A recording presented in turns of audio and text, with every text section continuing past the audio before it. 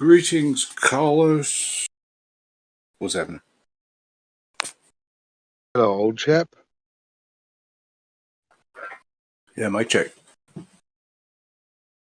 How are you, old chap? Hey, hello. How are you? Getting along, man. Although I think I may have discovered the fountain of youth. I'm not 100% sure. I want to reveal the secrets. I know what it is. Do you? It's a younger girlfriend. They say that, but that's not the case here. Hold on while I fill this pot with water. One moment. Oh, no.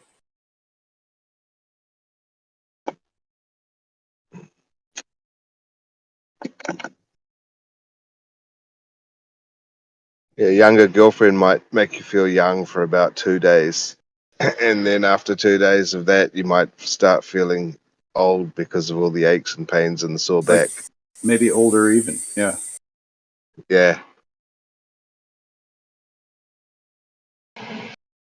Doing all kinds of stuff, wore out, you got tons of energy, eating all kinds of stuff. You're like, I can't eat that. I'm lactose intolerant.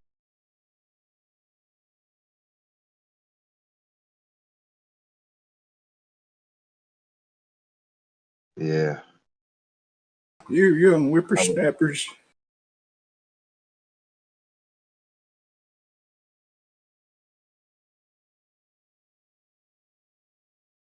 I've just been catching up with the Green Greg's channel.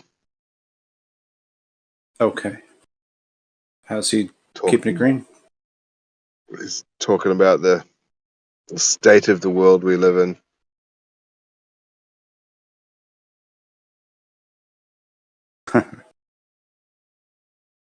Yeah. Yeah.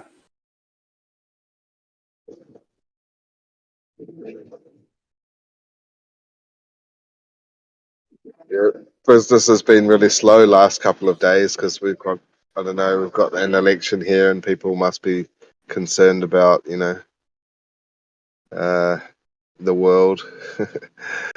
Yeah, what's happening on the other side of the world. Yeah.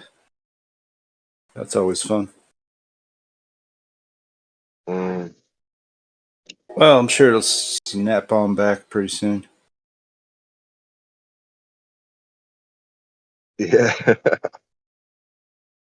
Who knows? Yeah. Probably I don't know, man.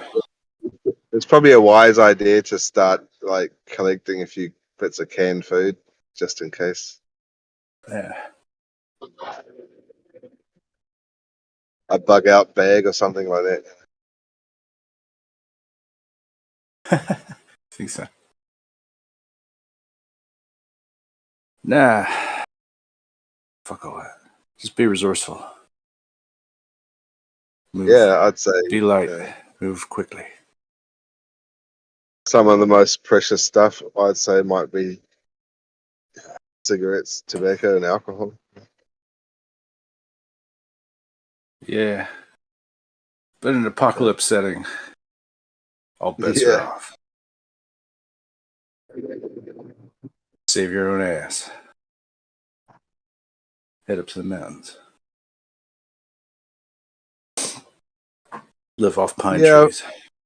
Not really keen to go and do any of that, because I like my comfy bed. Yeah.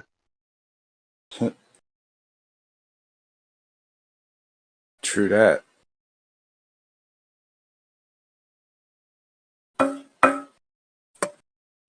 It could be fun for a couple of days, but like when there's someone else trying to steal your spot,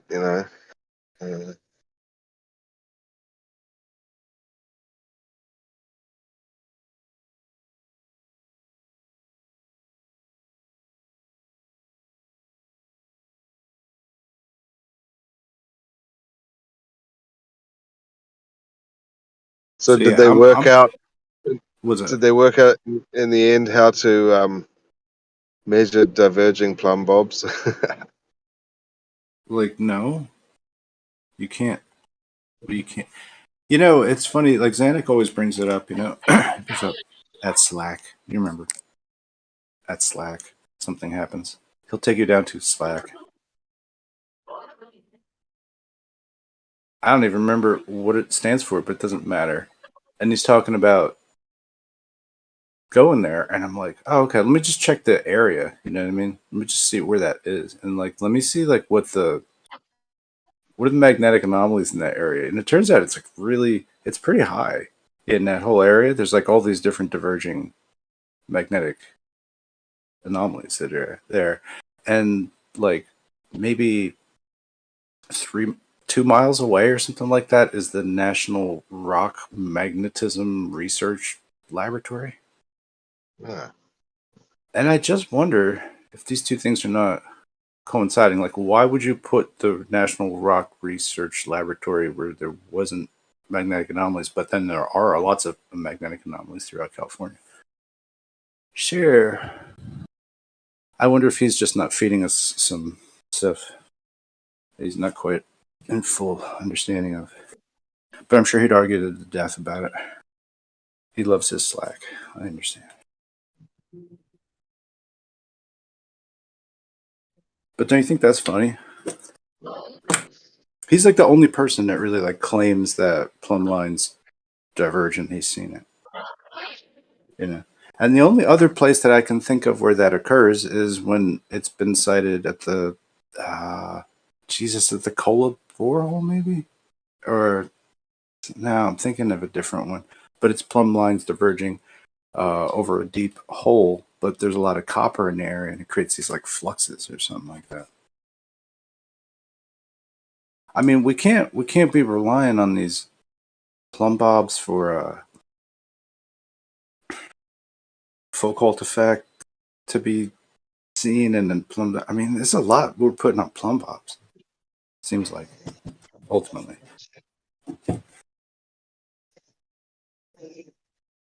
Does that make sense? Yeah. Yeah. As, And as great as plumb bobs it's are, like because the world is so big.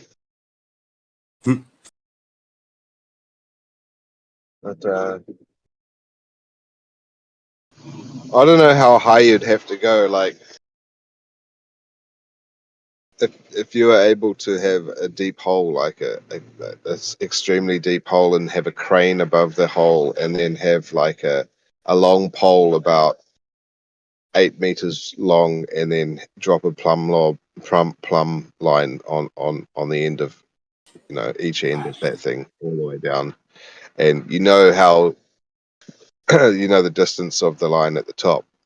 At the bottom, either going to be the same, further apart, or closer together. Like it's going to be measurable, but the trick is to get a place like that where there's zero wind, and I even just the slightest little bit of breeze is going to put it off.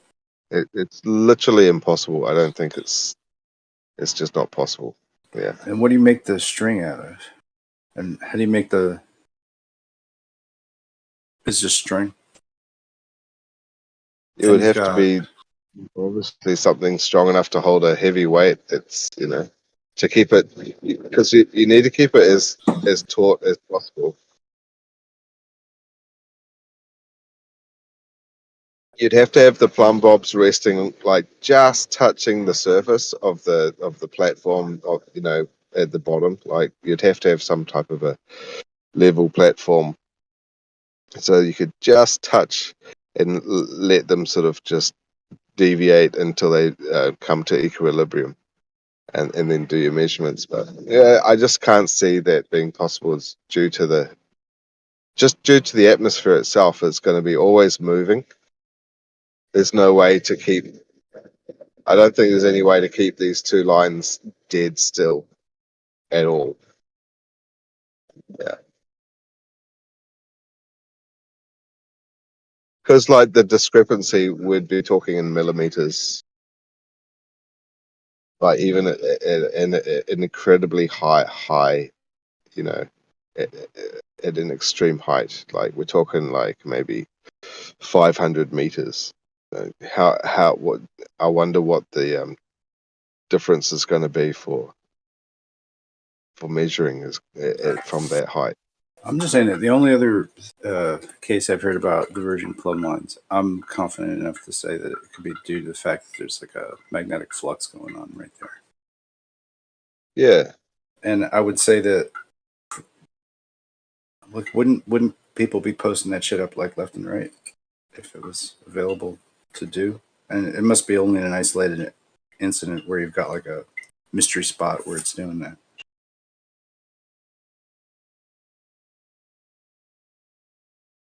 Yeah, well, even if they have claimed to do it, I just don't see the evidence that they could do it and keep these two lines like dead still, to be able to make a measurement anyway. I just can't see that's possible. I mean, if two plumb Even lines are going to diverge right next to each other, I mean, I don't know what to do. How am I hanging pictures up on the wall? I don't know. uh,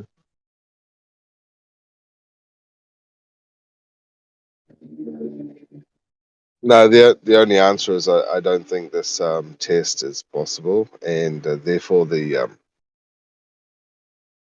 conclusion must be that they don't diverge, because every measurement that we do, like in real life, um, shows that plumb lines are parallel in construction, and it's just not possible to measure something that's so far away, um, tangibly and physically.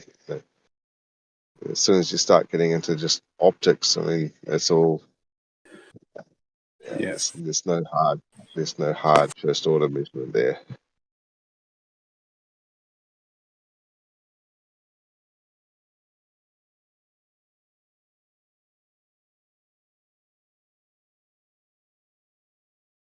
Got like 3 articles on my feed today about some kind of, yeah, just like different areas of medicine, I guess. Not medicine, but just healing stuff. Mm. Yeah. I Were they mean, were they well, like yeah, the problem that the Neuralink thing is trying to solve, right, is that of people with nerve fibers that are detached from another area.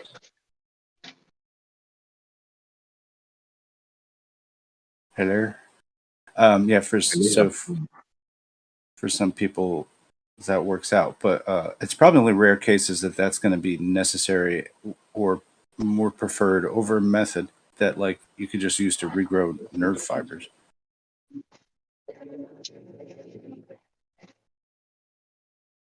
So yeah, that's cool. I've got to move my position. I'm next to a busy Oh, road okay, with gotcha.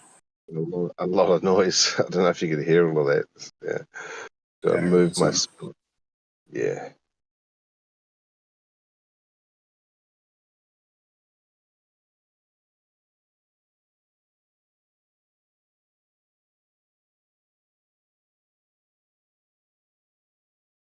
I'm just thinking though, boiling water. It's like you can hear it boiling. So like, there's no boiling water that happens without sound. So don't we need sound as a? Or is that just a secondary thing? Or don't? But we need the sound to actually happen because that's like the vibratory physics that are going on that are transferring heat. So don't we need sound and heat and pressure for water and a pot and a stove, all that stuff?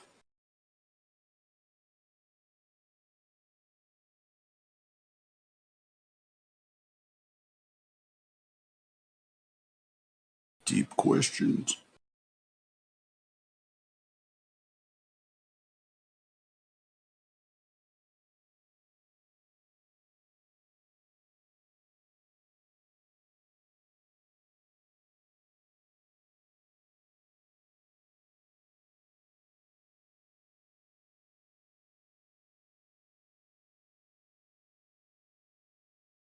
Hmm.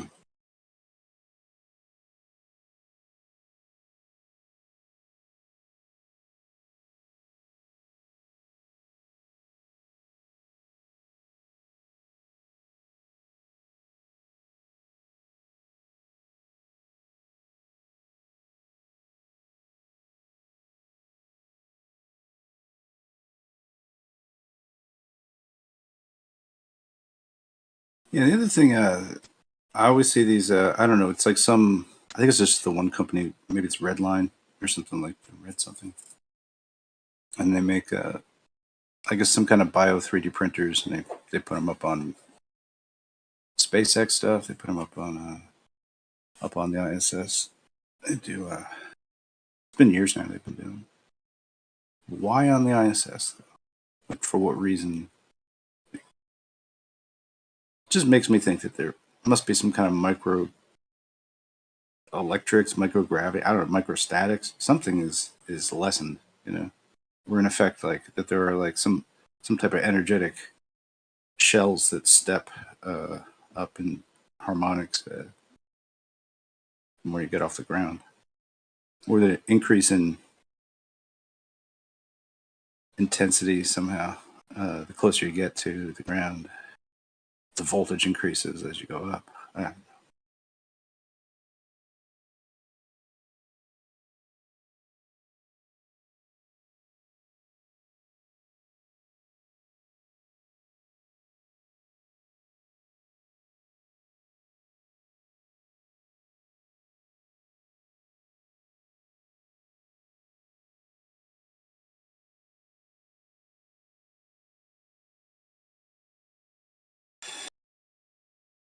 So yeah, like the cell propagations have something to do with not microgravity, but just something like energy. Something about that is helping it out. I mean, it makes sense. I mean, like other types of 3D printers need like a contained gas sometimes or heat, you know, to prevent warpage. So you might have better conditions up there for that reason. Hmm.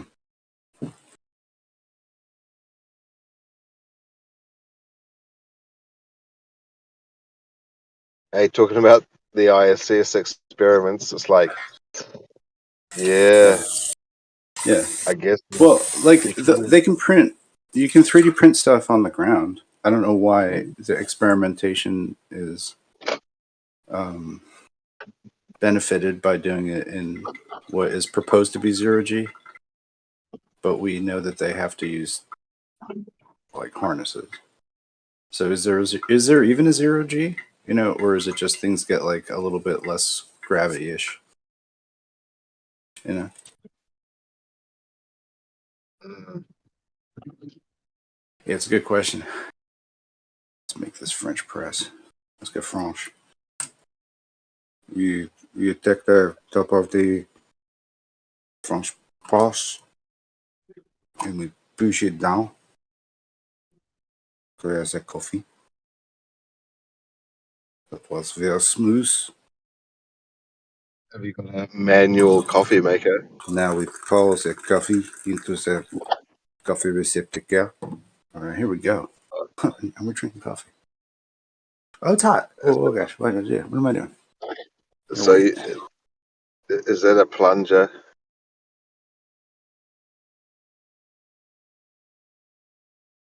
Plunger coffee? Yeah, I like the plunger.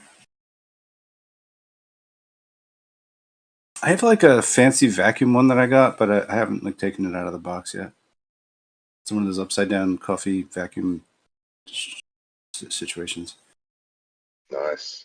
I'm afraid I'll break it, so I don't want to open it.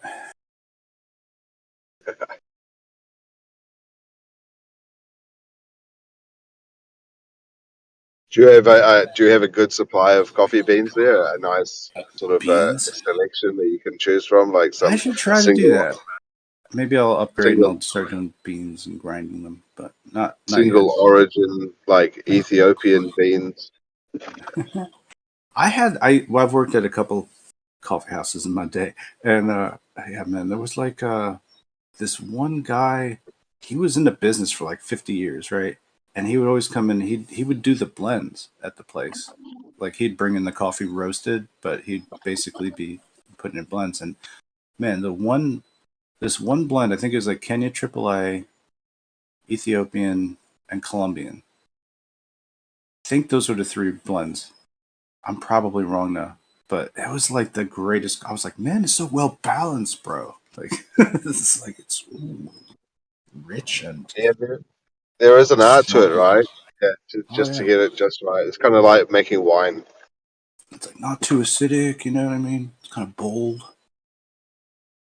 Yeah, Yeah. Some yeah, I'm people honest. just like just the original sort of the original taste of just one origin. Like the Hmm. Ethiopian one is kind of what's the word for it? Like, I guess I'm not that much of a coffee connoisseur that I could tell the difference between like Kenya, Ethiopian, Colombian, you know what I mean, from different roasters or different whatever's. Who knows? You know, I could probably tell what a Okay, French press is or whatever. I'm just saying, well, like, I I don't can, give a shit. and I also the beans are different sizes as well. And this like the Kenyan one. I mean the Ethiopian beans. They're quite small, and they're a lighter color.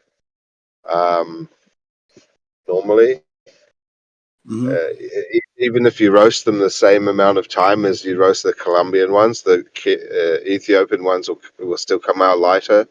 Yeah. yeah. I've tried one of the varieties that I like. It's called a New Guinea pea berry. Starbucks puts it out. Oh, Pretty good. It's like little new small, like but they're like light colored, like coffee beans. right. Whatever, man. I just I'm more for just like a general purpose blend that's great every time. And Yeah. whereas like so I'm not for single origin coffees per se, but I am for single origin like strains like of marijuana. Like I don't know why people hybridize too much, you know what I mean? Yeah. Like I should always be able to get sour diesel like every time. That's what I feel like when we go to a weed store.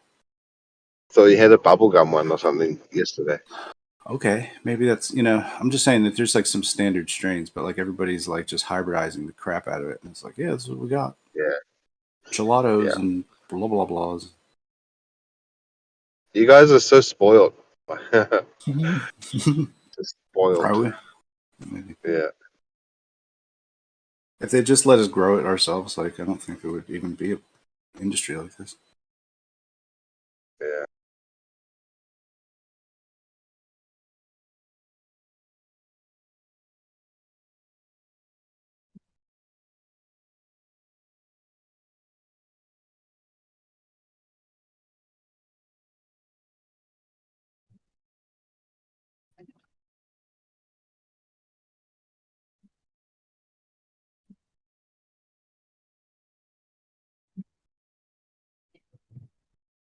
Yes, I've been like kind of like on this de aging my face thing somehow. This happened.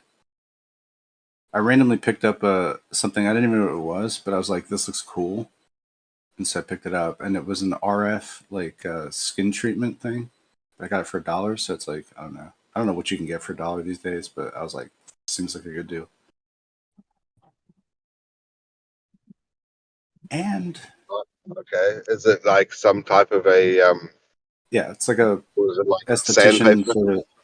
And now it's like a metallic stainless steel um, plug at the end, and it's shooting RF frequency through it.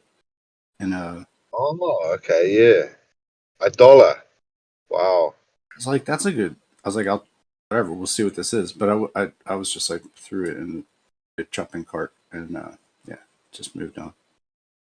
And then I was like, oh, you need electrode gel for this. This is what it requires. You like similar to how like ultrasound works. You need a All right conductive then. gel. Yeah, Otherwise, yeah, you get like these. It feels like ant bites, I guess, right. because you're just getting like little strikes. So yeah, so if you have the like a gel going on, but I don't have electrode gel. And where do you go get electrode gel? Right. So I Would look it it up be like the same like lubricant that they use when they do a scan like on a right. So pregnant lady? you could use KY jelly KY, that's the one. apparently. So yeah, so you can use KY It's a jelly bit as an thin though. impromptu electrode gel if you'd like. You need something a little bit more viscous.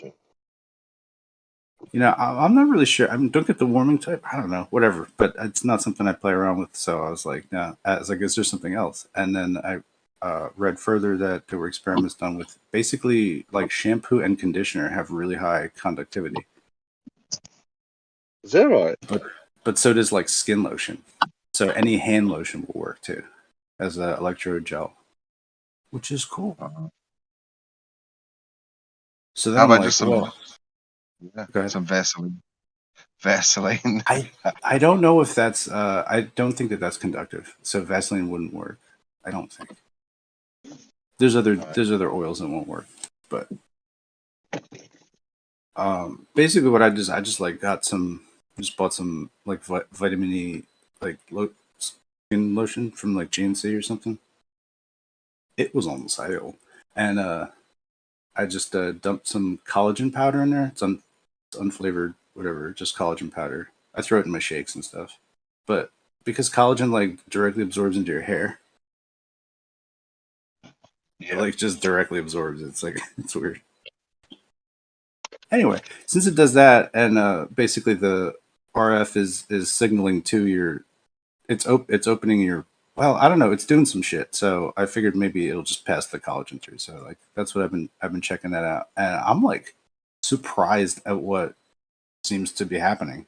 I'm like, really? Does that this? It seems like some kind of real harebrained shit, you know.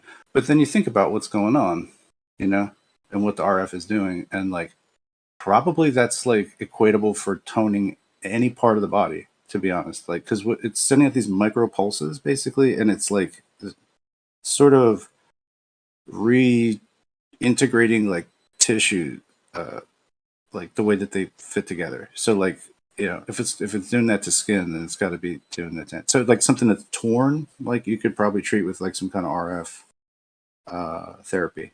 You know what I mean? Like if you had like a torn shoulder or some shit, it would probably help you the fuck out. I think. So that's like a whole area. I think is really interesting now. Where's that radionics guy? He'd probably tell you about it. But between that and the red light, I'm pretty convinced that all there's like a whole area of medicine that falls into this.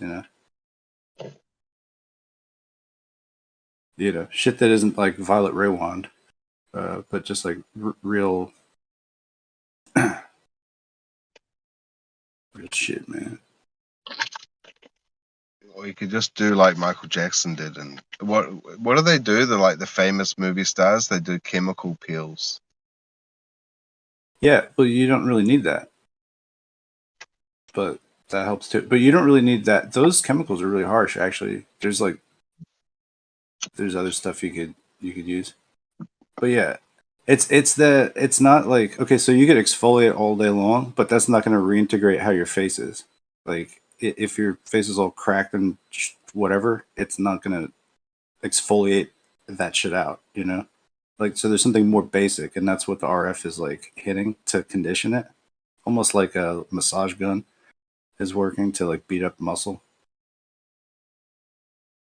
This cool stuff, man. I wish I had like a fiber optic red light wand. That would be dope.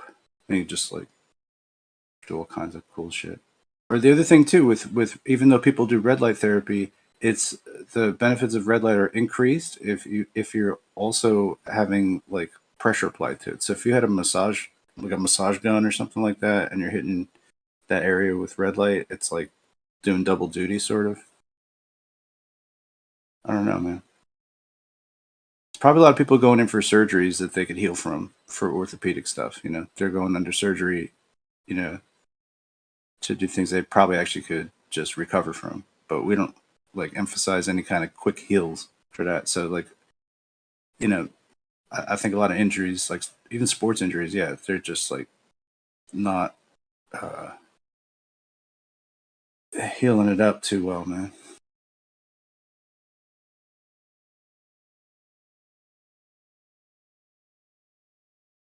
It'd be dope to have like a whole red light sauna. That would be sick.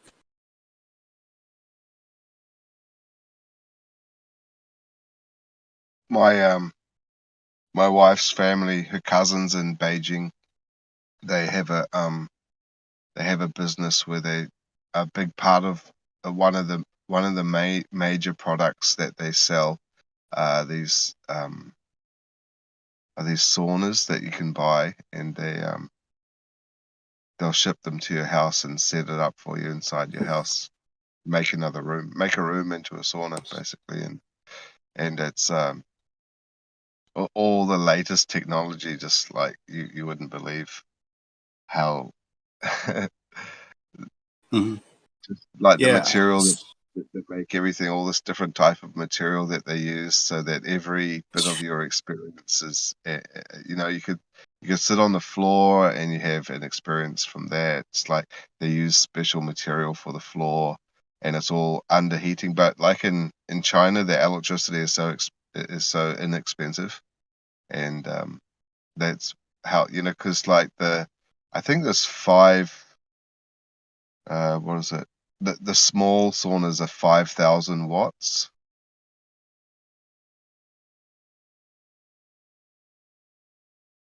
That's a lot. 5,000. No, well, your kettle is probably what, 1,000? But it's a big enough. It's a room. It's a whole room. So Yeah. I guess that the really just that infrared light, it makes things hot too. So well, not hot, but it definitely is a warming thing. But it really makes me think like that this red light is like a south, like it works a lot like how South Pole energy works in the magnetic. Have you ever seen like Ken Wheeler's videos where he like takes seeds and puts them on the South Pole edge of a big uh, barrier fucking neodymium magnet? He No, I haven't. exposes them to a field in the South Pole field. He exposes a group of seeds and he plants them, and they propagate.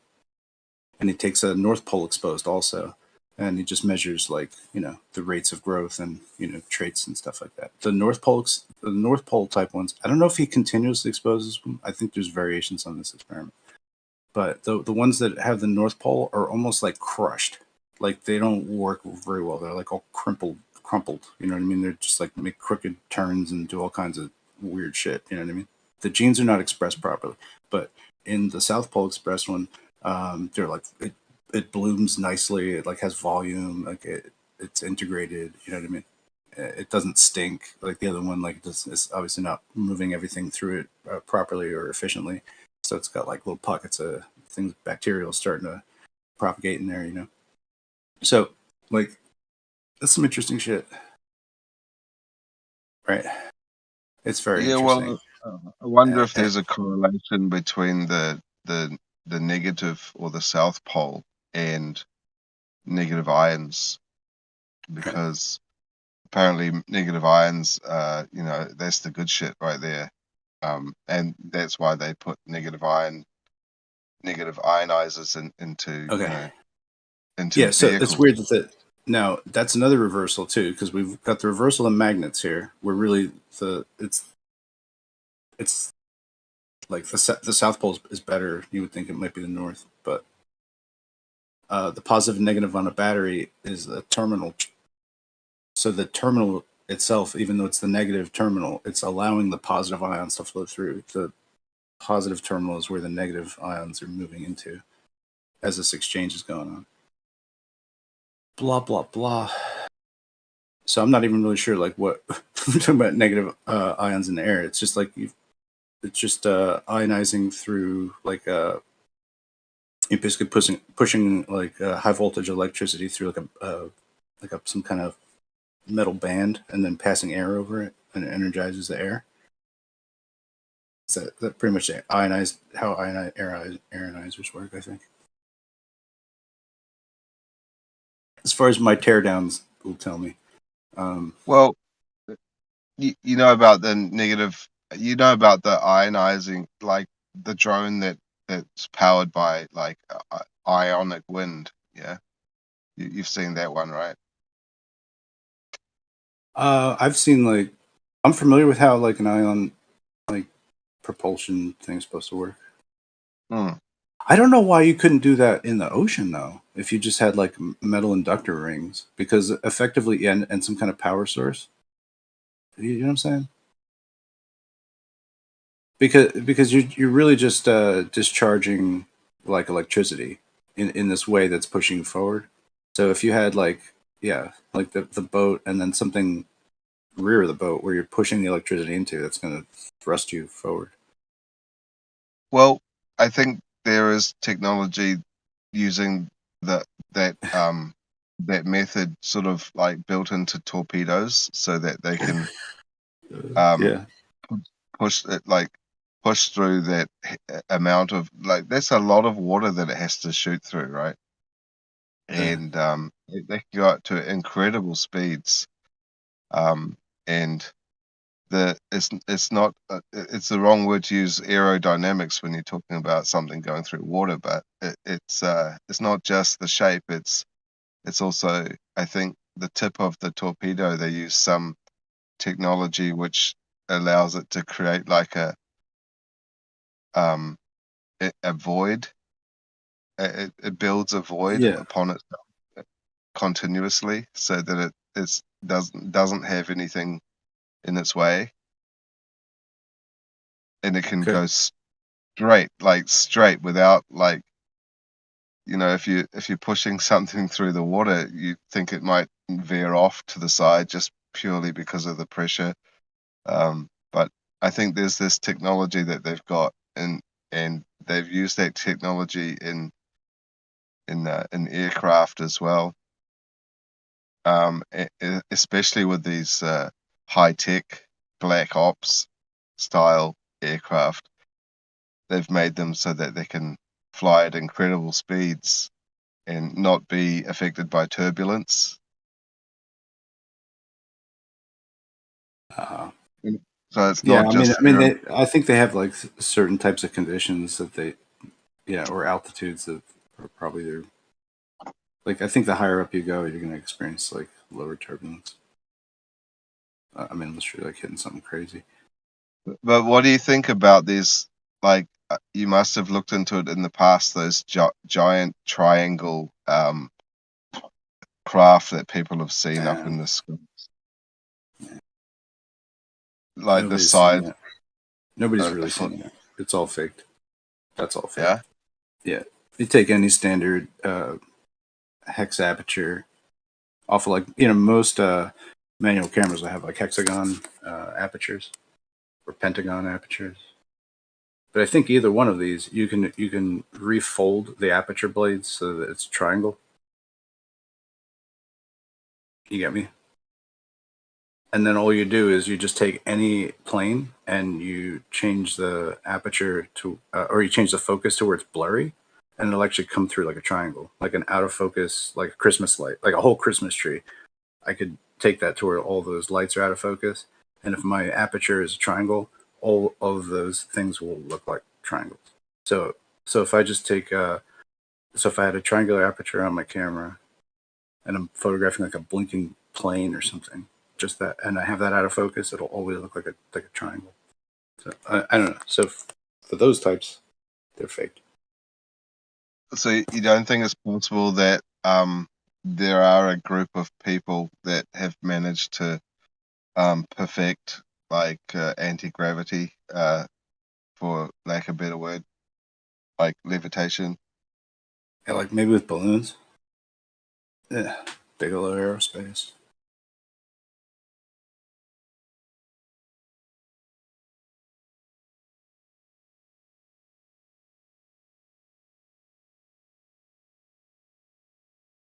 No, It's like and then basically it's easier to spread the concept that we have like UFOs by telling people not to talk about UFOs. mm, It spreads the idea that we have, or that certain people would be exposed to it but not be able to talk about it because they didn't have clearance for it. So in that, it's like, of some percentage of those people that actually do talk, maybe some of them never say anything, but it builds confidence that that there is something underneath the sheet, even if it's just car parts, right?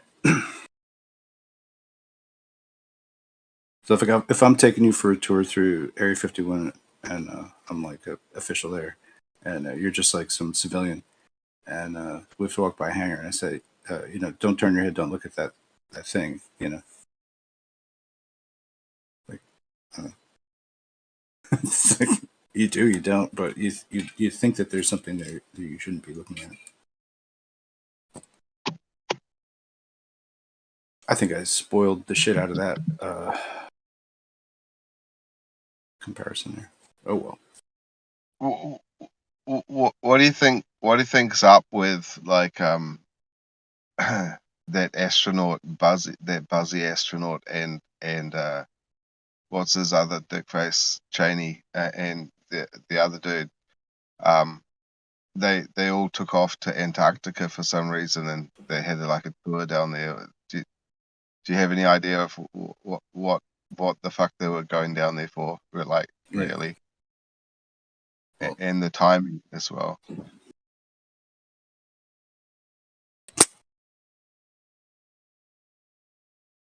yeah. They, I think they were being What do you think shown. the girlfriend? I think they were taken down there because they were being shown something or that having some. There's an interesting sort of theory. I guess it should be linked to the ancient aliens people because the first time I heard it said was sometime in the X Files days with the guy from Ancient Aliens before he became really well known. He still had the haircut, so it's the same guy. But he was saying that there's something possible that Antarctica is Atlantis and that this thing called continental slip occurred. It's the first time I've ever heard of such a thing, being presented. But I think that it is part of this ancient astronaut sort of mythos. So it almost makes sense to throw Buzz there. I don't know. Uh, I don't know. I'm not really sure like how deep the whole ancient astronaut like thing goes. If it's like spontaneously generated or spontaneously generated then co-opted, or I'm really, yeah, I don't know. It's hard to tell. But what fucking 12, 15 seasons on the Discovery Channel, History Channel, history. Yeah, it's like speculative fiction on but that's about the only thing people feel like watching, I guess. Eh.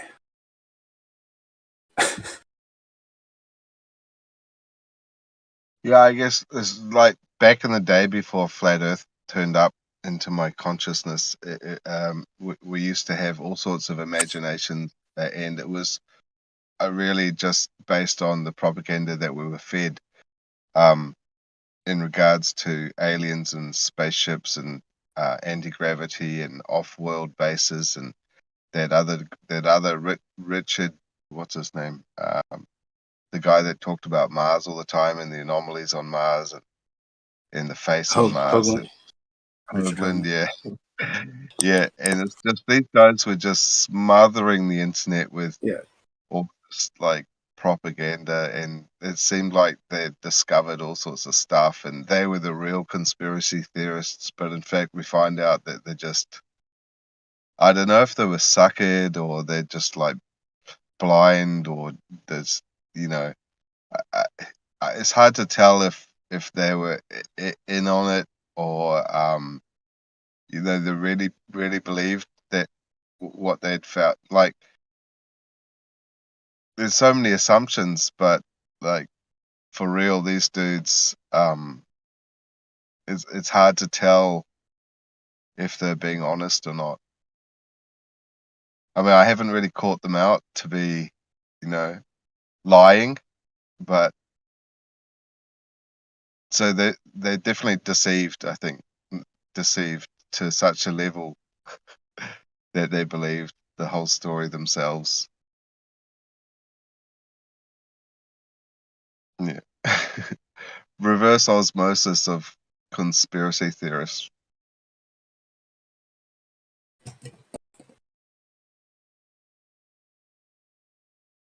Yeah, I used to be right into that like years ago. It's like, wow, sit down and watch some Richard Oh, Hoagland right. and Well, what does that make you think? So it's like the it would be a conspiracy theory to say that, oh, like, yeah, there's a face on Mars. Like, no, but it's encouraged, actually. You know, even the psi intelligentsia doesn't stop you from thinking that. You know, they're like, yeah, go ahead and think that. Yeah, It just as if, oh, it's like a reaffirms. pyramid. Oh, okay, so okay, you got pyramid. Oh, so there must be pyramids on them. Oh, okay, so that, maybe Maybe it just Mars. oh Yeah, yeah, it must be what they're saying. It must be exactly true. Space all is your real. all your little yeah, sort of it's like the ideas just percolate. Yeah, it's like the Dance of the Sugar Plum Fairy starts playing, and then you're like, oh yeah, oh shit, maybe. I guess yeah, the whole idea that they found rocks in Antarctica that they're like, oh, these came from Mars when it exploded, and it's possible that the Earth was populated by, like, some kind of fragments of DNA from some other distant world. I'm not going to say what this theory is because it's gross, but those who are in the know are in the know. This concept also could span to like a flat planar, not I don't believe in like the outer pondedness necessarily, but I'm more of like a many worlds. I guess flat, like this calls a world. It's a flat construct. It's not a greater flat thing that's all connected topographically, but they're energetically like central nodes, and that they propagate every so often. I don't know. We're just not outside of where one is to see it. I don't know. But there could, in theory, be just infinite little poppings up of this kind of thing. So it's possible that life could be related to each other from one to another. From like things that move through oceans or under the oceans. Whales, squids, octopuses, crazy shellfish, bacteria, some type fishes. You know what I mean? Spores or fucking corals or who knows what. Could just be a basis. Could have been here for so long, well before man was ever thought of. Evolved, created, invented, engineered, however you want to say it. You know what I mean? Like these, all we're working on is geological time. So like, where somebody wants to say like somehow 200 million years ago this happened, whatever. I mean, this just seems so incredible. It might as well be fiction too, right? But yeah. There's a way in which like for me and for my construct or my cosmogony or whatever, however that works, right? Like, is that, yeah, like we might be neighboring near another whole environment, like a in its own sort of, if you will, petri dish, doing mostly what it's doing. But most of the species are land bound. You know what I mean? They're not near the edges, and the edges will favor ice to happen. And where that ice happens, it's like you've got a dwindling of species that can adapt to that. Does that make sense? Yeah. So like, it's nature's way of putting up barriers, but they can be broken. They can be bent, probably. They might just break down over time. Right. Or is it possible that the flood that happened here was caused by some other thing, some other dam opening up and fucking flooding the world oceans over time? I don't know. No idea. But other people want to say like, oh, it came from up, came from the firmament. The waters came down from the sky. Well, then there's also, yeah, there's a bunch of water that goes on. But if more water is going to enter the water table, it could come from somewhere in the peripheral of our flat whatever world here, or it means that the Earth is actually sinking somehow, and the water is rising, and before it was higher up. So it's just like only two different things that can happen. But so where'd the fucking water come from? Or some kind of like geologic conversion of like some sort of water rock into actual water, which they theorize that there are like oceans of basically hydrocarbon that can be turned into water. Man, Carlos, say some words, man. I'm worn out. There are some like strange things in the world, like how like in Venezuela, they have those waterfalls that are coming from a really high plateau, and it's like it doesn't. I don't remember seeing any lake up there. It's just like maybe the world like like Dell says, moving up. Maybe it's doing both at the same time, as Zanuck would say. It's moving up and down at the same time. I mean, like in the Andes, right? We're talking about like Machu Picchu here, right? That bitch built at 14,000 feet. If you ever try to fucking tie your shoelaces at 14,000 feet, you might lose your breath, right? Okay. All right. It's the truth. Mm. Go try to like fucking carve some megalithic rocks out of some shit you got. You know what I mean? Some kind of Bronze Age fucking hammers or whatever. Get the fuck out of here. Yeah, you're gonna bring it up with maybe, maybe. But isn't it also possible that the ship was just there and it's risen? It's just climbed and climbed and climbed and be like, oh wow, the city actually itself up because we built it on this mountain. This mountains are going up. Other mountains may be going down. We got other things about Atlantis falling into the ocean. At least 2 Indian super cities seem to have fallen into the fucking sea. Were there ones before that? Moo, uh, Zealandia. Your fabled. Like the 8th continent, or the true 7th continent. Yeah. I mean, think about what that could have been like in the ancient times. You know what I mean? To where like it precedes like Australia itself. And I think of that as being some of the most ancient peoples ever, right? The Aboriginal people seem like high tech but very old.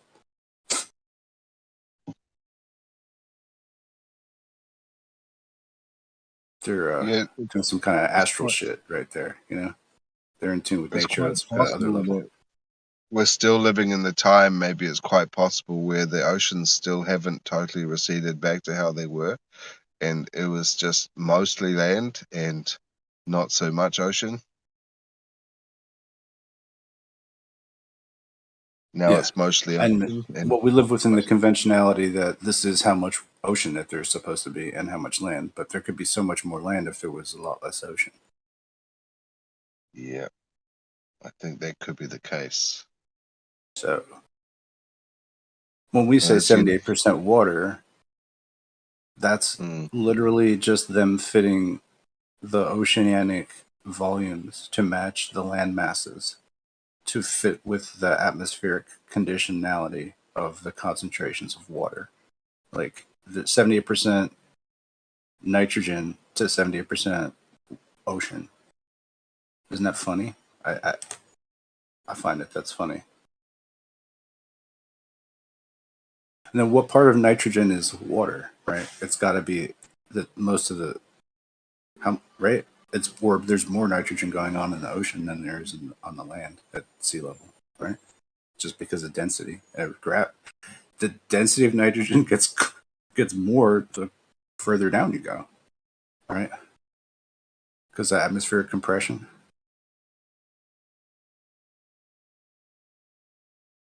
Does that make sense, or am I wrong on that? It gets more. It's super. Like anything that's down there is packed with nitrogen because it's just forced in.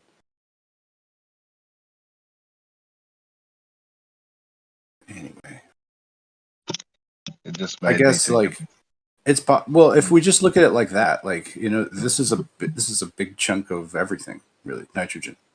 It's a big chunk of why we're alive. It's a big chunk of the periodic table, right? It plays a role in like many different things. It has the power to cool things down. Well, isn't that what they pump into stuff to keep things fresh, to stop the oxygen affecting, whatever thing you're trying to protect from the oxygen? Yeah, it's preservative. Exactly.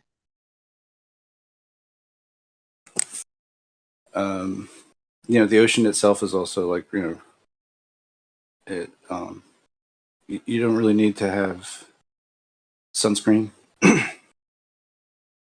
So the DNA itself like can remain, um, yeah, like protected, from solar shit. And thus really like chlorophyll wouldn't happen, at the deep parts of the ocean, but only at some. It's really funny, right? Only at some elevations is really chlorophyll even viable, right? It's not viable in the deep ocean. No It sunlight. will be It's only exactly viable that. up to what 12,000. What's the tree line? I mean, it's viable above that, obviously, but at some point, yes, it's snow covered, and then there's no chlorophyll happening.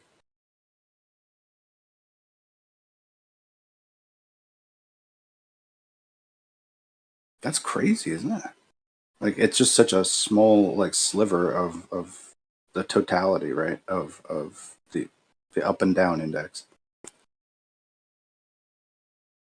Those octopus doesn't work well on land. Yeah, we get all this. Snack. Shut the fuck up.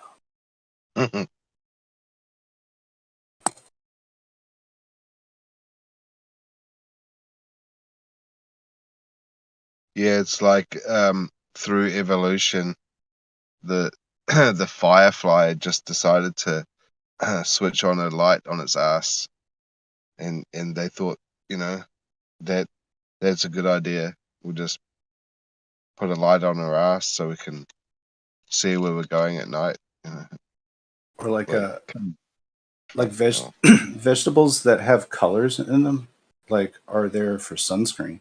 Like the THC, the resin that we like have marijuana is really its own sunscreen. Like those terpene are part of its sunscreen. It's like what? So it's like really every organism that's solar based or whatever, some kind of plant or whatever. Any, would just say plants? Did I just say plants? Is that simpler? Yeah. Okay. They're all like a certain color, but it matches their like physiology, I guess. Like whether they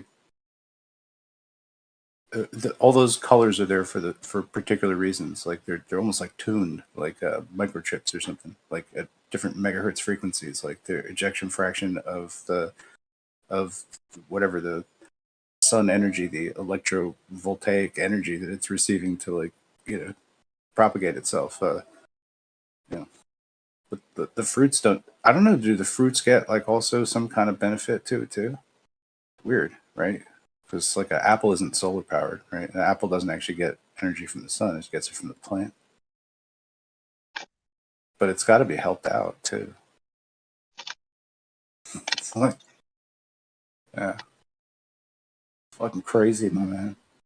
and they just explain it away with billions and billions of years. That's how it happens, man. Like the most confounding plant ever to me is the Joshua tree. That shit is crazy. It's like two different types of plants. It's a yucca tree and a cactus, like as if they hybridized. Oh, And so it's got like needle like leaves, which are like a yucca, but it has the root structure and other characteristics of a cactus. So it's kind of like a poly. It's kind of a little hybrid there, but it's crazy because it's so delicate that you can't really like go swing on the branches. You can't go climbing the Joshua tree; they'll like fall apart. You know, crazy. But it's surviving in these crazy desert winds because of the yucca plant's ability to create sharp leaves, right? And the more that the leaves like get hit by the wind, the it transports silica from itself, like through its own system. It's taking it from the root structure and then transporting it to the leaves to harden the leaves. That's why like they get very very sharp. You could like almost create some type of spears or barbs or whatever from. They're pretty sharp. Um, and it does it like I think it uses like a little thorn to like kind of feel the wind, and then the more that those get agitated, it starts to transport the silica to it. Anyway, what this does is it creates this crazy patterning, organic patterning of the Joshua Tree, specifically tuned to its topography, where the wind profiles are hitting it. That it comes over land, it can only do like this certain kind of rates, that it expects. But as it gets more wind, it builds up this profile, this particular shape, fractally to where it is, right? And it's able to cut the wind profile because all these sharp, jagged things are cutting the wind. They're actually like the structure of it is creating this envelope that like deflects all the damage that would be done to it otherwise. It's like the most brilliant play of nature ever. It's so weak, but it's able to like create something that negates the only thing that can hurt it. And then it's like the last thing standing because like nothing else can survive in this bullshit environment where there's no moisture.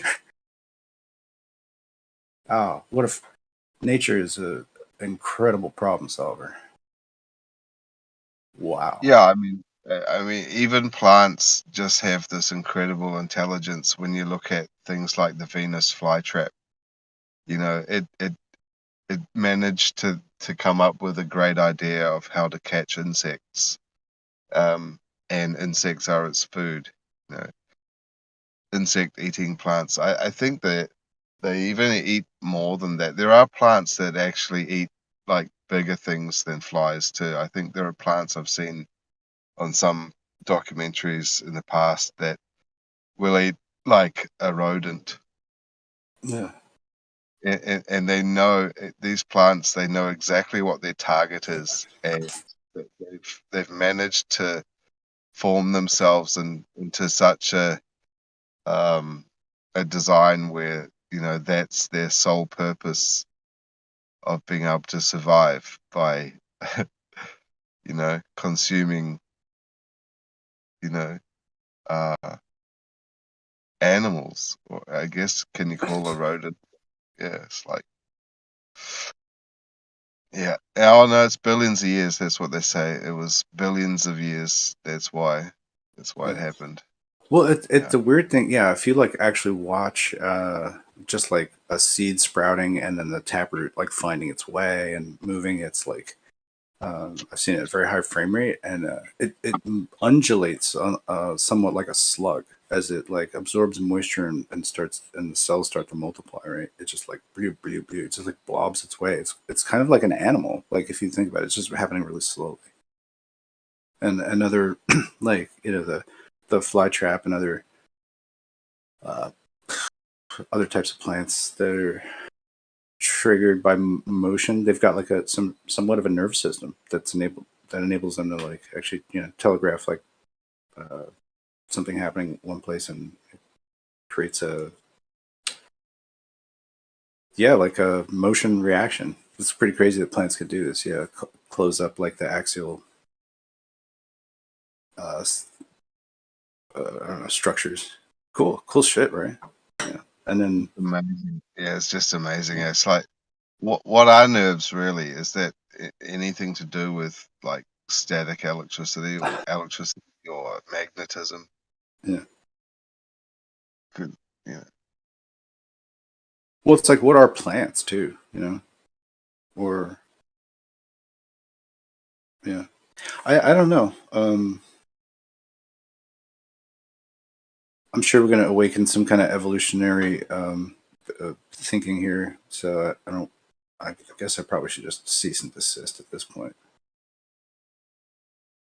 Mr. Mazza will pop up and say like, "Oh, well, why do you think that the creator made it? Because the creator just makes everything." Like I don't know. Um, I kind of think in my model that these are like we're built out of like puzzle pieces that just drop out of the sky, kind of. That's like what all the amalgams of different types of genetics are, composited into some kind of workable life form that is going to be because mathematically it's like part of the resolving structure of just you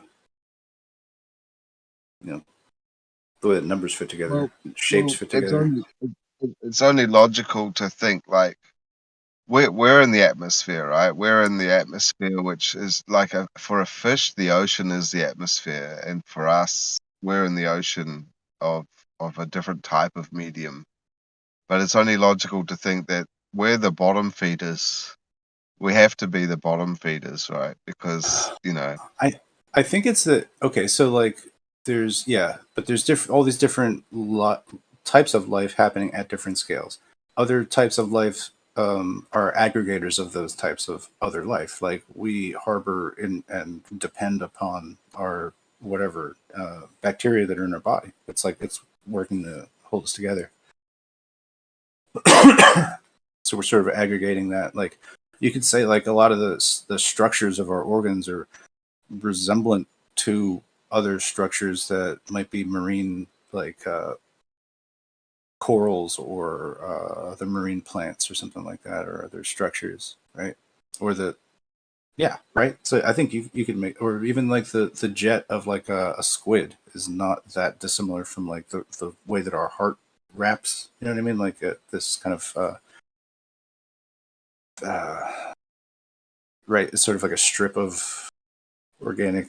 It's like a tissue. It's a crazy shit. Anyway, I'm just saying like nature is going to borrow from itself. It's like sampling. It's like its own DJ. You know what I mean? Nature's its own DJ. It's going to sample from its own. It's going to remix its own shit. You know that makes sense to me. So like as far as is that evolution? I don't know, but I think nature would do that.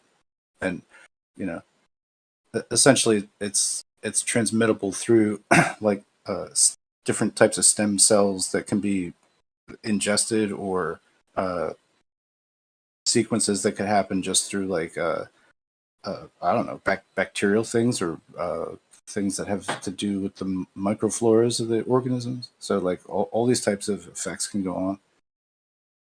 Man, wow. So out of infinite variation, we get what we get. So we're here. We're the variant that worked out the best, given the role of the cosmic dice for this eternity in this dimension, right? If you believe that there's other timelines, like there could be other things like where dogs figured it out, or dogs grew hands, and then that fucking worked out real well for them. I don't know, whatever. Numerous amounts of other realities could have existed, I guess, but out of those, we got this one.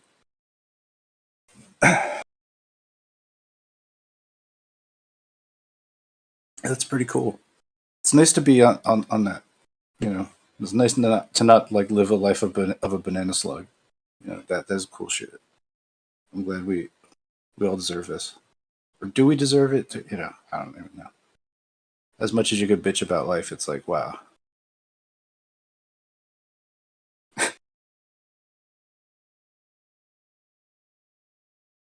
You have to appreciate it, right? Anyway. Well, I was thinking more along the lines like, Yeah. how you can look through those third or fourth generation like night goggles, and you can take a look up into the sky, and at night time, and you can see like what it looks like to be sort of like rods, or like some ethereal type of life Yeah. moving around the atmosphere. Yeah. And, I and, mean, and I just it beckons the question, like, is there a possibility that there could be just energetic life that has no actual form, or yeah, yeah. no physical corporeal qualities, but is a shape, like a fast moving tube or a squiggle or whatever. But it's in some way it's like it's maintained. Like it's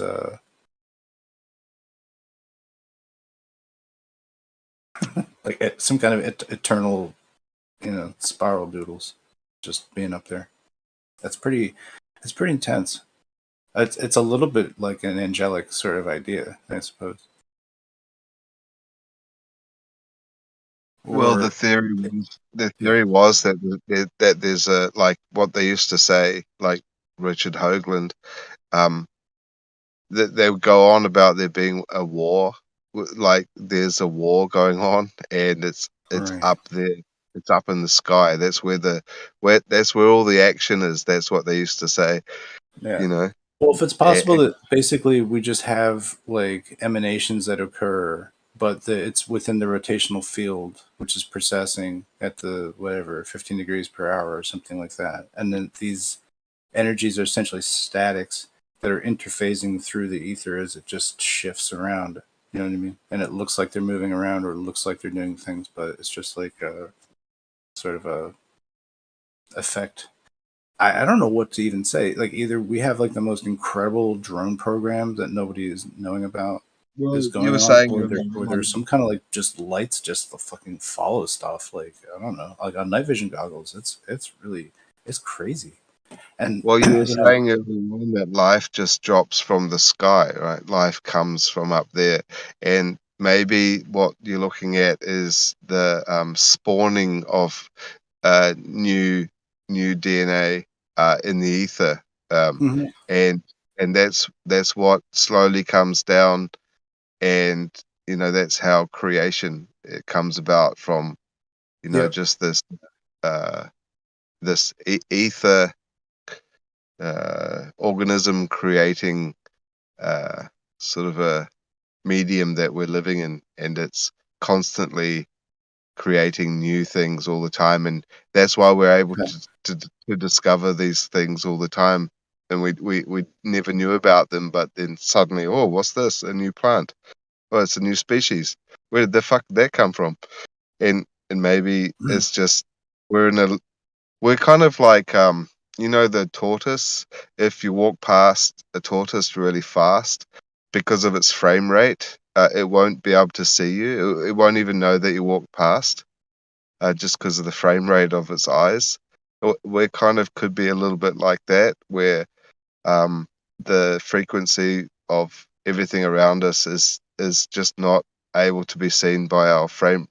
We can't consciously perceive it in that sense. But obviously like it's not frame rate. vibrationally, it's at a different oscillatory sort of frame rate. We're not able to Yeah, but to it's at a kind of out frequency. of our reach because we have really high technology like cameras and stuff that we should be able to see some of the stuff, and some of the people that use this technology are able to capture bits and pieces here and there, but I think we're still far from well, they've probably actually got it, but like as far as the knowledge we're given, we don't know, if they are actually able to, see deeper into the reality of our realm and how this place is being manifested constantly, kind of like the Matrix.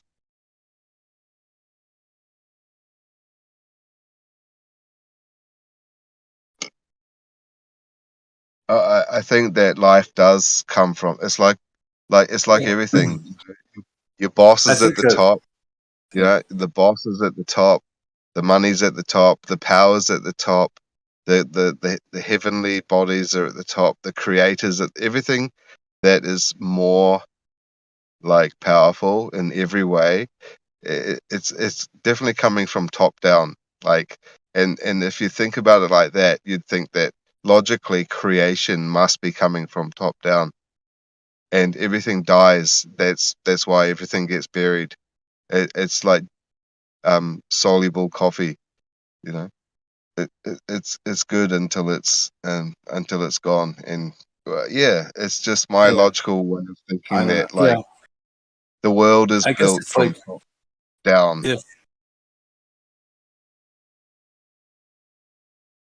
yeah. I I've been thinking about my number theory stuff a little bit lately. I guess you know what I mean.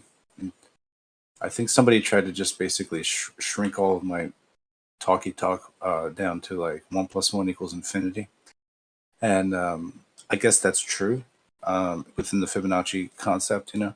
But it's really like once you speak 1 + 1, and once you speak that equation into existence, it's like iteratively going to be that infinity is what you can never reach. Actually, you can never physically compute it, but it's like conceptually that's there, right? And in that way, the work that I do on like assembling like the structures of these individual digit repeating loop structures, extends to an infinite field of numbers that are ordered, just like 1 through 9. But it's like they evolve different sort of logics to extend to the next digit through the frame of the base 10 system. But it essentially means, like, to me, every order of complexity ever is established through this, just by saying 1 plus 1. Like, you have infinite complexity is already arrived at, but it's infinite complexity that's ordered, right? So it's crazy. Yeah, it's just like the Mandelbrot set or something, but it's Well, more if of you look at that. your equations there, you would have to start from the top to the bottom. Everything lowest is like it's coming from the top down, like a family tree. A family tree. What do you think a family tree? Which direction is that going? When you put a family tree on a bit of paper, it's all coming from top down, isn't it? It's like Yeah, but I mean, to some degree, like, it can only go so many different ways. If you take of every way that it could ever go, you know, it's like one way is going to be expressed, but there's always going to be rules of how it could change through time, or ways that it could have gone this way or that way. Um, but this is yeah, just but assembled from uh, it's sort of just kind of like patterns that happen. everything's coming from the top down, but like everything that we observe on the earth is coming from bottom up, because like trees are small on the bottom and then they get bigger as they get up, and then with their branches going out, and it's kind of the same with everything that we see. It's an inversion.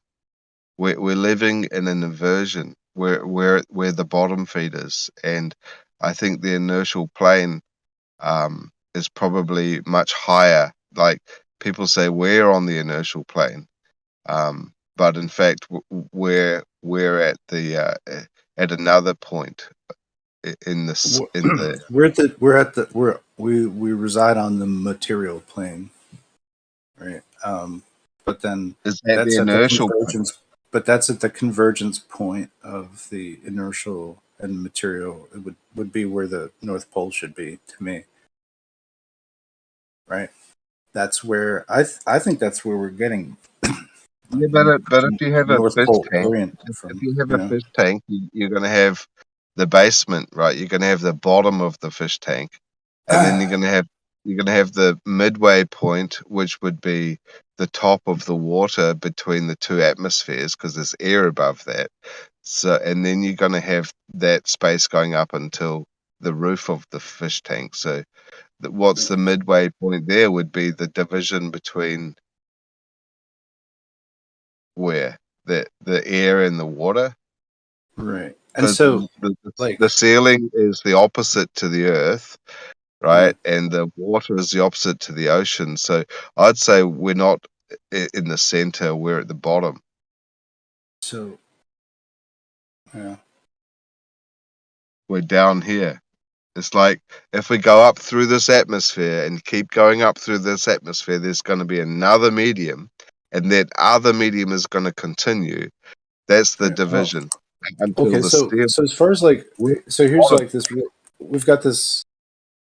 Okay, they're just the whole material plane, the index of stratification of things by their density here, right, is following those rules. We get less and less dense, smaller and smaller particles.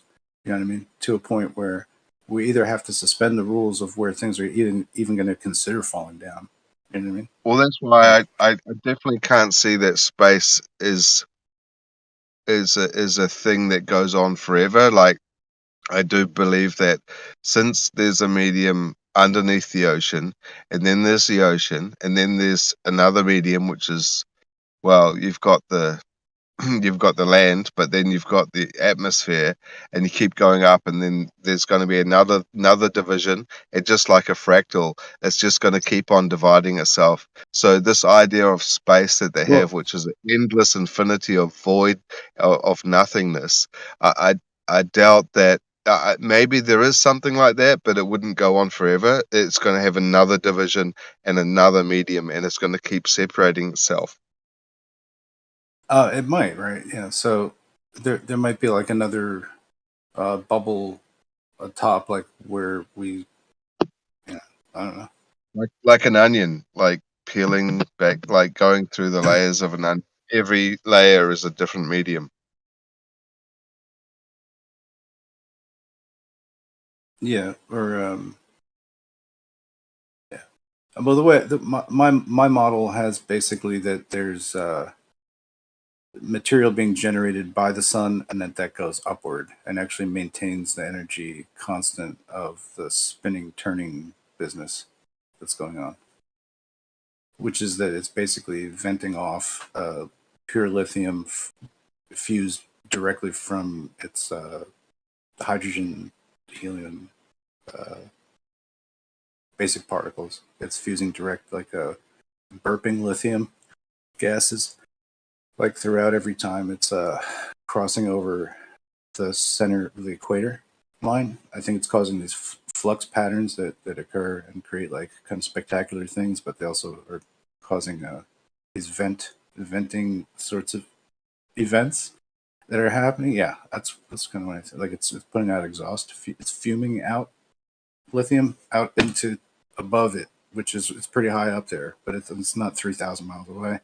I mean, it could be like 300. Who knows? Got no scale. No idea. Like I think it all goes out the window. And I don't even think that what we see it optically is really not what it's where it is. It's not what it's doing. So we don't really know. It's some fucking electromagnetic phenomena that we can see it and we receive the heat from it. But it is, I think itself a field that's moving around. Like principally, like that has to exist. It's I think it's like an expression of something that is getting direct I'd say it's grounding energy. It's like, yeah, for me. high. It's more like a miasma. It's more like a invisible Um, smoke. I It's more think it. like, I mean, when you think about temples around the Mm, world and these it's religious not. No, places, they always burn incense or create some type of smoke, and that smoke is kind of like the portal between I this don't really world look at and it that quite world like and that. other But side. I might look at the miasma as being what the sun is venting off up into the what becomes like a cosmic gas cloud fucking shit or something that's going on up there. That's what I think's going on. But because that's like lithium, it maintains electrical charge. It maintains the conservation of the whole turning of everything. And then I think eventually these micro nanoparticles that vent it off eventually like percolate, form into some kind of molecules, and maybe periodically shoot down, looking like shooting stars. I kind of think that's what shooting stars are, or that phenomenology. It's part of some kind of like cosmic percolation cycle that's going on, where it's actually causing these particles to kind of like coalesce and accelerate. Whoa, man, crazy! But then also, I think it's also capable of venting off like calcium type crystals and things like that, or things that can be precursors to like amino acids or even pieces of genetic code could conceivably be like basically ashed off of the sun as it moves around. But I don't think it's a sphere either. But whatever. That's just my crazy ass model. But what's not that crazy? It's somewhat sensible. It's a little bit fanciful, but I don't know. Like, what is it supposed to be? Like, it just is what it is. Can't it Nature's be not an as orb? Is it I, not allowed to be like an orb, maybe? I think it's more shaped like a contact lens. That makes more sense to me. Contact Like a lens. parabolic dish of some sort. Well, you never see the back of it, right? I don't think so. Apparently, apparently it's spinning, but like, and that's why we can see the. How would you know? Well, they say that we can see those. What are they called? The sunspots, and Sunspots? they Yeah. yeah they move like across the face of the sun, and Yeah, they they move fall. in such a pattern that sort of leads you to assume that it's that those sunspots are actually going around where you can't see them and coming back again. Yeah, they look like little iron, like places. Well, okay, so sunspots are interesting because they show that even though there's tremendous light, that something can cancel it out, and so that's interesting to think about in terms of this eclipse thing going on. Maybe Oh, when's there's that? just Tomorrow or the it's next day? coming up Saturday, I think. But anyway, yeah, like what are the energies? Like, how is it actually working? If it's working as some kind of like a electro optical, I don't know, man, shit. The cancellation of like how these waves could happen. It seems like that would be an interesting thing. I kind of think that's how it's working out, you know, and it's yeah, basically that the signals themselves, like the moon and the sun, their wave phase, or it's as such that they're so perfect because they're the same thing that they're actually canceling each other out, and that's the phenomenon that we're going to witness. We're going to be Well, thinking that it's you some have kind to of think about all of our modern technology that we have today and all of the modern tools that we use, all of the best technology in automobiles and televisions and every electronic product that you can imagine and just the things that we use to be able to even build structures and it's all about the wave and it's all about frequency and resonance if you really break it down to the most simplest right. aspect and baseline. We're living in a world of ever changing and ever sort of utilizing different types of frequencies. That's what it comes down to, and then you have to sort of think what is this thing that they call a frequency because it's so diverse. Like you have Mhm. every spectrum, from every spectrum, from the physical to the invisible light to you know Yeah, to but what it every comes down to me manifestation. for is like I really feel like all light is essentially sound now. It's just like really high activity sound, in a medium usually emanating from it, and it's just following that kind of it appears to us as light, yeah, but Well, it, light is probably just like if you wanted to put light into the totality of things as a percentage. Like I would say that light itself is quite possibly only a small percentage of and light itself is so diverse and unexplained when you look at it on a very small scale, but and the way that it can act, as something that is traveling in a straight line, or it could be in two places at the same time. Um, yeah. I Well, I just mean, think that in my I'm saying like light's all, light's different. Not talking about like a candle or a fire or a light bulb. I mean, just like light itself. I think it's more like something like sound. Just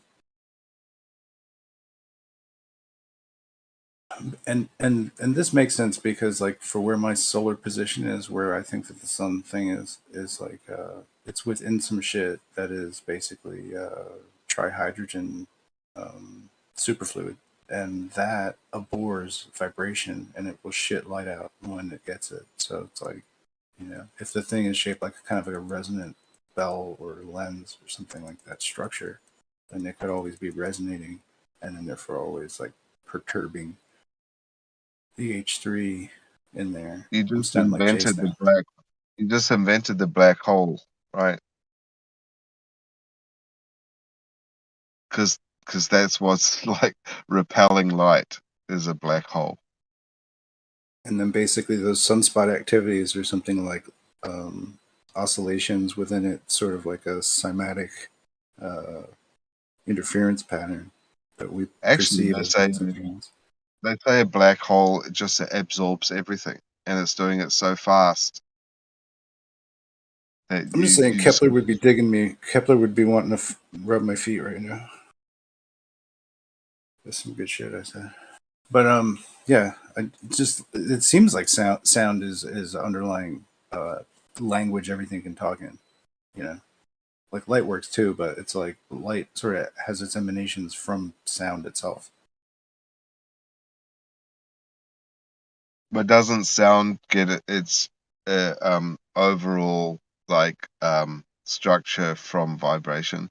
And we could say like sound is like electricity too, because it's just like signal. You know.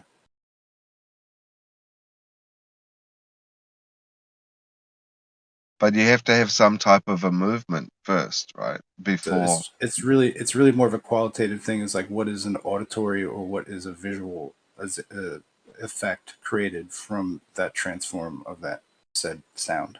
You know,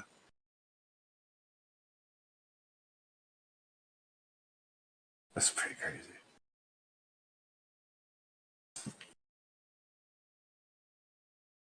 Yeah, I mean, if you didn't have ears, you wouldn't be able to hear the sound. You'd just only have the vibration.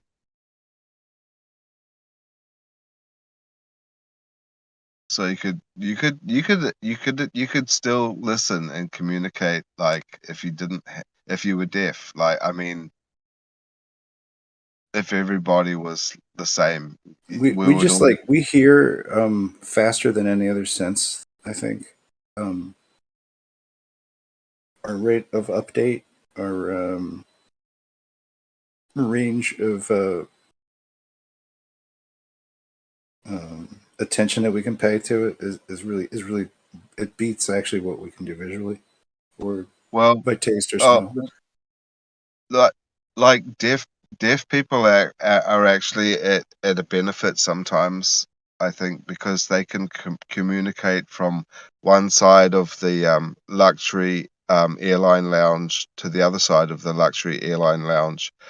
And if I tried to read someone's lips at such a distance, I wouldn't be able to know what they're saying. But deaf people, they have a thing called sign language, right? And they can communicate at a long distance and understand Yeah, exactly what each other is saying, right? yeah. Well, I don't know. It's like the sound that's happening within like even a piano string, like a long string. It's going to vibrate as a single string. It's going to vibrate as half of itself. It's going to vibrate in thirds of itself. And it's going to start wobbling around and doing all these things. It's imperceptibly to your vision. It's going to be going on, and you get all these like overtones that occur from there. But essentially, that's what creates richness in sound and stuff like that. Is all these overtones. But like each piece of that is really just like a bunch of clicks stacked so quickly together that your brain interpolates it and hallucinates it to be sound. Like that something sounds like it's we're hearing like a pulse code and we're decoding it, and that's why things sound like it's kind of a crazy idea. But that's actually I think how our physiology is actually set up, and so that means that like everything that we do is in tune with these vibrations, like your internal. It's how it can You know, influence like how it's you actually pretty hear other people, right? amazing. If you're in a tense mode or a relaxed mode, it'll change how you perceive what they say. If you're hyped up, you know what I mean, it'll change how you know what I'm saying? Like all these energy states are really balanced and mediated within these meters and shit like that. It's crazy. I love it. Well, it's quite amazing the ear itself and how we're able to listen. Because like I can sit here on a still night and far away in the distance, there's a motorbike going up the road, right? On a far away distant road, and I can hear that motorbike. I can almost tell you the CC rating of that motorbike and maybe even what type of motorbike it is. Right. I could listen Right. to a car far away on a distant road and just by the sound of the vehicle traveling on the road, and I can tell you what size that vehicle is, if it's a 4-wheel drive or a 2-seater, Mm-hmm. or tell you if it's a Right. truck, right? Right. Like this It's perception. almost like impossible to have this energy transmission without sound. I was saying before, like I can't boil water without making sound, you know. But nothing reveals itself in nature without, it's like sound. Like you could just listen to like a tennis game, but you hear Serena Williams, like, whatever. I would just say something about like just the identity of things is revealed. Sound is truth. You know what I mean? That way really reveals something that's undeniable about what something sounds like. Now somebody pass gas for Bert, please. Thanks. Okay, but yeah, all these So things do you have think? signaling to us, but they're built in this like the way that we process and anchor information, right? Because that you have something to anchor to. You know that there are, because you have a range of cars that you know about, or vehicles, right? Like you can put them to these things. But if you didn't have that, you wouldn't be able to. So what's a dog know? Dog might be able to hear all those same cars that you hear, but it doesn't know what those cars look like. Well, if you had a choice, would you rather be unfortunately blind or unfortunately deaf?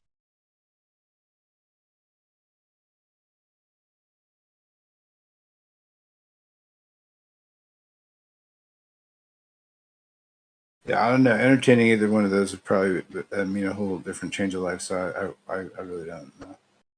I don't think about that. No, if you had to choose, if you just had to, just like for a thought experiment, not in reality. Yeah, I wouldn't wish that on anybody, but like, yeah, just as a I thought don't know. experiment, what would you I'm not choose? answering your question, devil. Go elsewhere. I rebuke you in the name of the Lord. Doing an Do not ask me exorcist. such weird forks of things. I don't want to, because Exorcism. I feel like if I say things like that, it's like I'm asking for them to happen in some weird way, and I'm not gonna be fooled. Oh, come on, it's just a thought experiment. I'm Come on. superstitious, man. You could ask a blind person that or a deaf person that somehow, and they'd be able to answer you like straight away. Someone that's deaf, what would you? What's funny? It's like What would when I you? read Yeah. like people's texts and stuff like that in the chat and stuff. Like I hear their voice as they say it sometimes, like in my head. I Yeah. hear melodies in my head, but I can't. But I'm not hearing them. But I have internal hearing for shit, and I imagine like lines that are going to happen in songs. You know, yeah. So to take my audio world away would be really. I'd still have it like within. I'd still hear tones. I don't know. Yeah, I'm with you. I think that I would have to make that decision too, because like there's so much more to sound than there is to sight. But then, yeah, like if I wasn't able to say anything, I would still have reference to what things look like. And do it up like that. I even have reference. Probably be a better interior designer. Anyway, um, yeah, it's like how good are you going to cook if you can't taste anything?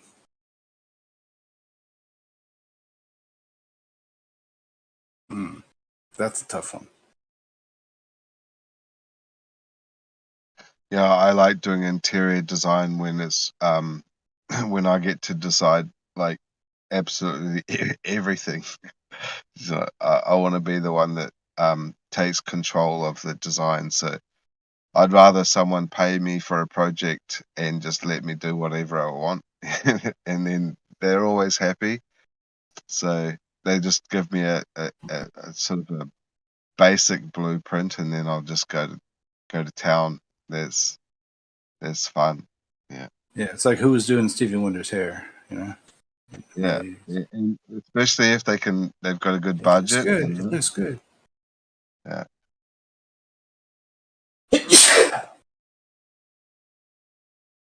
it's like going to Michelangelo and saying, just here's a bag of money, just paint me something really good.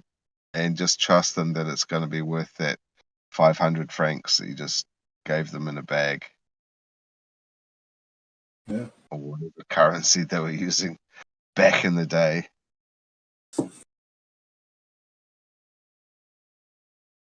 Uh-oh.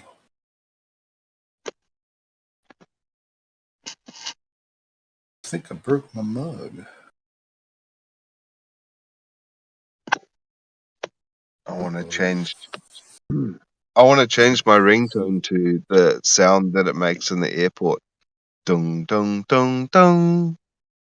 I need somebody to send me a Canadian mug. Fuck. Can't not have a Canadian mug. Just glue it. Yeah, man.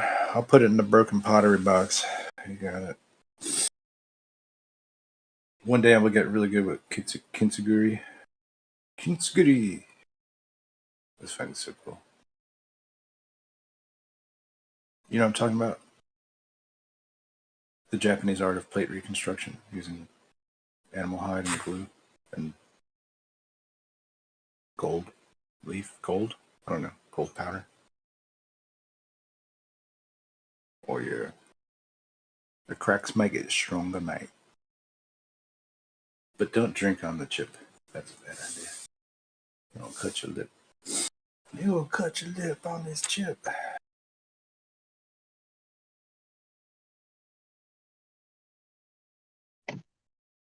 Seems like I've had enough coffee, I think. Yep.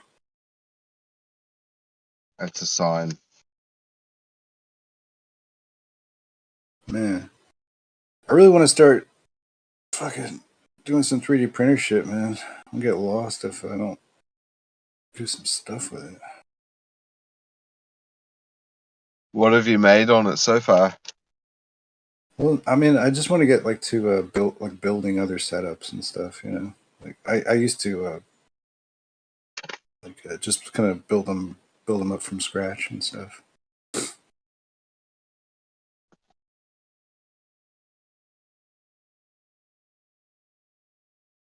I saw like a projector, like a DLP projector for like $12, and I was like, man, you know, you could build a fucking SLA three. Oh, okay, or leave. Yeah, sure. Let's just start talking about 3D printers. People just drop off like flies. Bing. It's like I'll build an SLA resin printer, and then I realize how much I don't like working with resin because it's noxious. Lots of VOCs, toxic, cancer causing. I don't like it. I clean it off with isopropyl alcohol. Ugh. Need a wash chamber, UV curing, post curing. Now you can go to town and weed your materials down. Fuck. I got a sculpturally great fucking Marvel character out of it. Right? Or I made some like tabletop fucking warriors. Super.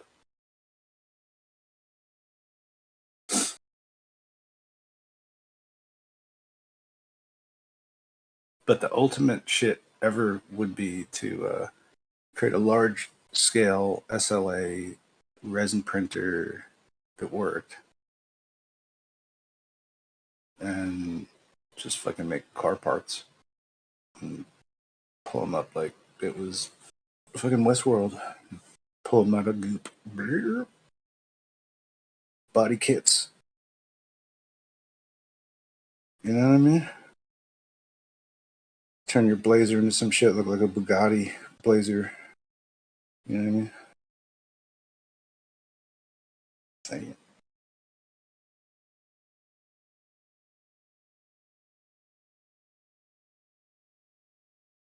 I don't know how strong the SLA stuff is. I don't think it's that strong.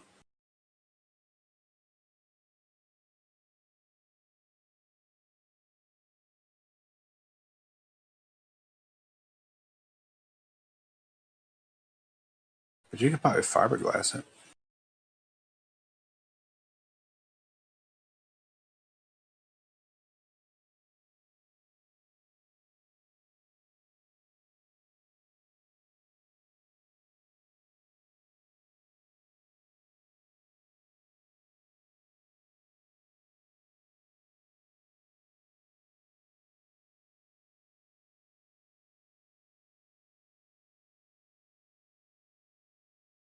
Then, like, how big is a body panel piece? Like, only what, 4 feet at most? Long, right? 4x4. So you can do that with two. Use stereo DLP combination. Extrude that shit. It's easy. All you gotta have is a lifting thing. The most complicated thing would be to build like some sort of scaffold that all the 3D goop can attach to, and then you have to come up with some kind of well, you almost have to do pressurized oxygen separation from the substrate stuff. I'm not even sure where you get that material. There's some kind of gas permeable plastic that they use on plasma televisions. So yeah, so if you were able to disassemble a plasma TV, gut out the film, you could create something that will pass oxygen through. It's oxygen permeable, so you can create a subchamber where that floods with a glass pane going on. So all the oxygen pressurized, it pushes out the extrude, basically what is formed by the photopolymer onto the substrate, and it helps it lift it off, like pretty much high speed. So you can just like almost like just pull it out at the speed of cure, which I don't know, not going to be that fast anyway with a projector at 4 feet. So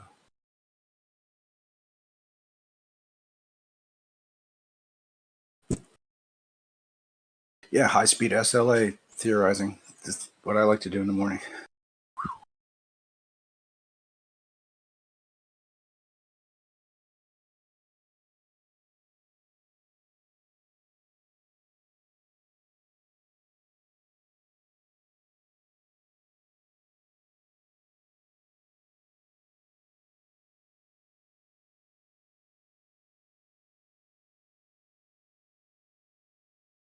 Yeah, if you think that was cool enough, there's other things you can do with 3D printing.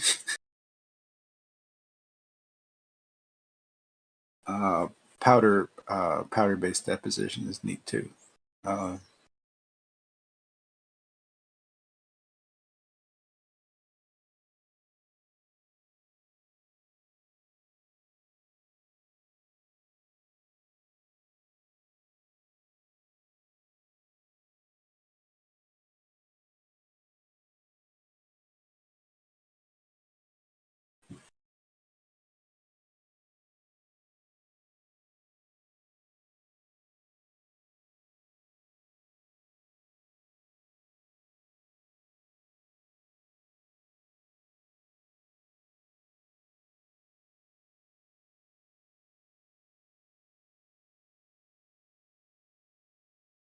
Morning snacks.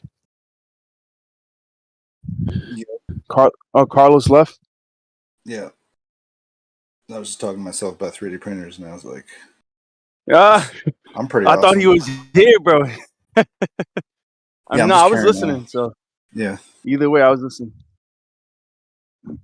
yeah. I mean, you could make something like a 3D printer that's just like it's just geared up for certain things, like maybe uh, you could have something that's just like extrude. You could have like a pressure, like you could extrude clay through it, right, and just like print a pot or something like a terracotta thing. Yeah, just make it, 3D printing is the future. There's no doubt about that, bro. and then go fire the pots or something in a kiln or whatever. Yeah, just make a I mean, in my pot. opinion, I think that 3D printing, like that technology, was inspired by things that the governments of the world reverse engineered from alien technology, bro. I believe that. It sounds crazy, but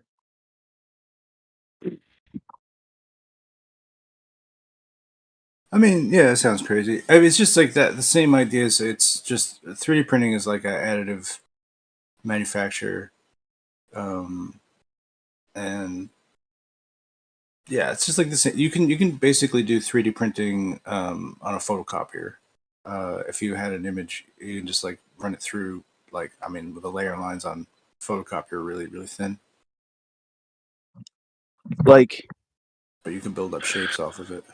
Like,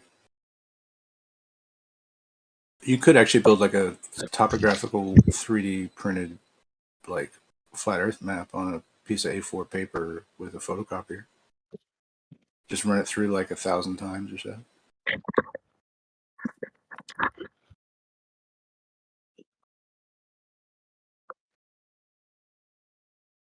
Anyway, that's 3D printing. I mean, it's just like litho stacking, basically. You know, it was just taking like a flat thing and putting it over top of another thing.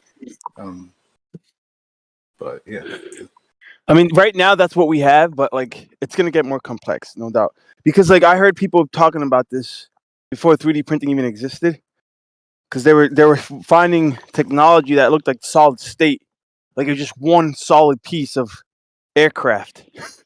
Like it didn't have like pieces that to put together. It was like one solid state aircraft, yeah, bro. like You know you what I mean? could, We don't have that yet. yeah. So, well, no, that would be like a. I mean, they're working towards that, but I mean, you could effectively get to it with multi-material printing on like robotic, like arms or something like that. Something that printed, uh, yeah, essentially like flatly off of any surface plane that it could position it to. So like those Tesla robots, which are like those $1 million arms. But if you attach like Yep. a multi-material, like a multi-material jet printer to it, which is like the size of a copier, I mean, you have to miniaturize it for this process. But I mean, effectively, you just like declare like whatever Cartesian coordinates are going to be your substrate parameters, and that, or you could also have it like metrically like find it too. But you know, so that yeah, you have a print in place car. You know, essentially that's possible. I don't know how engineering would work with that, but yeah. The But tougher thing is like imagine, being able to like produce like materials like metals. That's like probably far off, really, in the single process. but imagine building something solid state like an aircraft, but from the atomic level up. That's the future. Well, we're not there yet, but I can see us getting there. And like, The degree of like for every degree of accuracy that you seek to employ into the 3D process, you're incrementally increasing your time. So, like for each atom, what's the operation? How long does it take? And then you're talking about how do you even shrink that process down? You know, it's just you need like I don't know, probably like a 16 print head like thing that can like isolate graphene particles or something like that, suspend them in the air with some kind of beam, and then fix them somehow with the laser exposure to its substrate or something like that. That'd be like the most futuristic thing I could think of. yeah, and I mean, sometimes like I hear people talk about exotic materials that have been retrieved in archaeological sites. But this is all coming from like what's like, you know what I mean? Like just through the grapevine. I don't have like, I can't prove it to you. Shit that I Well, hear. also, like you could do something else too, like where, because I think it's possible to, yeah, because like with graphene you could do a lot, I think, and sheets of it, like really nobody produces like solid chunks of it. It's like too expensive for most people to produce it. You know, you would need a process like this, but like the materials aren't really expensive. You know, and you kind of get what you get like out of it. You know how you talk about Ormus and monoatomic Yeah. aligned or orbit, or what do they call it? Ormus. What's Ormus stand for? Orbitally Orbitally rearranged. arranged. Yeah. Monoatomic something something. Well, Molecular electron structure. yeah, like that sounds like Okay. bullshit. Like, And oh, that's pseudoscience, right? That's pseudoscience. But then, like, they're finding it's materials, bro, somewhat, that look like they were created well, no, in here's a what place where there's zero G's. here's what it is like with David Hudson's chemistry, right? And this is with other types of people that do Ormus, kind of working the same way. But it's like they're combining hydrochloric acid as a first pre-treat step to material, and then a secondary step using sulfuric acid. And this like confuses shit up to where it's almost like chemistry that doesn't really settle correctly. And so what they're trying to do is like to then snap it back into some sort of state where it's like it still has this like high energy, but it's operating in a more stable molecular form or something. And that's the basic idea behind the Ormus name.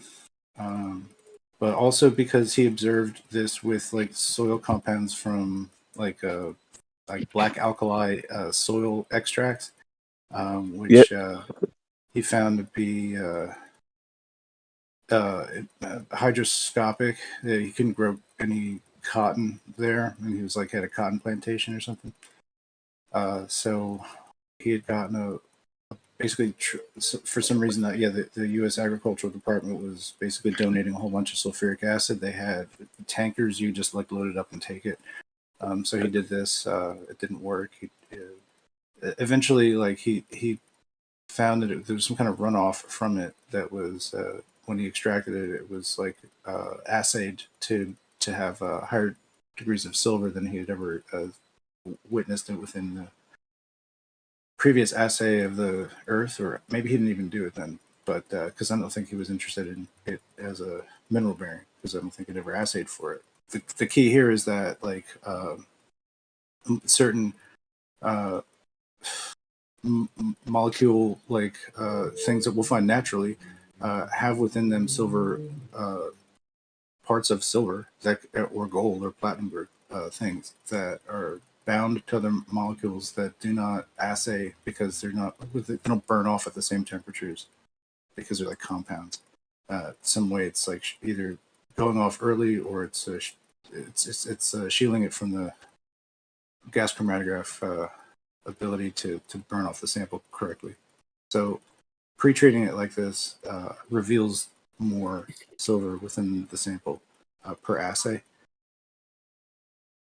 I thought Nate was going to chime in. Anyway, yeah. Nah, he's still here. I don't know who dropped out. Yeah, it's Nate. Nah, he's still here. Chirality. I don't think. Oh yeah, you're right. You just dropped. Anyway, so then he also like observed something with platinum group stuff that is moving back and forth. It's like they're running it in a very specific like. It's like alleged though. I mean, whatever. Anyway, so what's your objection to David Hudson? Because like I'm not like behooving to like I don't sign on to everything. He does seem like a huckster. I'm just trying to get at like what so does Bob Lazar, right? But Bob Lazar was. Yeah. Okay. You think he's a liar? It was it's aviator sunglasses, but whatever. It doesn't really matter. I don't think that Ormus is incorrect because of David Hudson's like theories on it. But Bob Lazar was talking about solid state vehicles in the 80s, bro. You know what I mean? And then he was talking about like these exotic materials that looked like at the atomic level, like they were orbitally or monotomically rearranged, like the way that the alloy looks like it was smelted in an environment where there was like 0 G's, because they don't know how else these molecules would have been aligned the way that they're aligned when they study these exotic materials. So like I know that the governments of the world have been studying, you know, like how to create machines or materials from the atomic level up, and I know they're getting closer with the graphene, but they're still far off, bro. But they've been practicing it and trying to do it since the 80s, man. And they're reverse engineering this stuff. Like a lot of this stuff's been reverse engineered, bro. I'm telling you. I don't necessarily believe in 0 Gs, but then again, you never know, man. You never know. It could be some exotic environments that are beyond the firmament that these beings have access to. You know what I mean? We don't know, man. Because some of these materials, like, they look like they're not of this earth.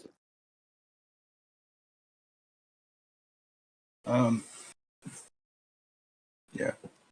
I don't know. There's all kinds of methods to construct things. I don't know them all.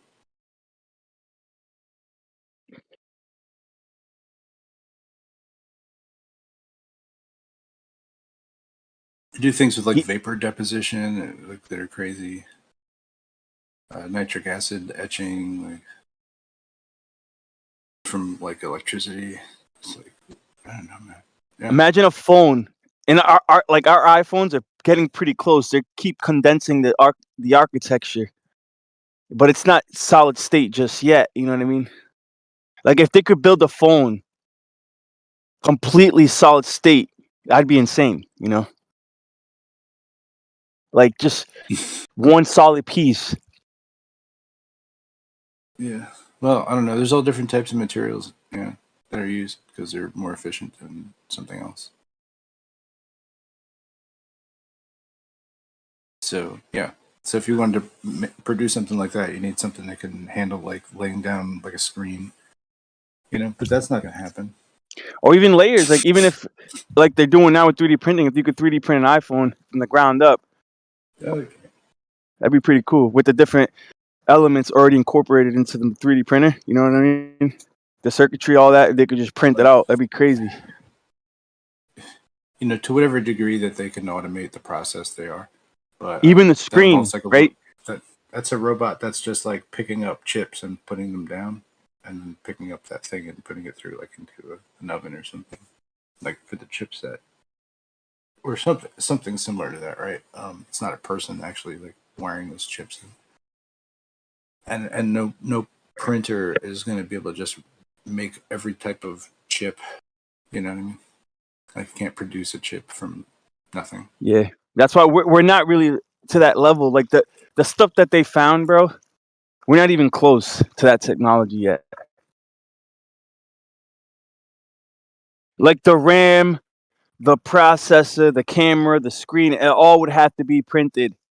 It would all have to come, from the same, like, you know what I mean? Well, I think you could do a lot of the. I mean, maybe you could do it with carbon, maybe, but you would need some other type of material that was like a insulator.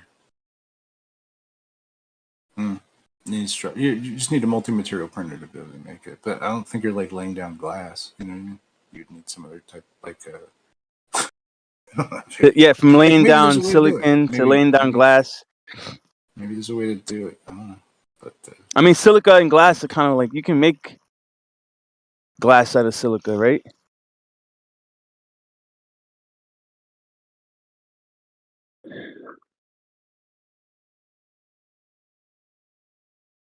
there's no like glass 3D printers like that I know of. Yeah, we're not there yet. It'd probably be too foggy. Well, The glass it's got probably hot be shit. too. I mean, if you were melting molten glass, I don't know, whatever. You couldn't use actual glass. But that's the future, bro. That's where we gotta go with this stuff. All right.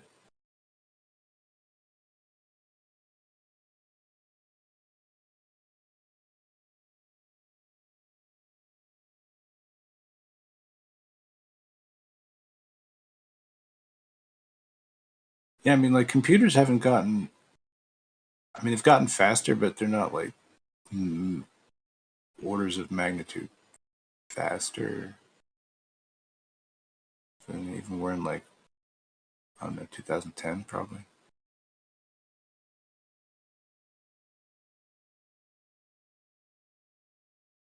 In the book of Ezekiel, there's a chapter that talks about the chariots of fire, or the wheels upon wheels. But when you look at the Hebrew, Ezekiel's actually talking about like the beings that maneuver these crafts. maneuver these crafts telepathically. Because he says if the being looks left, the craft will go left. If the being looks right, the craft will go right. So it's telepathically being maneuvered. And even Bob Lazar talked about these vehicles having like biometric, uh, like a biometric code that like you'd have to tap into to be able to even run the thing. So that, like humans can't run it. So it's kind of like an iPhone. You have your fingerprint. So like even like, but it's weird because like they talk about this black goose stuff, and like apparently like the black goose stuff that keeps popping up in Hollywood, and like they keep talking about it. And the graphene kind of when you see the graphene, it's kind of like a black goo. Um, that it might be like a way to actually merge humans with machines is like this black goose stuff.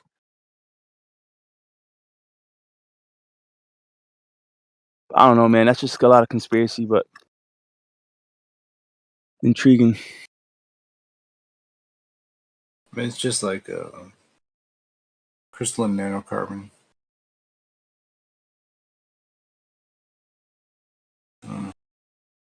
Controlling the cursor with your mind, like that's already possible. But imagine maneuvering a craft with your mind. That'd be insane. That'd be crazy, dude. A solid state machine. Yeah, it's curious. Like, I mean, I've worked with like EEG headsets and stuff like that. Oh yeah.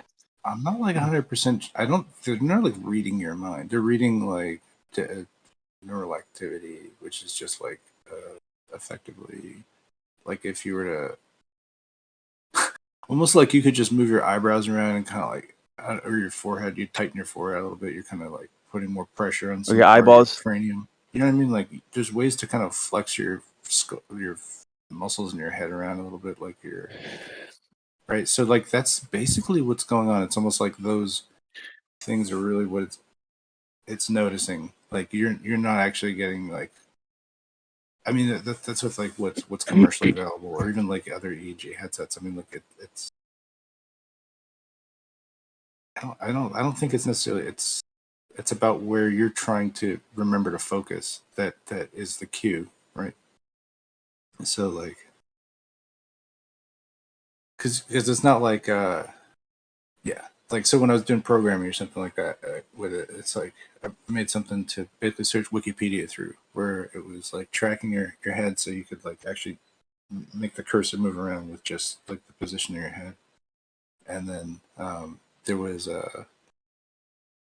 like forward right or something like that was the basically something I wired into a little subcode that made it click something. So like you'd be able to like click through things by but you could essentially trigger it to happen by like blinking in a way.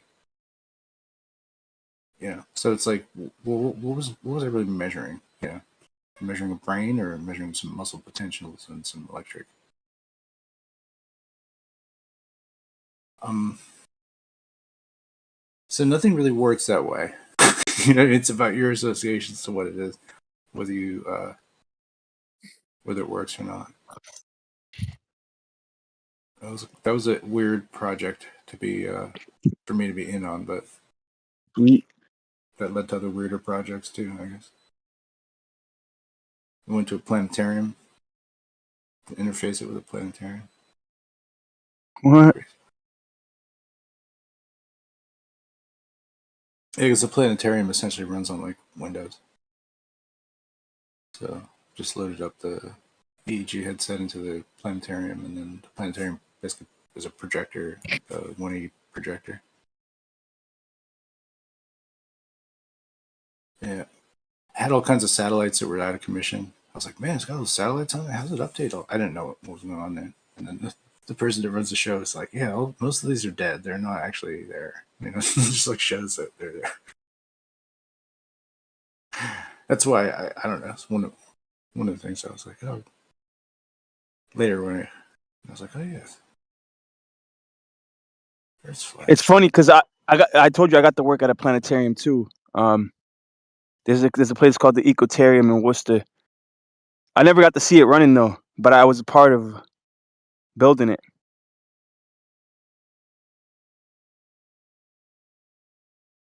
It's a zoo, But at the zoo, they also have a part of a science exhibit where they have like the whole heliocentric model and all the planets and the globes and all that dumb stuff. Yeah, I was working with somebody that wanted to do I don't know, something very, very crazy involving these headsets and being able to like scan for things and use it as an interactive controller, but then also hook this up with like an app that was using information from different observatories around the world and spitting them into this app to where people could like look around for things and be able to locate near Earth objects, or possibly have a game where you could spot for asteroids. I shouldn't even say this. It's probably be absorbed by the AI and actually made into existence at this point. But anyway, that was some. So our consultation was pretty interesting. So some of it was, talking to some of the people that have like, there's like one major owner of telescopes, or not telescopes, planetarium projectors. That are like modern ones and whatever. Yeah. So when I was working there, so they were basically remodeling the old one because there was an old planetarium with all the old technology from like the 90s. I don't even know, man. Maybe the 2000s. Like the network system, all the broadband stuff was all old, and they threw it all out. I remember looking through the dumpster, bro. A bunch of cool stuff, like old projector stuff, bro. Like, but you know what I mean? Like, I don't know what to do with the stuff. I ended up bringing it home, and I ended up just throwing it out because, like, what am I gonna do with the stuff? But it was like what they would use to project the hemispheric sky. Oh wow! Yeah, they threw it all out because it was all old. Very expensive Routers and machines. networking systems and like projectors and weird stuff, but it was all old stuff. Huh. It must have been at least 15, 20 years old, dude. Cool.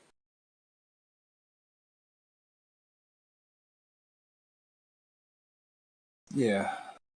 Yeah, so this started off with like headsets that like mine for asteroids or something like that, and got into like I don't know, like where I was like talking to like some aerospace consultants about like 3D printers in space, like building fucking satellites with ion thruster engines and some nonsense. Like start to figure out how to technically do that. I don't know. I was like, what? Why are you asking me to do this? This is not my like we should fucking. You know, what do you think about that stuff? We Like need black to, holes. need to reorganize. You guys this were talking about company. black holes earlier. Is there any substance to black holes? Like, what is up there that we see with our telescopes? You know what I mean? Because these things are observed. Like, what is it? If it's not what they're telling us it is, then what is it? Right. Well, we see that a lot, right? Because you could say like, I don't know, sunspots, the eclipse, black holes. I don't know. I would say Or like the fact that these circling black wandering holes. stars have their own planets. Like, what's going on? Like, you know what I mean? Like, that's stuff. It's legit, bro. Like, they do have their own moons. Like, is that, or is it revelatory of what the true thing is? Yeah.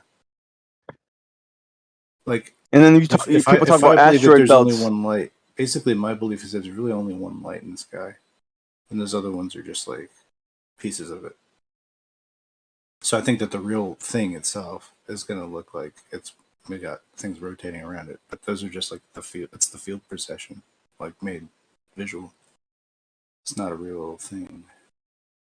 But that's why the speed of light has to correlate between those moons and the position of the sun.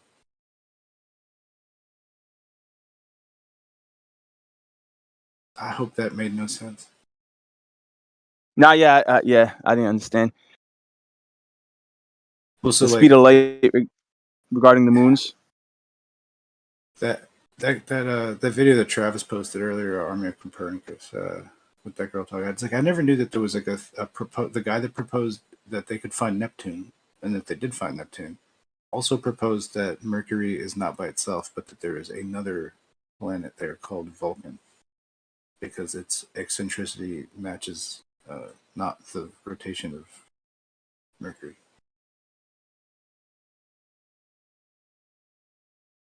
Isn't that interesting?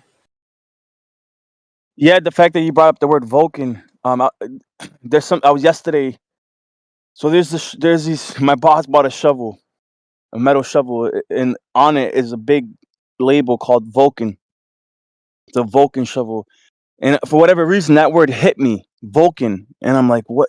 And I meant to research it, and now you bring it up today, bro. That's funny, bro. That's synchronicity at its best. Well, you know Spock from Star Trek Yeah, yeah, hails from yeah. I planet thought of Vulcan, that right? too. So planet Vulcan is a thing in Star Trek, but it was almost a real planet. If the Psi Intelligentsia had not turned it down, but for some reason they were like thumbs up for Neptune because it's not like some weird offshoot of Uranus. But like, do we see them both at the same time? Like, I don't know.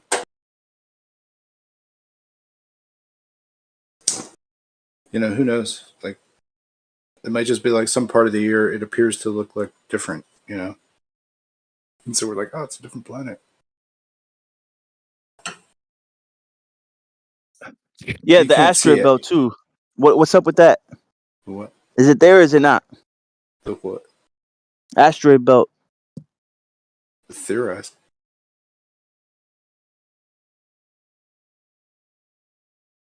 It's what should be there. It would also match for the Fibonacci numbers as the day orbits like follow a Fibonacci curve. Seeding from 88 days for the orbit of Mercury times 1.618 gives you roughly the year of Venus multiplied by 1.618 gives you roughly 365.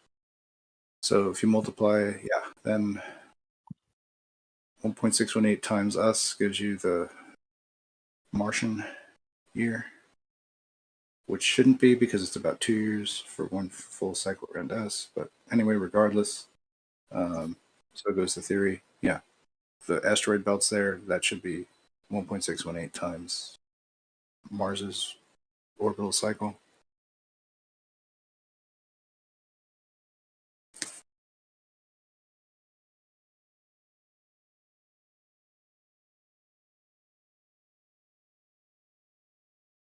The thing is that I think that 1.618 is pretty much like an operator that is even driving things like pi. It might drive other constants like e. You know what I mean? And there might be like only one real constant, and I think if there was one, I think it's that one, phi. I'll put my seal of approval on it. Love it. I'd have a phi tramp stamp if I could, but I'm not gonna go there. Earlier you were talking about sound, and so I have a Hebrew Did you teacher. hear me? You heard me talking about sound? Yeah. Okay. So I have a Hebrew teacher, and I forgot exactly how he quoted this or how he said this. But he said that sound is like the only thing that we know empirically is real. And I'm like, wait, like I'm still trying to wrap my head around that. But I forgot his logic behind it. But I wish I could find the clip. I'm gonna try to look for it. But I Have you ever forgot seen like the why. flame speakers, flame tubes, and stuff like that? The flame responds differently for different acoustic. Oh man, it gets dude, it gets so crazy because when you talk about flame, both the Arabic and the Hebrew are flame letters, and they correspond with frequencies, bro. Right. Now, you know what this makes me think of for my brains? That these dudes, because like, if you're going to make metals, right, you're not going to do it with no campfire, okay? You're going to need a little refractory furnace, right? Which is no big deal, but you're going to need to feed air through it, right? So you're going to feed air through it in like a tube or something like that. So you got the tube, you're going to feed air through into it. Make sure you don't breathe in because that's going to ruin your lungs. But anyway, as long as you do this, you can stoke the fire up and you can make some metals. And metals, you'd be successful people if you could do that. Now, the thing is, like, while you're breathing into this thing, if you didn't notice that you could like be like, ooh, you know what I mean, into it, and then watch the flame kind of move differently. I mean, it's possible that they started to interpret that there was a connection between sound and what the fire would do, you know, from early out, and that this is how like this flamic language kind of evolved. But Oh, also like the idea too is like from whence does the modern Hebraic alphabet occur, and like how close to that is the Iranian serif language? You know what I mean? That because that font style is really occurrent through the tribe of the people of Mani. That's like this weird poly cult or whatever. It's like Christo it, it, Chinesial sort of it whatever. shows up. But they're yeah, okay. But they're No, the no. people So that yeah, sorry. okay. I'm sorry. I'm sorry. Go ahead. I interrupted you. Go ahead. They're like yeah, a combination of like Christians, Zoroastrian, and Chinese and stuff like that. And you know, they're the people that kind of modernize the script to make it look like modern Persian. Um, so that's the serif, and they also had like I guess an idea that the angelic serif is the seraphim, which is also like the word is related to the sort of spirit of that thing. And so it's a sort of a universal inclusion kind of idea here. But yeah, go ahead. I won't peach you. Go ahead. No, man. I'm fascinated that you're even aware of this stuff. Not too many people are. But yeah, seraphim. That's a whole class of angels in the Hebrew. A specific class. You know, you got cherubim, ophanim, seraphim. Seraphim are considered to be like flame beings, like fire beings.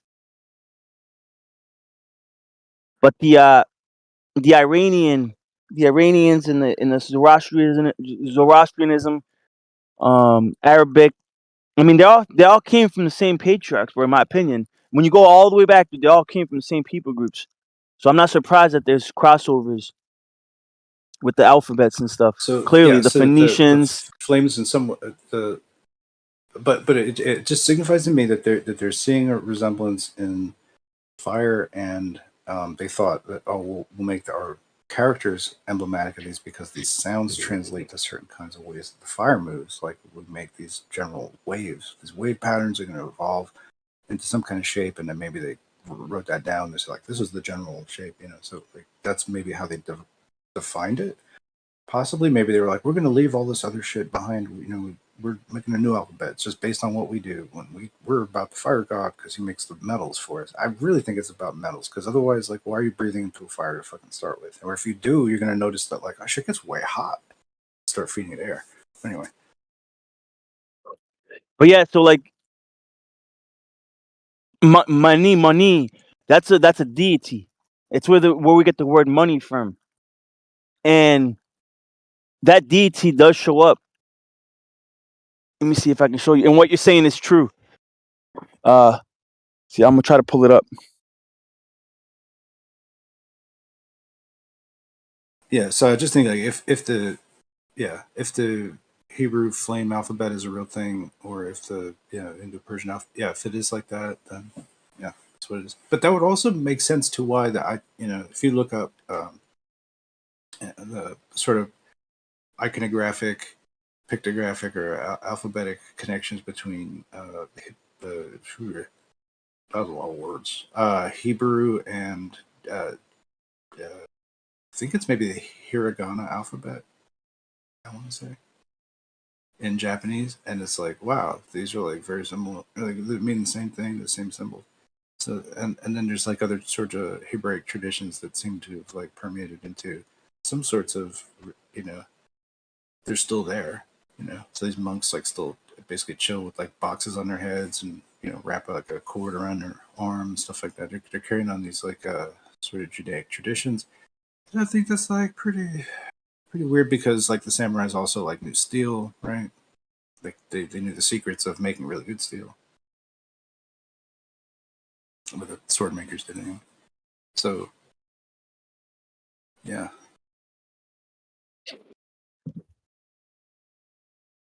we don't really think about it like that. We think like there's a pretty much a hard division between like Judaica and the Orient, right? It's like two things that really don't we don't really cross those streams in our heads. But You know, have you ever checked out the Hyksos people? Not really. They sound familiar, but no, not really. So it's They, Sioux. Hixos, Hyksos, and I think, yeah. So they're like some sort of like Chinesial, Hebraical people, China Jews, and they're croppers for the most part. Seemingly, maybe like a satellite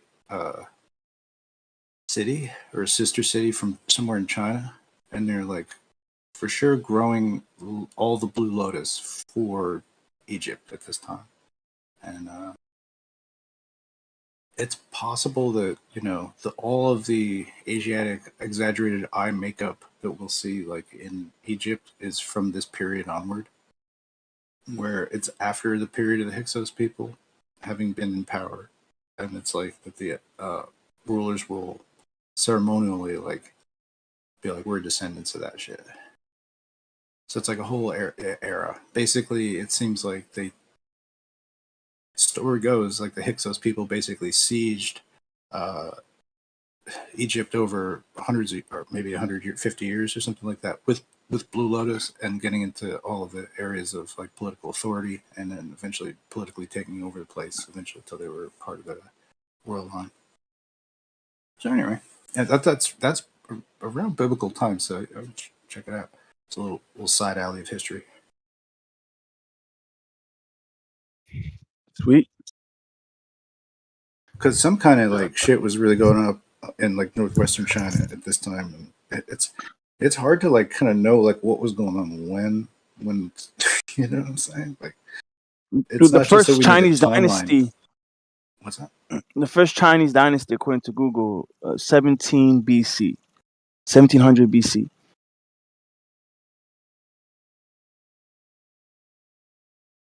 It's like we need a multi simulator, for all these time like all the timelines that go on. It's like hard to know what's concurrent with the other thing. Yeah.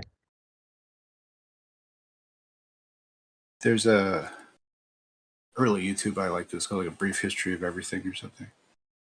Early YouTube thing, but it's like about 5 minutes long. But it starts at like the beginning of the Big Bang and goes through all like like a history and stuff and all the wars and everything. But like at such a fast like breakneck pace, it's meant to be comical, but it makes you think a little bit too here and there. How many wars get fought for religion? How many times like wars happen in a particular place over and over? Yeah, I guess in some way that video helps to. I don't know. I guess it got me on the idea that like really the Chinese have been the most like educated on the failure of empires than any other empire that exists still today. Like their empires have crumbled and reformed more times than anybody else's. I think. All these like that different dynastic like flows that happen, but it's like it's interesting, man. And I can't find the verse I'm looking for. But anyways. But you know what I mean? Like they kept seeing this pattern basically of like overthrow, like at some period of time where it's all good, some period of time where people are unhappy. And so this concept of like heavenly manifest or heaven's cycles in heaven that basically like make spirits on the earth unhappy like occurs within some cycle. And yeah, I believe that. I believe that time is universal and it is constant throughout all realms, and it's not relative. And that there are sacred times, certain days of the year that are sacred to the Most High. That,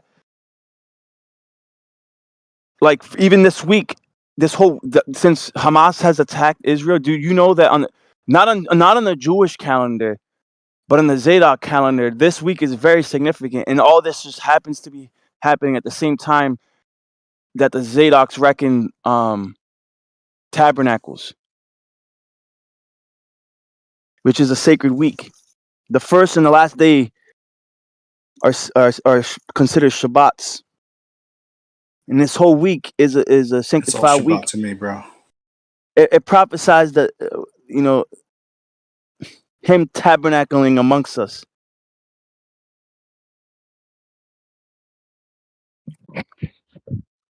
Oh, okay. Meaning that the creator's about to touch down, hang out, smoke a spliff, and be like, "I'm out." Disappear. It's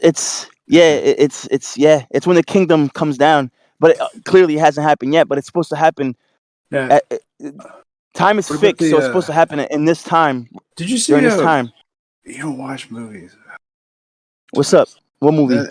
There was just something like I just noticed like last because you see like waves of production that occur within like Hollywood movies or whatever. So whatever's in the can, it's going to be released. One called The Creator. That's about like an AI. Oh, I seen that the other day on Netflix or Amazon Prime. I don't really watch movies, but I seen it. My dad had me watch a movie with him. Also coming out was Transformers. Like the world has changed. It's Optimus Prime. It's like Autobots. Whatever. But that takes place in the 80s. Anyway, that's cool. And then another one. Michelle, whatever, from Obama? Crouching Tiger, Hidden Dragon, and whatever she did. The movie, Everything Everywhere All at Once in the Same Place or whatever. That movie. Michelle, whatever. Kwan? I don't know. Kwan? Michelle? No, it's not. No, it's a figure skater. I can't remember her fucking name. That sucks. I think I'm a bad Asian for this. I'm like half Asian. Anyway. That movie was like the previews were like the gates of heaven and earth are about to meet, blah blah. It's like, oh, there can only be one thing. Man. It's like I was like, wow, these are all like big dramatic plot lines that involve like the world and the conflict of heaven and earth. Like there's a theme throughout all these. I'm like, wow, it's really something, man. Like there's some shit about to be big this year. You know what I mean? Mm-hmm. Because I feel like it's within the pulse of like what movies come out is somewhat tied to how these ancient people like held to stuff. It's like some small amount of people are still around to respect these things going on, these storylines, and they play to them because there's an audience. There's an audience for right. There's an appetite for these things to occur. So if events occur and they cause people to see that signs are happening or changes are occurring or whatever. You could manipulate people based on the prophecy that they already hold to be happening. I mean, a little bit like the prophecies of space travel might be, there for people to really bite into. Like when Elon Musk launches a rocket, they're like, "Oh yeah, all the possibilities are already laid there for me." Prophecy of space travel and a space future. I'm just waiting for them to say they landed on Mars. That's 20 years away yet. Don't worry about that. Yeah, they said that 20 years ago too. They'll just like keep pushing it off, wait for the next generation to give out hope, and that's what they got us played for here, fools. Yeah, but what's going to happen when you get to 20 years? Because you guys sound young. What's going to happen when it gets to 20 years, and then technology's developed even further than it has now, and then it gets 20 years after that, and then we land 18 years after the 20-year goal. I'm a 60-year-old. I'm an 80-year-old. I'm 120 years old. I'm going to go to Mars now. What are we going to do? Potatoes.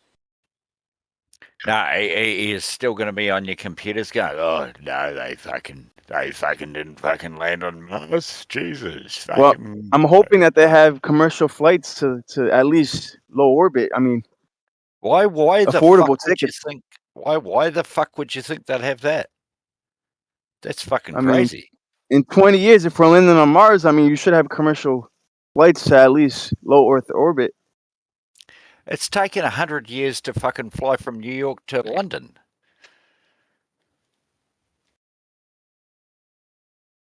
Yeah. In another successfully 20 years, and in that'll be comfort. 40 years. Why the fuck would you expect to be flying to Mars? 56 million miles away. Why the No, fuck no, would you no. expect that to happen? No, not to Mars, man. Low Earth orbit. Okay, so let's Oh, say the between New York and London is 6,000 miles. Well, it's just slightly less than that. It's taken 100 years to do that in speed and comfort, and the moon's 238,000 miles away. What the fuck are you talking about?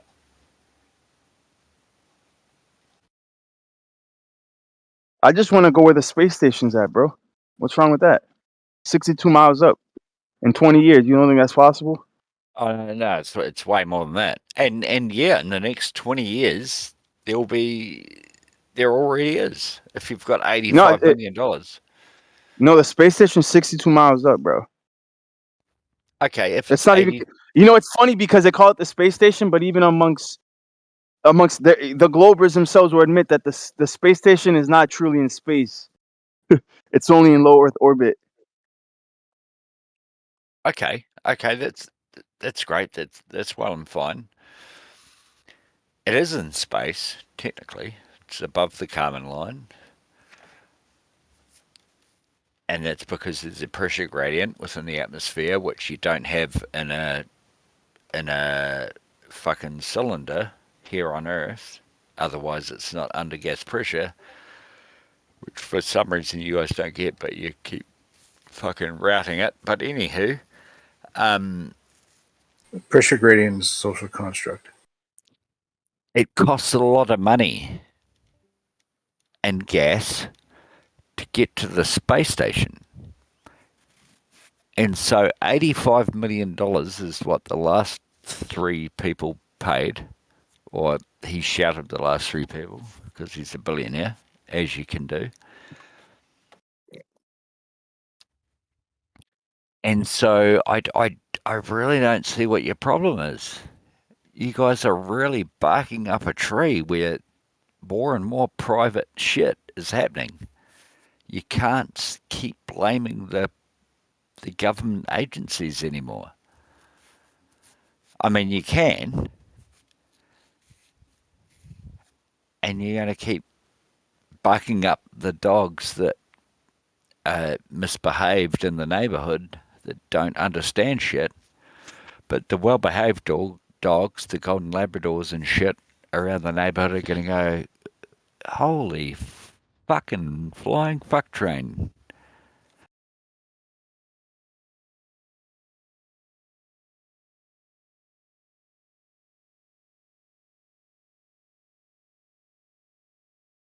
It's not science and rockets, is what I'm saying.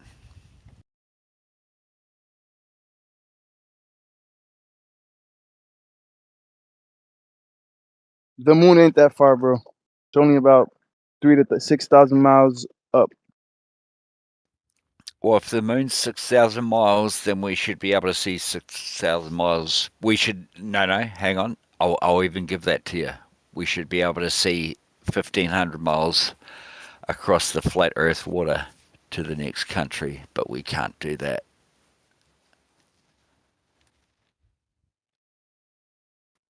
And hang on, you'll say refraction and all this other fucking bullshit. And I'll say, okay, we are looking through a thinner and thinner atmosphere. Sure. Sure we are. Yeah, you could see it, but you just have to go up higher. Oh, why would we have to go up higher? Because of what you just mentioned, bro. The gradient and the If you're atmospheric density. No, no, You, you, no. No, the only yeah. reason we'd have to go up higher is because of your dumb fuckery. No, for real. That's because because of You're the the captain gradient of dumb and the fuck stuff. atmospheric pressure, the density, all that affects the light when it gets to your So, eyes, man. so are you? So you have a total belief. You never understood the globe Earth. That's why you're a flat earther. and you're now not plugging up, but you're coming up with reasons that you've heard on YouTube from. No, man. It's not. Yes, I honestly was a that's Glober my exactly what whole you're life, doing. bro. I was No, obsessed with no, no, no. astronomy, dude. No, you might have been obsessed with astronomy, but you never understood the globe, the heliocentric model of how reality works. Otherwise, you would never be a flat earther. It's as Well, simple as that. it took me a long time, bro. It took me a long time because I used to question flat Earth because I had a friend who was a flat Earth, and it was a she, and I used to call her a retard and an idiot. How could you possibly believe in a flat Earth? Look at the moon, look at the planets, they're round. You I, telling me the Earth is a disc? Trust me, bro. And then when you look at the southern hemisphere, you could see the southern pole because the star lines. Clearly, there's two poles, right? Logically, there must be a globe because you can't have two poles on a flat Earth. And it was very hard for me to overcome that. hey, Lion, here's one thing. I first heard about the flat Earth on April the 15th, 2015. A long time ago. And this is why I will never say to you that you're a fucktard or a retard or anything. I'll never say that. But what I will say is, please, like all the flat earthers say, please do your own research. All I'm going to say is, if you did understand the heliocentric model, which is reality, you disagree with that, obviously, is just take some time and go back and reinvestigate it. Well, but no, I mean, like, because my, you never did. but my presumption was that not because like somebody else I'd seen somebody's video on it, but like in somewhere like mid 2011 was just like, oh, this seems like a very clever way to deceive a whole shitload of people, and that no one will be able to verify, pretty much, and it relies entirely upon the narratives of like huge entities. Like, Trust me, Jazzy. that's enough just to know with just your dumb senses. Am I wrong? Yeah, and Jazza, it's a bit presumptuous and arrogant of you to sit there and turn around and say that the two guys that you're talking to only became flat earthers because they don't understand the globe model. Don't you think that's a bit rude? Well, no, it's not. I'm Because saying you don't know them. You don't know them. You don't know what Like, they know. They could be far more intelligent than you. They could know far more about the globe model than you. It's a bit rude of you to say that. it was you like have 2 no years idea. prior to this. 2 years before, I was trying to That's contract. very rude and arrogant. I was my business partner was talking to NASA. We were talking to like investors that had to do with space and stuff like that, trying to do 3D printer satellites. You know what I mean? Like that's where I was, 2009 or something. I don't know, man. Like it got to me after a while. I was like, oh shit, all that's like all of the reasons of things that don't fit, so like all combined for me, you know. So that's where I got to, and so somewhere in like 2011, I was like, huh. Like I started asking questions, you know what I mean, and that's where I got to. So it wasn't through YouTube. Yeah. It actually took me like an amount of years to actually be able to locate any kind of groups really talking about this, and then so May 2014, I think I really found some people. That's about it. You know, that's absolutely true, but plain reality, that's interesting you say that, because you're literally trying to jump on my back to try and get friends. No, that's also wrong. I'm just coming in because I heard you just say something that was just blatantly rude. There's no need for you to say something like that. It was presumptuous. It was an ad hom. You basically just called them stupid. No, I didn't call them stupid. Yeah, you said you they did, but it's not only good. became If flat anyone, I earthers called because you they didn't stupid. understand. Because they didn't understand what the globe model was. So in other words, you're saying you were too stupid to understand what the globe model was. That's why you became a flat earther. It's a very rude thing to say. If you want to have a conversation with someone, have a conversation. Don't be rude to them. Okay, I'll take that back. I'll go and have a smoke and let's see if we can have a conversation. Like, I I'm bet trying to we have can't. technical Hold on, discussions hold with on. people like about this, but it's like, if you think about how a 3D printer works and how do you design it for space, and how do all the axes work under 0G, and what kind of materials are going to be like enduring and not break apart because of solar rays or fucking Snacks. all these things are like things I addressed on a technical basis and then presented to like a group and then an Snacks. investor that had to do with aerospace. Just, you go ahead. Snacks. Stop talking about 0G because just stop talking about it because the Earth's under 1G. So apparently I'm we can't contracting with go to NASA for 0G. space 3D printers. What are you talking about? Yeah. You're talking about So I think microgravity producers? Snacks is filling. Don't even get into I think that. Snacks is filling you in on what he was doing beforehand, which clearly shows that he was more than smart enough to understand what the globe model was. So at the end of the day, I just think that you should apologise for basically calling them stupid, dude. I It wasn't a will very nice thing happily. to say. I will happily apologise for calling anyone stupid, but at the same time, can we go back to what Snacks was talking about the 3D printers and how they work? And can we go and can we also go to Because there's a force why? module.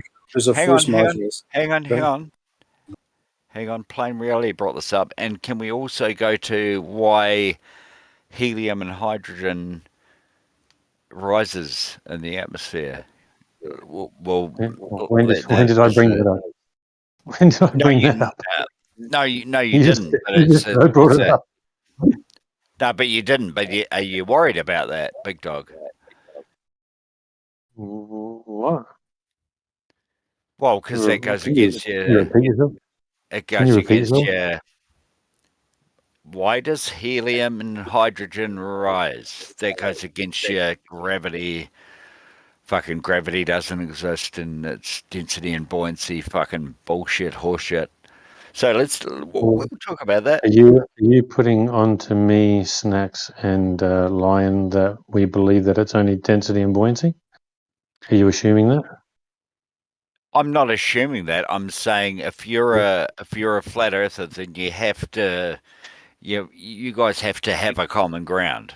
Do you not? But you just did assume that. Okay, so You you just don't have a common ground. So you just keep making these assumptions, and So I you think have a common ground that the Earth's flat, but you don't have a common ground on how it is. And why Fucking should we have a common ground? Some Fucking people believe that amazing. some people believe that it's density and buoyancy, and others believe that there obviously is something causing the downward vector. So yeah, there are differences in what people believe because people are still hashing things out. You can't sit there and claim that because you've had 500 years of trying to reverse engineer stuff that No, you have all the answers and that all your answers are right. no, Okay, we've had and 7 then years. you can't expect that people after 7 years would have all the answers when you personally yourself would have never come up with any of the answers that you're actually putting forward. I don't need to. Jazza, you understand that at least buoyancy and density is a law, right?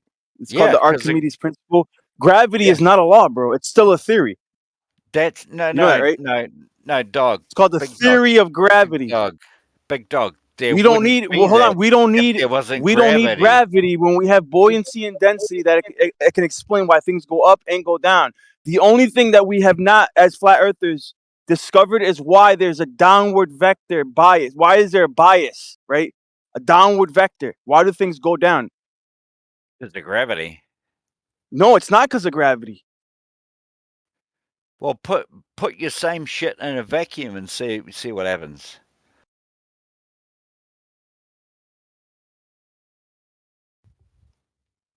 Mm. That's what I These thought. things are unexplained right now, right? No, they're Amongst not flat earthers, we're trying to explain why there's a downward vector universally. Everywhere there's a downward vector. Put your same dumbbell and a feather in a vacuum and see what happens. Got nothing to do What with does density and that mean? buoyancy. Yeah, but we're not talking density and buoyancy. Did you just not listen to anything that he just said? He's talking about density and buoyancy. Put your fucking feather in a fucking anvil in a fucking vacuum and fucking see what happens, cunt. Jazz, are you triggered? Are you drunk? What's going on? Because that's not what he just said. He just said that we're trying to. He We've got to didn't need to like. say that. You He know, was saying it in a nice way that I can't be fucked feathering around in the nicest possible way of getting a feather and going around that you cunts don't understand shit. It's all right, man. It's just that gravity has its own connotations. It carries a lot of other connotations that we can't use gravity as the explanation for why we have a downward vector. There has to be something else besides gravity. Gravity does not explain it. Okay, so if you've got a vacuum and there's no air and things fall at the same fucking thing, then it's not density and buoyancy, is it? that's not what they're claiming. Are you actually listening to what they're saying, Jazz? Are you actually all- listening to take what a they're breather. saying? Hold on. Holy fucking Mass shit attract balls. the mass. Mass attract the mass does not explain the Exactly. downward vector, bro. It does not explain the Big downward dog. vector universally. There's a downward bias universally. And gravity, mass Exactly, attract big the dog. mass does not explain it. Exactly, big dog. The Earth's a mass, and the object has a mass. And when you take away the atmosphere, which is the density and the buoyancy, it fills at the same rate. So what the fuck are you talking about? Seriously. Holy fucking testicle Tuesday, in the words of fucking Ace Ventura. Jesus fucking Christ. I don't think you should drink so much on a Tuesday, Jazz. I think you should calm down a bit, bro. So think about this, right? If you have if you've acquired mass of infinite density, right? Like something 100 times denser than lead or 1,000 times denser than lead, right? Theoretically, you should have mass being attracted to that, and we don't see that, bro. Dude. There's not a right. Like if you have that piece of mass and you're holding it against another piece of mass, right? It's the things are still gonna go down, bro. It doesn't matter where you hold it. You could hold it in space, bro, and it's not gonna be attracted to it. Even in your model. It depends how far away from the center of the major mass is. You fucking stupid cunt. Okay, so right now, theoretically, if you left the Earth's gravitational pull, right? So let's say you went 21,000 miles an hour and you left Earth's gravity, right? And you're just in deep space. You would expect things to be attracted to the space station or anything that's beyond, the gravitational pull of the Earth.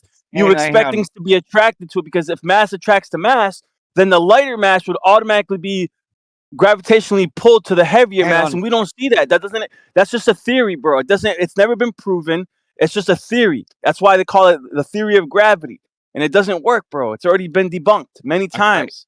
Okay, Leon, and this is why I can't talk to you, because you claim to have believed that the Earth was a globe once upon a time in your life, but you never ever did. Never ever did. Not one single one is, and that's why you're a bunch of incredibly intelligent dumb fucks circling or orbiting the Earth or being part of the Earth in its orbit, and you'll still go, oh, the fucking sun, it looks like it's fucking disappearing and appearing. Seriously, grow the fuck up. I think you're using a bit of projection there, Jazz, except you made one mistake. And the part of the mistake of the projection that you were using is that you called those guys intelligent. And that wouldn't be you projecting, I don't think. Yeah, that's a good point.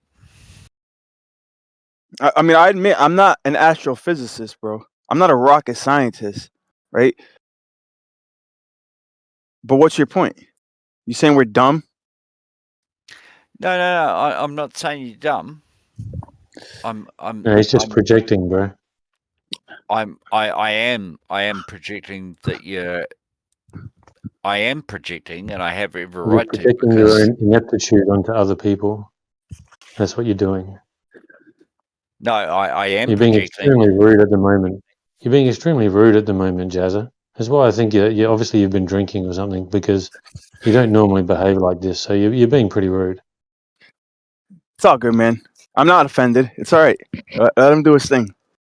But just know this, that you might appeal to authority, right? Because you believe that the people that you're getting information from are smarter than you, and that's fine, bro.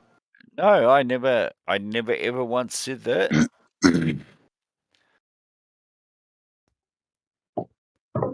It's all good, man. You want to appeal to authority and you want to go listen to those NASA scientists, and that's on you, man. But Lion, this is just one thing I'm going to say to you right here, right now. What makes you so fucking paranoid deep inside your anus that you fucking can't understand anything? It's fucking concerning. I'm not paranoid, bro. You know what convinced me about flat Earth? Fuck. You know what convinced me about flat Earth? Because, like I told you, there was three main things that really I couldn't wrap my head around. One, why you can't see Polaris beyond the 60th parallel, right? Once you go past the equator, once you reach the 60th parallel, you cannot see Polaris or the northern skyline. Okay. That right there was like going. solid proof that the Earth was a globe, right? That was one thing. Keep going. The star trails. Why we have this? I forget what they call it at the equator. There's a zippering effect where the star trails literally diverge outwards at the equator, showing that there's two hemispheres, showing that the Earth is a globe. And Did you just hear what you just said? Well, hold on. And three, when you look at the Southern Cross, clearly there's a southern pole, right? Those three were, to me, were irrefutable. It was irrefutable evidence that the Earth was a globe. But little by little, as I reevaluated my beliefs, I come to find out that there were explanations for these phenomena that could still work on a flat Earth. Hang on, did you just literally just hear what you just said? You just said you were at the equator, and you just said you saw the stars diverge. That can only happen at the equator if the Earth's a fucking globe. I know. That's why it was very hard for me. Why are you so fucked in the head right now? I don't think you understand, bro. I've been able to rationalize these phenomena. And I don't understand how you don't understand, but carry on. You had to study optical perspective and the limits of perspective and how, the apparent dome, the skyline. Anyways, go ahead, bro. I'm not going to waste my time because you're not really listening, bro. Go ahead. Oh, no. You were just saying about optics. I was just going to say I didn't know that you were an optometrist. I'm not. So what the fuck are you talking about optics? Dude? I'm not. Yeah, exactly. So I'm not qualified to talk about these matters. Therefore, you appeal to authority because there's no way that any of us could ever find any truth. Right? Jesus Christ! Pretty much wasting your time. Lion. Holy flying fuck! He's been drinking or whatever, so he's not listening to anything. But he's not understanding. He's not even comprehending what you're saying.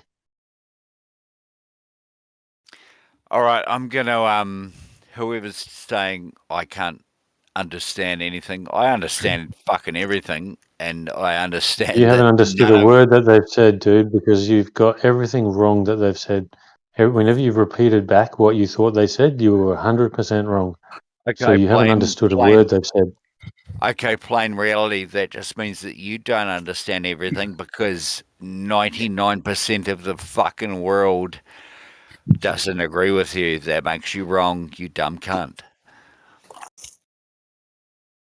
Wow, you're a bit of a charmer tonight, aren't you, Jazza? We'll catch you later. You guys have a good one. Oh, sorry, Jazza. No, you're good, man. We'll catch up. All right, you later. Nah, let him be like that, man. It's all good. I ain't offended. I got tough skin. Dumb It's all right, cunts. man. It's nothing Dumb nothing cunts got about tough having skin. tough That's skin for or sure. not. Not about having tough skin, man. It's about fucking. There's no need for someone to come in and start being like that. You know, it's not like you were being rude to him or anything. Toxic. So to just start wasn't doing being that, you know, it's just it's not on. plain reality. I wasn't being fucking rude at any time, you fucking dumb cunt. You were You were, bro. calling someone stupid as being Fuck rude. off. Calling someone stupid as being rude.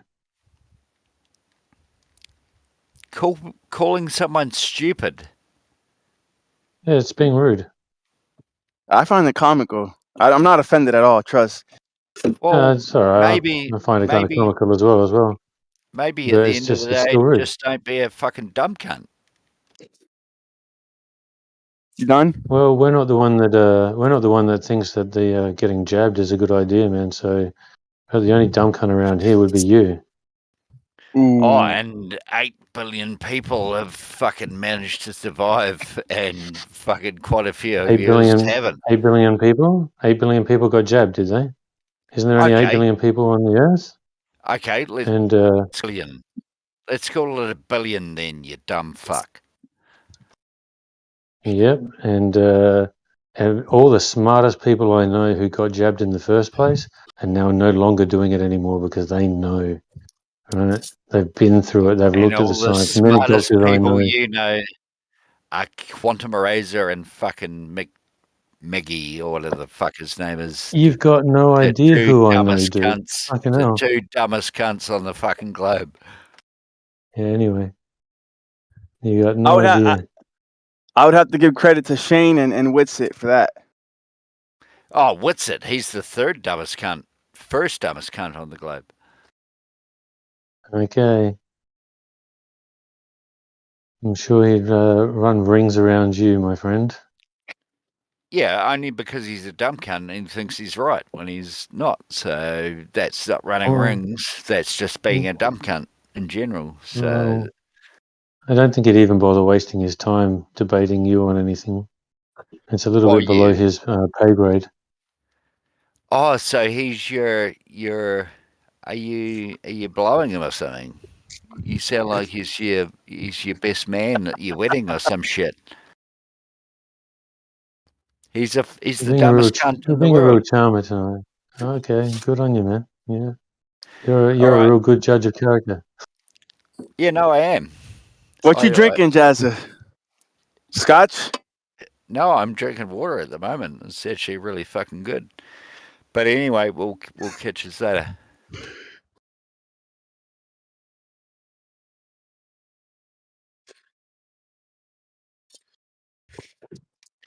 See, that's the thing. Dumb cunts, you can catch them with any bait. What's it? Yeah, well, we caught you a long time ago, didn't we? Quantum Eraser, dumbest motherfucker on the globe. Yeah, you can catch them Didn't with take much to anything. catch you. All we needed was a couple of maggots, and we got you. Oh no, but I was a fish. Get your hook, line, and sinker. No, you didn't need any bait. I was a fish that swam up to the fucking boat. Yeah, You're a you jumped in. parasite, dude. You're a barnacle stuck to the bottom of the boat. That's exactly what I was. And I peeled myself off and I went, you dumb motherfuckers. You're a barnacle. And what you did was you followed the rest of them into the cooking pot. I've just peeled that barnacle off and I'm just floating around right now just randomly and I'll fucking attach myself. And what you are is you're a crab in a net, pulling the other crabs trying to escape back down into the net. That's what you are. He's a scavenger. Scavenger, trying to pull back anyone else trying to escape it. They're trying to get out of the net, and you're going, "No, come back." That's Don't what you'd leave like me. That's what you'd like me to be, Don't leave me. That's what you'd like me to be, but that's when you don't understand words like ditto. DITTO. Fucking look that up, just like you couldn't understand what the heliocentric Earth was / reality, and now you're in a I dumb don't think fuck world. that you actually understand what it is. I don't know if you actually even know the globe model. Do you know the globe model? How fast is the Earth going around the sun? I couldn't give two fucks. Oh, okay. Well, I thought you just said that these guys don't understand the heliocentric model. Well, we talked about it earlier about the moon. How fast is the Earth spinning? 1,096 miles an hour. Close. You got one right almost. Well, you don't know that because you've never fucking measured it. Well, according to the thing, it's actually 1,042 miles an hour. Oh, it's okay if So, you haven't measured it, but it's not okay if we haven't measured it. You fucking piece of shit. when did I say it wasn't okay that you haven't measured it? This is what you motherfuckers say all the time. You arrogant, ignorant assholes. What's up, Jazza? Why you wake up today like this? Or you been up all night? No, bro, I do this every day. I try to wake up good. I have a good coffee, and I just go ape shit. You just wake up with violence in your mind?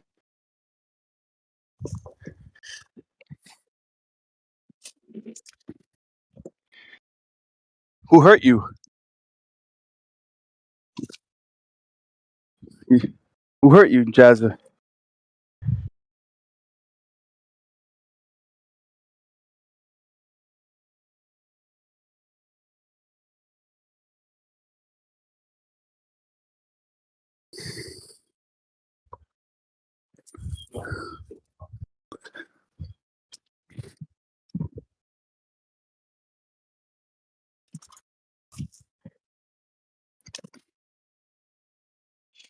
Stack, you still there? Yeah, bro, you're right. Hurt people, man. Mm-hmm.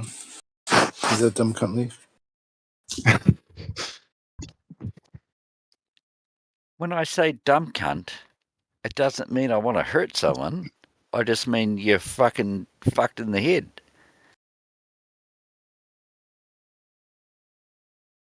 You mean like us as And you? you just actually showed that you don't even actually understand what that saying is. I couldn't give a fuck because dumb cunts don't know what dumb cunts mean.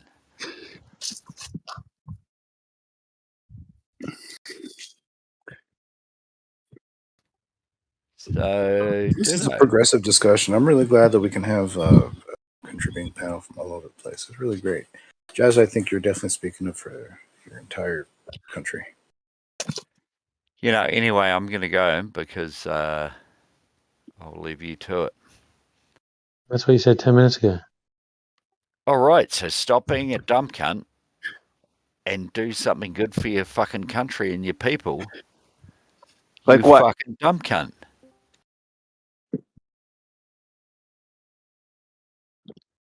What do you mean, like what? What are you doing for your country? Being a fucking citizen that does shit for the people. What the fuck are you doing? Besides harass flat earthers, what are you doing, dude? He's just following orders, bro. He's just a conformist. Oh, sorry. Hang on. Sorry. Putin. Hang on, Putin. Okay. He's got Putin on speed dial. Okay, hang on. Zelensky? Okay. I have to go and have some chips and dips with him? Okay. Okay. No, fuck you. Some crackers and cheese.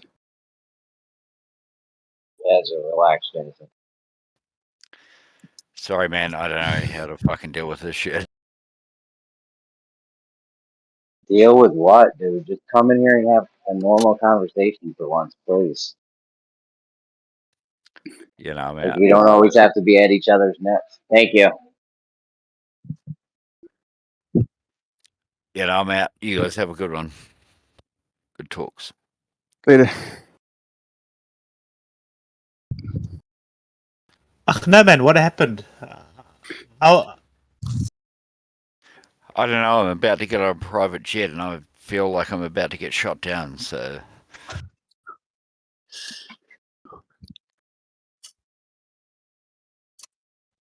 Did No, you just man, role play it? I was excited for you to chat a bit. Yeah, I just hopped in. I've been hearing to your discussions, but yeah, dude, if you gotta go, you gotta go. Have a good one. yeah, no, you too. We'll chat another day. You guys have a good one. Catch ya.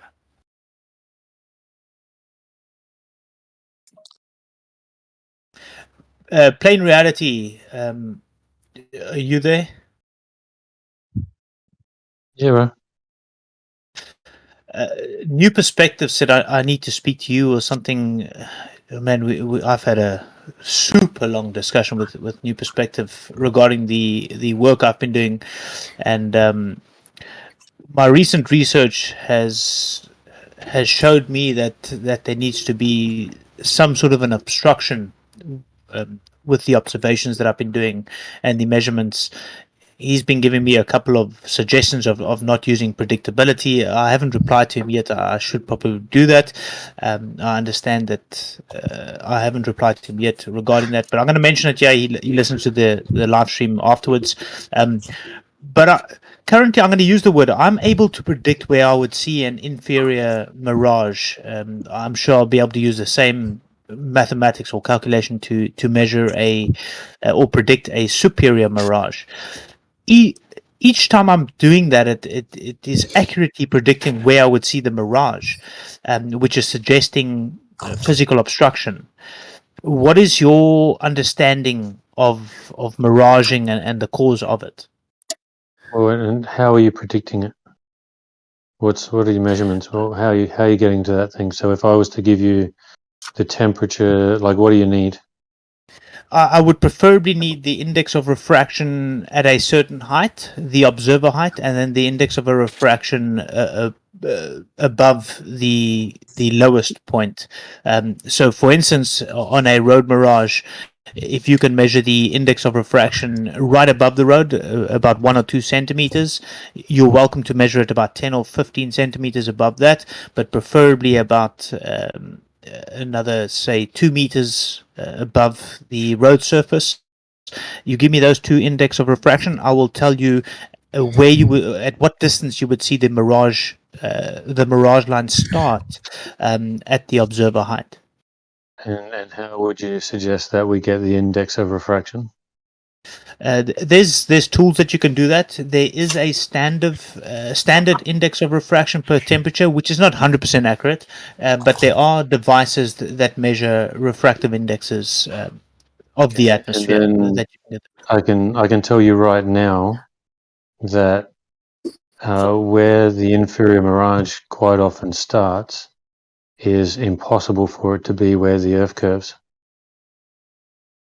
Okay, so I didn't mention anything about the Earth curve. I'm saying that I'm able to predict where I would see that mirage start, irrespective of if the Earth is curving, if it's a triangle, if it's the color blue, if it's. I thought you said. Sorry, I thought you said that. It meaning that there's like a physical obstruction. Yeah. So. So I was with the assuming that you observation, meant physical obstruction meaning a curve. Sorry. Yes. So the reason why I say that is because I've got observations on a wall, for instance, where I was able to predict where I would see the mirage occur on a wall, which is the wall itself is a physical obstruction causing the same miraging effect that we're seeing. So just below that wall is below the mirage is a physical wall, which is obscuring the target behind the wall. So irrespective of the shape of the Earth, do you understand? The reason why I'm asking this is because New Perspective suggests that I speak to you.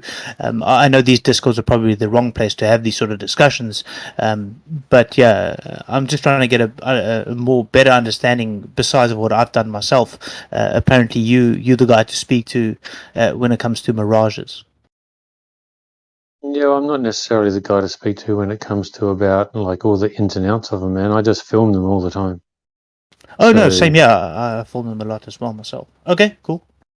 yeah, so just as an example, you know, like predicting it where an inferior mirage and how far the inferior mirage is going to be would be, I would say, an extremely difficult thing to do, because the inferior mirage can be anywhere from, you know, I mean, quite often the inferior mirage obviously shortens the distance to the horizon, so it's always going to be closer than what the globe model predicts. So irrespective of the model, so I'm able to predict an inferior mirage. So far, I've been able to predict it up to 200 meters. I haven't done further. I don't have the right equipment for that. But anything from 200 meters, I've so far been able to do accurately on different days and different conditions. Even if it's 1 meter or 200 meters, I'm able to do it accurately. So my understanding of what's happening is what I've presented, but each time I bring this up, each time I bring this up, it always ends up in the whole Earth shape discussion. I don't understand why. Well, yeah, go ahead. I just want to mention real quick that you can't just talk about refraction without talking about diffraction. And depending on these mirages, are you seeing mirages over a road surface, over the ocean? Because if it's over the ocean, you got to take into consideration the reflection of the light on the water that can cause ships to appear, 100 feet up in the air. Now that's not refraction, that's diffraction. I never once. Diffraction? So I never once mentioned refraction. I clearly stated total internal reflection. It's the understanding. That's why I brought it up with All of mirages. Yeah, reflection, refraction, and diffraction. You have to consider all three because all three are observed as optical phenomena. No, of course. So I didn't talk about those things. I was bringing up the actual mirages itself. So with my research and my predictability, which I've been told not to use the word predictable, even though I'm able to do it, my predictability of seeing an inferior mirage occur, which I believe will be the same for a superior mirage, which is the inverted image above the target. But particularly the inferior mirage, I'm able to predict that distance, and my theory is it's total internal reflection. Using the understanding of total internal reflection, I'm able to do it. So it's a little bit different to what mainstream presents, but I'm able to do it, and I'm surprised this is not really being addressed, that I'm able to do that, and instead it always gets reverted back to Earth shape and refraction and things like that, even though there's actually no refraction taking place. This is all total internal reflection. There may be a very big misunderstanding of what may be happening. And how are you sort of extrapolating or putting that out towards what we see, looking over longer distances? So how are you making that as a comparison? I'm a little bit confused with the question in the sense of over a longer distance. So it's not really over the longer distances. I'm seeing an inferior mirage occur at X distance, at X height, and then above that, I see something different, which I believe is a new gradient that we are seeing, which in turn would possibly be, yes, refraction, because we are not at the critical angle seeing the reflection taking place, but we are seeing the refraction taking place at that angle. But depending on the height where we see that boundary layer would depend on the position of the target in the distance, which is all measurable and testable. I was wondering, what are you deducing from that, basically? What did I what from that?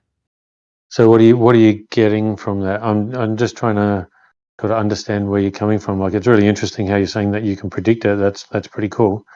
I'm just wondering, like, so how are we going to take that onto a larger scale to see if we can predict where the mirroring will start? You know, on a larger distance.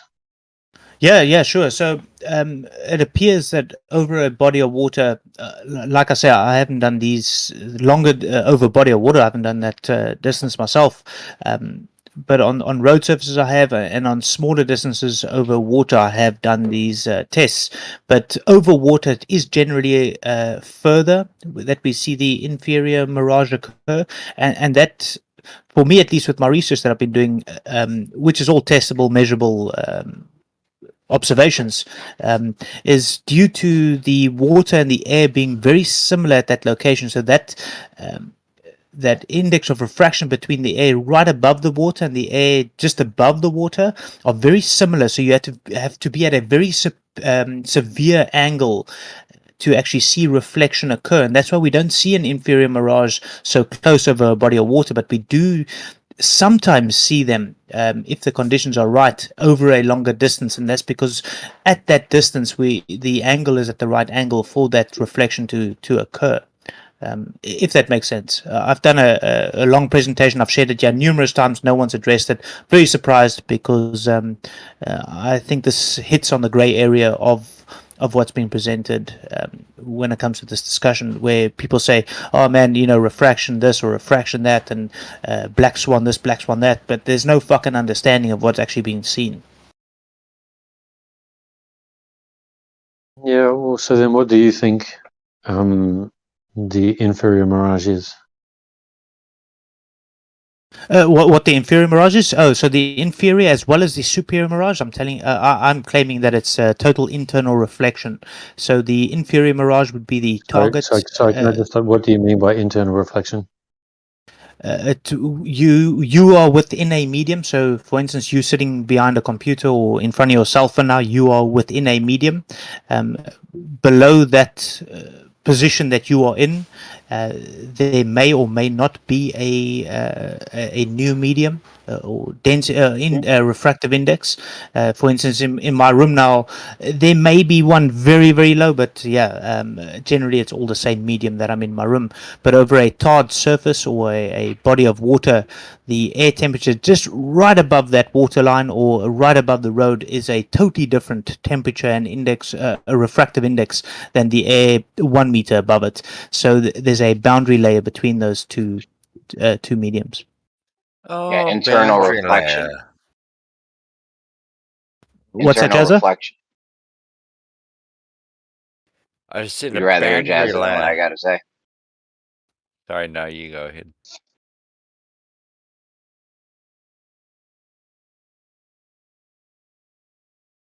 Yeah, has nothing to say. Internal reflection is a refraction term used for No, how the lights. No, it's not. no. So you get refraction, you get reflection. So reflection is when you remain within the medium, or within the general medium, if you want to call it that.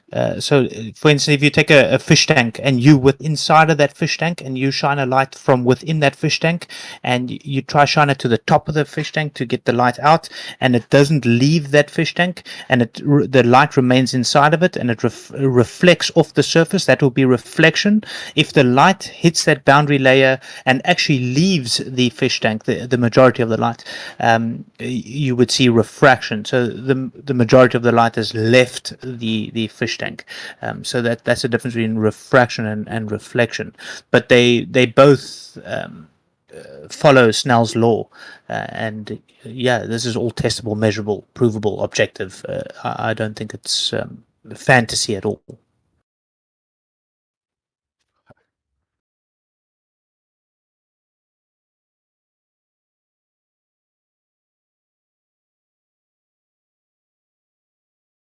So, what are you trying to prove? So I'm not trying to prove anything. I'm trying to get trying to explain what's happening out there. And a lot of people keep throwing these words: refraction, mirages, and can't see this, seeing too far. But why are you seeing what you are seeing? Do you actually understand why you are seeing what you are seeing?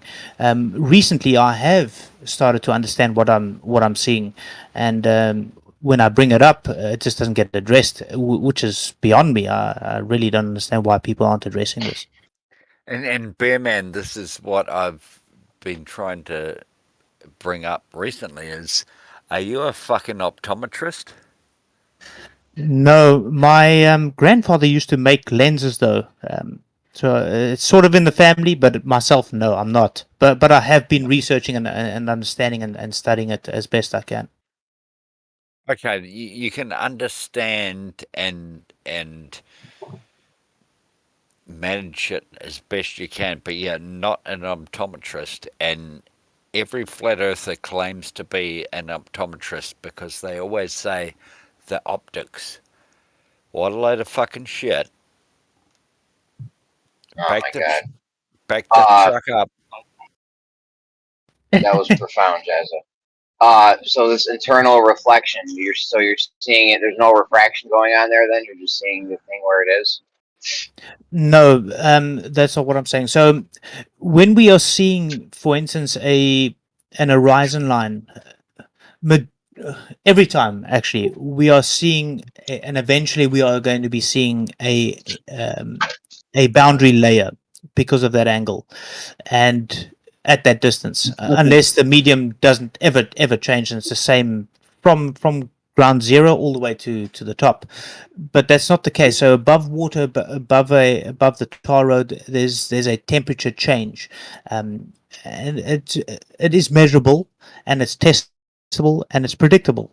You can take these different index of refraction with a centimeter above the ground level and one observer height, for instance, and you would be able to measure the distance that you would see total internal reflection occur, which would give an apparent horizon.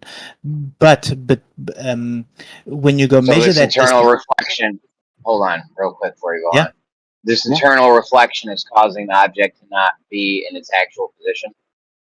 Saying. No. So refraction would displace a target, but internal reflection would cause a mirage, which is the inverted target. So you could see that 300 meters before the actual target. You see that phenomenon happen on a road. Sometimes Yes. you So would the see it. internal. So the internal reflection causes a mirage, and the mirage is just that object appearing where it is, or the object appearing where it's not. So the mirage would be the inverted image of the target. The target will be in its position, and the mirage would be the reflection of that target. If it's at the right angle, you would be able to predict where it is. Well, you would actually be able to predict where the inferior, if you would see an inferior mirage or not. But you would be able to predict where you are seeing the total internal reflection occur. Yes. Hang on, Yeah. So the Bear. internal. No, So you the go ahead, Jeremy. This is hilarious. Jez, do you have something constructive to add, or?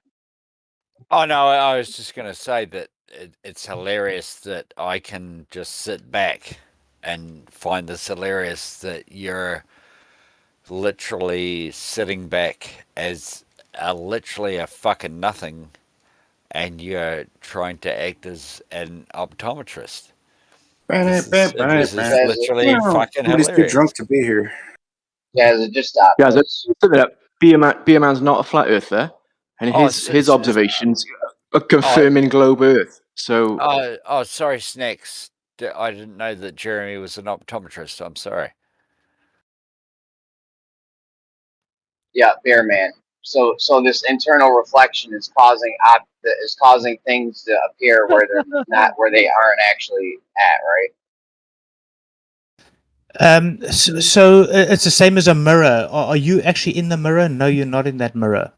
You're seeing a reflection of yourself in that mirror, and that's the way the light is not necessarily bending. I don't like to use the word bending, but it does refract in the glass, and then it reflects off that last medium.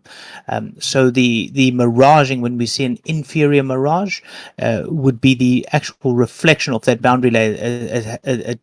It's at a too severe angle to actually refract and displace itself. So when we see a building halfway cut over an horizon, that is refraction occurring. And I've been trying to present this on a flat Earth model, and I haven't been able to do it, but it does present itself correctly with a model that is presented to us. And guys, I'm not pushing a model. I'm just presenting the research that I've been doing. Don't even do it. Jeremy's pushing his little trolley over to snacks, and they're going to push their little poo holes Jazza. together. Sounds Jazza, like I'm gonna somebody's just time got. you out. Yeah, sounds Jazza, like I'm gonna somebody's just got. time you out. Go ahead, Gonna guys. Slow. give each other a high five. Go ahead, I mean, I'm Jeremy. not gonna My high bad. five anyone. Just let us have a conversation, Jazza. What are you doing? If you're here to laugh and you think this is hilarious, just sit back and laugh and stay on mute. I will stay So- on mute. All right, thanks, Somebody- Jazza. Someone's got funhouse mirrors between their ears. Yeah, Reflecting shit. I think it's important to have this discussion, and I would love to have this discussion because I think it can go way further for a better understanding of what we're seeing and why we're seeing it. And I believe I've been doing a fucking fantastic job of it in the time that I have and the equipment that I have. Well, a few months ago, I had a science teacher at my school. You give a laser, and he had this piece of glass, and he was showing me about refraction, and he showed me an internal reflection while he was showing me refraction. So I'm just wondering why you think it's not refraction. Yeah, so if you, I think someone posted something. Yeah, so Lion posted something actually at 41 past the hour, which is a sort of a good example. It's not showing everything. I can post an image or the description later. But if you look at the second image there, reflection, refraction, diffraction, you'll see the first part where it bounces off the layer. So that would be a very severe case. You wouldn't see it at such an angle, reflecting generally in our atmosphere, and then you would see the second one where it's refracting. It's coming from within the same medium, and it's not reflecting off the medium. It's actually then carrying on, and it's going through into the next medium. That would be refraction occurring.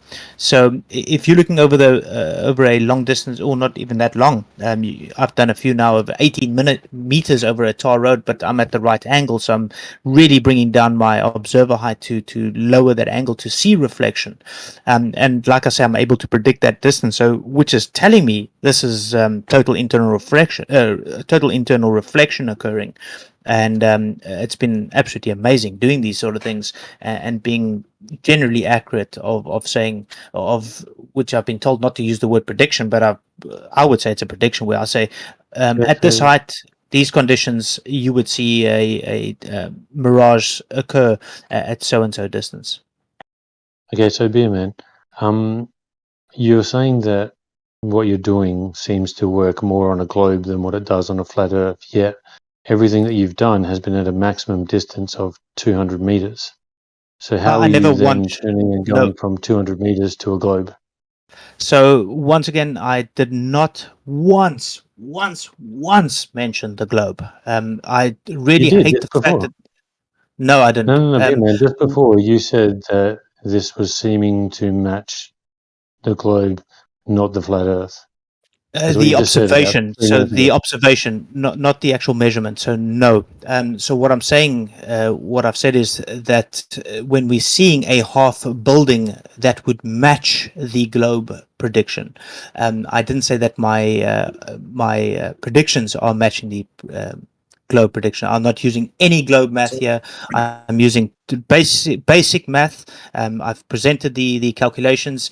I would love to have this done further, like I've clearly stated that I've done it only up to 200 meters. You cannot measure Earth curve from there. I don't know why you had to say that I brought up in Earth curve regarding my work that I've been doing. What I've said is it's very interesting. When I small scale it, it only makes sense that we're seeing a half a building at that distance if it were a globe. has anyone done any further research of the understanding of why we are seeing what we are seeing? I would love to see more of it. I've always been pro flat Earth, guys. I've never been against it. I don't know why I'm getting the kickback of it. It doesn't have to be a globe flat Earth argument. This is a serious argument. There's a gray area in this discussion. I just want to say that all this is redundant, right? When you just do 100-foot section or 100-foot segments to measure the perpendicular plane, bro. Like, so regardless if there's refraction, diffraction, reflection, bro, it's all redundant. You can do away with all those errors regarding Incorrect. optical observations. Incorrect. Yeah, So you don't have if, to. You don't. All that's redundant when you just do 100-foot segments at a time to measure any curvature, and there's no curvature, bro. So it so doesn't. if All that's we redundant. Why are we having this conversation? because if we are measuring a distance to a target and we have got the and the predictions are accurate on a close distance, we'll be able to accurately predict why we are seeing what we are seeing, or if we would see what we would see. And for instance, I know Earth's Life has posted quite a few of these buildings where they're cut in half. Granted, that's just an observation, but what I'm saying is, if we're able to measure and predict where we would see total internal reflection occur, we would be able to measure the total refraction that's occurring before the reflection occurs. And would we see that building where we are seeing it at that height? Yes, that is measurable. It's definitely predictable. So this is definitely not a redundant discussion. But if you want to push a particular model, then yeah, you can write it off. But this is, no one else has presented this, and this is all objective. It's testable, measurable. right. Yeah.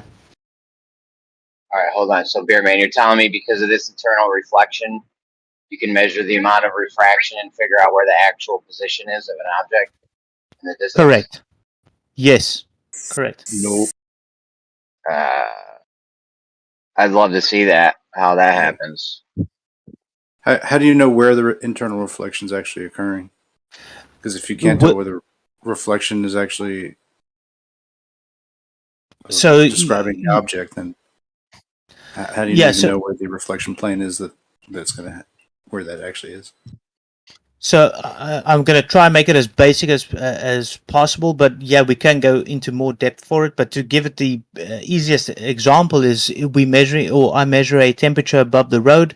I don't have the exact equipment to measure the refractive indexes, but there is a typical one for temperature. But you measure, for instance, above a road at 50 degrees Celsius, and then 1 meter above the tar road, you measure 22 degrees, or I've measured 22 degrees Celsius. You get two different refractive indexes or indices for those two mediums, and there's a boundary layer between them, and there's a critical angle where total internal reflection occurs. So that is measurable. So before internal reflection occurs, refraction occurs, and with those angles you're able to measure the... Yeah, sure, go ahead. There's just one monolithic thing. Yeah, and critical angle is going to change because the position of the medium will change because it's all fluid. It will change. I don't think it's a hard and fast rule that you can say that critical angle always must be maintained. But yeah, you're going to make a statement that is going to build on that. I'm a bit confused with what you're saying. So when I look at a glass of water from the top, are you saying that critical angle is always going to change? I'm a bit confused.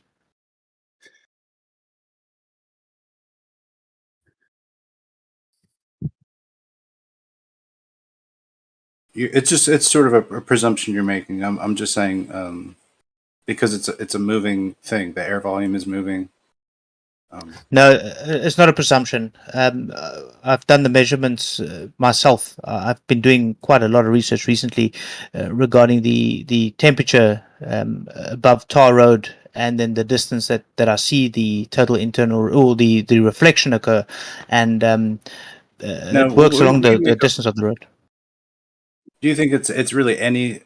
Is it just any kind of heat that's going to throw that? What are you basically looking at optical illusions above roads and such as a way to determine? It can be a road, it can be water, it can be apple, it can be a golf stick, it can be any object. But if there's a different refractive index above that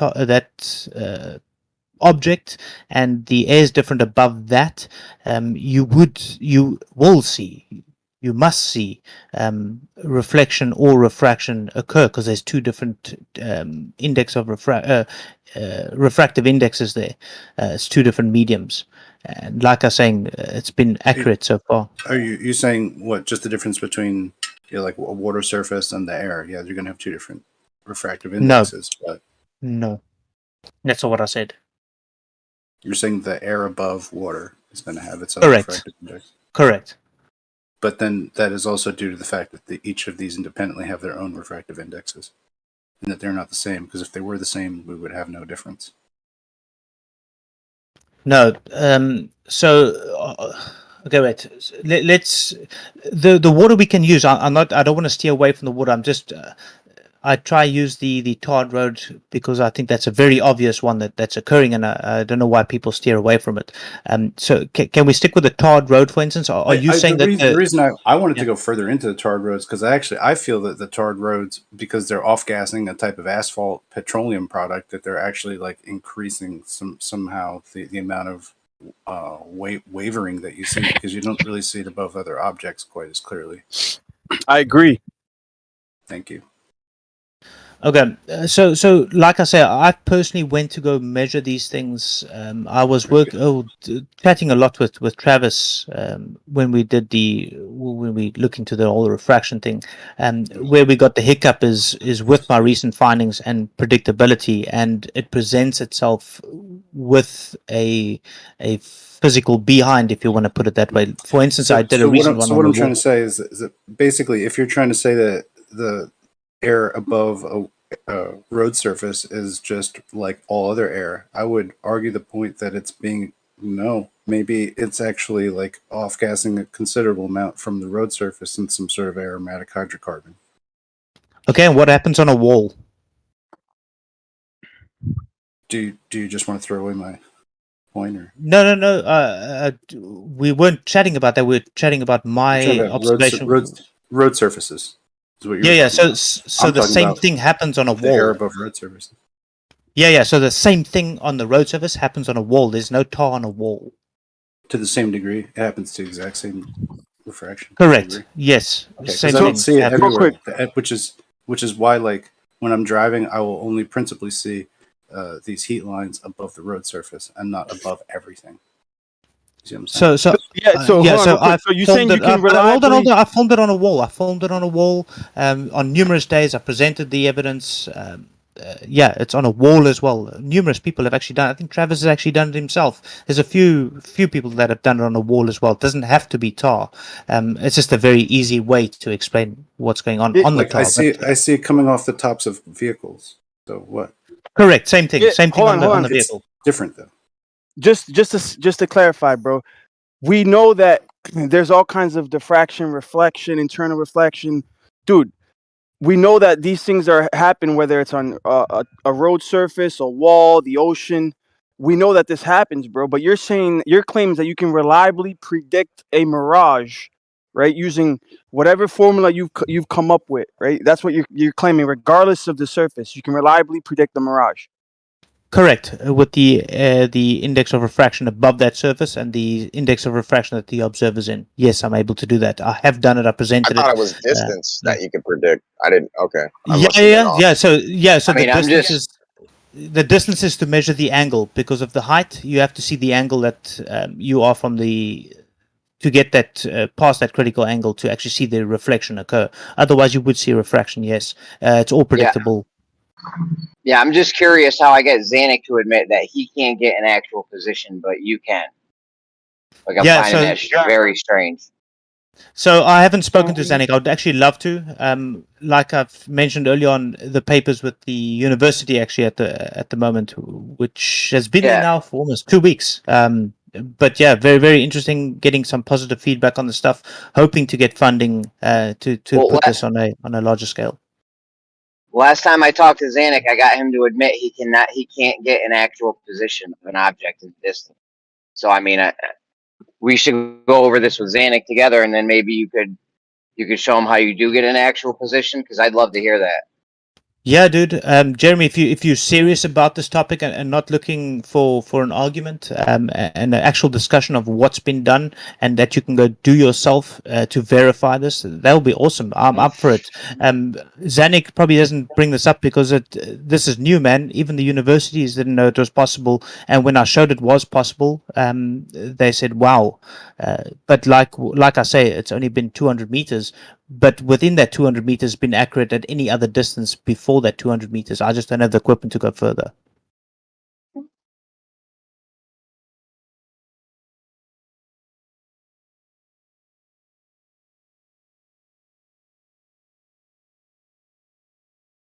So it is new. It's not that it's well known.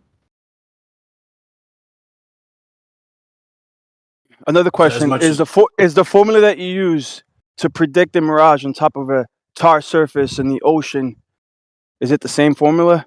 Do you have like you would expect to have differences, right? Correct. It doesn't have to be over a tart surface or a ocean floor. Typically, we do see massive temperature differences, or not massive, but temperature differences between the two. So it can be when we see a superior mirage or the Fata Morgana, let's rather use that, when we see the inverted image above the target, it's the same concept. It's a new gradient above the target. So there's two different temperatures, two severely different temperatures there, and the index of refraction that's above the superior mirage is pretty stable to an extent. Once again, it's all measurable, and we see a boundary layer, and yeah, we've seen total internal reflection.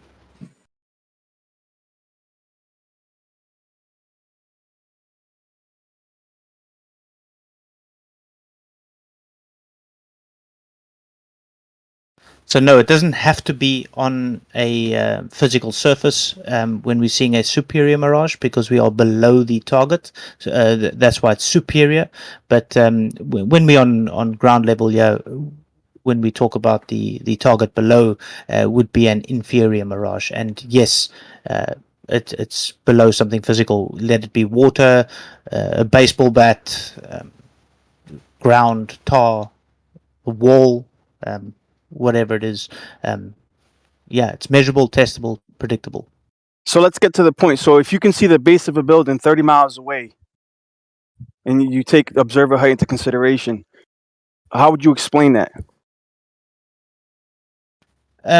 So if you got the measurements of the actual temperatures above the ground surface, as well as the temperature just above, let's say about 1 meter above the, so you got 1 centimeter above ground surface, and the measurement 1 meter above ground surface, you'll be able to measure if you're going to be seeing an inferior mirage or not. If they're pretty similar, then you would not.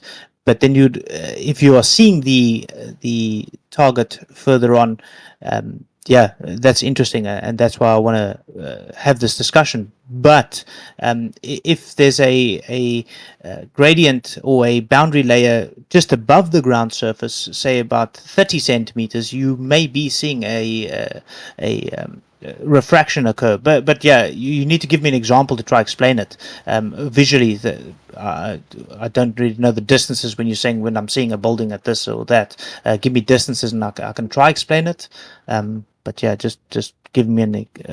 I'm just wondering if you would consider that a type of mirage.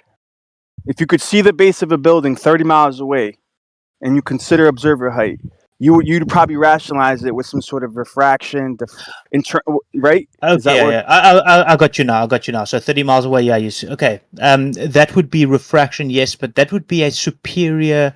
At least with the understanding of it, would be a. I wouldn't call it a mirage. No, I would call it a superior image, and that's because you are not seeing the total internal reflection occur. You're actually seeing the refraction taking place. So you're not seeing the you at the critical angle is not reflecting.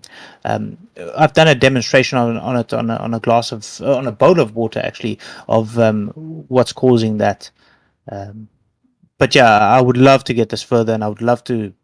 Actually, Jesse's going to help with more precise equipment to do some testing and measurements to see how accurate it is.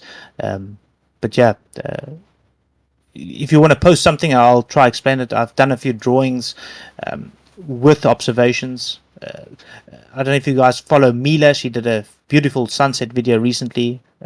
That's a very good example of a superior mirage as well as a superior image of a sunset. I can post that video, yeah, if you guys want to see it.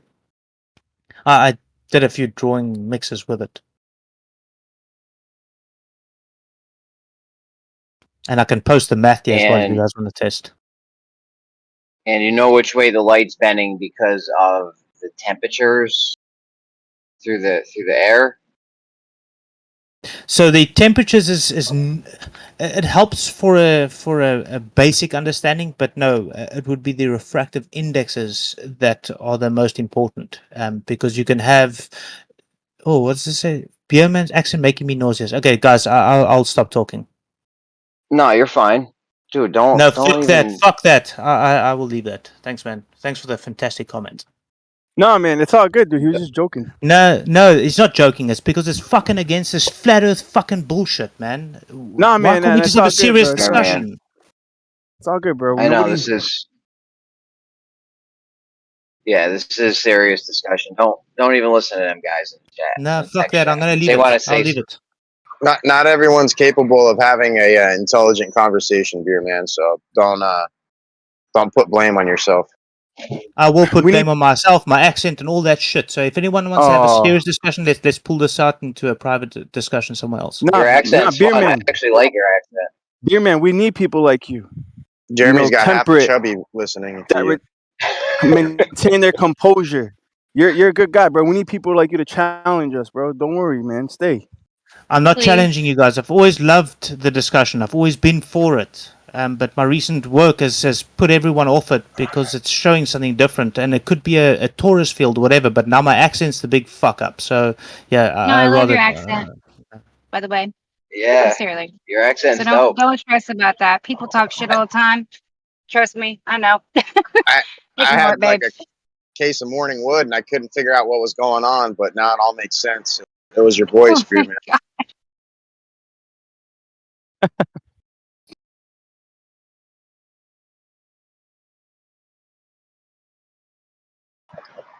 Keep going, beer man. I'm almost there.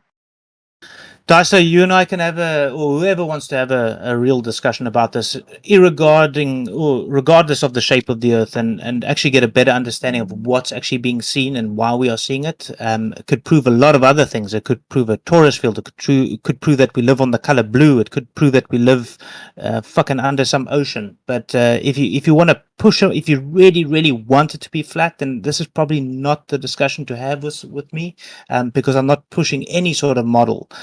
All I'm doing is showing an observation that can prove something completely different to what we've ever thought it is. But if it does present itself as a globe, fuck, dude, it could be that. But this is objective, what's being presented. If you take that information and you go and do these tests, you might figure out something completely different. And these torus fields resonate with me. And those things are round. Whether it is a globe torus field, yeah, maybe it is that. But because the actual observations is going against people's beliefs of it possibly being flat, where I thought, wow, this is an interesting discussion, look into it. I've done that.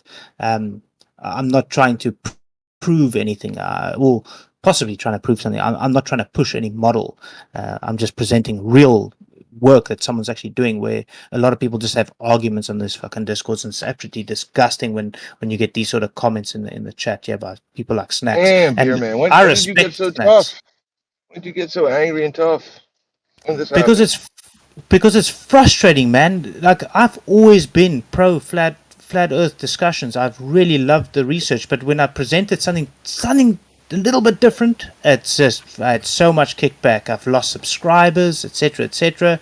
This is just, I'm trying to present some truths, and I thought this is a truth discussion, but clearly not. The thing is, there's people that don't have vertebrae that they don't want to choose a side, so they remain in the middle because they're like, I don't want to choose a side. I'd rather be comfortable here, so nobody hates me. But I'd have more respect for you if you just chose a side, bro. You know what I'm saying? Bro, if he doesn't know, he doesn't know. You think I'm 100% on the flat part? No, that's fine. But when you talk Right. about mirages in this, like the reason earlier I said that it's redundant. I didn't mean to be offensive or insult you.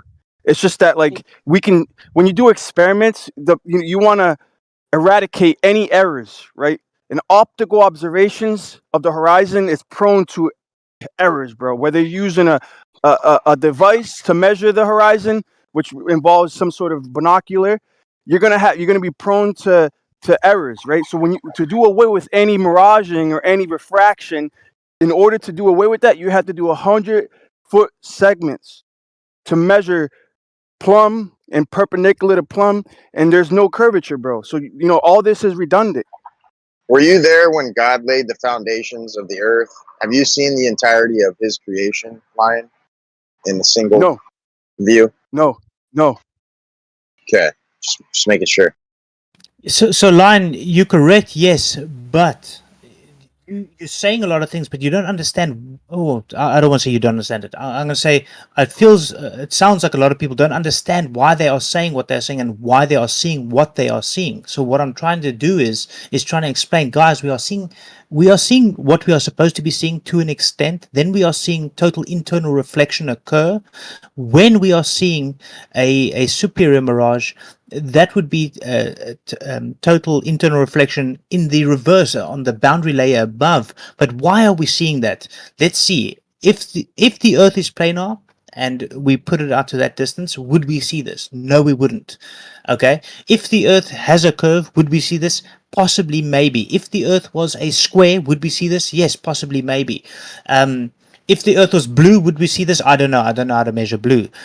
What I'm saying is that with my recent research, there's something blocking it for us to see what we are seeing. What is causing that? I don't know. But I'm saying that we have to have something physical for it to do what it's doing. I can't do it without the physical thing there.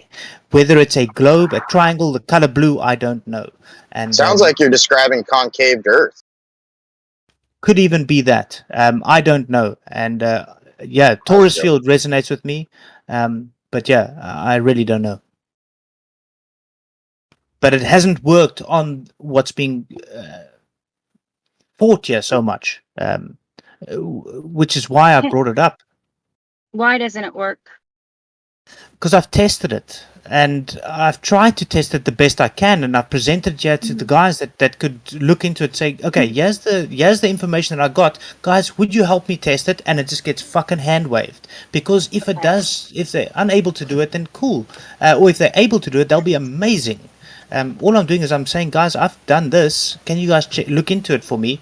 And yeah, it's just, yeah, it doesn't So follow as the a person model. who doesn't really know anything that's going on, what you've done, and that's not putting you down, I'm really interested to hear what you have to say.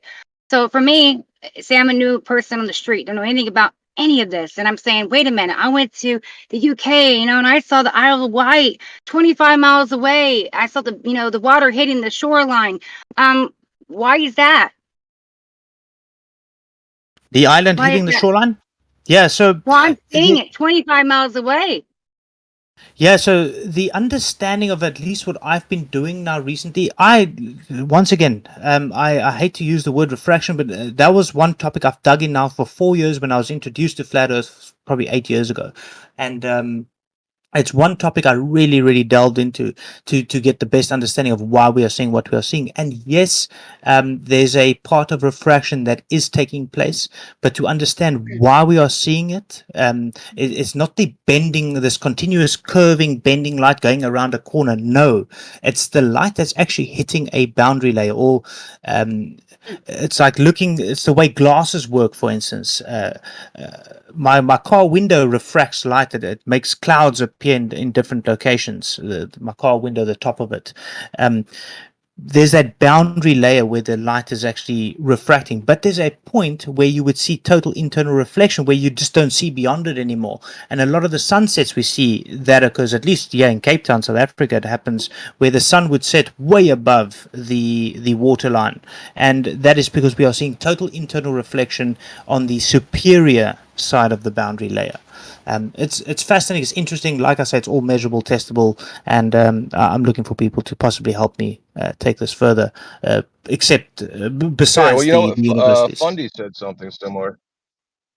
Yeah, Fundy, he said something similar to that maybe a week ago. He was, I don't know, posturing about how he was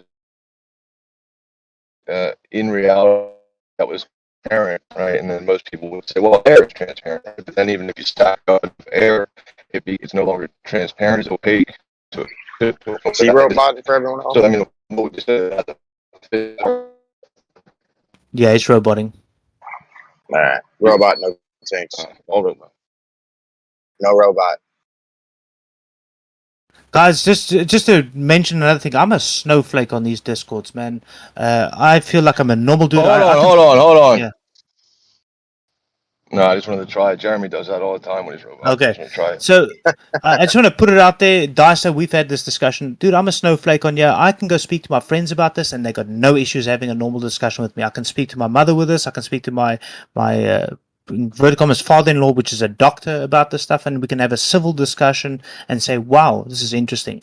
But when you come here, there's so much kickback of everything that anyone has to present, and it sucks a bit. But I take this quite seriously because this is world changing. It's mind changing, and everything is just it's really wellness. And I've really put in a lot of effort to do what I'm doing, to at least for myself. And I'm saying, guys, this is what I've done. I want to help where I can help, and just fucking get Can you thrown maybe shit in my help me face. then? Because you said you've done a lot of research into refraction. I was starting to do that when I kind of stepped away for a couple years almost. At that time, I was trying to, with other people, look into, first of all, the refraction that you're trying to claim, and then what is there proof for this, refraction? Is there any experiments to show me what you're saying that's not then just quantified to no end? I need to see this happening in reality, and some type of experiment showing this refraction and how it works. Yeah, Is that sure. So possible? Stacey. So what I can do for you is, especially with the road mirage, that's for me the best one. But it works with the superior mirage as well. But they're a lot more difficult because they're way more rare. But with a road mirage, for instance, I can give you the calculation for you to predict where that road mirage would occur before you've actually seen it, before you've measured it, which I've done now recently. So if you take the refractive indices of the temperature 1 or 2 centimeters above the road, there's a different air density there, or a refractive index there, and the air 1 meter above that, you're going to get two different refractive indices there. I'm claiming it's total internal reflection, where mainstream does to an extent, but they talk about this curving of light, which I don't 100% agree with. We are seeing the light reflecting off that boundary layer where those two temperature gradients, or those two index of refraction meet. It reflects off that boundary layer, which is measurable with this calculation. So what I've done is I've developed an app where you can put in those numbers, where you can just put in, it's very basic, you put in that and it'll give you a distance, a predicted distance. And like I say, so far, just with the calculation, so far it's been within 90% accurate, up to 200 How far meters. is it accurate? Okay, so you're going to finish it. Sorry, I cut you off. Go ahead, finish that, please. Oh, yeah, sorry. So last piece is 200 meters, the furthest I've done so far.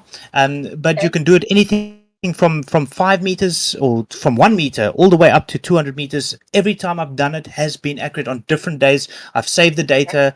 I've done a few recordings. I've written a paper about it as well, which I presented to the universities. And yeah, it's exciting times. But the same concept works in reverse when you look at a superior mirage, which is all When you get a, measurable. But are we making up this after that? We're just assuming and we're predicting, right? After the 200 meters, even if you were to verify that, what's happening 400, 600? If you keep continuing, you're basically predicting, he doesn't have right? the equipment. Assuming what would happen. That's quantifying what you are seeing in reality of 200 meters only.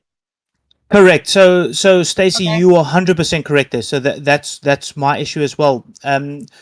But that's why I've asked the universities So for yes, equipment this is now. what, Yeah. yes, I'm looking for that information right there. This is what I've been asking for a while when I was here, is that's missing. And if I can't find the information, right, that's going to go after that, for me, they're just quantifying something and it doesn't prove anything to me.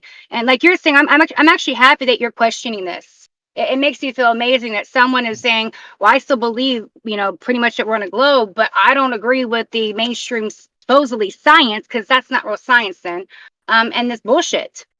You're Yeah. questioning it, and I appreciate that. And Hey, you're dear willing to man. say when someone's right too. So seriously, yeah, I want to bump this with you right now. So I'm Hey, glad you're here. Don't let people take you away, please. We need more people like you here having these conversations that are important. dear man, But can you real hear quick, I me? am looking for that information. I need an Oh. experiment. I need something to show me that that's actually reality. If not, that's some computer stuff, and I can't verify that. You know? Yeah. Stacey, I'll reply to you now. No thanks had a question as well. Oh, well, am I coming in all right? Yeah. You were coming in fine. Oh, okay. Yeah. So earlier, I just wanted to, my recommendation earlier when I was breaking up was that I don't know if you know who Fundy is on Discord, Fundamental. Right? Yeah, I've heard him chat. Yeah. Yeah. So just as a recommendation, so he has some pretty clear, drawn out goals. Like he's goal oriented as far as wanting to accomplish something, right? And he also showed interest in that same conversation that you're having, right? And he's really looking for somebody who he can bounce ideas in this genre off of. So I know you tried to hook up with Witsit before, who Witsit's all over the place, so he's kind of hard to like nail down to like get some work done. But Fundy is specifically on looking the same way you are. Maybe you guys could hook up. Yeah. Collab. Yep. Yeah, we can. So I was going to also reply to Stacey. Then yeah, I would agree, Snacks. I do need to, but what I've done now is because I've realized these discords are a lot of them. Guys, no offense to anyone in here, is pushing a narrative either way, and it's not what I'm looking for. If anything, I'm looking for people to actually do what I'm doing. If I can meet another me, I'll be like wellness. Yeah. Fundy's like another you. He's a weirdo. I'm just kidding. But Okay. he is pretty like abstract. That's in his thought process and uncertainty on things. So what I've done is I've written a paper because I thought it was an amazing accomplishment for myself, at least for my own research, because I couldn't find this sort of information anywhere. And when you ask people like Andrew Thomas Young for predictions or how you could predict, he says no, he's not able to do it. So I was like, no man, there has to be a way to do this. So I've dug into it. You guys can look at my previous YouTube videos where I was using glass bowls and etc and I just dug into the whole concept of what we are seeing, why we are seeing it, and then I put the mathematics together with the different boundary layers, and it took me, like I say, 4 years to get to where I am now. But the mathematics, at least, is giving me the ability to predict with my theory. So I've theorized that there's two different index of refractions, refractive indexes, and with that theory is telling me that we are not seeing the bending of light, but we are seeing the reflection of light. So it's not refraction, we are seeing reflection. And I said, wow, but there's a point where the bending occurs when you've got quite a difference when it goes like, for instance, say the refractive index is 1.000312, and then it's 1.4, 1.5, 1.7, 1.9, then it's going to start look like it's going to bend, like we see in the saltwater tanks or whatever.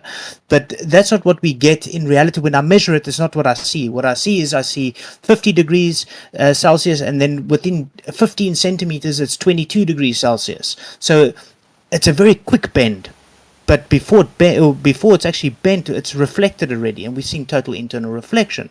So I said, okay, let me take this and let's measure this, and I'm correct. At least for me, so far, I've been correct, and that's what I've presented. And it's been fascinating, and I believe the same thing is happening over a distance. And Stacey, hopefully I'm going to answer you in the next couple of months. I am working on it. I take this very, very seriously.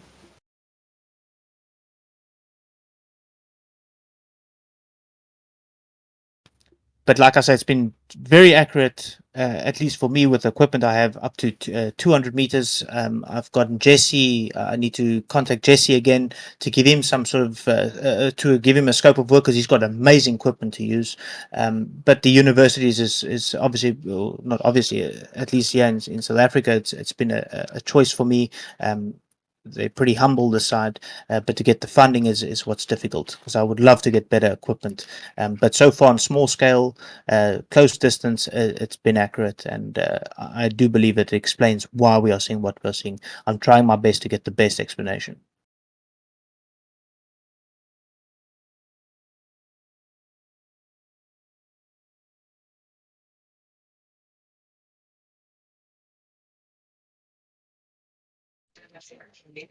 Thank you for that, by the way. If you ever find that information or anything, like, please, if you could post it or even send it to me for free, I would love that, to look further into it.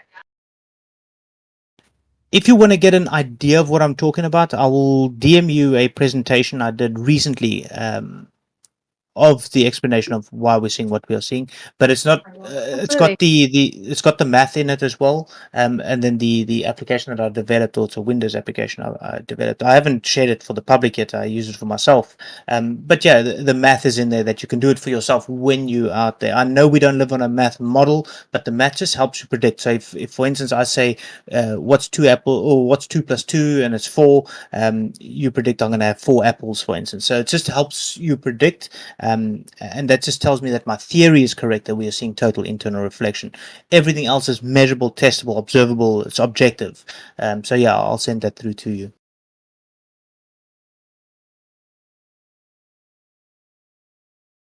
I'm not trying to push any belief onto anyone. I'm just sharing research here, guys.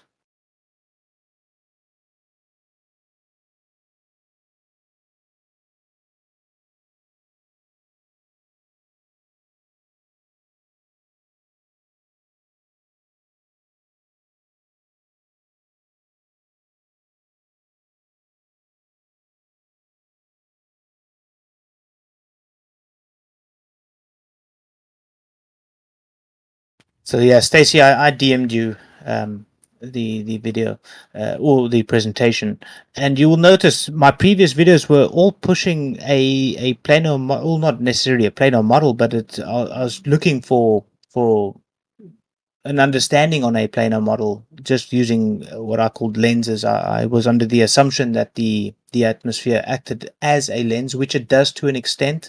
But the more I'm been researching and measuring it, it's almost as if we have these boundary layers that go up and up and up and down and down. So the layer is more dense below us. So for instance, the Earth itself is basically a very dense medium, and it just gets less and less dense the higher you go. Yeah, it's a totally different cosmology as well. It's very, very weird. Do we live on an atom? Are we atom? Are we a thought? I fucking don't know. But very, very interesting research.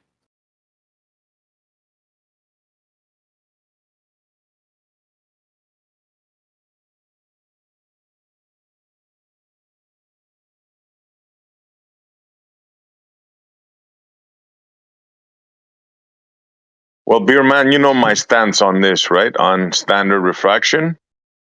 I got you, man, and I full on respect it. All I'm doing is I'm researching. I'm sharing my research. I'm not sharing any other mainstream dude. The only thing I use with my stuff is Snell's law because it's understandable. At least I'm able to measure it. So the only thing I really use is Snell's law when it comes to the refraction on boundary layers. That's the only mainstream part I use.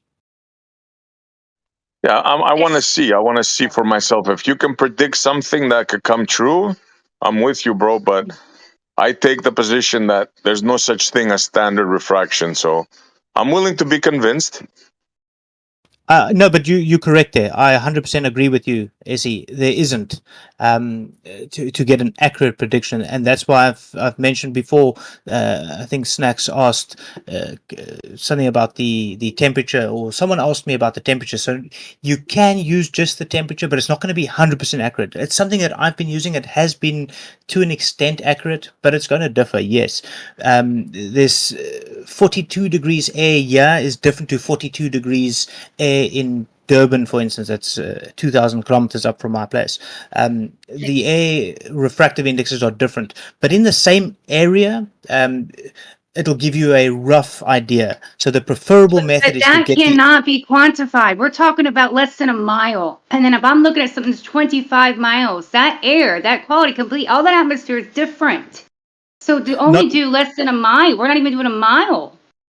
so not necessarily, Stacey. As far as I understand, no. For instance, if I'm on a at the ocean here in Cape Town, and I measure the refractive index, this is at least what I've been speaking to the universities. If I measure the refractive indexes here on the beachfront, and I go out to the ocean, as long as the height above sea level is the same, the refractive index would be within a 0.000 whatever point the same.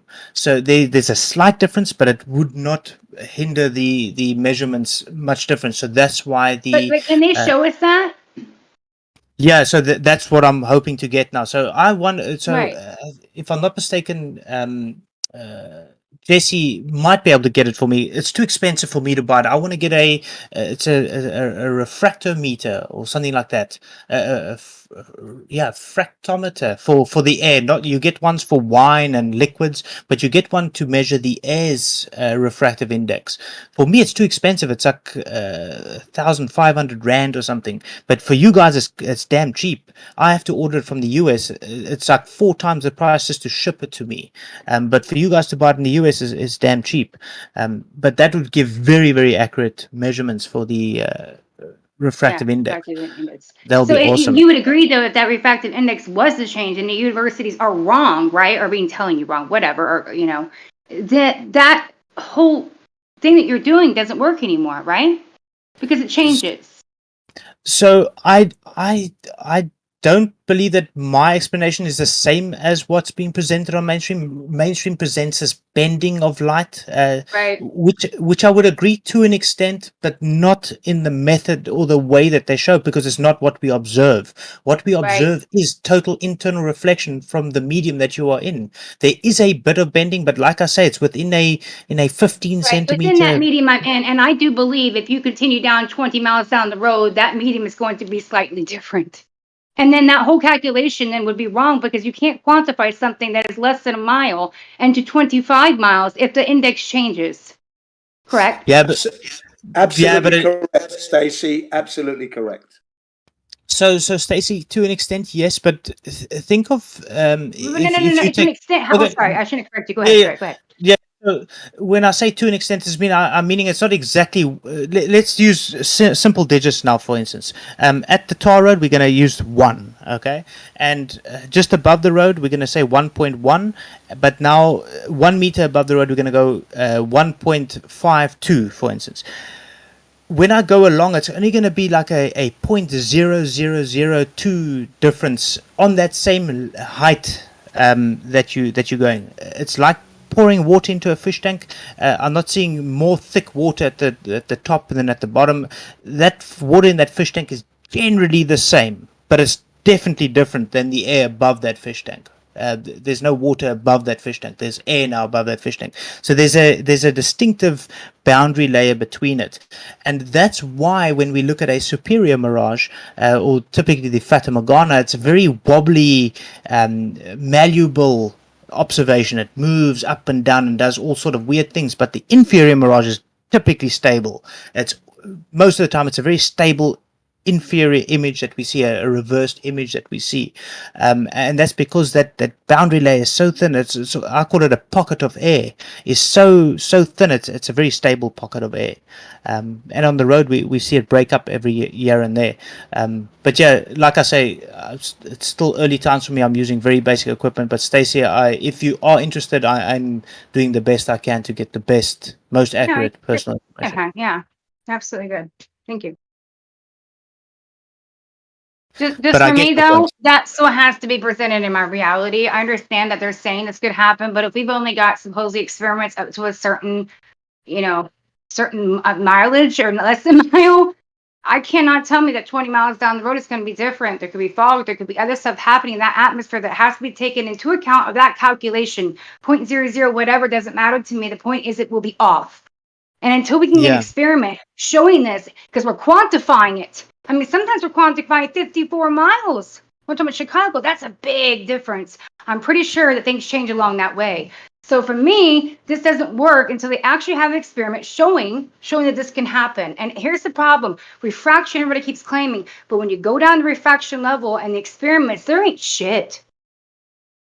Yeah, and Stacey, the other thing, Stacey, is what's presented with these curved paths of light, and we seeing this curved. I disagree with that, because we don't see, when we see a target that is all stretched and bent. Yes, that's the curved path is taken, but we are not seeing that light curving towards the eye. No, we are seeing it leave its last medium where it last left at. If that is where it left, that medium where it's curving, cool. That I agree with that. But we are not, when we see a ship floating in the middle of nowhere, we are not seeing curved, bent light. No, we are seeing it leave its last medium. So the way it's been explained and drawn is incorrect. I disagree with that. It does not match the observations. It does not match the predictable measurements. No, it doesn't. But there is some truth to it. There's just a very, at least for me, there's a very big misunderstanding of what's being presented. Absolutely. And again, we're not saying refraction doesn't exist. That's where people go all crazy. We're not saying any of that stuff. There's no point, there's no value that they're giving to this refraction. They just claim it, and they're like, you're actually going on and talking about it.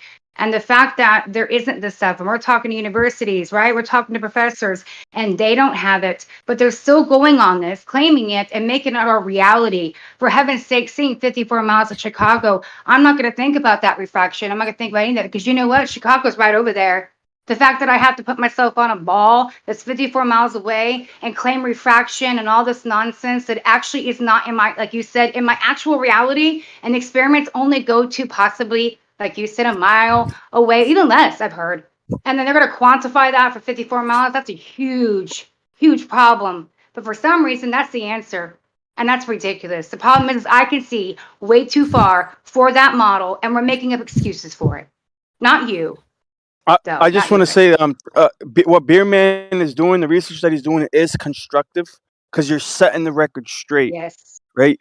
No pun intended, but you're setting the record straight, and you're actually explaining what's really going on, not what the theorizing is going on, but what's actually going on, and you can back it up, because you said that you can explain it in reverse. And if that's the case, if what you're saying is true, then that's huge. Because if you can predict it and then explain it in reverse, that you're falsifying, what you're seeing by doing it in reverse.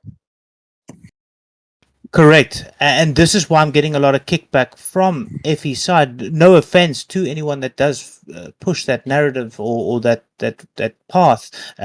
Like myself, I said, man, I love the discussion, but because what I've recently presented, I'm just sharing the different scenarios, and I'm not saying this is what's happening. I'm just presenting exactly what you just said now, Lion. I'm trying to reverse it from the back forward, because I'm able to do the forward front. Does it work the alternative way?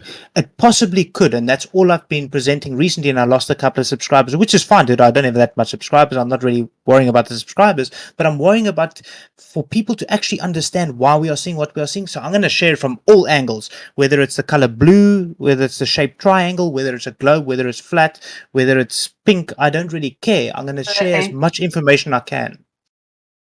Thing is, honey, because most people don't know, we're still trying to find out so many answers, and there's nothing wrong with you trying to find closer to an answer than we're given, right? And the fact that you're even willing to admit that, hey, they ain't telling us the truth on some of this stuff, it's already opened up your mind. I don't care, again, to try to prove to you it's flat or not. The fact that you're questioning what they're telling us in this narrative, and you're saying it's wrong, or even your own stuff that you're presenting to yourself, is a huge thing in our community that we need. I'm not fighting over science. This is about, we don't know so much shit. A lot of people claim things they cannot show us. Listen, I kind of believe in an ether and everything too, y'all, but can I show it? No, I can't claim it right now. I refuse to. I can't back it. Not with proof.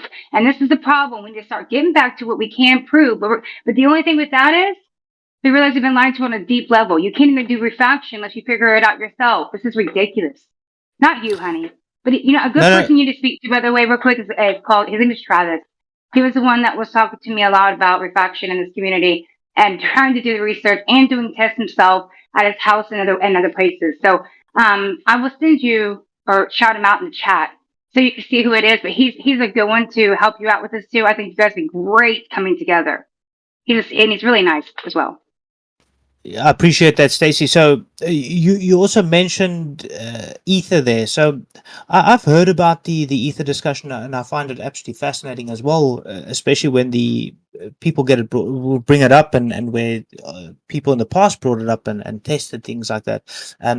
What I've come to realize, or at least what I've in my research, with this boundary layer, irrespective of the medium, it doesn't matter if the medium is water and air, or if it's oil and water. It really doesn't matter what the medium is. There's a boundary layer. What is separating that boundary layer? Granted, yes, you got different polar molecules and things like that the universities have explained to me, but there's still a boundary layer. There's something still separating. They're not merging with each other. And if anything, if the ether means anything to me, I would say it is that whatever's separating everything else from each other, that is the ether. Whatever everything is in, that is the ether. That's the best I can explain about what it is, and in the observations that I've seen.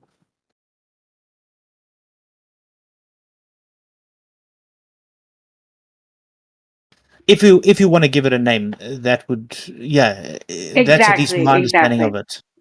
Yeah.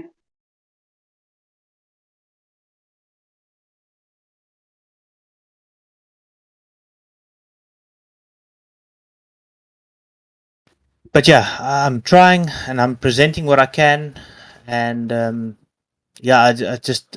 surprised I get so much kickback from this, because I'm not pushing any model. I'm just sharing real, honest research that, like I say, or like it's always been presented, go test it yourself. So guys, it's there. Here's the math, how you do it, and go show me if I'm wrong.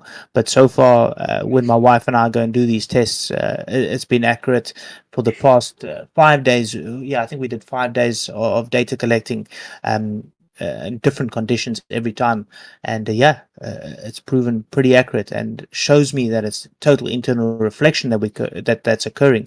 Yes, it's a lot more to it, but so far total internal reflection is at least for me, the best explanation of why we see mirage, and can explain refraction as well, but mirage has been my main thing.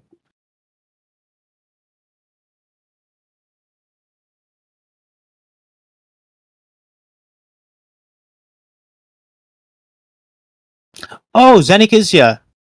So Jeremy, you said I must oh, Jeremy's not here. Jeremy said I must speak to you, Zanik. Yeah, the internal reflection is an explanation for a lot of reflective type of miraging that is just basically mirroring based on the surface having a composition at an angle that simulates a mirror. And the reason why a mirror is reflecting, correct, yeah. And so people say, oh, those days where you get that reflective surface on a street, for example, oh, it's because it's so hot and it's miraging. No, I've shown you can do that on a snowy day at night when everything, the street and the air is the exact same temperature, still get a very, very clear reflection of a car and headlights approaching you on the surface. It's just like you do in the daytime. Internal reflection is very powerful explanation for, and explains a lot for many of the mirages that are confused with refractive mirages, like superior mirages or inferior mirages. Yeah, so I've been doing it. It's I've got the mathematical calculation here. It's arcsin. It's the two refractive indexes divide each other. You get the critical angle. So the critical angle is what you measure to see at what angle you would need to see between two different mediums where you would see reflection and no longer refraction. So both are going to be very, very minimal. For No, instance, two different medium. What do you mean two different mediums? No, there's no medium involved in a reflection.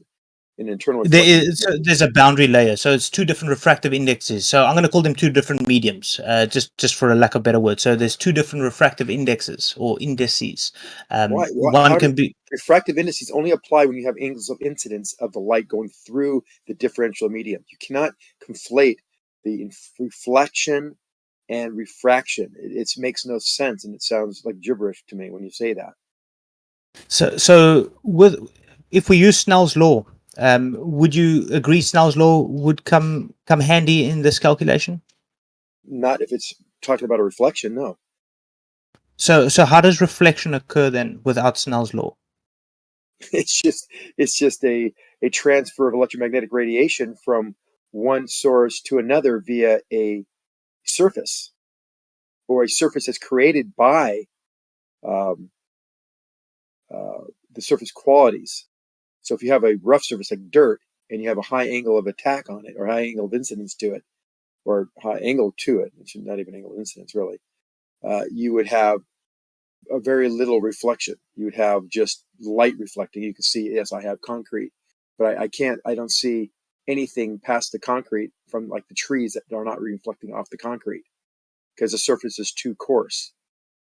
I agree there. Yeah, I agree there. The light that bounce off the trees is not being reflected off the trees and onto the concrete and then bounced off like a pool table, like a cue ball in a pool table. Those same angles are applicable to my eye. All I see is the concrete. There's nothing being reflected to it. But if I go far enough away and bring my eye height down, where that concrete becomes almost level with, very close to level with my eye, the surface qualities that are rough suddenly merge together over great distances, and suddenly that concrete becomes a mirror. For all practical purposes, is now a mirror. So now I can see the trees reflected off the concrete. No mediums involved, only angles and surface quality. So why don't I see the tree reflected in front of my eye now? Because I'm in the air that I'm in. Just let me say this. Let me say this. So then you would be the second person that's against what I'm saying when it comes to these discords, which is very, very weird because the universities agree with me to some sort of extent. They would agree with me what I'm saying. This is a common optics reflection. Yeah. So the Indians would also, there's a lot of Indian videos where they would explain the road mirage as total internal reflection, but to an extent. But yeah, you disagreeing with what's being presented in India for mirages in the mainstream. But hold on, you will be disagreeing with. You would say I'm just by chance able to predict where I would see an inferior mirage then occur. Is that correct? You say it's just chance by luck that I've got this right. No, the inferior mirage can be caused by the boundary layers, and it can be caused by the air quality below the object, and up until the object. You're not only seeing the surface quality of the water, but you're also seeing the surface quality of the gases that are along that surface that are going to reflecting, or that's the internal reflection part of it. Yeah, definitely these mirages I speak of, they get worse when you have a boundary layer of air above them. So like that, the mirage you see on a really super hot day, that boundary layer, and that is causing more of a reflection, more dramatic than you would at night. You still can see it, just not as much, and so it's enhanced by the air quality, by the medium quality. Yeah, so this is the mainstream explanation. So it's very weird that you say that because on a road, for instance, yeah, I agree. You can see it at 2 o'clock in the afternoon. You can see it at 12 o'clock in the evening or early morning, whatever you want to call it. Well, most people don't notice that. Most people have not noticed that it's a true internal reflection of the road at night. Most people say, "Oh, here's the," I've shown countless pictures of these mirages, but I can do it again. But you've seen them too. They're caused, enhanced by the temperature of the road, but it still doesn't mean they're not present at night. And I've witnessed them at night, clearly at night. Yeah, no, we see them plenty of times here at night as well, especially where I'm at. I live on the coast, and our ocean, so I see mirages a lot here on the road. Purely, or at least with my recent research, is because we got ocean air that's the water is about 14, 15 degrees Celsius, so the air is very cold, but we get very hot temperatures here in Cape Town, where the road heats up to 50 degrees Celsius here on the coast. So we've got this 50-degree pocket of air just above the road, which I've measured, and then I take the air temperature 1 meter above the road, and I'm able to take that calculation, predict where I would see an inferior mirage, and it's been accurate within 90%. And yeah, it's interesting that you're saying it's not total internal reflection and that it's by chance. It is internal reflection, and that reflection is basically internal reflection means it's reflecting off of a surface or something that's acting like a surface. Correct. That's the boundary layer, which I just said, but you said I was incorrect in saying that. No, I said that would enhance it. That would make it more dramatic. It doesn't mean it wouldn't still be there. It's caused by it'd be more of a reflective surface. You'd see more, more width across your field of view of the reflection with that over that hot surface, because the air also contributes to reflection as well. So this is very confusing now. So it's not a refractive effect.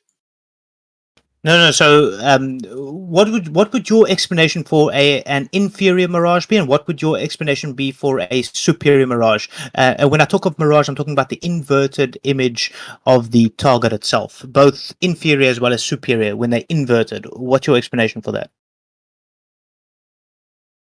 The inferior mirage is just a reflection of the object underneath it, mirrored reflection of beneath it, based on the surface quality.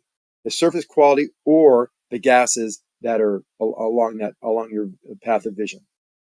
Perfect. That it's beautiful that you say reflection. Okay, and the superior mirage? Now that is caused by also the gases reflecting a mirrored image on top of the object. Correct. So I just want to make a note that you said they're both times reflection, but you're telling me that I'm wrong in calling it reflection, which I don't understand. Refraction. I'm calling them refraction. Oh, okay. So that's my difference. So when I talk about the superior, especially the Fata Morgana, that's one of the most complicated ones. Well, that's also the most confusing as far as just its classification. Yeah. Show me a picture of what you think of Fata Morgana is. Give me your classic example in the chat. Show me. I'll actually send you a video that I did recently. This is a beautiful example. Show a picture. I mean, I have a picture. Okay. No, I'll get you one. Instead of you explaining to me, let me show you what I think. Give me a sec. Let me just get the. Because a lot of times the mirages, the Fata Morgana, superior mirages, they're often conflated. A lot of times the non-optical effect mirage conflated with the Fata Morgana. Yeah, just give me a second. Ships floating. Would you agree that ships floating have been called Fata Morgana because it's floating? It looks like it's floating, but there's no refraction or even reflection involved. That's not a Fata Morgana. Yeah, that's in fact. Let me give you a classic Fata Morgana. That's in you can see it in Wikipedia. Actually, it shows this as Fata Morgana. Here's in the chat. That's considered a Fata Morgana also. When the ships are floating. No. That's what they. That's actually Wikipedia. No. That's what Wikipedia. So you know more than Wikipedia. Your research and your conclusions are better than what is in textbooks. That's a little bit arrogant, don't you think? Not necessarily. So a superior mirage and a Fata Morgana are two different things. If that is classified in most books as Fata Morgana, why do you think it's not a Fata Morgana? Hold on. I haven't even hold on. Just let me get this picture here for you. Hold on. Hold on. Then I'll check that. I'm on push to talk as well. So every time I have to push, I can't get to the paste. Yeah, I'm trying to send you the picture of what I want to say. What a Fata Morgana is. It looks like two different things are going on there. It looks like it's lumen and Fata. Like the top of the image is reflected onto the bottom, so it looks like it's a double image. One's inverted, but there's also lumen because there's a reflection off of the water. Correct. So this is a Of the combination. sky. That's right. So Well, this is just a unique picture that shows a little bit of inferior mirage and Phantom Agata. The Phantom. That's a Well, let me Fata get- Morgana. That's a Fata Morgana. What you just posted now. Okay. Well, there's only the part that is Phantom Agata, where this came from in the old ages, is the fact that the ship looks like it's floating. Now, on top That's of this, also a Fata Morgana. no, it is not. It has nothing to do with refraction or even reflection. It's only to do with that water surface that is calm out in the distance and reflecting the sunlight off the sky, or the light off the sky, and it is looking like, by virtue of the colors, that it is floating. Now, the position of the boat itself is not refracted. It is at the level near the inferior mirage that was noticed by a very acute eye in our audience, but it is not any kind of optical artifact except for that part, which is within the Phantom Agata.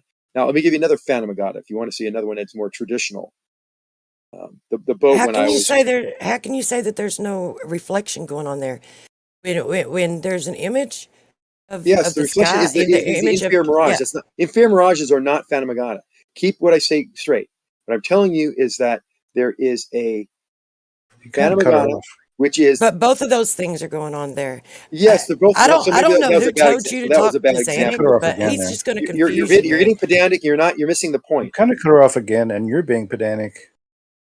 Yeah, so I want to try and get my explanation out here. So, in the reverse of a road mirage, so if we had to reverse this image that I posted upside down, we would be seeing where we're seeing the sky above that sun. That would be road, and now we're seeing a mirage occur, the reflection, and that's what we're seeing in the image. So we are seeing a superior mirage occur. Just above everything above that sun that I've just posted is all refraction, and there we will see that last reflection of the sun. That would be the horizon line, but there is miraging that is actually blocking the physical horizon. This is all testable, predictable, and very much explainable. Yes, no disagreement there. Okay, well, you fighting me on this, dude. I think we need to have a discussion privately somewhere else. Well, hold on. Let's just get the term straight, because that is. Here we go. Here's example for the person who was commenting in the chat about the complex phantom. So this is a Phantom Agata, but it's very clear that there isn't any miraging going on. That is strictly a color-based, non-optical effect as far as reflection or reflection on that sailboat. Yeah, you could probably classify that as a Fata Morgana. I prefer to classify that as a superior image. I don't like to Why call would it a this be a Fata Morgana. superior image or mirage, not image? What is superior Yeah, image? with a Fata Morgana, it's more complex when it's got typically the two or three images in it, or the reflection, but the This is superior classic Phantom Agata. The reason you know that word came, you know where the word came from, don't you? You know the roots of Phantom Agata. yeah, some Italian dude, if I'm not mistaken, Yeah. So named it over there. this ship is a classic Phantom Agata. They call that it because it looks like it's floating. It's very mystical, and that's why they named it that. It's a mystical effect. How's that boat floating? But if they had any rudimentary tools back in the day, they realized that they can measure and find out that boat's 3 miles away and it's exactly 0.02 degrees or 0.04 degrees below eye level, which puts it exactly where it is. And there's no water between us and them. Why? Because the water looks like the same color as the sky. I get that, Zanik, but hold on. There's a lot of people that don't. I don't want to speak for a lot of people. Yes, as I say, at least a lot of people that I've spoken to don't really understand the difference between a superior mirage, superior image, or a Fata Morgana. Yes, they're all very similar to each other, but the best way for me to try get to an explanation of what's going on is I prefer to classify or to separate them in the sense of a superior image, a superior mirage, and a Fata Morgana. Fata Morgana is easier to explain. For instance, in your image that you posted at 5:02 at 2 past the hour with that ship, that is a typical way to say to someone, this is what a Fata Morgana typically looks No, like. That's a superior mirage. No, that's not a superior mirage. Yes, it is. Of course it is. No. So you classically, so you haven't really done your homework here. So that's not the way I would explain it. No. So the top of that ship So would be refraction. Everything you've told me is not the way I would explain it. You're talking about you. So you want to Correct. redefine all the world of optics that have been very well defined, except for a few, in my opinion, because I get very down to the nitty gritty on most of these images and what causes them, and be able to explain them and also repeat. So what's actually happening there? What's actually happening? Explain to me what's happening. Where's that ship? Why are we seeing it the way we're seeing it? Go ahead. Because you mentioned the boundary layer. There's a boundary layer that is above at the ship and above the ship that gives you a reflection, and basically an internal reflection above the ship based on the density gradient and the composition of the air above it. Oh wait, sorry, fuck, my bad. I'm at the wrong bloody image here. 5 past the hour. That's the that's the one. You're correct. That ship is actually in the space. Yeah, that's a superior. That would be the ship is in its actual position, but we are seeing a superior mirage above it. Correct. Is that correct? Yeah. Sorry, I was looking at the wrong one. I'm talking about when we see a target behind behind. I'm going to put the inverted commas horizon. But we see the 3 images. Where it's being loomed up, or I don't like to use those words, but we're seeing the actual target being refracted, but there's also a superior mirage in that refracted, which I prefer to call a superior image. Yeah, your sun picture is a good example. You have the sun, then you have something blocking the top of the sun with a superior mirage for all the reasons we've just kind of briefly went over. Correct. And you have an inferior mirage beneath it. You have both. Correct. So that inferior mirage is the mirage of the superior mirage. That's a reflection of the superior mirage. No, the superior mirage isn't reflected downward. Correct. The superior mirage, you agree there? The superior mirage is blocking just a fraction of the height of the in that picture of the cool. sun. We're on the same page. The bottom of the sun is being hidden by the inferior mirage. Correct. Yeah. Cool. We are on the same page. Sorry, man. And so is the water line. We've already agreed to this. You've already said this several times. I agree with you. That is a great picture because it shows 2 effects of miraging, which are due to this internal reflection of the object, primarily the sun and the clouds in the distance. Yeah. Okay. No, it's cool. I think we would agree there then. No, 100%. I would agree. I would agree with you. Man, it's difficult to talk without me showing my hands, and I keep on pushing here, and I'm pointing on the picture, and I'm saying this and this, and then But I think over voice here, I would agree. Now, to your point, we have. And I gave another one at 0 after the hour, right at the top of the hour. There is an inferior mirage and a mirage of the superior mirage on top of it. So I have 3 mirages. 3 superior. Yes, correct. With a superior mirage and an inferior mirage, we have an inferior mirage of the superior mirage, but the superior mirage has caused the inferior mirage. Yeah, but where we're seeing that superior mirage, that's all reflection. Everything above, we see that line above that last superior mirage, that is all refraction. That's refraction. That's where the light refraction. Why do you call it refraction? Above that line, above that ship, because we're looking, because that boundary layer that we're looking through there now, or that's a boundary layer coming towards the observer. We are looking through like a corridor here now, and we are seeing this that's a internal reflection, but in Right. superior. Right, but it's not a reflection, not a refraction. Refraction occurs above that. So if there was a target fucking 500 miles behind there, or if the sun was behind there, it would refract. It wouldn't be in its actual position. It would be refracting. But it's being blocked by reflection now. I don't think I think it would be in its actual position. I think it might be hidden. It might be Oh yeah, hidden. I'm talking above it. I'm talking above that line. I'm talking Yeah. above that line. Even above that line. I mean, if you had an airplane flying in your sun picture above that line, you'd be able to see it. It'd be fine. You've seen an airplane approaching. That there's only that reflection and refraction, or not refraction, reflection at that level. You're seeing it all right above it. It's clear air. There's not going to be anything moved, and that would have to be moved if it was refraction. No, so it wouldn't be in its actual position. It's just Well, above then you that. got to find a picture where line. there's an airplane maybe landing or something, or in the field of some clouds that are not being altered in their position.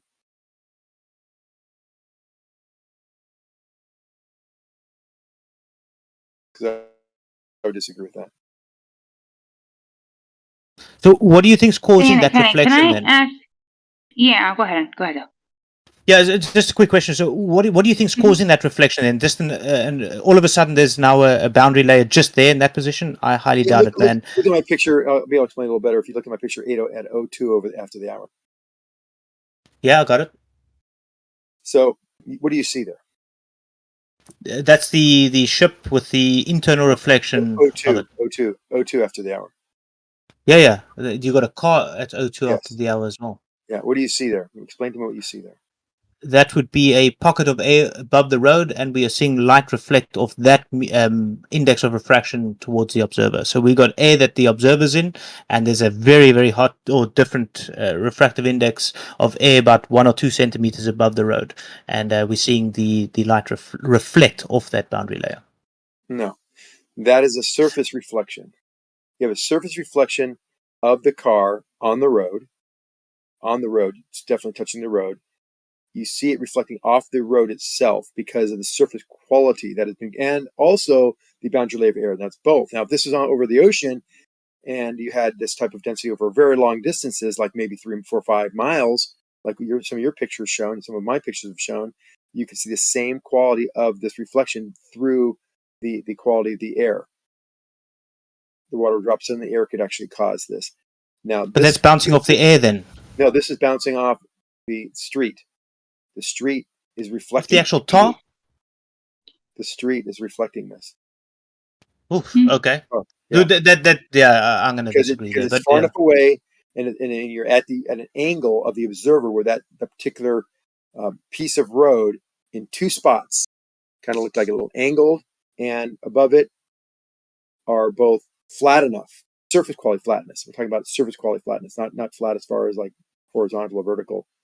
Surface quality flatness, quality of the surface is like a mirror, and you'll see not as much of this because of the air. Also, the hot temperatures are also creating a boundary layer that you're talking about, which is also reflective, but they're both reflective, not refracting. I didn't say reflecting. Yeah, reflecting, but I'm saying it's not reflecting off the actual tar. Sorry, Stacey, it's not reflecting off that tar, man. There's air just above that tar, which is measurable. I've done it. I've measured. I've done it too. So every night I have one road by my house. When I come home at night or day, I see the exact same reflection of things above it: trees, houses, light poles. There's some street signs. In the daytime. Correct. Just in a 110 degree, we had a 110 degree day here, and it was a little more vivid. And I did it the other night when it was 50, 60 degrees, and it still did the exact same thing. I'll show you a picture of, I don't have a picture of that one. I was going to take a picture of it. My camera wasn't picking it up. It was too dark. But the picture I was going to show you is this picture here. Now, this is in winter. This is a day, a winter. Sun is, let's see, where is it? This is snow. The road is cold. It's even reflecting off the snow. I even see reflection off the snow.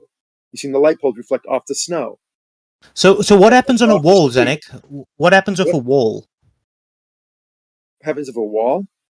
Yeah, so I've measured two temperature differences of a wall. 1 centimeter of a wall was significantly different to the temperature 10 centimeters of the wall, and I was able to take that refractive index. Well, it was a standard, granted, it was standard on there, but I was able to accurately predict the distance that I would need to be to see the reflection of that wall, the height of that wall, using total internal reflections calculations. Yeah, I can see reflections off walls too. You go down to New York City or the very long buildings, and you get closer. You get the right angle away from maybe across the street, a block away, and look along that wall. You'll see reflections off the wall. Now, there's no temperature differential. The air is the same temperature as that wall. Sun's not hitting.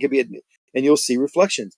All about surface quality at an angle. And this picture I showed you at 14 after the hour shows the inferior mirage of the car. Isn't changed height. It's not refracting. It's only reflecting off the surface quality of the street. And the surface quality of the street, that's a frozen day. You say, oh, well, it's because the road has probably got some temperature a little different than because of the sun and because it's daytime. But no, it goes over into the snow. And the snow quality and the air quality above the snow is going to be the same also. So I'm seeing reflections off the snow of the telephone poles. So Okay, cool. no, Let other people let the other people get in here now. I think you and I are just gonna go back and forth with the same fucking bullshit. Yeah. No. I don't have any questions. Yeah. Sandy, all you do is sitting there talking about things that are right in front of your view, though, and reflection. Okay, good. We're not talking about light bending on a ball. No. Pardon me? You're not talking. You're not showing anything about how something's going to be, right? The surface is curving and it's over the curve. Come on now. Complete non sequitur. Has a straw man has nothing. But to no, do but that's the whole point. We're trying to literally figure out what's going on, right? Not just what you're talking about reflection. He was getting bigger into this topic, and what you did, no offense, kind of was coming here, and now we're doing pictures and stuff that I could see in my own reality. We know this exists. I don't understand what you're trying. Actually, I do understand what you're doing. Stacey, I was being very clear about we were talking about the differences between different types of reflection, internal reflection, and refraction. If you want to talk about the Earth's quality, let me finish. If you want to talk about the Earth's quality and shape, that is a different discussion. And I give you one picture that everybody has seen. Okay. Everyone has seen. And that picture shows a comparison between a refracted image and a lesser refracted image. And you know this, and you can show this. You see the picture in the chat? Now, I see the picture in the chat. Okay. So we can say one is correct and one is actually refracted because we know they're moved. So when we see things move in position in your field of view, then we know we have refraction because that movement has to be light bending. Now, one would say, well, the top one is the Earth is flat, and that seems to be the correct one. But unfortunately, that can't be true because distant objects, due to perspective, should fall below. I used to have this argument. I've been with this argument with you long time ago. You called me out, and now I'm going to call you back out. No. The point. No, I'm not calling you. Like, that's exactly what happened here. I wasn't. Listen. Let me finish. And I'll let you talk, I promise, because it doesn't entertain me right this second. Because I was actually really entertained with where we're going with his, research. How there isn't things to quantify this refraction that you keep claiming, all this refraction, but in reality, the experiments that back these refractions aren't there. So when he's trying to do theories and figure out his own things to actually work in this reality, you're going to come in here and start pushing the other stuff when he's actually talking about some important things, right? No, wrong. He's making up his own terms and his own understanding, and I respect that. So that's what they've done. That's what's already been done. No. They very critical. Serious. Okay, so the last picture I post also is particularly applicable to what your comment was. So here it is. Now we have these two objects, also the same objects, two oil wells, one twice as far as the other. But in one picture, they're at the same, these are the same size buildings, by the way, on water. They're the same height in the bottom picture with the red lines drawn vertically. Now we know due to perspective that can't be the case. So we have two objects. In the top object shows the oil rig. The entire platform beneath it is missing, and it is lower with respect to the closer object. So I would say that the top picture is more representative of what we actually see due to perspective, which means the object is hidden by Earth curve, and the bottom one is loomed up because it has to be, because there's no way in hell, Stacy, we can have an oil rig in the distance at the same eye level for both tops of those objects, because Hold on that's not just how a second. perspective works. So the bottom one has to be Did the you error. That has to be the one Hey, loomed. do this bullshit The top again one now. isn't. This guy just bulldozes hang fucking on through just a everybody, second, huh? because you just said that ship, you just did it again. You did the exact same thing that you did last night. My neck is actually sore from shaking it for so long, I'm listening to you go sorry. on last night. Like you just literally, when you was talking about this car, you just said that you just explained how that the sky and that the air above it, where it was hot, was reflecting. It was reflecting onto the road, right? And it was making it appear that it was below the car. And you never did say that that car was lifted up. Then when you get down here and you start talking about ships on the water, then you're saying that it's lifted up.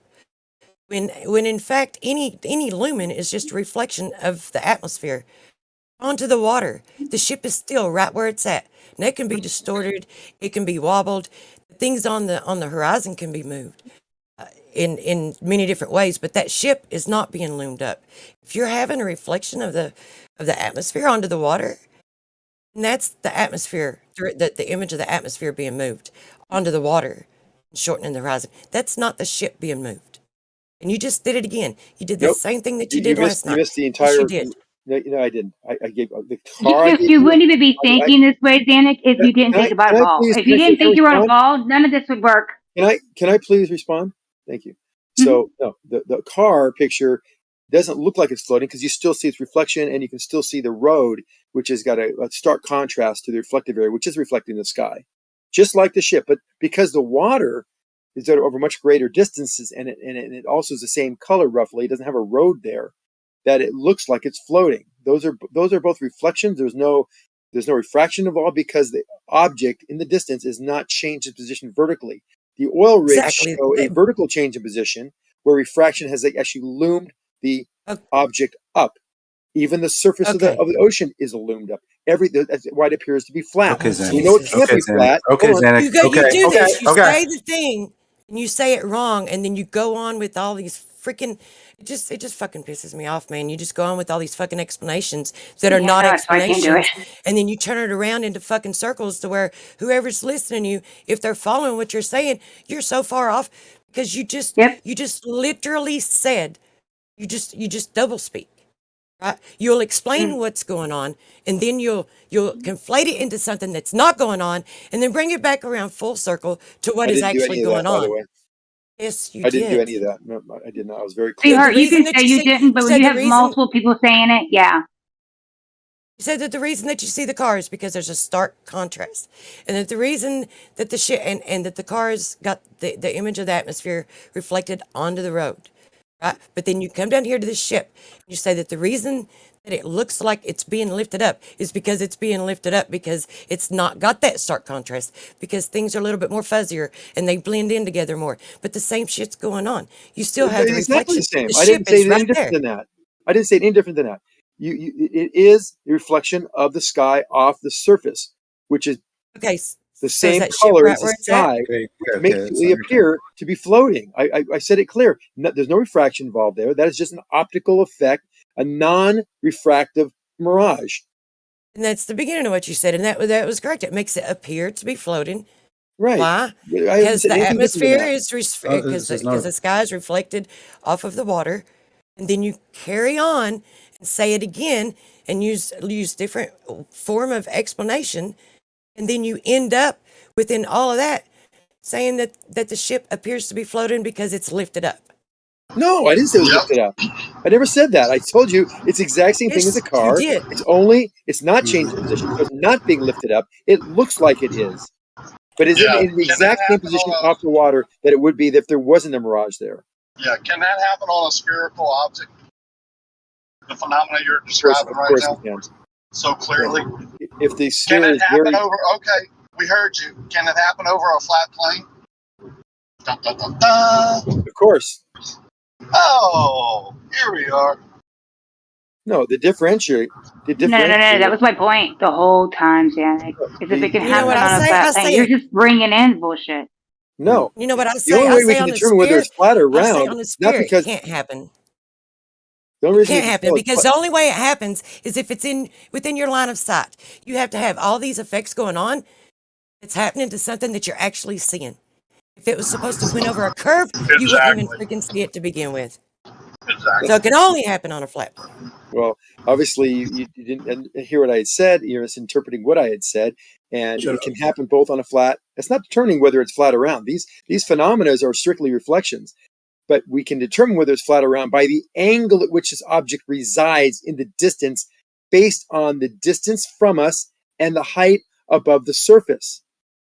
We don't give a All we shit need to about your know. angle measurements to a object that's in an apparent position that's not even its actual size. We don't give a shit about your angle measurement and what you think it proves.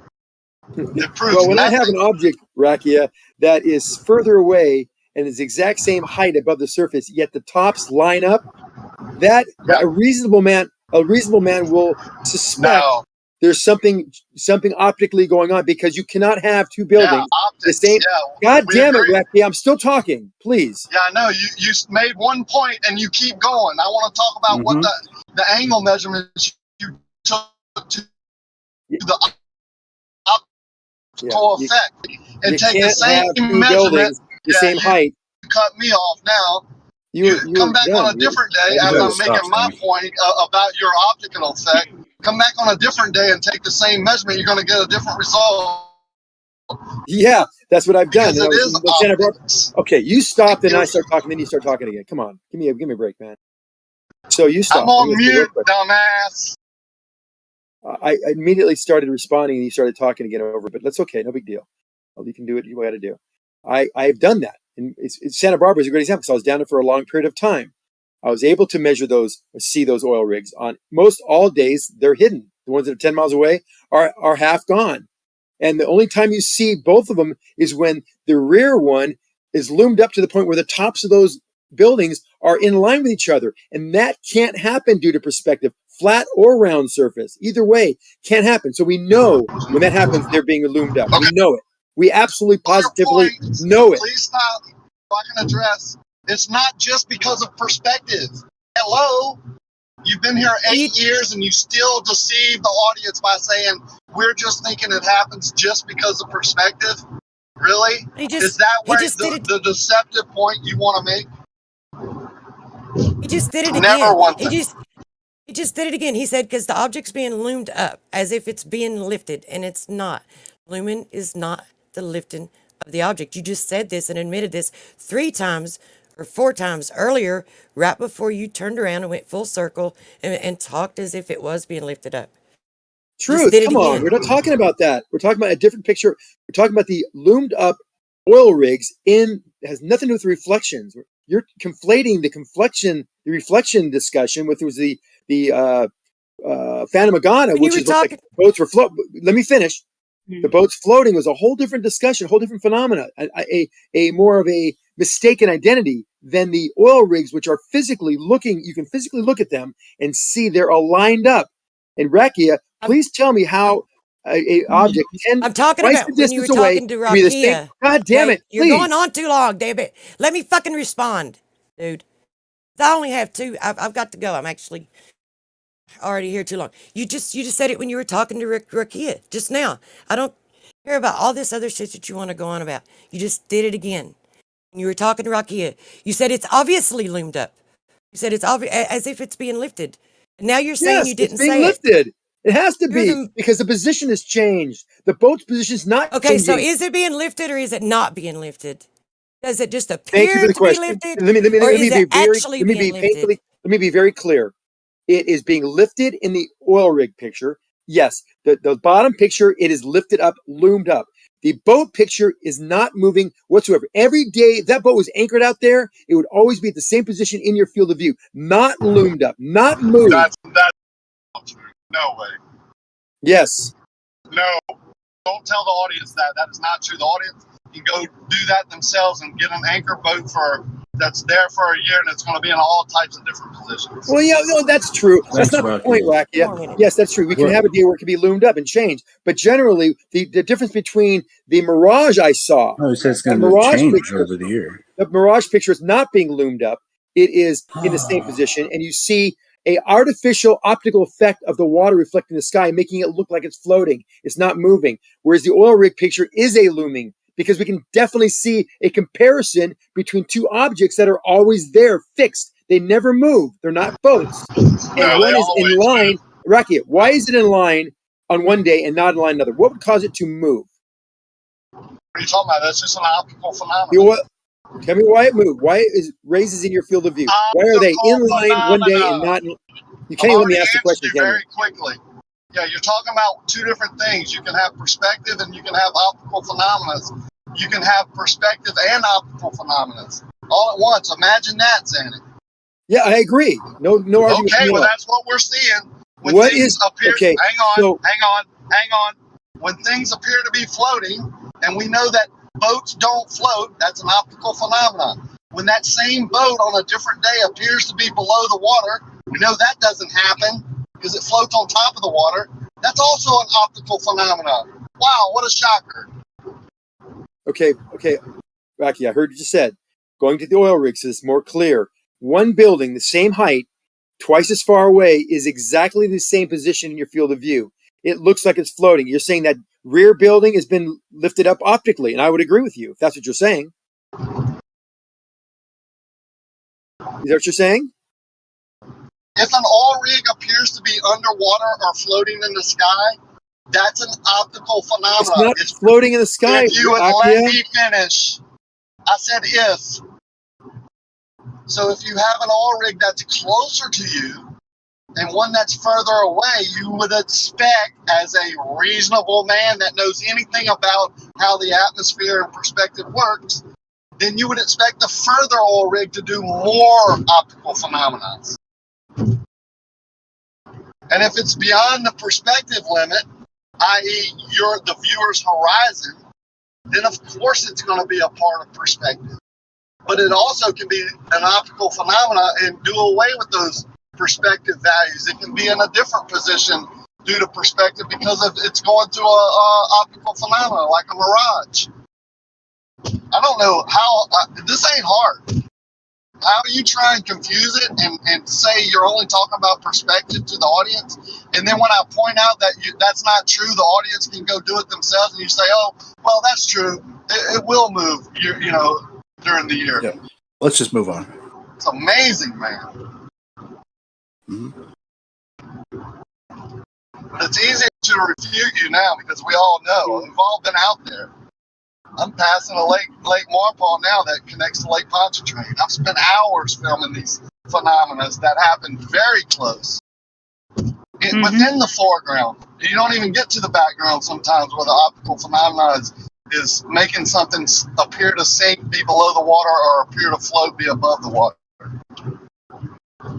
If it's a boat, we know that's an optical phenomenon because we know boats float on top of the water. Pretty simple as a grown man to figure that out. You're a grown man and think the earth is flat, so don't give me that crap. I do not think the earth is flat. Nice try on the straw man. Not and to curved. mean what I'm saying about We don't live in a round ball. About the optical phenomena as you talk through me now, because you only can attack me.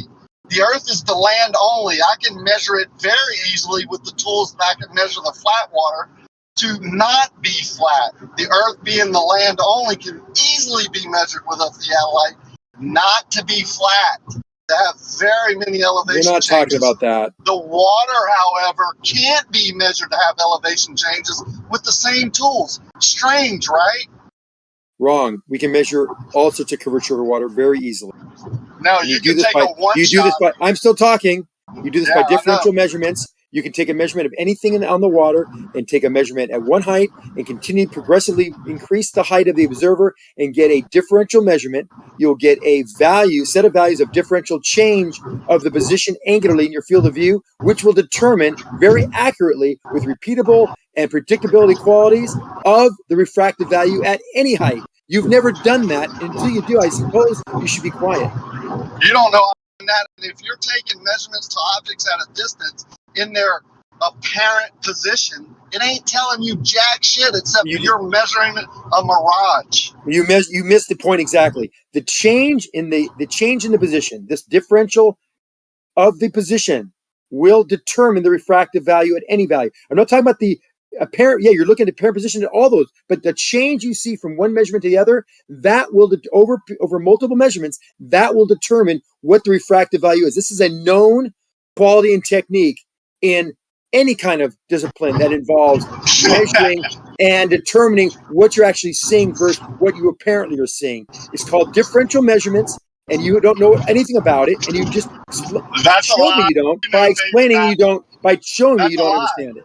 Why do you have to lie about me? How the frick do you know what I know about differential leveling? And to say I haven't done it? It's not differential leveling. It's not, you're conflating now another term. Differential measurement. Measuring refraction by taking angle measurements to a distant object in an apparent position. Right. And you Good luck with that. Based on what? What do you base your standard on? What do you base your standard refraction on? You don't. Okay, you don't get it. So you take the measurement. Yeah, I know I get it. It's based Racky, on let me finish answering the question. You're making a shit show out of this. So no, I'll answer the question. I'll answer it very succinctly. I will answer it very succinctly if you shut up. So it's not the apparent position you measure one time tells you nothing. It could be apparent, it could be refracted, it could be whatever. But the next time you make a measurement, you'll see a change in that position based on the distance and the observer's height. Then you make a third and a fourth and a fifth, and you'll get a plot of the change. The change between measurements will determine the refractive value at any position, because the rate of change is a determinant factor on getting that value of refraction at any height. What's your baseline? A curved surface? Okay, it's the change. The change is the baseline. What it changes. But the change based on what?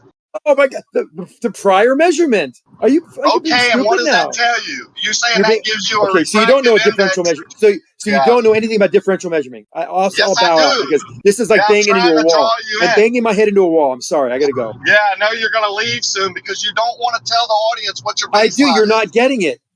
I do get it. You're measuring apparent positions. Very good. What does that tell you? Right. Nothing. It's the change between differential measurements. Mean you're measuring the change between measurements. Get it right, please. Yeah, the change of the apparent position from one measurement to another. There we go. Now you're closer.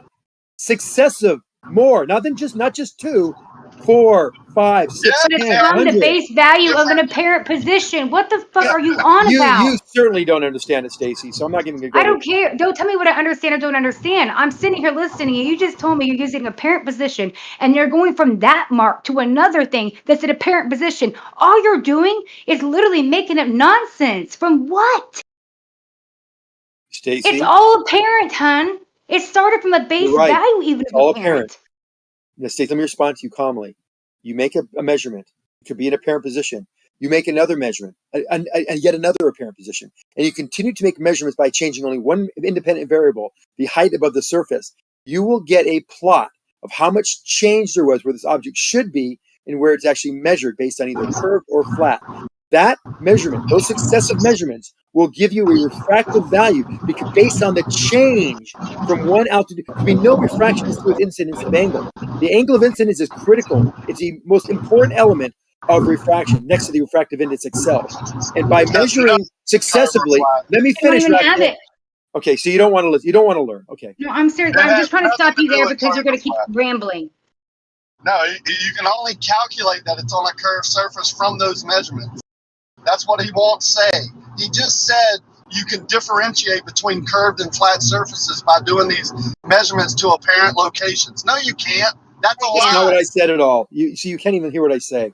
I said you can say how it applies to a curved or flat surface and see which one best fits the model. I said the differential measurements will give you the refractive value based on curve. Okay, you keep on talking over me, and people think I'm talking over you. You're talking over me. Which one best fits what model based on what? The refractive index that that you kept making up. Make one measurement, that's an apparent made up one, make another one, and another one. Yes, Stacy. What are you talking about, man? The change Just in the twist the knob a little more. Oh my God! It's impossible for you to stop. I'm responding to Stacy. Let me respond to Stacy real quick. Flat surface. Yeah, again, I might be roboting, but I was on mute when I heard you start talking. Congratulations, Stacy. The change is what you're measuring. You have an angle to some object. Let's say it's 0.04 degrees. And then you raise up and you say I'm stopping there because your angle to an object is an apparent one. Why am I doing this? But yes, you're right. It is an apparent position. We don't know if it's real or not. We want to find out whether it's Just real. make it of imaginary things to figure out what the hell's going on. That's not how you do science or any physics or anything. You freaking have it in reality. Stacey, You're literally making up shit right now. Honey, not you. Honey, no, I'm not making it. Honey, this is something you learn in school. You probably haven't gone to school to learn this. It's okay. Don't you honey can me learn with about the it. You can educate with yourself because on you it. don't honey me normally. I'm not being And you just condescending. telling me what I know, what I don't know in school. Don't. Attacking the person You're challenging me on. I'm trying to explain to you how differential measuring works. And if you continue to change the position of the observer, and you'll get a different value, an angle to that object, and the error, this change, this thing we're looking at, this change of where it should be and where it is, based on flat or curve, will determine what the refractive value is at any height. It'll actually plot a curve, because it will be a curve, because the higher you get, It won't give me anything. It'll be an error. That's what it's going to give me. That's how you do it. I don't want to argue with you, so I'm set. This is how you do it. I don't want to take measurements from an apparent position and keep doing that. And it sounds worse when you say it's got to be 2 or 3 times from an apparent position. And that's going to give you supposedly the answers of anything. For me, I literally go, what are you talking about? And anyone listening, please, they're measuring to an object that is not even there. They don't know where it's at. Then they're going to take another measurement from that apparent position again to another apparent position. You guys hear this? This is not reality. We don't live in math, sweetheart. I don't live in math. Can I make it? Stacy, can I respond to you, please? So yes, you can take a position, an angle to an object, and then continue to make different measurements, and you'll see the change of where that object is angularly to where we think it should be, and that you'll plot out a curve. You'll get a statistical curve that you'll plot, and it'll have a representation. Okay, so he can't. Right. See, I wanted to explain to you, but every time I seem to try, I get talking over. So I don't want to argue with you about it. It is a valid way, Stacy. I assure you, it's a valid way to measure where something is, even though it's an apparent measurement at first. You can find out where it actually is at the end of this series of measurements. That's just the reality. Only have to apply the index of refraction that's based on a radius. Can you plot it onto a radius? Don't need to know any of that. Yes. Because if you turn the dial a little bit to the left or right, it can show you that you're on a concave earth or a flat earth. Just turn the dial a little bit. Rewrite those charts that are based on radius to be based on a concave earth, and then calculate those numbers after you take your angle measurements to an apparent position, changing hour by hour or day by day, and then plot it on a concave earth, and then tell everyone the earth is concave. Rocky, you weren't listening either. The difference is... Yeah, right. And maybe I didn't go to school and learn anything either.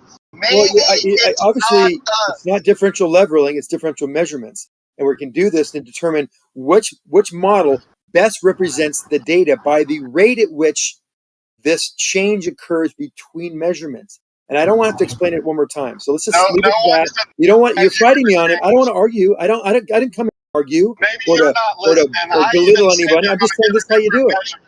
Yeah, even I said you're going to get a different measurement to an apparent position. So maybe it's you that didn't go to school or can't listen, because I'm the one who told you that's what you're doing. It's when you apply the refraction, the refractive index that is based on your radius and say you're plotting on a curved surface. That is total deception. I didn't turn any ball, I see. You guys are making things up and thinking I'm saying it. I didn't say there's turning a dial. I'm saying you measure things by the rate of change at which the measurement results. You will be able to determine what the level of refraction is at any observation point based on the knowledge of the. You're doing it again, Rocky. Based on what? We've already based on the height of the. I'll tell you. If you let me finish, I would tell you. based on the height of the observer and the distance of the object. It's very easy to do this. If you know the height of the observer, Rakia, please. Okay, you know what? I'm disengaging because. Yeah, see you later because you don't even understand the question. I'm not asking you because I've just told you you're going to get different measurements to the apparent location because the atmosphere makes that object move up and down or stay the same. Yes, I'm talking about the exactly. I'm talking about the refraction that you're calculating now. I'm not calculating any. So how are you getting it? You're getting it by measuring. You're taking a position, angular position in your field of view at different altitudes, different elevations. At the end of the day, at the end of these multiple measurements, say you do 10 of them, you'll get a plot of where this object should be angularly to where we're finding it. And you'll find as you go higher, there's less and less refraction because you're going through the gradient at a different angle of incidence. That is known. We know the angle of incidence affects the refraction and what affects the position of the object in your field of view. So by taking 10 measurements at different altitudes, we can then determine by this chart, by this graph, this curved graph, what the surface will look like based on how best represented this data is for a curved or a flat surface. It'd be a very easy test. Based on what? What's your baseline? Oh my God, this is like who's on first? Based on the differential measurements. Yeah, that first apparent location that you take. Yes. How high is it above the surface? What distance are you taking your measurements from? If you increase your distance, are you going to get more or less of a curve? Less refraction will occur as you go higher. Yeah, but you go up, you can increase your distance. Is the object at the same distance? No, you can keep the distance the same. So distance is the same, but you're going to get it if you take differential measurements to an apparent location that changes every day. That's going to plot down onto a curved surface due to what? Due to the differential measurement of you going up the same day, and you can have them taken at the same exact time too. If you have enough equipment, you could take the measurement simultaneously at different heights right above each other and have the same distance of the object and see a different angle change to the object, and the differential measurements will tell you what the refractive value is at any of those positions based on the curved plot of the graph that you would generate by those measurements, by the differential change in measurements. And what about the times that you take the angle measurement to a apparent location and it doesn't plot a curve? You throw that one out? It always will make a curve because it always will change. There's always some refraction on, and the refraction will always change. Refraction will always change due. The refraction will always change due to your change in elevation. That's a lie, and you know it. We've discussed that. No, it's not a lie. That's how you do it. Yeah, it's a lie. Either you've forgotten it, or you're lying, or deceiving people, or you're just going to come back and say, "I was wrong about that part." After you deceive the whole audience for an hour, tomorrow you'll come back and say, "I was wrong about that one part." Here's the whole point. If you're taking angle measurements to an apparent location, well, why would you do anything with that? Besides know that you're taking angle measurements to an apparent location. Why would you then apply a refractive index to plot it down onto a surface and tell anyone that you're getting anything? Okay, well, let's put it in simple terms so you can understand this. If we're straight above the object, if you don't want to hear my answer, I'm not going to. Fine.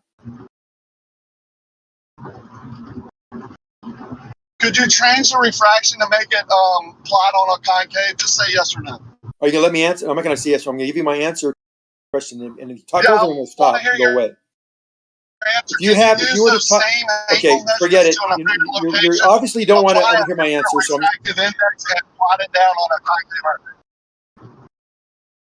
You obviously don't want to hear you didn't even hear the question. You told me. You don't want to hear my answer because you talk over me every time I start talking. So let me give me my answer, and you can stop talking for a second. There you go again. I'm not going to do it, Rakia. It's a shit show. You just keep on talking over me. Yeah, I'm not talking over you. I haven't asked the question yet without you talking.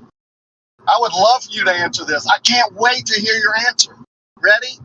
Can you take the same measurements to the apparent locations of these objects over different days or whatever or different times, then use a different refractive index and plot it on a concave Earth. I have no idea what that means. We're not using any refractive index. Measuring the refractive index. We're not using it. Can you plot it on anything else? Would it ever come out to be anything else? You're by the question showed me you're not listening to me. We can actually measure the distance.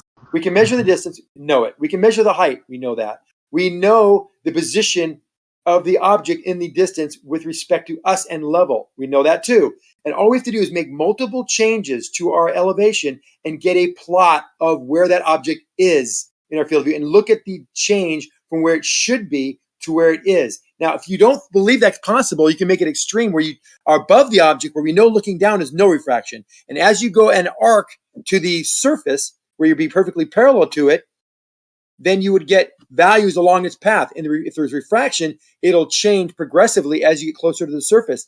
They will know by those plots, if we could do it infinitely, we will know exactly what the refraction is at any position on that arc we took from straight above it to the surface. That would be the extreme case of differential measurements. So now you're saying refraction is Earth curve, right? No, it has nothing to do with Earth curve. You're plotting a curved surface with your refraction. No, the curve was the arc at which we are above it, and we make it arc down to the shore. Let's say we're above the oil rig, and we're in a drone, and we know exactly where the drone is, and we're right above it. We can see it, plumb line. If we now take the drone and make an arc to the shore 3 miles away, an arc, perfect arc, where the distance remains the same to the object, we can then get an angle at every position vertically in that arc to the object. And the change at where that object should be and where it is, based on simple trigonometry, will determine the refractive value at any height above the surface. And that refractive value gives you what? A curved surface? Yeah, the refractive values will come up. Will be the answers based on the differential measurements, and that will say, well, this measurement of this refraction will comport to a curved surface rather than a flat surface, because we can know this because we know there is no refraction at the top, and we know there's a lot of fraction at the surface, and we know by the change of the position whether the surface is either curved or flat. So the refraction is your curved surface. That's what I just said. No. Without that refraction, the change in refraction, the change in refraction will determine. Yeah, that's okay. To say the change of refraction is your curved surface.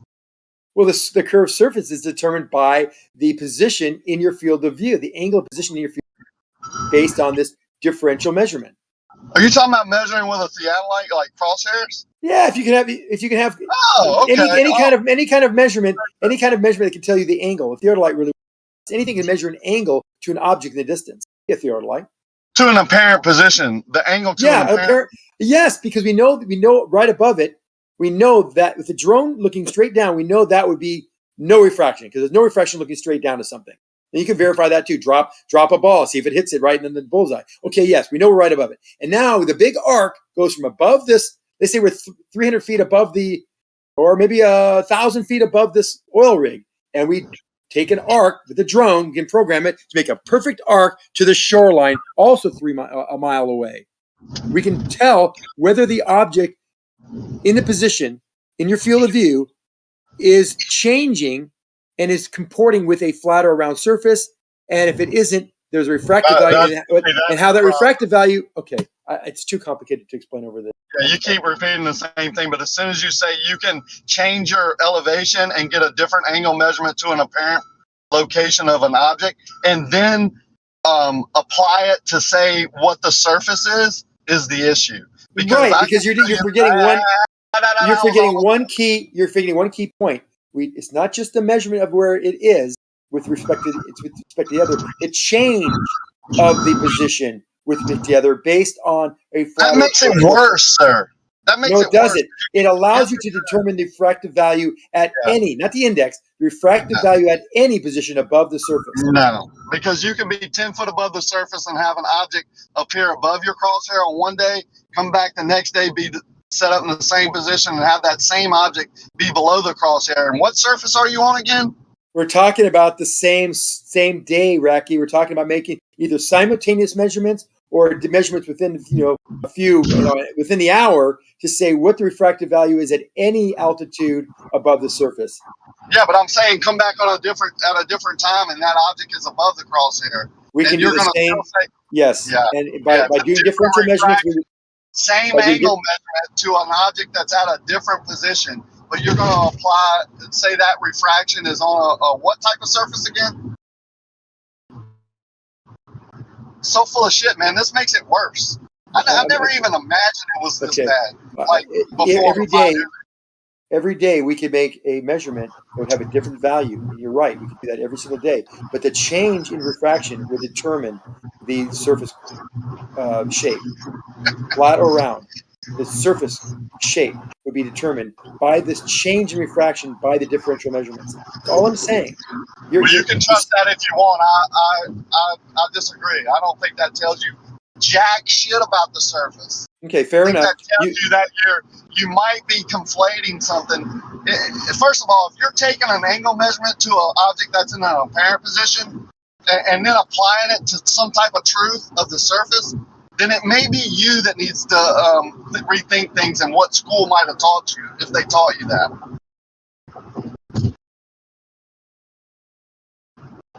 Apparent position, not actual, means you're probably taking these measurements from too far away. Because I know it has a limit, because we've just discussed that. I can't remember if it's you or somebody else. It needs a distance to start taking these effects, because if you do it too close, it shows that you're on a flat earth. So it's only when you take these measurements and get these angle measurements to a apparent location of an object that moves due to the distance that you're measuring from, because if you do it closer, it doesn't move, right? Or doesn't move enough to plot down onto a curved surface. It actually would prove a flat surface, but we don't want to do that.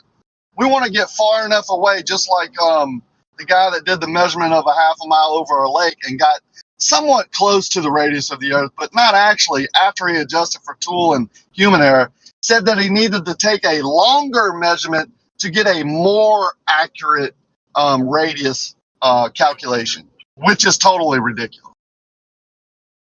Because if he did it on a shorter value, if he did his measurements on a shorter range that were more accurate to a more accurate location of the tape measure or the object that he was putting a piece of tape on, a pole, then he would get a flat earth. And man, we don't want that. So we want to go further. We want to increase the distance. He said he needs to measure over one shot at least 4 or 5 miles to get a more accurate radius calculation.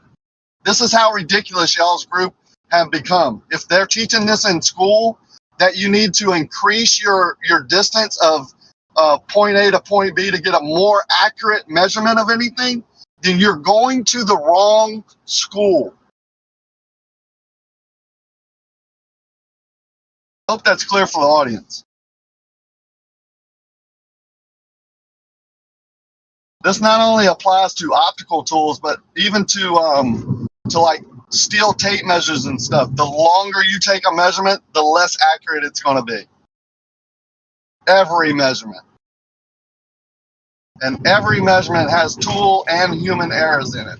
When you increase the distance and you're shooting through optics through the atmosphere, then you add another element that you have to wait for it, calculate, which means you can plug any number you want into there that fits your narrative or your model or whatever. Yeah, that's where you've been deceived. Right. That's where you've been fooled.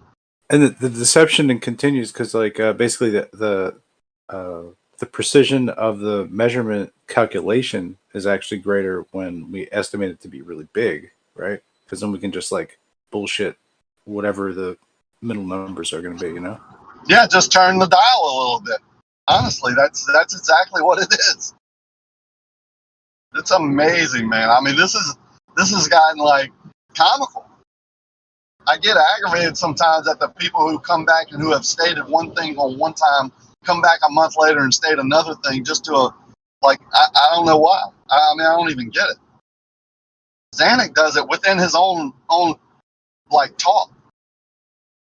With telling people one thing, and when I point out that's not the truth, admitting, oh well, that really isn't the truth. Well, you know, I don't know if you did it on purpose, but you're just admitting to deceiving a whole group of people. If I wouldn't have stepped in, he would have just kept going on and on with it.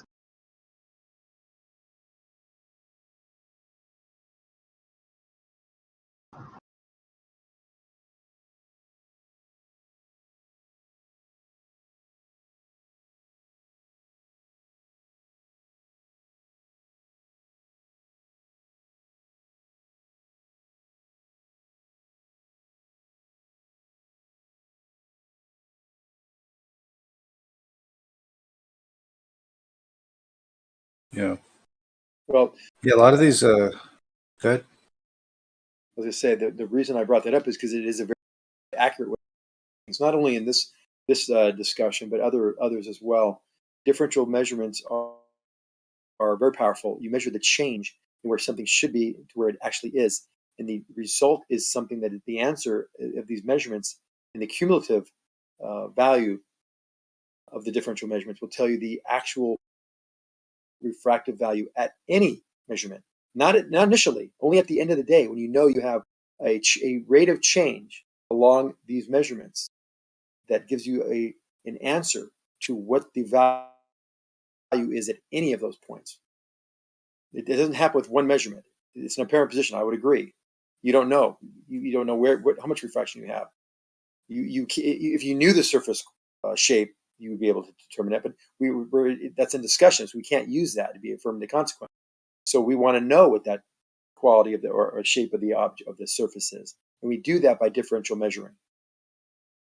Because we know as we go up, there will be less and less refraction of the object in the distance, angular position in your field of view. And how much that change occurs will determine what the value of refraction is.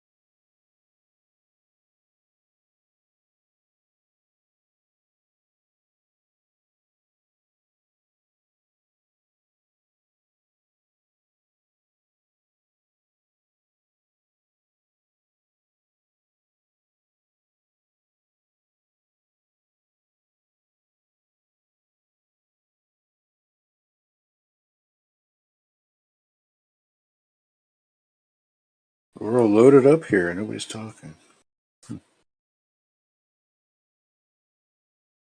Well, I'll summarize real quick because I'm fixing to get out of my car and play a tournament. But I had to take a phone call.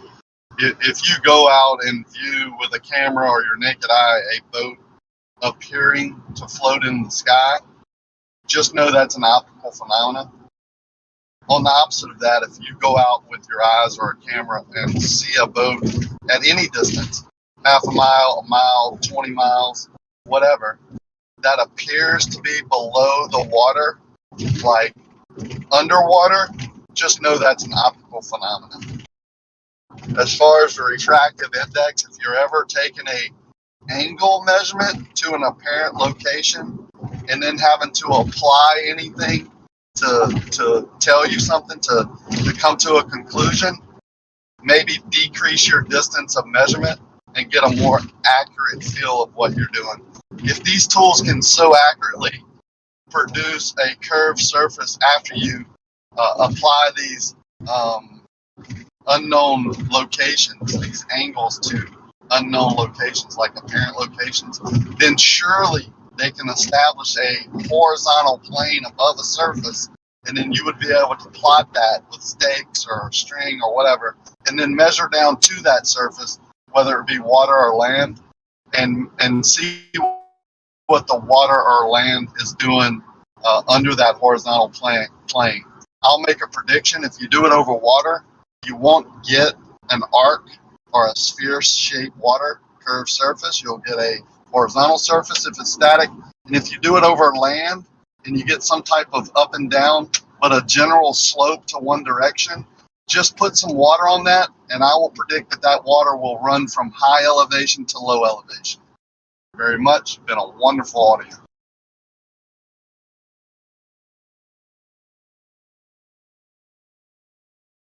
And I would say it would do that every single time. Without exception. And if at any point that water doesn't run towards what you've measured to be the low elevation, redo your measurement because you measured wrong. Water is the key. It's the baseline to life, I think. But it's definitely the baseline to elevation, horizontal planes. You can create a horizontal plane, establish one with the tools given by man-made tools like theodolites, and then build a moat around it and apply water into that moat. And that water will tell you if you've done a good job or not. It will tell you your high points and your low points along all the edge of your horizontal plane. Absolutely, brother. Water is one of the Achilles heel of the globe fantasy, without exception.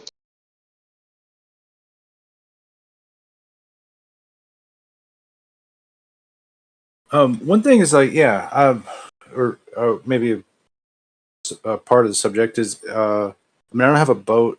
A couple times I've been out on the water. One of the times my friend tried to take me fishing, and then he's like, "Oh, let's just go out of the channel," and we're out into basically the ocean. We're near the beach, but it was like such a small craft to be out there. It's like a little rowboat type thing with a motor, and I just remember like the waves like would kind of go up and down, like the elevation, the z-axis of the wobbling water surface will kind of like go up and down. So like, things like that might very well play into the whole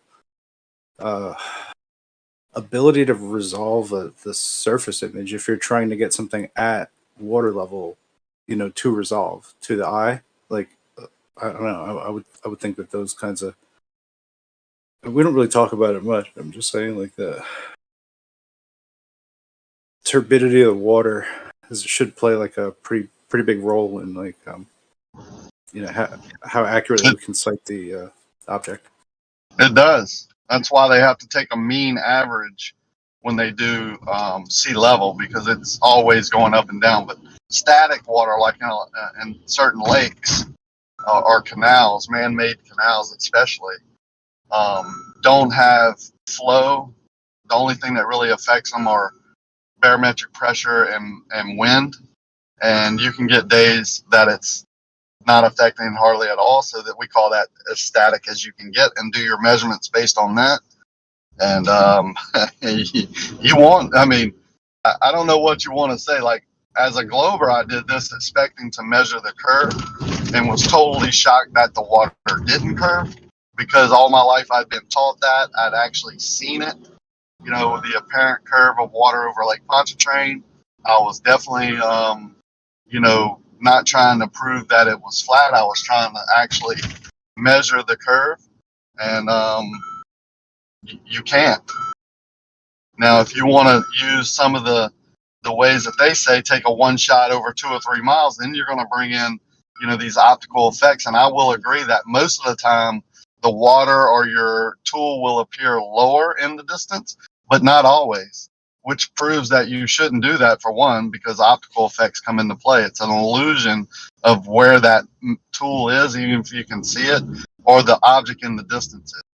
Like when they show the heads up display at 30,000 feet and the horizon appears to be a couple inches lower, or whatever, 4 degrees lower, or whatever they state that it is.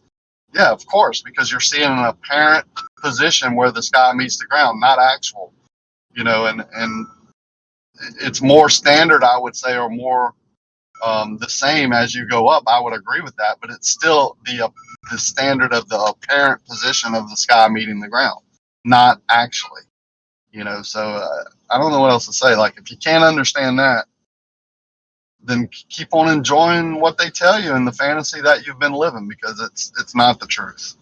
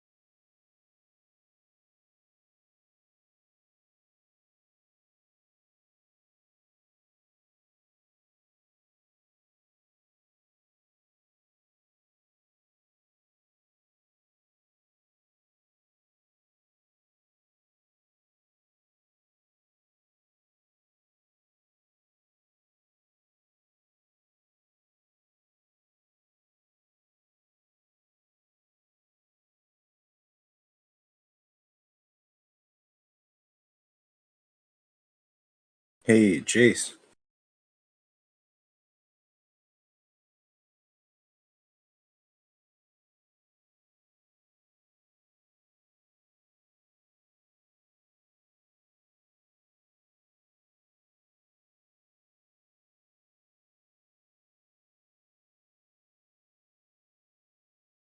Yo, what up? I was just wondering, because I'm like kind of curious about like the power of like RF frequencies have to like emulsify things, or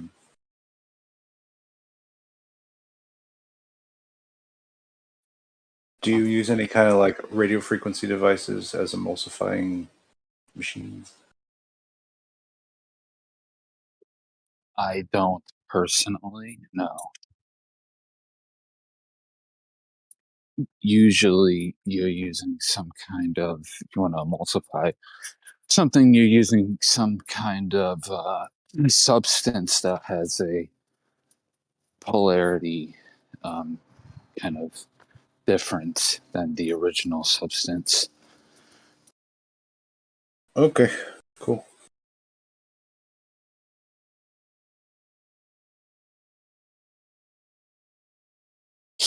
I mean, I do know there's Question, like sorry. different methods. There's like different methods for emulsifying things. So, I mean, it could be possible that you can do it using EM radiation. So they make like little devices or whatever that are, I guess, primarily for like estheticians or something like that. But it's interesting. Just playing around with one, and like I have like a deep like muscle knot or something like that, and I was just like messing around with it. But it kind of gets down in there, man. Like it, penetrates below the surface and does something. I'm just wondering. Yeah, like I feel like there's a whole area of medicine that could be done with like frequency stuff. I mean, I don't want to get into the rife frequencies and all. You know what I mean? Because it's like it's kind of overdone. Like I don't know. Or orgone energy. That's like kind of a little woo. Violet ray wands. I get you, but certain types of frequencies have like real like responses that I don't know. Seems like we're not doing enough testing on. Could be. I mean, I don't know. It's not really my area. I know like certain ultraviolet light can have some biological impact. Obviously, X-rays and gamma rays are quite dangerous. Oh yeah, they're probably not good. It's just yeah, like working with like the red light therapy that seems to have really good yielded some very good results for me personally. And then I'm kind of interested in like just the RF. It's just another frequency range. It's dealing with like things on a intracellular level or something, man. I don't know. It's like it almost like reorders the cell. I don't know, not reorders the cell walls, but I think it does adjust like tissue somehow, like and its connection to itself. So, and there's all like those layers too, right? Of like how they all stack together and work. Uh, yeah. Um, Also, like some, I knew one guy who was like a physiotherapist, and he had an ultrasound machine that he would normally use to like do scans of people, but he also would sometimes use it on himself for beneficial effects that ultrasound just has on removing like I don't know collected debris in the knees, so he could sharpen up for his tennis game. He said he'd like hit some ultrasound on his knee. Yeah, these are all kind of cool things. I guess they're a little bit dangerous for home use if you don't know what you're doing. But you know, you could consume a whole script of painkillers or Flexerols or whatever. You know what I mean? And try to just get limber, or maybe there's other types of sound therapies that actually be used. And then maybe that even works with like organs too. Maybe there's like a tune, like a little note every little organ. You know what I mean? You know, play 860 hertz to the kidneys, and they're like singing. Who knows? I don't know. It's a little out there. I'm just saying for a point. We don't know. We don't know. Jace, we need you to do the experimentation. Only your acumen and credibility is capable of salvaging this, perhaps, correct science out of the garbage. Yeah, I mean, I wish, man, I don't have that kind of equipment. I mean, I have a sonicator, but it's not for, or we have a sonicator, but it's not, it won't do what you're Yeah. wanting to test. That we need something specific. Like, do you think that, like, for instance, like things that are sonicated? Because I've like made, I've had and burnt out several sonicators. But sometimes I was trying to make like tonics out of them because there's like a stainless steel container, and I was like, if I just had some herbs and some distilled water, and do it up, see what happens. Maybe little oils, whatever. And I've made these, and like I don't know, it's maybe totally placebo, but it seems like that for some amount of time, the ultrasonicated material actually will impart some kind of energetic field to you until it like peters out. But it's like vibrated and shaken, not stirred or whatever.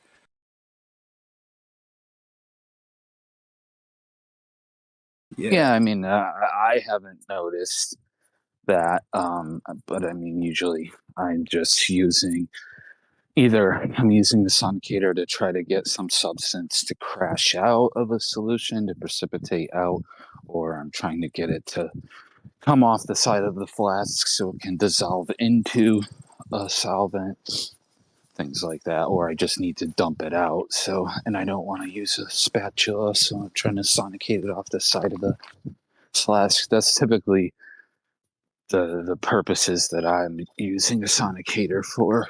Gotcha.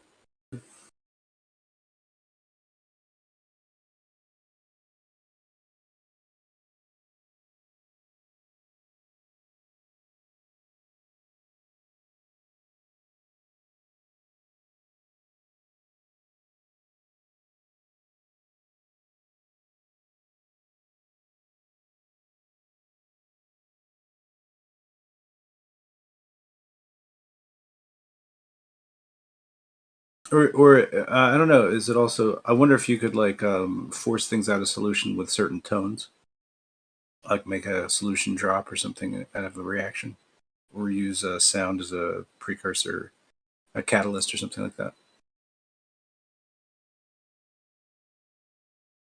Yeah, I mean, you can definitely get things out of solution with it a lot of the times. With organic compounds, we dissolve them in something called DCM. DCM evaporates very easily. Put it on a rotovap, evaporate it, but the thing will still be, it'll be interacting with the compound you want. So you just toss it on the sonicator for a minute and it'll like instantly crystallize the compound you want, and the DCM will just evaporate away. You've seen Breaking Bad, I'm sure, right?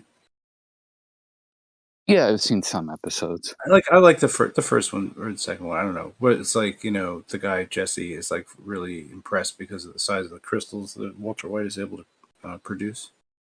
And I was always like wondering because he never gives the secret up, But I always like in my mind suspect that it had something to do with sound or whatever, or that sound affects crystal propagation to some degree. Could be. I mean, usually the methods, like when we're doing trying to get like protein crystals and stuff, which are a little bit different, but the concept is kind of the same. Where Yeah, I mean, you can say the it's like idea, temperature, but I mean, okay. yeah, it's you want to cool it really, really slowly. Basically, Right. it's time and the rate of cooling is what will, and And making so sure you only have one nucleation point. Like you don't want multiple crystals, or if you're trying to form a big crystal, you want all of the molecules to be forming onto the same crystal, so you only want one nucleation point. Right, I gotcha. You get like large lattices. Yeah, so but in some way, like I don't know, just thinking like it is like temperature is equatable to some sort of sound, I guess, because it's like a rate of energy that's got to be like kind of moved through the system. If it's too much energy, it's got to be moved. Like I don't know, like temperature is not necessarily acoustic, but since it is with a crystal, it's going to cause like shrinkage and expansion and stuff like that in certain parts. So like that's going to affect the bonding angles and then blah blah blah or whatever. Like you get great crystals or not, like depending on like, having a stable climate or temperature, I guess. Yeah, cool. Well, there are two ways to impart or remove kinetic energy from the system. You can primarily impart kinetic energy with sound, but temperature can both impart or remove kinetic energy Like, from the system. do you think we can boil water without sound happening? Probably. I'll be right back. Yeah.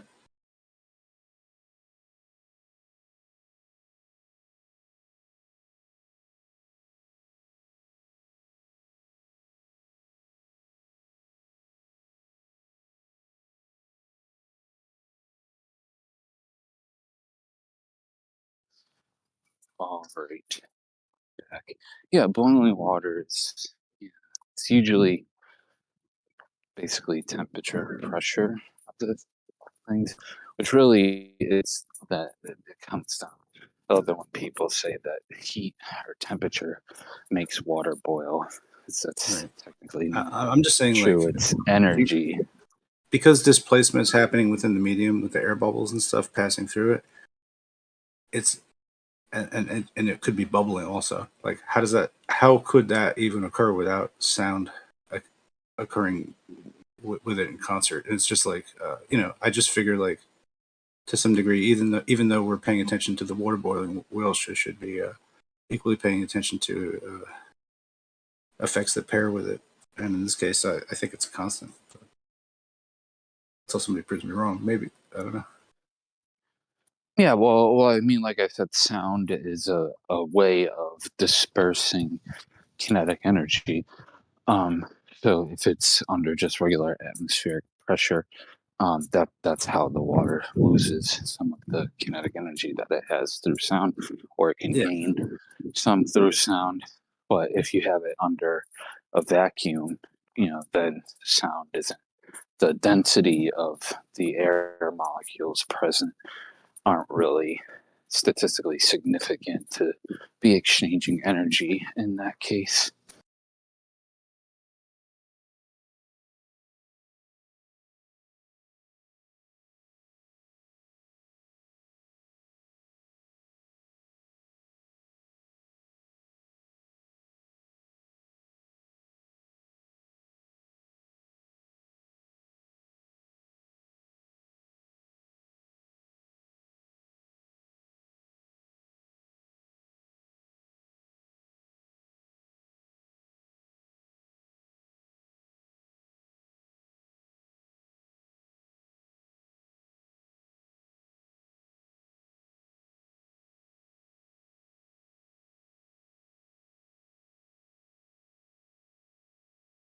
Jace, do you keep up on or do you do like bio stuff, or I don't even know like what field of chemistry you actually like are involved in?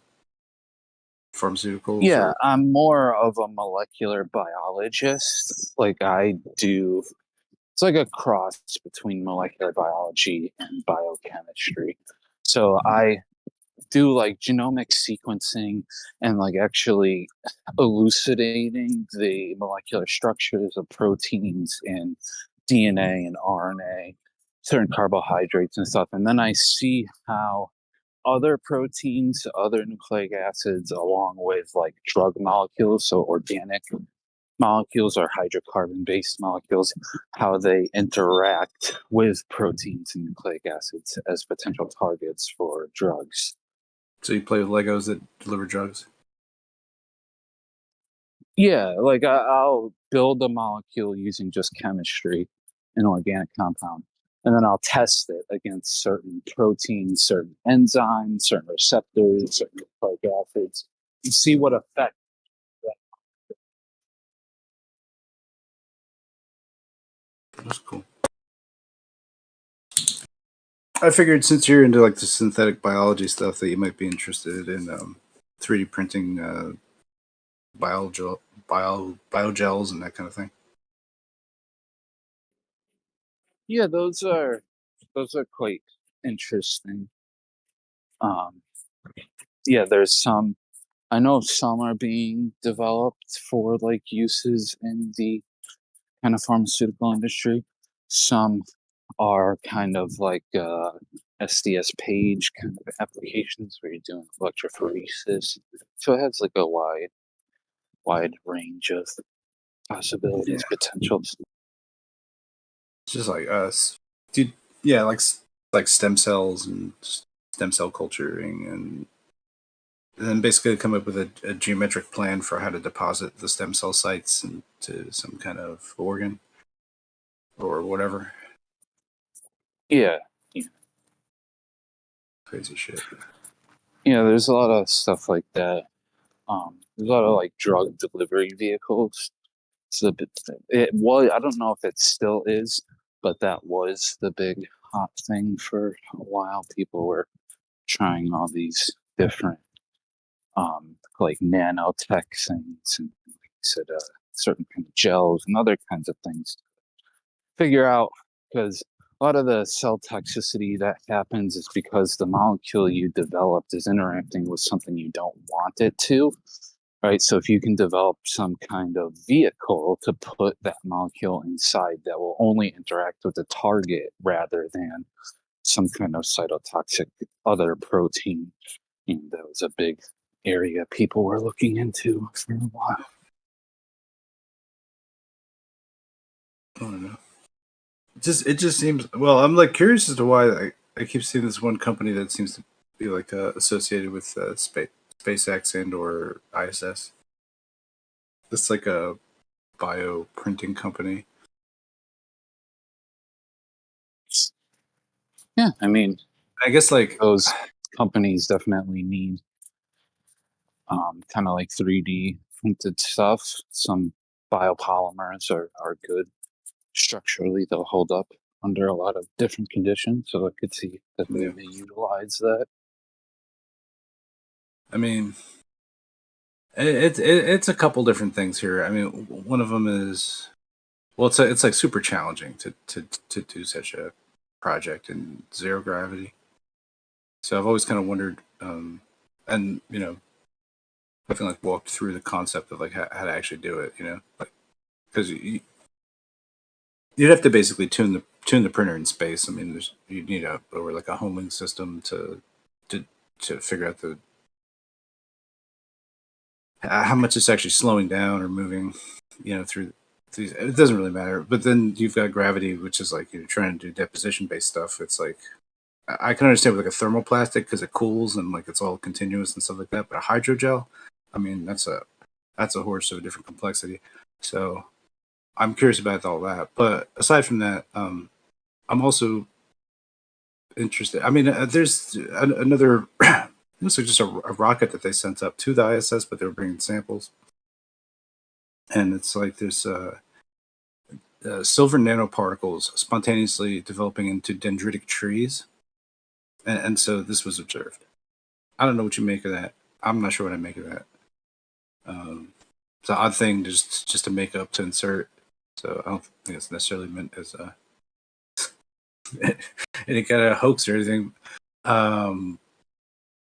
But I guess what it might suggest is that like variegating cellular tissues happens more naturally within the whatever higher altitudes than it would at ground level. So why else would they try it up there? Because I don't know. I don't get it. Yeah, could be. And I could see the funding's there. You know what I mean? If I was like an R&D, you know what I mean? I'd be like trying to get space money. You need it, right? Trying to do some like long voyages, want to reprint yourself some whatever the fuck, you know what I mean? You want next generation shit. You're on a 60 generation voyage, right? Come on. You need to 3D print yourself some new lungs, whatever, so you can keep smoking them stogies. It's just, we all know this.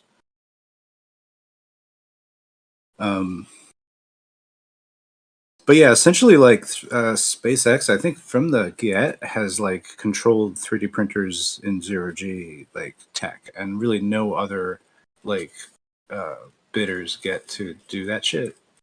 If you know what I'm saying. And then like you could say Bezos might, but like then again, that's another. He owns MakerBot and probably some chunk of 3D systems, but that's like he owns a big part of rapid prototyping, fabrication, and stuff like that. So. I don't know. It's just weird, man.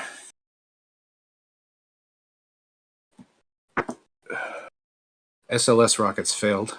He ate it hard, but I knew from the beginning. You know what I mean? Even all the hype, I was like, I don't know. SLS rockets, I don't think it's going to hold together. And they don't. Yeah, just rocketry is tricky. It's another reason to grow another arm of the military-industrial complex. Pipe several $100 million into a company that really never produces anything that works. All right. Yeah, I mean, well, since we're not, I don't know if you're in America, but so since we're not at war anymore, that money that was being funded into that can go to better purposes.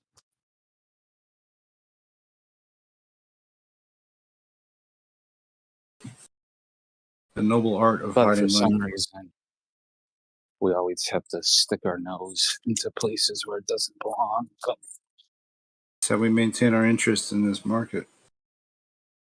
We got to be able to solve problems no one else can. Otherwise, we're going to get relegated.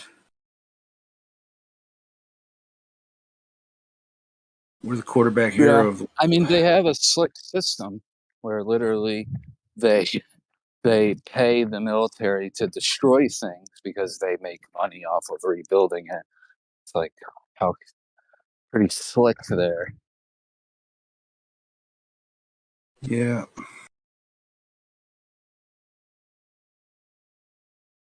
I mean, I guess that in a way, really, like that's the whole thing. Is like, is everything built on like noble efforts, and you know what I mean. If you're a realist, you say like some things might be, but most things are not. You know, there's no reward for doing it that way. It's just.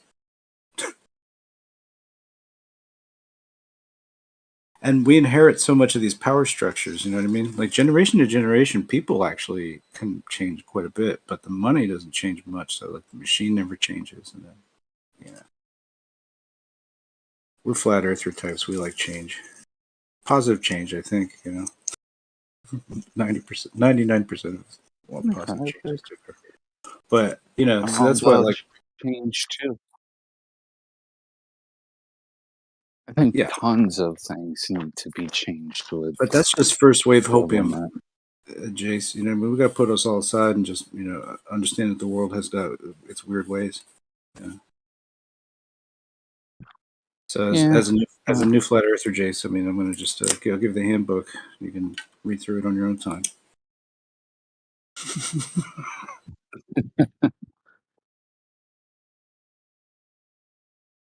Hey, Jace. I mean, but honestly, Jace, if I got wrapped up in the space game or something like that, and I was making some kind of cash, I mean, do you think I wouldn't even be here, right? Yeah. Well, I mean, I got some space money once summer. I did a project. I did a consultant project for the National Institute of Health, and it was funded by one of NASA's grants. So it's wasn't that much money now. I'm just saying, not my brilliant to get wrapped up in. Not my brilliant scheme. I just kind of wound up being in the right place at the whatever time, and wound up in a team working on some things that were like, talking about trying to do some space shit. You know what I mean? had that worked out, I or hear we were you. bought out by like SpaceX or who knows what, you know what I mean? Like that could happen, right? Could have. It didn't. And I'm not like begrudging it or whatever. I should have bought Bitcoin instead of focusing on all of it. But besides, it's like it's just it's like, whatever. Same, man. I thought about in like 2014, 2015, I thought about buying Bitcoin, but I thought it was just gonna be all like, I'm doing like a few 36 years hours. later, I was like, damn, kicking I'm killing myself. myself doing like 36-hour benders trying to like prototype a 3D printer while some guy's like, yeah, hey man, do you want to buy Bitcoin? It's 25 cents. Like, I don't know, it's this idea some guy had, whatever. And yeah, it's like, nah, fuck that. I'm after real money here. But anyway, what is real? But the accomplishments that we get to do. And I just feel like, is there a bit of like hero worship that goes up on the science that like even yourself, like you find like it would be difficult for yourself to like decouple, you know what I mean? The what got you to where you are? What led you to, right, like all of where you are? Just say like you can't like tear those heroes down and be like, yo, Einstein was full of snooze nos, you know what I mean? This guy was a plagiarist, whatever. He wasn't right Well, after all. I would say it's more like obviously Einstein's not the biological field, but it's more of the people that I've had personal relationships with along the way, like professors, advisors, and stuff. Those are the people. I mean, I still would tear their work to shreds if that was just the truth of the matter, but it would be much harder emotionally for those kind of people rather than just like the giants of the field that I don't really have any personal connection to. Yeah. But Zanuck, what were you were going to say something before?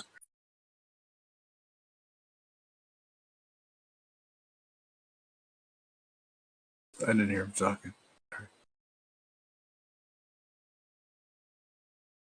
He said my name, but then we were talking, and so he. Oh yeah, I heard. There you go. I want to interrupt your conversation. Get I don't know, deep just there. shooting the shit here, Zanuck. Once you get in. So, do you listen to the discussion I had with Racky about differential measurements? Yes, I heard the tail end of it. Just trying to figure out a different way to explain it. Maybe I got to do it visually, or maybe we have to actually do an actual example of it, because there's ways to do it in other more tangible type of settings, or easier Yeah. to control settings. Yeah, I always find visuals, those help me learn. Probably one of the best ways that I learn through visual. Right. It gets to be a big shit show, and everyone's just kind of talking past each other, and no one really knows what anyone else is saying. But I know what they're saying. Yeah, that happens a lot where it's like, oh man, if I could just like draw a picture of what I'm talking about, it would make Right. things so much easier.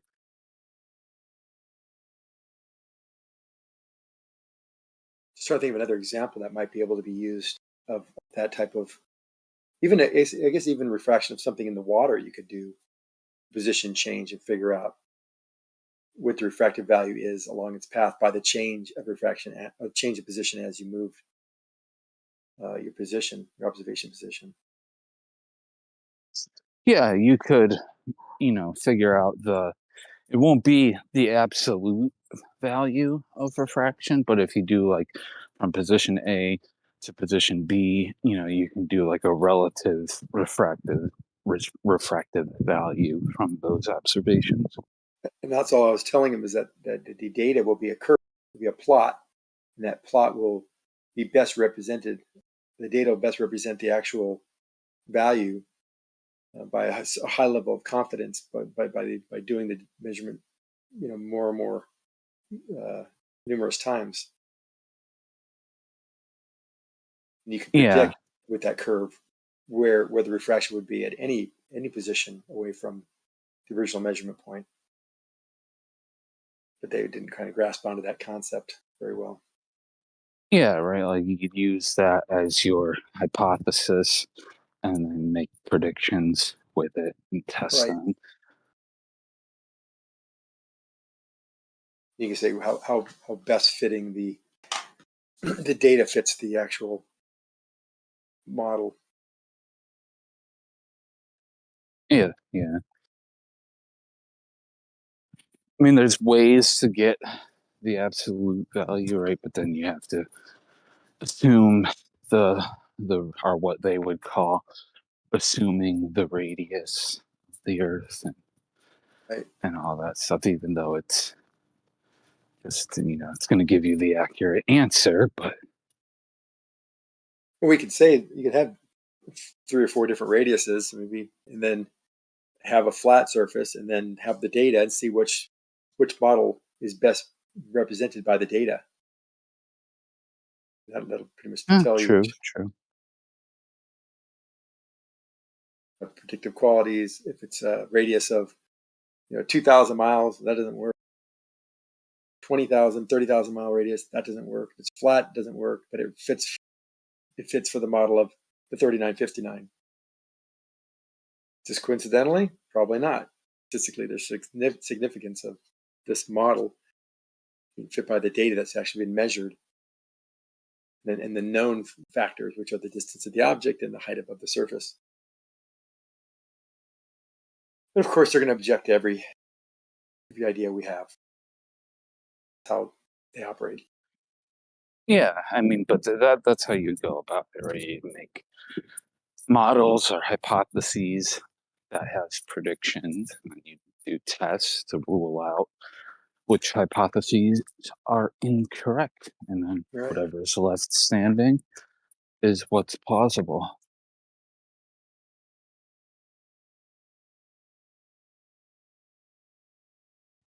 So how things going in But your yeah. world? I haven't talked to anyone here for a couple of weeks. I've been kind of out.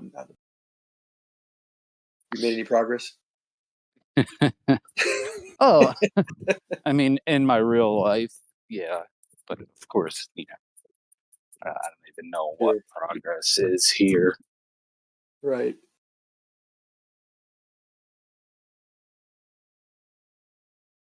Funny group.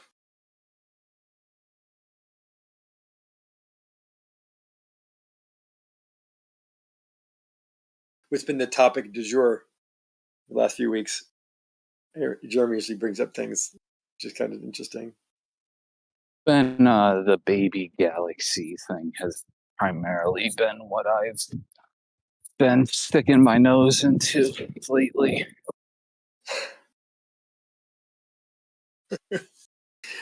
Oh boy.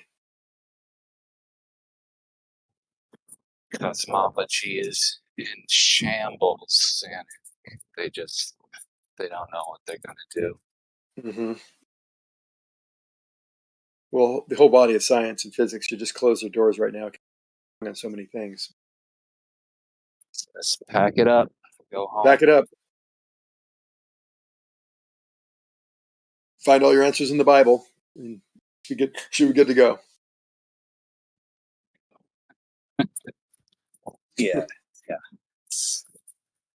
It's like, okay, yes, so they have acknowledged that there's some data that is indicating new things, which is what was expected. Like, why would they develop the James Webb Space, this multi-billion-dollar telescope, if they weren't hoping that it would provide new data and insights on things? That doesn't mean you toss out everything we can show to be the case that isn't even related to what the JWST is finding. That's just not how things work.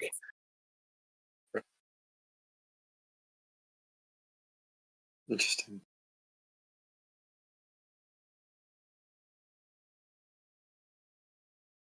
Right, because the problem primarily lies in how galaxy formation occurs, right? Because the mechanism for how it occurs is going to dictate the rate at which it occurs, right? So if we have the thinking wrong on how galaxies form to begin with, then the time scale is going to be wrong for when the first galaxies could have formed. So you have to rethink that.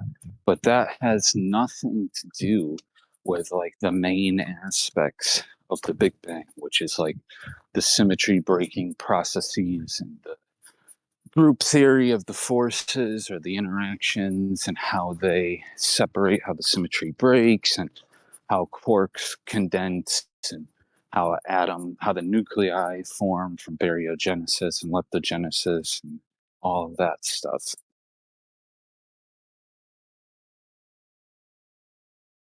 So, is a lot of it the formation of stars? They're forming much faster than we predicted, or we're able to be. Yeah, right. They're saying that the telescope, the further distance it looks, the further back in time it's looking, and they're finding these galaxies at a stage of formation or even fully formed, where based on the models, it shouldn't be fully formed galaxies at that time.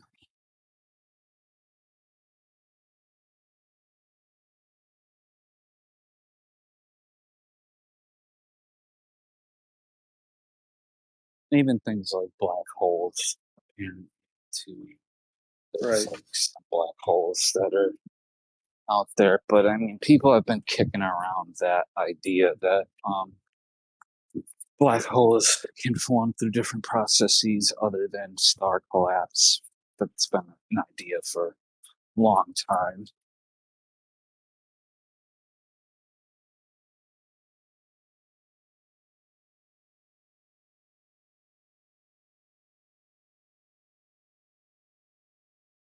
Where's Jeremy at? Usually he's pretty bright and chipper this time in the morning or afternoon. We're diving in around.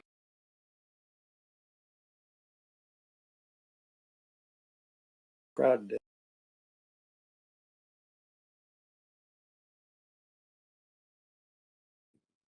I know I don't come until later in the day, so I don't know who's here.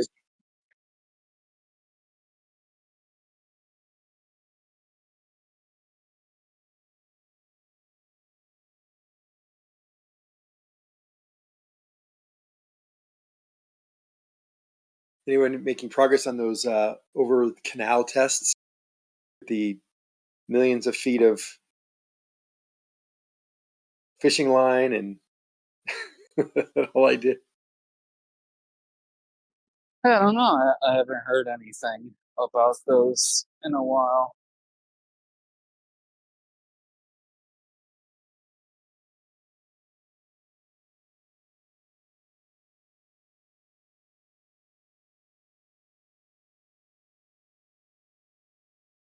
Maybe someday we should make a bet. All these guys figure out what the shape of the Earth. Like at some point, there'll be the answer there, one way or the other. A year from now, 5 years from now, we put one of them on a spaceship, get them out on orbit or something. That'd be kind It's fun. That's super. what's Hey, Zanik, I'll go into low Earth orbit with you. Let's you and me go. okay. Yeah. And we got to All bring right. Whitsitt too. Okay, whatever, man. Just as long as a glober and a flat earther go up, and we'll probably have to fist fight because neither of us are going to admit what we're seeing. Right? Isn't that right? I don't know. If you in orbit, you saw the things that these pictures Well, depict. Would you say, you guys have been right? It's round.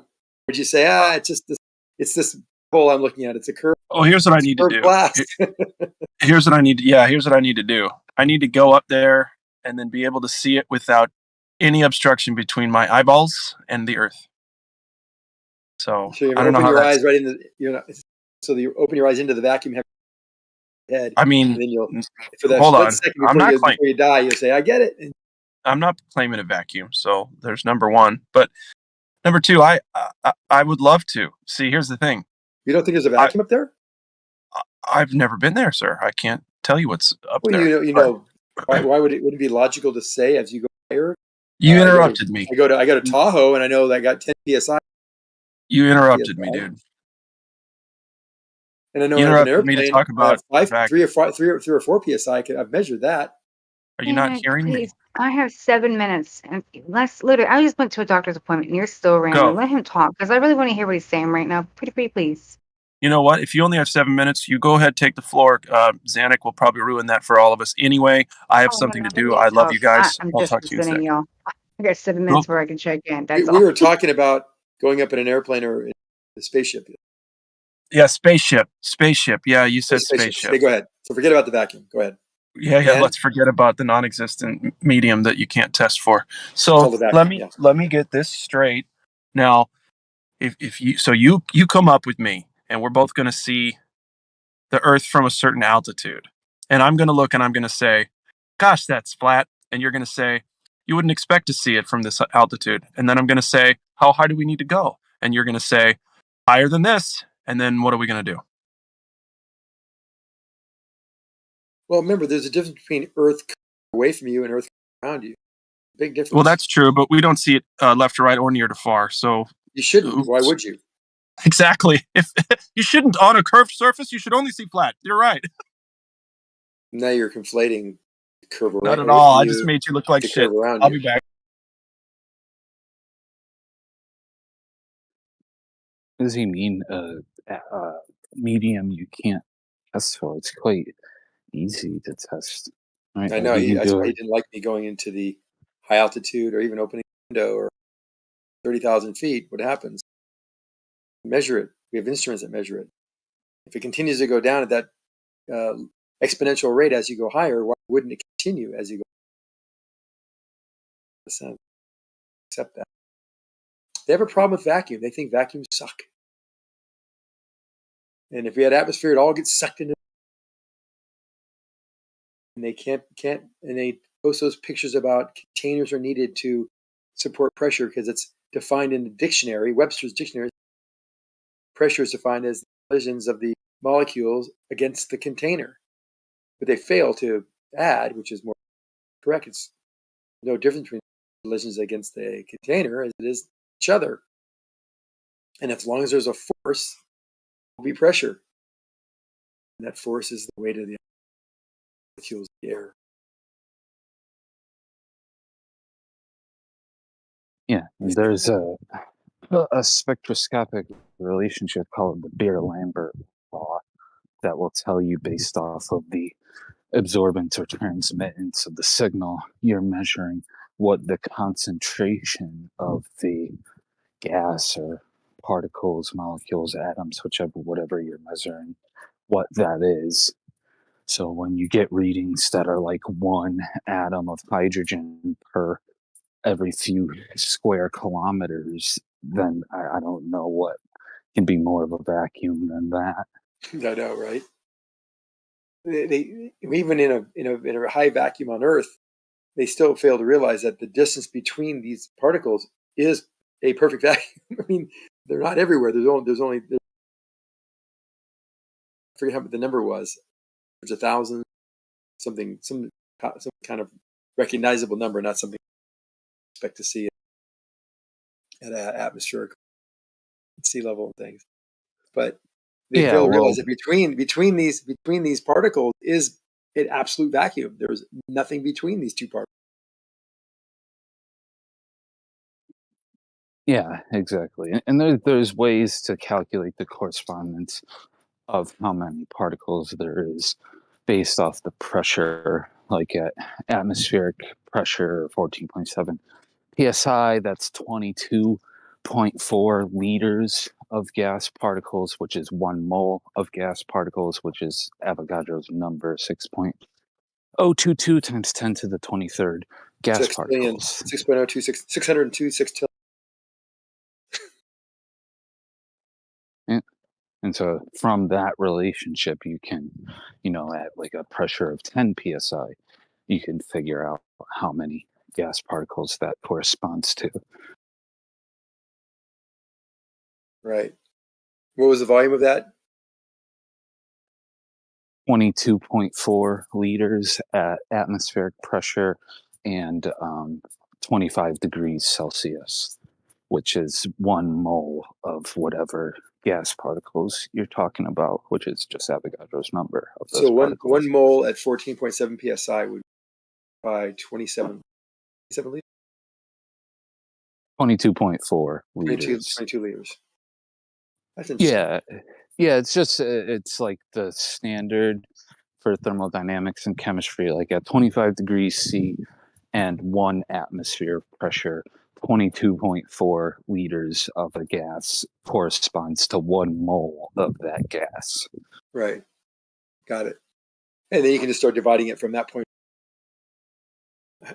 How many pressure? Yeah, you could use that as a conversion for like any pressure and temperature that you come up with.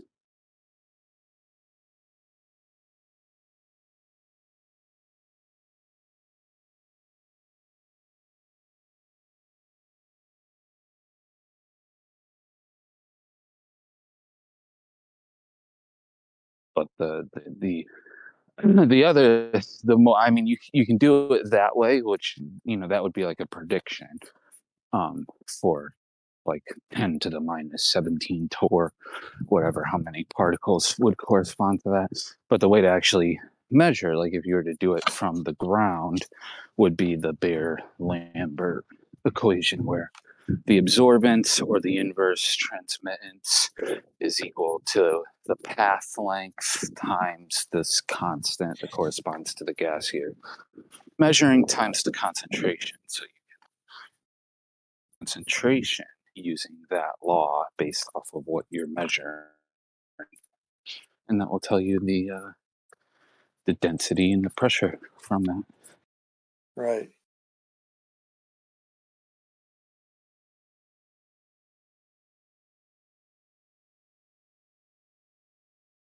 And then, of course, you could just send the instrument up, to the elevation that you're curious about, and you use a instrument to measure it, or you could take a sample. People do like parcel tracking, meteorological parcel tracking, where they obtain samples and then put them in mass spectrometers and stuff.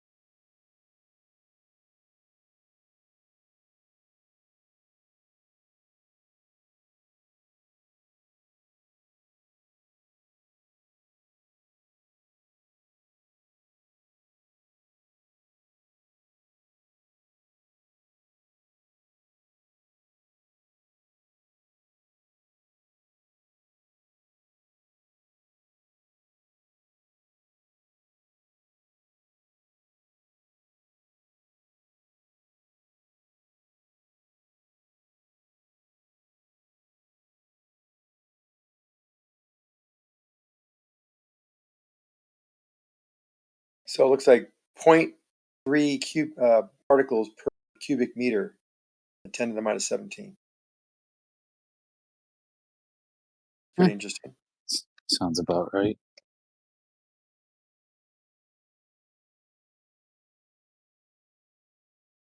Good never to throw out when they start talking about, well, there's still particles, still not pure vacuum.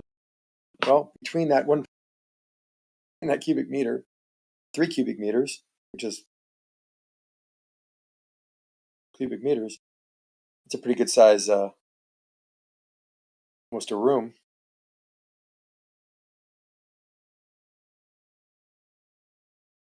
That would be one particle bouncing around in that one room.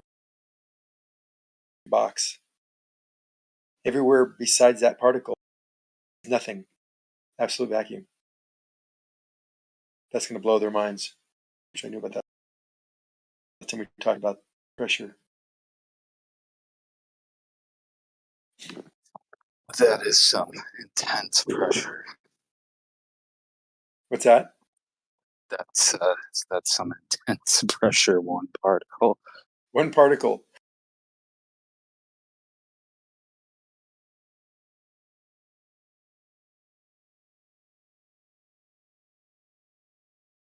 And the temperature,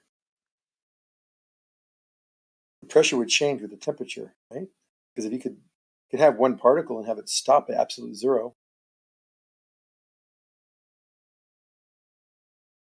So if that one particle is not moving, Yeah. is that absolute vacuum? Yeah, that's interesting. Probably, I right? guess it would just depend on how you define a vacuum. Like if it's like pressure, it has to be the absence of all particles, or if, like you're saying, you can have one particle, but it's at absolute zero, so it's not moving, so it's not exerting any pressure. Right. So you have absolute. So that'd be an absolute vacuum. So if you get cold, even if you have 10 to the minus 17 torr, if you got it even colder, that pressure would go down to be zero if nothing was moving or making any collisions. Yep. You have a people pile of sand at the bottom of this chamber. Those are goals or objects that are made up of particles, but nothing's moving.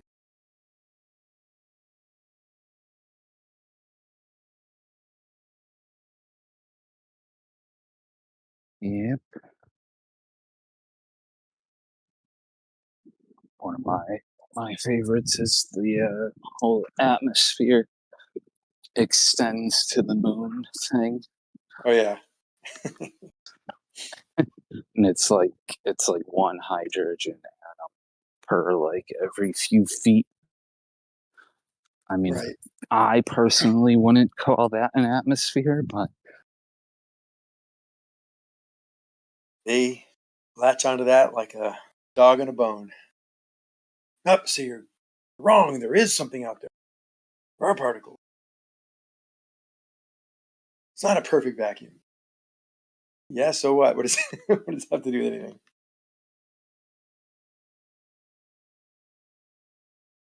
I just think that was hilarious. Maybe 2 or 3 years ago, and how extreme vacuum has just so much more force or pressure or whatever they were talking about. 10 to the minus 17 is billions of times more vacuum than 10 to the minus 10.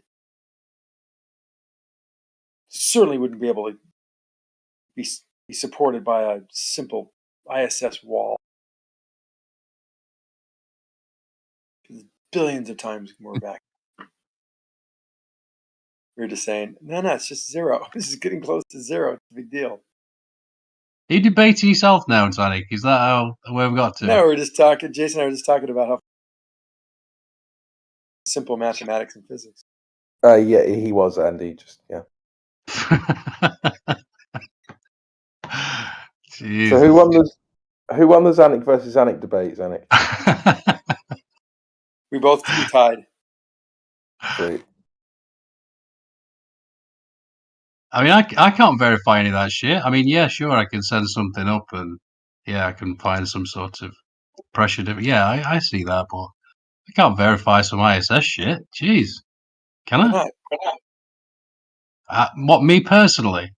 Yeah, just go take a look at it when it transits the sun. You can say there is the ISS.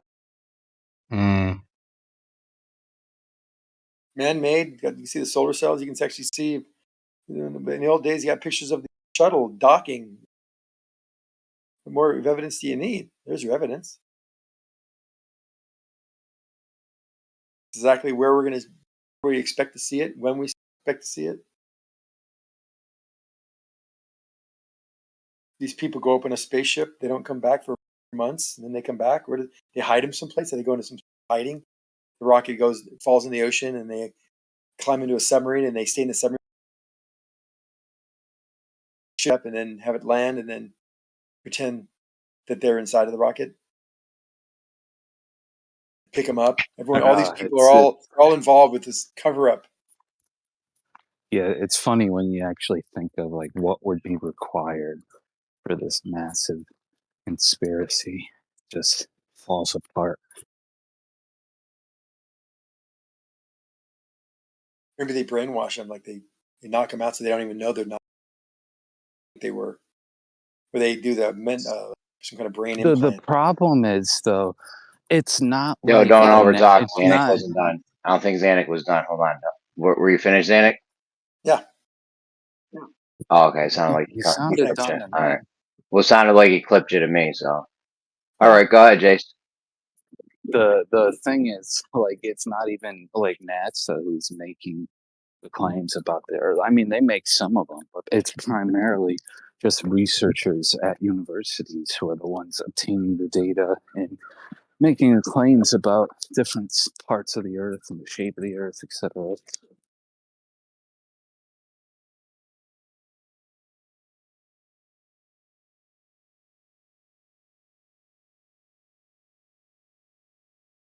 Like, I have an ex-girlfriend who's a bathymetrist. She's measured like large portions of the North Atlantic and the South Atlantic, and she has no affiliation with the government or any of these entities. And she will indeed tell you that the Earth is a globe and show you the data she has supporting that. Why did she measure it? She's making maps of the ocean floor.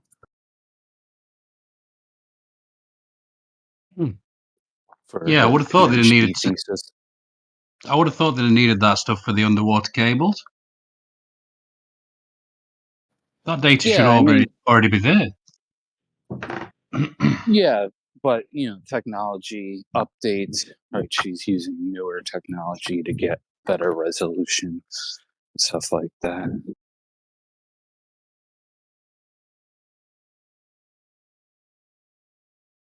I was kind of getting excited about Brian Leakey's little measurement to LIGO. I don't know. Will it happen? I'd like to see it, but Oh yeah, so I don't would know I. if it will. I would love to determine and verify the orientation of LIGO structure. They might be able to do a rough estimation of what it actually, how it's oriented, and which side's higher than the other, and where is it level on the object itself. Yeah, I mean, look, if there's 4 feet deviation in that 2 miles or whatever it is, then that's pretty good. I think that'll be enough for me to say, well, shut it down 24/7 or whoever else. But I don't know. I mean, if that 4 feet deviation isn't there, what are you going to do then? You'll find some excuse, I'm sure. It's straight and flat. We know it because we send lasers and shoot accelerate particles through these types of structures. They have to be straight, otherwise they would not be able to be measured as straight as they are. So we know it's straight. We know the structure around it is relatively straight. So when we see this thing have varying plumb lines, we know that the surface beneath it must be curved. Yeah, look, if I see that curved surface like shown in that way with a direct measurement, that'll be enough for me. Yeah, but like bridges can show you that. My father back in the day was involved with the some work on the Verrazano Bridge in Brooklyn, and like the plumbs for that deviate from each other. Like, you don't need LIGO to show you that. Hold on. What just happened? What Andy, kind of were you bridge was roboting it? just now, or? No, it's probably you, Jeremy. What kind of bridge was it? Suspension bridge? Because No, I'm at home on the made Wi-Fi. level, are they? They're not made straight up. They sort of lean out a bit, don't they? Yes, the Verrazano Narrows Bridge, I think it's called. It's in Brooklyn. Is it a suspension bridge? Believe so. Yeah, so that's not going to be straight up then, is it? But I always thought that were a good idea to measure two high buildings Well, no, or whatever. the plums, right, deviate from each Oh, other. hold on, Where it Jace. He should was show that definitely in they're mid straight. sentence just now. Jace, he was No, it's definitely all mid good. sentence It's all just good. now. I know Don't that. worry. I know No, it's it's not all Discord, good. but It's not all good. Don't worry about the modding. Yo, don't worry about the modding, please. We'll handle it. Jace, don't interrupt, please. yeah, I always thought it was I a don't good know what's idea to funny, but measure.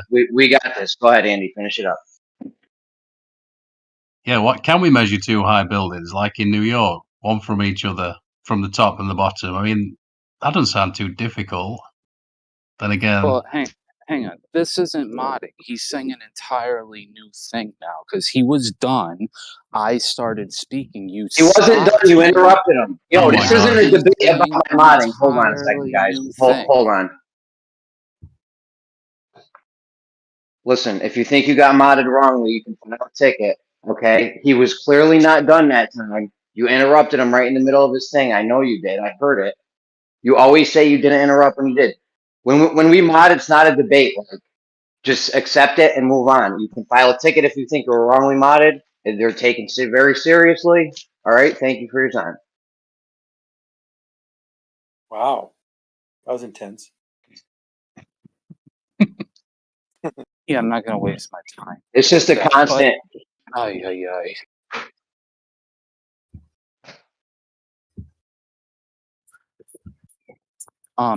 If I interrupted him, why did when you said finish, he started an entirely new thing? When he continue what he was saying? If I actually I don't did know. That's why we interrupt. shouldn't interrupt people. That's why we shouldn't interrupt people. Now we're just talking about the modding. I just said, don't worry about the modding. It happened.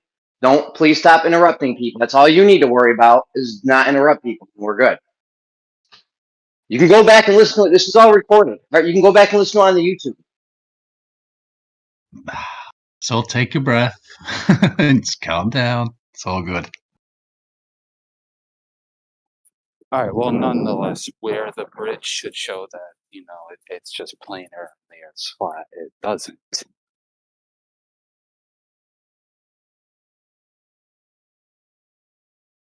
Yeah, I'm not sure. I'm not sure, but I'm not a very practical person, so I'll be the wrong person to talk about datums and whatnot. So Yeah, I'm not either. That was like my dad's whole thing. He was a steel production bridge builder guy for most of his life. That's not me, but I've seen people present like the schematics and stuff for certain bridges that kind of show the same thing too.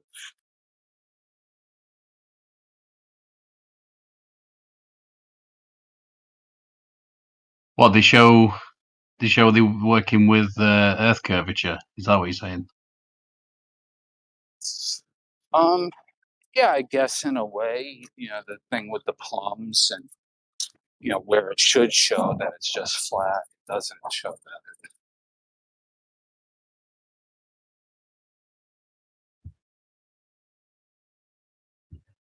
Well, like I said before, I'd like to see a direct measurement, preferably over water. That'd be perfect. If we can see some deviation underneath, that's what I'd want to see. Oh, good I'm pretty way. sure you're breaking up, Andy. I think that's Is you, it me or Jeremy. him, guys? I heard him just fine.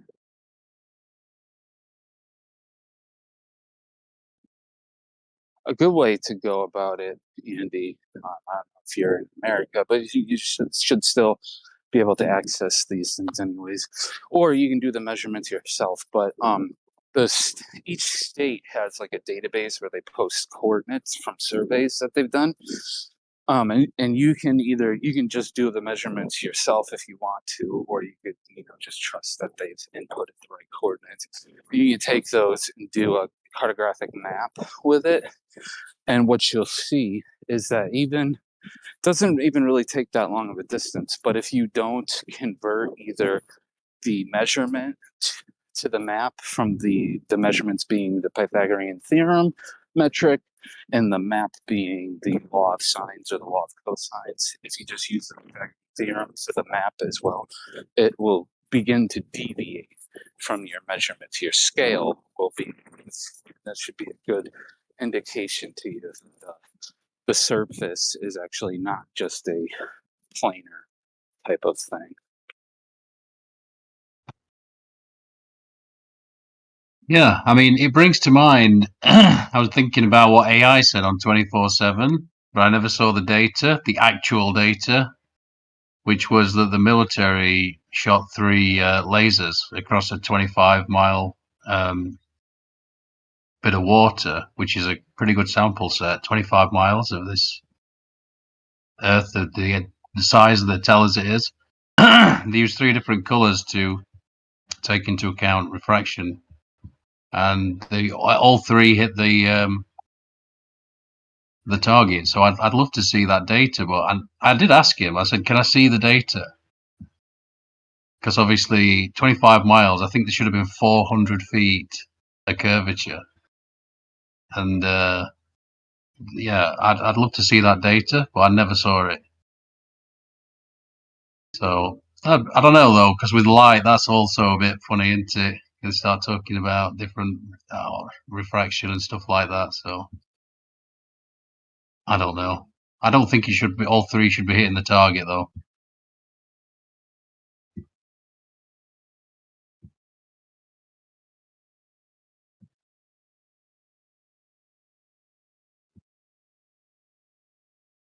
I honestly get a bit bored with the flat Earth argument. I actually wanted to talk about the Beatles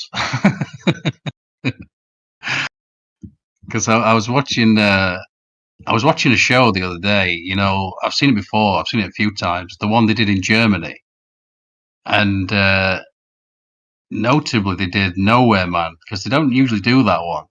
And if you look at the lyrics of Nowhere Man, and I hate this because I absolutely love the Beatles, as you know, but this is straight up fucking spellcraft, this shit. And so, as truther, you have to call it out. This is fucking spellcraft. Just look at these, listen to these lyrics. He's a real nowhere man, sitting in his nowhere land, making all his nowhere plans for nobody. Doesn't have a point of view, knows not where he's going to. Isn't he a bit like you and me? I mean, this is fucking spellcraft. Yeah, I understand you're bored with the flat Earth debate, but is this Earth debate? Well, and you're changing the conversation from what it was. Well, I'm going to go in a minute anyway. Make something. All right. Well, I mean, you have to change the conversation though. Well, look, you've got all day to talk about. Well, you don't have to change the conversation. We were in a topic, though. We were in a topic. No, not really. What is? No, the yes, topic? we were. What is it, Elbow? I mean, we were talking about the we're talking about Earth. Now you want to change it to the Beatles. I don't want to talk about no fucking Beatles. Fuck the Beatles. I want to talk about truth, lad. Truth. You know? Yeah, well, this is Earth Awakening. I've never been a big truth. I've never been a. I think I'm lagging at my house. Hold on. Let's just get back you were to coming in whatever clear. topic. You were coming in clear. If I'm here to do anything else, excuse me, Jeremy. If I'm here to do nothing else, it's to call out fucking spells from these wizards. That's why I'm here. No, okay, that's fine, but there was a conversation happening before you entered the conversation, and then all of a sudden you say you get bored of the conversation and flip to the Beatles. So fuck care about the Beatles. Yeah, that reminds me. Well, I mean, is there a topic though, or because if not, I got something for Xanax. I mean, there was having a conversation, but I mean, it's You guys talking about plumb lines? I totally completely lost what was the topic. Was it plumb lines or refraction? I can't remember what we were on. Oh, Jace was in it. What were you responding to, Jace? And then when he just completely sidetracked something else. We were just, it was just about, he was talking, Andy was talking about something with the military doing a laser test, but I mean, I'm unfamiliar with that. So if Jeremy wants to talk with Xanac about something, that's fine with me. As long as it's cool with you, Jace. All right, we got the green light, guys. Jace cleared us. Well, I mean, me and Andy were talking. Andy said he's going. I said I don't care if the conversation changes. So, All right, Zanuck. Also, it's your fault. Zanuck, you there?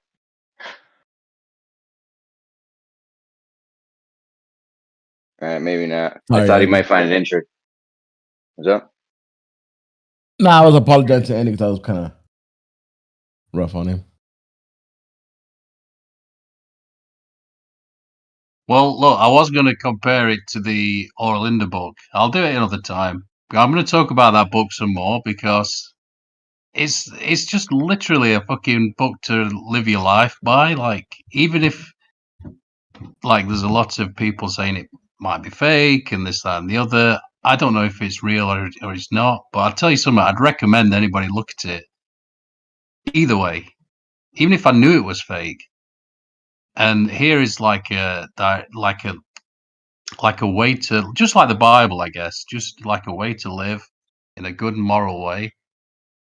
And I was just contrasting it with this Beatles song that they sang in Germany, where it's like, oh, I've got no point of view whatsoever. Don't know where I'm going to. You know, I was thinking about that contrast and singing that to them kids. That is fucking spellcraft right there. We could definitely do a little mini event on this if you wanted to. Yeah. Yeah, I definitely want to present something sooner or later because I'm starting to learn just a lot about this Orlinda book, and I think it's a great thing. What's the name of the book? It's like Orlinda book, the OLB. It's like ancient European history. And yeah, we could do an event on that someday. Yeah, let me know. Post a ticket, file a ticket. It's right near the complaint, the unfair modding ticket, I think. I'm still waiting for Gio's astrology thing. I was excited, but I kept saying to him, "Get this astrology thing going. I want to see the presentation," but I guess he's busy. He's a busy man, maybe. The class on how to become a billionaire. I know. I've been waiting too. Not a financial situation, but just I am more curious about that, you know, because to me, I just think the sky's a clock. Like, oh, it's a sky clock. That's kind of how I think of it. And when you guys start going into all these other weird things, galaxies and whatnot, I'm like, oh, okay. Apparently, it's all this other stuff as well.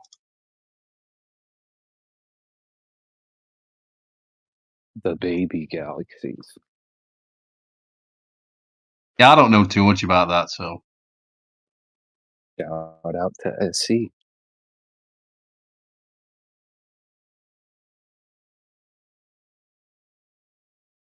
Well, the sky's a clock unless you're time dilating, then I don't you can even use it. You'll see different things.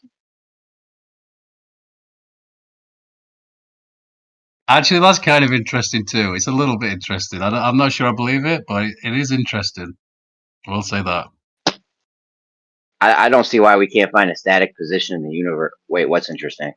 The time dilation thing? Yeah, the whole fucking time travel thing, the twin paradox, all that shit. I mean, dude, we should be able to use time dilation. I mean, it should be. I'm not saying we could do it now, but it should be theoretically possible to find a place where you're static in the universe using time dilation. Wherever time's going the fastest, that is where you're still. You're the more still.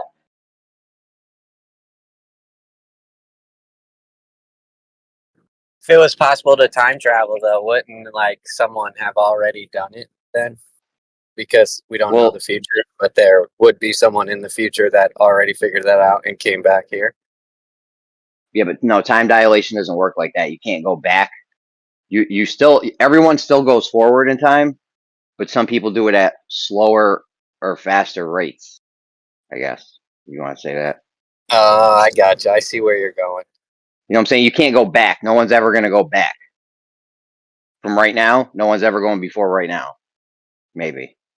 Not with time dilation. It's like the movie Click. Well, he had a rewind button, didn't he?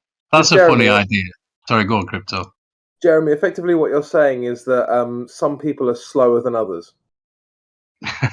That's what it turns out to be. Yeah. That always made me laugh. The idea that somebody could be looking at our solar system and seeing the dinosaurs, the dinosaur period. I like imagination too, guys. All right, that's all.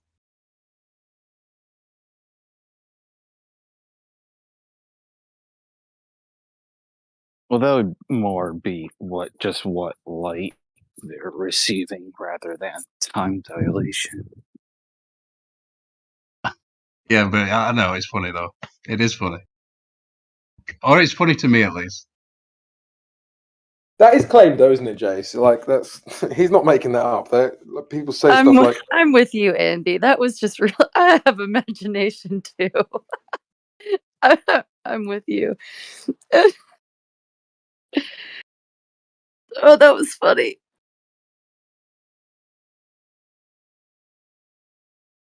Yeah, it sort of reads to me as Hollywood scripts many of these things, Of and course. it might be true. I don't know. I don't think it is.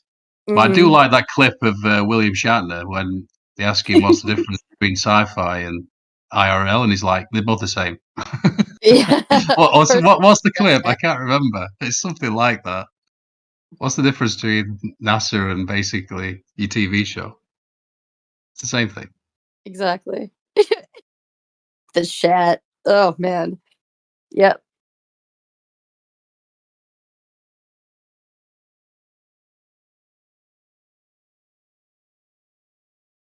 Yeah, I Which don't is funny know. because I can see possibility for like the time travel thing too. I just think they did some sort of dark sorcery and shit in the past, and that's why it's all gobbledygook with our history. And I'll figure that out in time. But for right now, it's like, yeah, it's nice to imagine. Yeah, it's fun. It's fun to play with ideas like that. But someone a long time ago told me that it's always now, and that really stuck. It really it stuck with me, forever. So it's like my brain won't actually allow me to even like think of it. I mean, I can imagine it. I can have fun with ideas like Marty McFly and all that stuff. That's fun, But in real life, then no. My brain's You like, you no. lose the now. You lose the now. Yeah, for sure.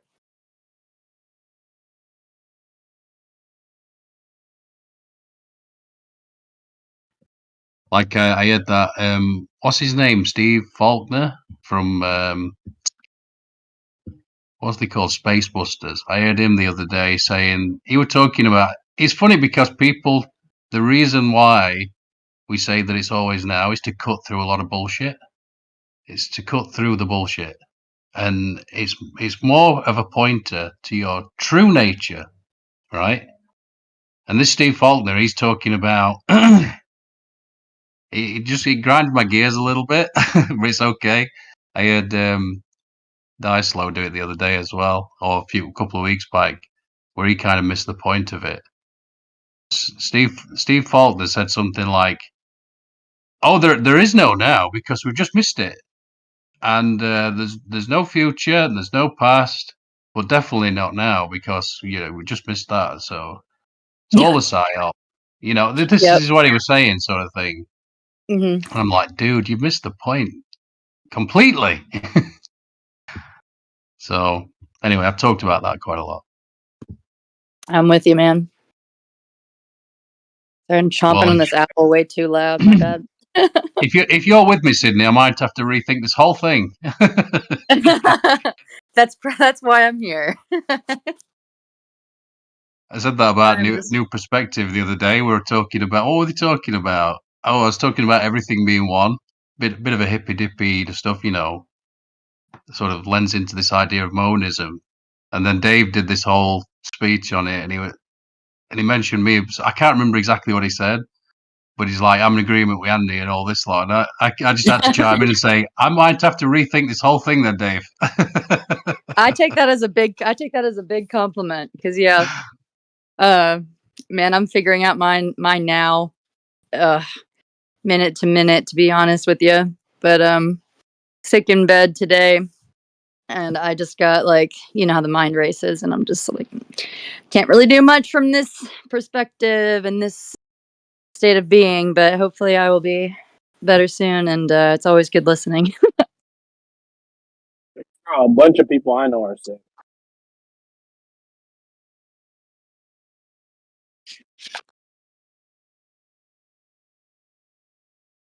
Yeah, I become a total grump, like worse than my husband. He's sick. It's bad, but Did you say husbands? Multiple? no, worse than when Oh, my husband is sick. oh, I'm worse than that. husband is. I got you. Yeah. What?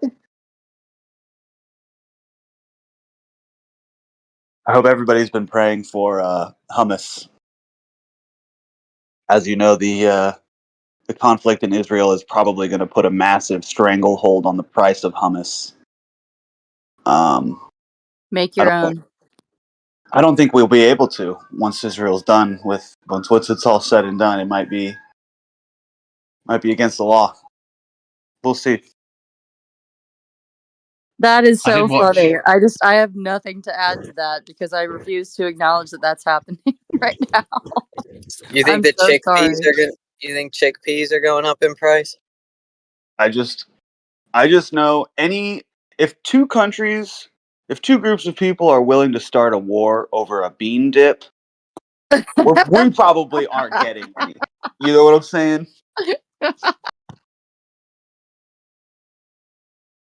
What two countries? I mean, Iran. Whichever, Hamas and the other one. Yeah, I don't know about that. You talking about that all Twooly? sounds Not grabbled to talking me. I about don't know. Twooly. Seems like there's a lot of people calling for blood, for Palestinian blood, and then there's a lot of other people who are part of lots of different death cults that are rubbing their hands together. They can't wait. They can't Oh wait yeah. to bloody, I don't know, knock down some temple and then build this other temple and then. I just don't believe anything. It's so sad. It's so sad what they've done. Because now it's like, well, I don't know shit about shit from, especially not from a video or a clip or anything. And that's the intended psyop goal. So it's like, well, I can't pay no mind to any of that. So I don't know if they're winning with me being completely apathetic to it all. But we'll see what happens. I mean, either way, the kabuki theater that is our politics here, money will go somewhere, money will leave somewhere, money will whatever, fake money will move somewhere. But at the end of the day, it's like, I just don't want to pay it any mind. But now I'm thinking about hummus, and I love hummus. Yeah, if somebody brings it up to me and I don't feel like doing the hummus bit, and I feel like maybe actually trying to give them a hot take, I just look them dead in the eye and I said, "Are you trying to talk to me right now about war? Are you trying to talk to me about human beings murdering each other? That's what you think is really important to talk to me about right now?" And just completely dead serious. I honestly don't know how I would respond to that. I'm gonna try that next time. Yeah. Like, War I is a thought you horrible had thing. just put up your Ukrainian flag above your door. Why are you talking to me? Yeah. That's cute to go away now, please. Well, just be incredulous at their desire to talk about war. Just be like, I cannot believe you want to talk to me about kids dying right now. Fake or not. Yeah, that's a good point. Yeah, no, because that's the whole thing. It doesn't matter if it's a conspiracy. It doesn't matter whose side you're on or That they're made me on. cry. That made me tear up. That was funny. Well, that's gonna be From everybody's. now on. If we lived in a paradise and Yeah. somebody came into paradise and tried to talk to you about war, you would be Yeah. shocked. Why are you messing up my garden, bro? Like, for Yeah. real? No. Not gonna happen. It's a very good point. Just trying to keep it positive. Oh, that was very successful. But I like the hummus bit is more fun. I wish I could take credit. That's Sacha Baron Cohen. He did that years ago. Oh, and I'm gonna pretend like you didn't tell me that. I'll just give it to you. He did it way better. He dresses up. He dresses up as a gay guy, and he has a leader of Hamas and a leader of Israel on either side.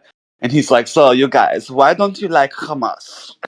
And they're like, "No, we love hummus. It's made of beans. It's healthy." Oh, it's so good. I like it.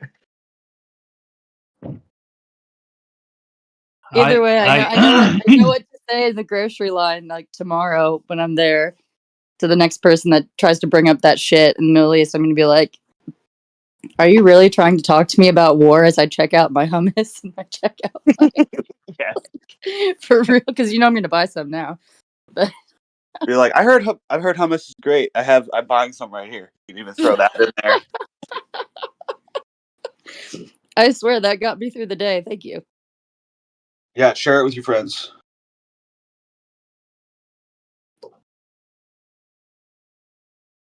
I was just going to say I watched Adam Green's video from October 10. I'll post it. It's really good, really worth watching. It's quite long though. I'm sure the Bible people hate him, but he's got quite lots of information. And what's this? Yeah, this is the one, October 10. And a lot of information there as well. And it just seems to me that there's a lot of people that, like he was showing these like evangelicals, like with they were all covered in, the the Israeli flags and scarves and they can't wait to sort of wipe these people out, all calling for blood, and it was just like, I don't know, it was just disgusting. I couldn't believe it. I couldn't believe what I was watching. And so and they're like, and then we'll build that temple, and then Jesus is coming. Like what? What the fuck? What are you Wait, who talking said that? about? Wait, the Jews said that? No, this like evangelical bloody Christian he's on a Oh, stage. oh He's wow. got all these young kids around him. They're all wearing bloody Israeli flags and shit. And he's like, it just hello. That's This is the problem. Yeah, that's a problem. I mean, look, I'm a big fan of Jesus. I love the stuff that he apparently said. But while ever people are waiting for this savior to come along, you're not going to actually do anything. You're just going to sit there and go, "Well, it's God's plan. It's all Yeah. God's plan." No, I mean, I'm pretty sure Islam is awesome.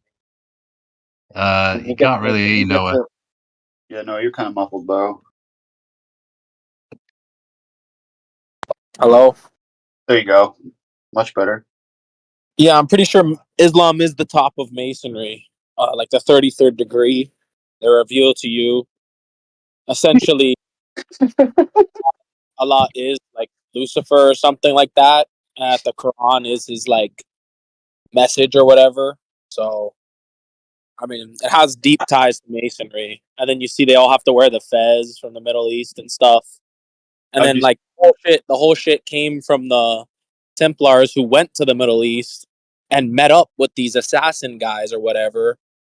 And these guys are all associated with Islam. So I mean, I think it's a pretty deep subject. I'd be so disappointed if I wanted to become a Mason and I like start going to all their stuff and I do all their gay little rituals, and then after 30 years they're like, okay, and now the secret is we're Muslim. Oh my, I would be so pissed. No, yeah, that's what they do. They start you out with the Bible on the altar, but then they replace the Bible with the Quran by the end. And essentially, they tell you that Lucifer's like revelation or whatever is the Quran, and they say that is their God, and they worship him openly and shit. Like that's part of the whole fucking dude. That's why it's a pyramid. Like it's all connected, bro. That's nuts.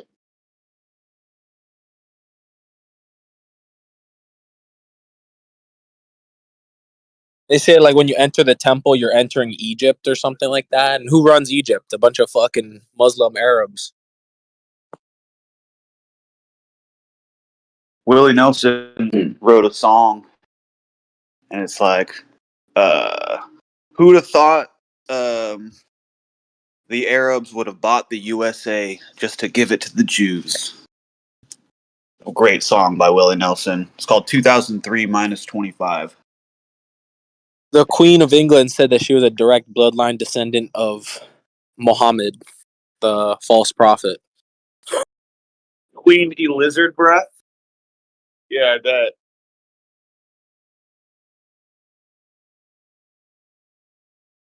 I'm pretty sure it's all this shit is way more tied up.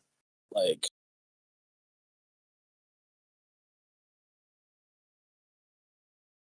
I kind of just there was a whole arbitrarily. thing where the Muslims used to pray to Jerusalem, but then they stopped. Muhammad said that they don't pray to Jerusalem; they pray to Kaaba, and to turn your face to the Kaaba instead of Jerusalem. And it was like something that, like, the outer court. I don't know, dude. Like, there's like some sort of prophecy or something that essentially Satan gives his throne and dominion to the beast, and the beast is essentially Islam. That's Allah is the beast, essentially, in Revelation. And so that's when everyone turned their face from going to Jerusalem. They turned it to the Kaaba. That's when the throne transfer was like essentially complete or whatever. Like, there's fucking some deep shit, bro, that goes down. And like, literally, yeah, bro, I would suggest people look into that shit.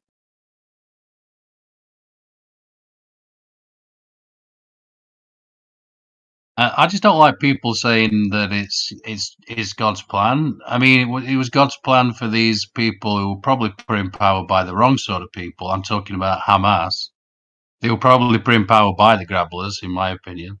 And then, was it God's plan for them to attack a gay rave, or they were probably just crisis actors, knowing the way these people play the game? That doesn't sound like God's plan. That sounds like these people's plan. And maybe they wrote the script a long, long time ago, and they're just playing it out. That's what it looks like to me, anyway. But while ever you're thinking about this other stuff, like Jesus is coming and all this stuff, you're not going to be doing anything about it. I mean, it's clever. It's very, very clever. Don't you think? I mean, which ones? I'm sorry. Can you repeat that? Well, it seems like some people on with a parachute with a fan attached to it. That this seems to be the Palestinian military. That's their air force, apparently. I don't know, but they seem to have been attacking like a gay rave. I don't really know. I don't know the situation, but I know how these people play the game, and this is what they do with the crisis actors. They want to tug on the emotional heartstrings. This is how they play the game, and so it just annoys me when then you see this contrast to all these Americans covered in Israeli flags saying we support Israel and they've got to defend themselves. And well, wait a minute, it probably came from them anyway. Well, look, I will say this. You are going to see a lot of footage of people who actually believe that in America. But I would not say that is the sentiment for a majority of Americans. I would say that if that kind of content is coming across your feed, there's probably a small hat who owns that company and is making sure that type of material is put up first, is what I'd say. They do tend to own a lot of the social media companies and the media, or they're at least high up in there. And that's because they're very smart. They're very smart people, and they're really good with numbers and stuff. It's not a conspiracy. That's just they're good at it. And they have a bit of an in-group preference. They have a bit of a bias. So you're probably going to see a lot of support for one side. But I think it's a loud minority. I don't think, like, I don't think Americans are just like waking up thinking about Jews. I don't think that's happening. Not for the majority of them, at least. Well, they should do a little bit, because the government's filled with people who've got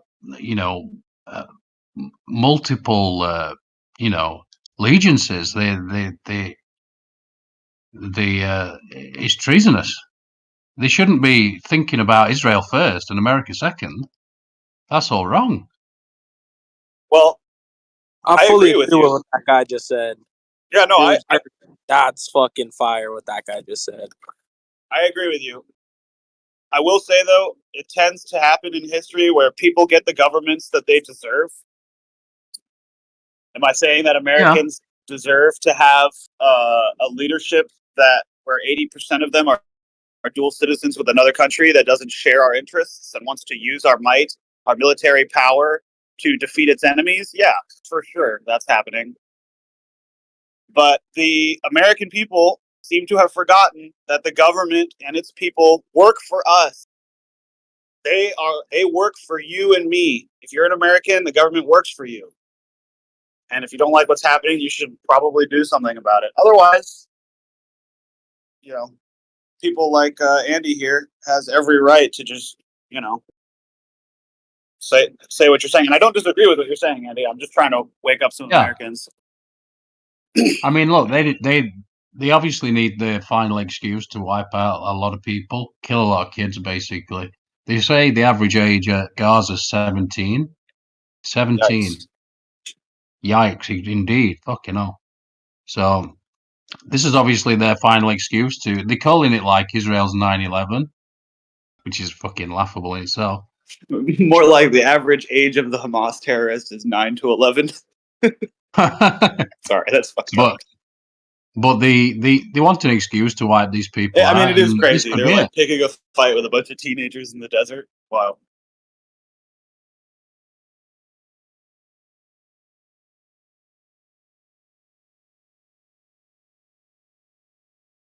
I mean, they're going to do what they're going to do, regardless of what anybody says about it.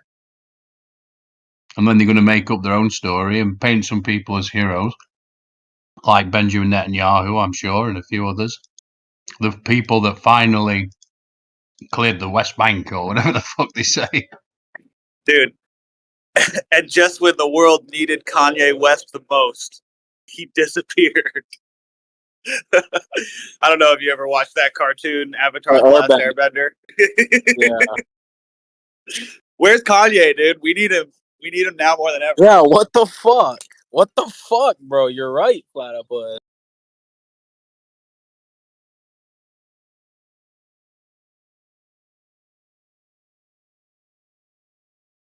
Anyway, I'm gonna get off in a minute, but I did say the other day that they should just move.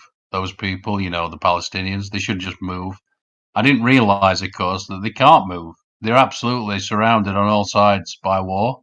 They literally have got nowhere to go. So, what now? Where did they fucking...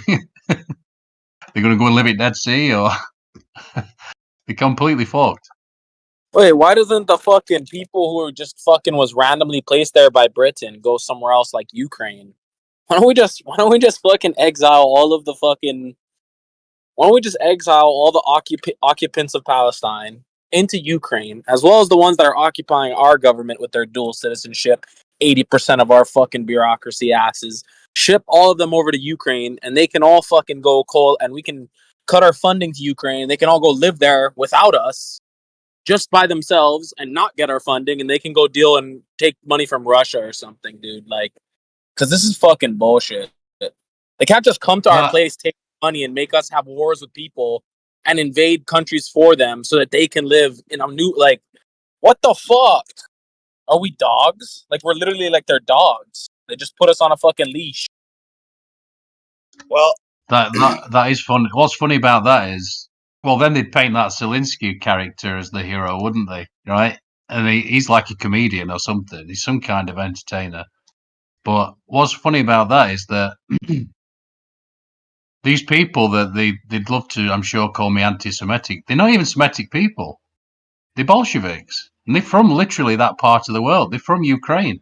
So it would be kind of ironic if they then send actual Semitic people to Ukraine. That'd be hilarious.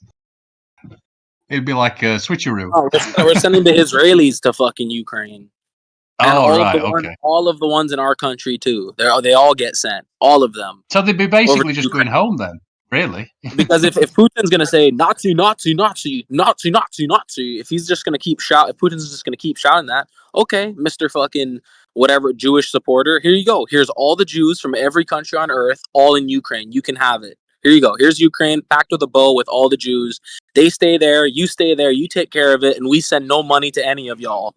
Y'all just go and not have money from us, and we'll focus on our own shit now. And then all the problems we resolve. No more Middle East problem. They won't care. They'll sell us our oil. The Jews won't have a problem with the Middle Eastern because they'll be in Ukraine, their fucking homeland.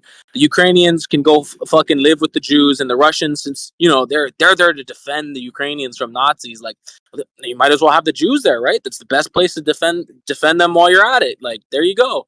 All the problems solved. Boom. Hire me for president. But that's what I said. The script was written a long time ago, dude. So they have to knock down this temple and build this third temple, whatever the fuck that means. And then they have to, then Jesus is coming. So they have to play out this script. As ridiculous as that sounds, that's what they got to do. Well, I mean, there's some things that could be done. Well, I don't know.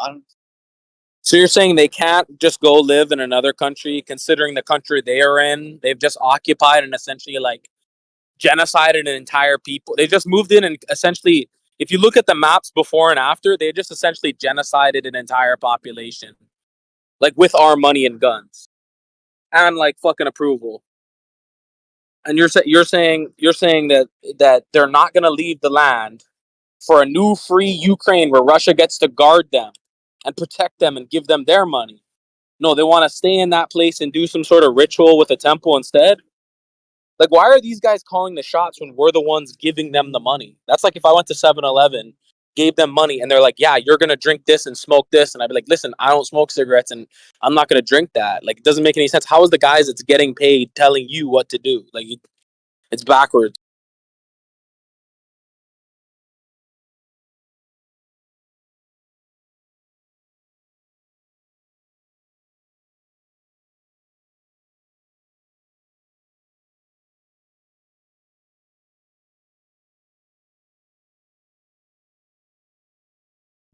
Yeah, I wanted to correct myself just from the other day because I was like, yeah, they should just move. The powers that be have done the thing, and they've made the decision. They're obsessed with this holy land, clearly, and just move. And it's an awful thing if you think, let's say, some bunch of dudes came to your mum's house, and they were like, you've got to leave. And she's like, leave? This is my house. Yeah, but we're just about to bulldoze it down, You're going to what? Bulldoze my house down? Yeah. And by the way, we're going to put you in an Israeli prison too. That sucks. So my heart goes out to these people. It's a terrible thing that's been done to them. But like an idiot the other day, I was like, they should just move, go somewhere else. But they literally cannot move. They totally fucked. And so the only thing they can do is, well, we know what's going to happen. They're going to fucking kill them all. And apparently they've killed quite a few now already, haven't they? So Yeah. We just watched a fucking country predicated on stopping genocide another country. The whole foundation is predicated, oh, we got genocided, so we need our own country. When that shit's a whole fake shit anyway. But I don't think we can do that on the live stream. That's where that word comes from, isn't it? Genocide. Yeah. Could not agree with you more, though. I understand, and yes, I agree.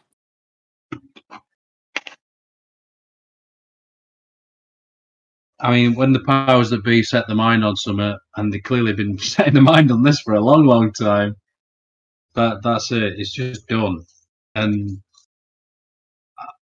I was just trying to point out that while ever you're thinking that, it's God's plan, then you're not going to do anything because you're just going to be like, well, Jesus is coming. They're going to build that temple, and maybe Jesus will come after they build this temple. But it doesn't sound like God's plans to me. It sounds like Grabbler plans. That's what it sounds like to me. Well, according to the actual plan that is being referenced by these people, when the temple builds, the Antichrist shows up. So, they might be following the plan, but they might have grabbled the details about who they're trying to bring. Yeah, exactly. That's exactly what I was going to say too. Mm-hmm.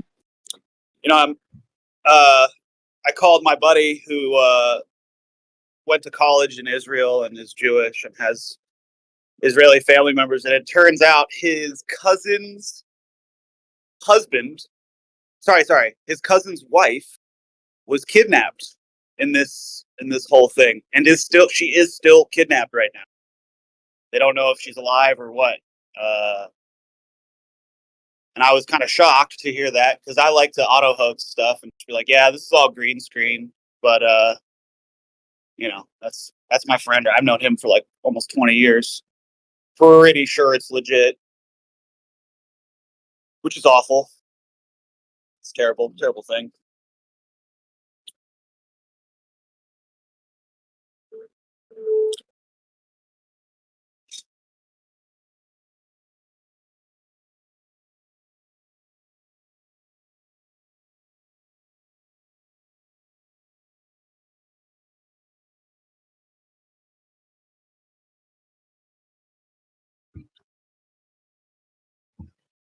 I mean, we might witness. They might just wipe them all out. That might actually happen. Thinking about it. Yeah, this girl who's supposedly kidnapped is not kidnapped at all.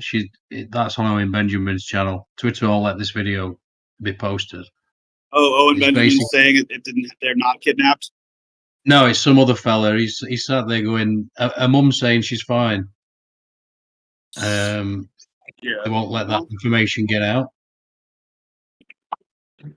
Well, I'm just going to say that if the Israelis decide to just wipe the Palestinians out, the rest of the Muslim world will have an issue with that. And so Iran is probably going to invade or at least attack Israel. And that wouldn't be too bad, but if Russia supports Iran, then America and Russia could go to war, which would definitely mean World War III.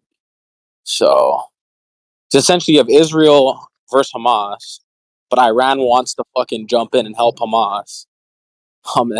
And then, so if Iran wants to hop in, and then Russia wants to hop in and support Iran, and America and the NATO want to help Israel, that's literally NATO versus fucking all of fucking Muslimhood, which they have fucking migrant fighters in our fucking countries. Like, we will literally get attacked from within. Like, we won't even, as we send our troops over across the sea to another world, there's going to be people in our country with AK-47s just shooting you, so that could be a battleground. There could be all kinds of shit happening, but this could be the beginning.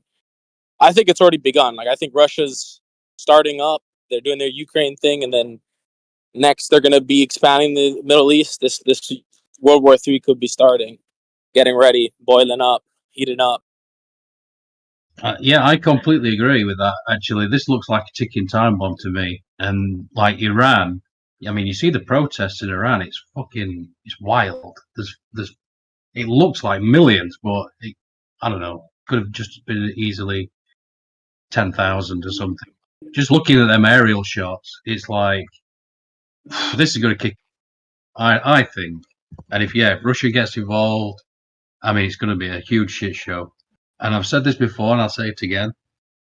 The fucking megalomaniacs who are behind this, who you'd think I'd be scared of, I'm not scared of. I don't. On some level, I appreciate that. It's like I'm stood in awe of the fucking chutzpah. Platypus, your hot mic can do. Oh, I'm so sorry. So you you want to pop it on mute? Thanks. So yeah, the megalomaniacs don't scare me. What scares me is the fucking brainwashed masses. The brainwashed masses that they took these fucking emotional heartstrings, the way they play them like a fiddle, and then they run around thinking they're doing justice, thinking they're righteous or something. I don't know what the fuck they're thinking, to be honest. They scare the shit out of me. the people that they rile up to a fucking frenzy. And like as soon as somebody comes along and speaks truth, they're like, "No, you're cancelled."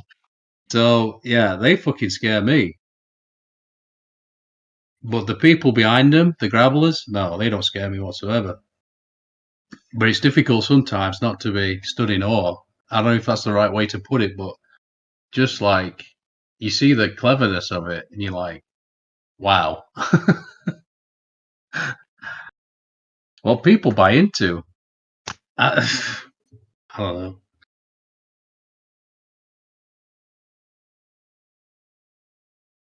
Yeah, I'll Andy, I make some watched. food and I'll be back in a bit.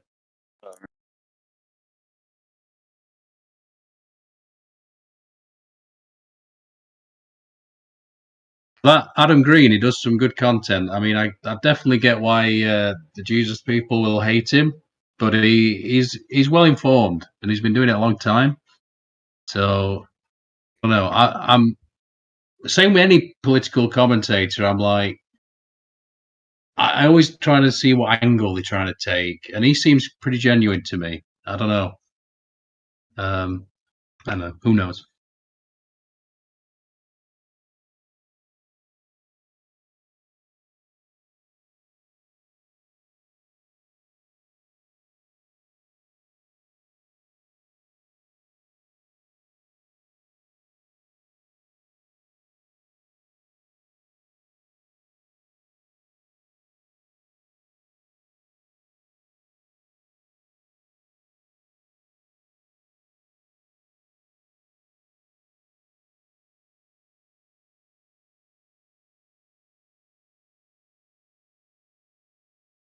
Notice the trend of really bad shit going wrong at music festivals? Is that something like I feel like every music festival now has some sort of fucking thing that happens that's just like out of the fucking extraordinary. Like Burning Man, whatever, they got flooded or something. There was another one that like climate protesters came to. I think like 50 Cent's thing got shut down, Katy Perry's thing got shut down, or what was that blonde chick that sings Taylor Swift or whatever? There was that shit at the Travis Scott concert where apparently people got crushed or whatever. And now people are going to concerts in Israel and getting fucking kidnapped by fucking Saracens, essentially, bro. Like it's the fucking 800s or something. Like you're just getting kidnapped by fucking Muslims. Like, I don't know, dude. I would just steer clear of any fucking type of concert. There just seems to be something going wrong at every single one of them nowadays. Some sort of riddle. What kind of concert was it in Israel? Does anyone know?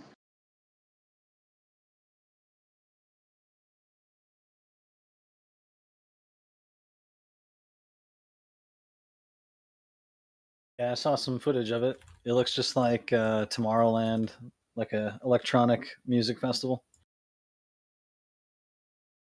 Okay. Oh, it's called the Supernova Festival. I'm just looking it up. I want to see what they're doing there. Supernova Festival. Israel. Supernova, completely not Okay. fucking good. First thing that comes up when you Google Supernova Festival Israel. This is an article from the Times of Israel. The Holocaust all over again. The Supernova Festival massacre in the survivors' words. So I was like, I can't do that. Never mind. Sorry. You need to mention the Holocaust, every time they're fake shit.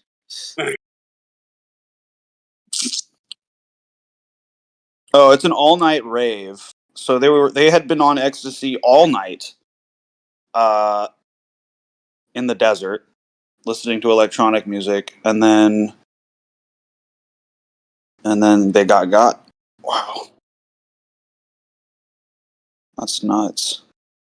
Yeah, dude, bro. Every concert that people are going to nowadays, something. Oh, even Las Vegas, dude. That Las Vegas shooting was supposed to be a concert, bro. All of this shit is just like, oh, there was a concert. Like, it's weird, bro. The fucking trend of concerts getting fucking. And it's not the same thing. It's not like the same thing each time. It's like a new, different fucking. I don't know, dude. Like,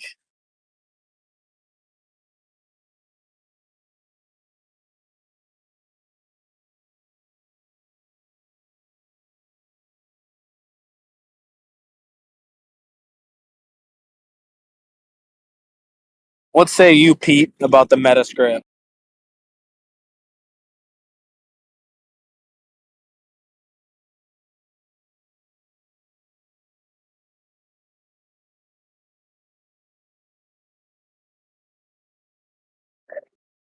I want to know how this shit somehow relates back to a fucking dodo. Do you really? I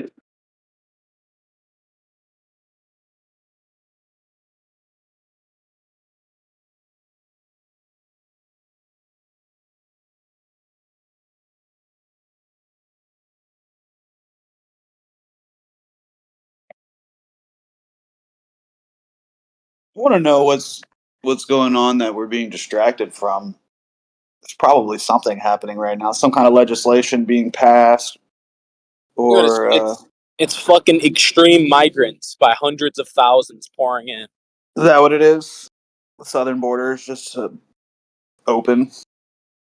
Dude, it's just fucking wide, like fucking gaping open, dude. There's just hundreds of thousands of people coming through. Somebody sent me a video the other day of like these Chinese people coming through, and they look exactly like Asian tourists. Like once they're over the border, you would never know. You wouldn't even. I mean, yeah.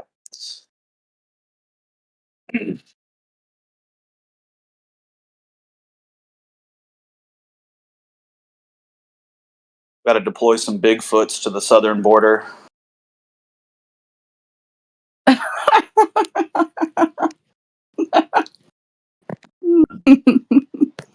Yeah, Oh, U.S. deploys multiple Bigfoots. Mexico responds No, by it's just the sending an Bigfoot entire. hologram. It's the decoy. It's always the decoy. It's never anything like touchable. But yeah, they'll just nothing would surprise me at this point. But yeah, Well, say what you want about Bigfoots being holograms, but the Chupacabra battalion, that is real. Mexico has that. They will deploy it. That's the only thing. That's the only thing keeping the cartels at bay. Okay, Pete, I'll unmute you. I'm going to unmute you, Pete. But you gotta share the mic, and you gotta Yep, just gotta be good, man. Oh yeah, welcome, Pete. Nice one. Thank you for that. Excellent. Listen, we all have a lot to say. Interesting times. I just want to say hi to Sydney, and it's for that alone. You can put me back on mute. But if you choose hello. not to, it's Yes, great. good to see you. I'm Hello, not Sydney gonna. dear. Hello. This I'm is not my gonna put you buddy. back That's my on. buddy forever. Well, someone asked the question, what do you think of all of this? I think it's all theater. I posted a video by Tim Osman there talking about how it's reminiscent of the Kuwaiti War 33 years ago and, the horrors done by the enemy. I think it's all theater, but obviously, mainstream being what it is, the public emotion will be caught up in it and they'll just go with the flow. I wonder what we can do ourselves. I would say just to, as Tim Osman, OZMA, often said, don't go for your guns, go for your popcorn, because it's all theater. It's all It is. theater at the end of the day. That's my initial Totally is. impression. Couldn't agree more. So I'll just I'll play devil's advocate here. So I don't know if you heard Pete, one of my good friends. I've known him for almost 20 years. His in all of this. What? So is my friend's cousin? Do you think he's just lying to the rest of the family? Do you think that my friend is like What is in so on what? it, and he's just doing his Israeli So what? duty to like what? You literally cut out So as you're soon talking as about you what's going said the on in Israel detail. at the minute, is it? Yeah. Yeah. As soon as you said the detail, it cut out. My bad. Hold on here. Okay, I was asking my friend, who I've known for a long time. He claims that his cousin's wife was kidnapped. I have no reason to think that he's lying. He doesn't support Israel. He lived there for a while. He actually supports the Palestinians. But his cousin, who is Israeli, his wife was kidnapped. So, what do you think that that's a lie, or what do you think's going on there? Well, well, I can't comment on that.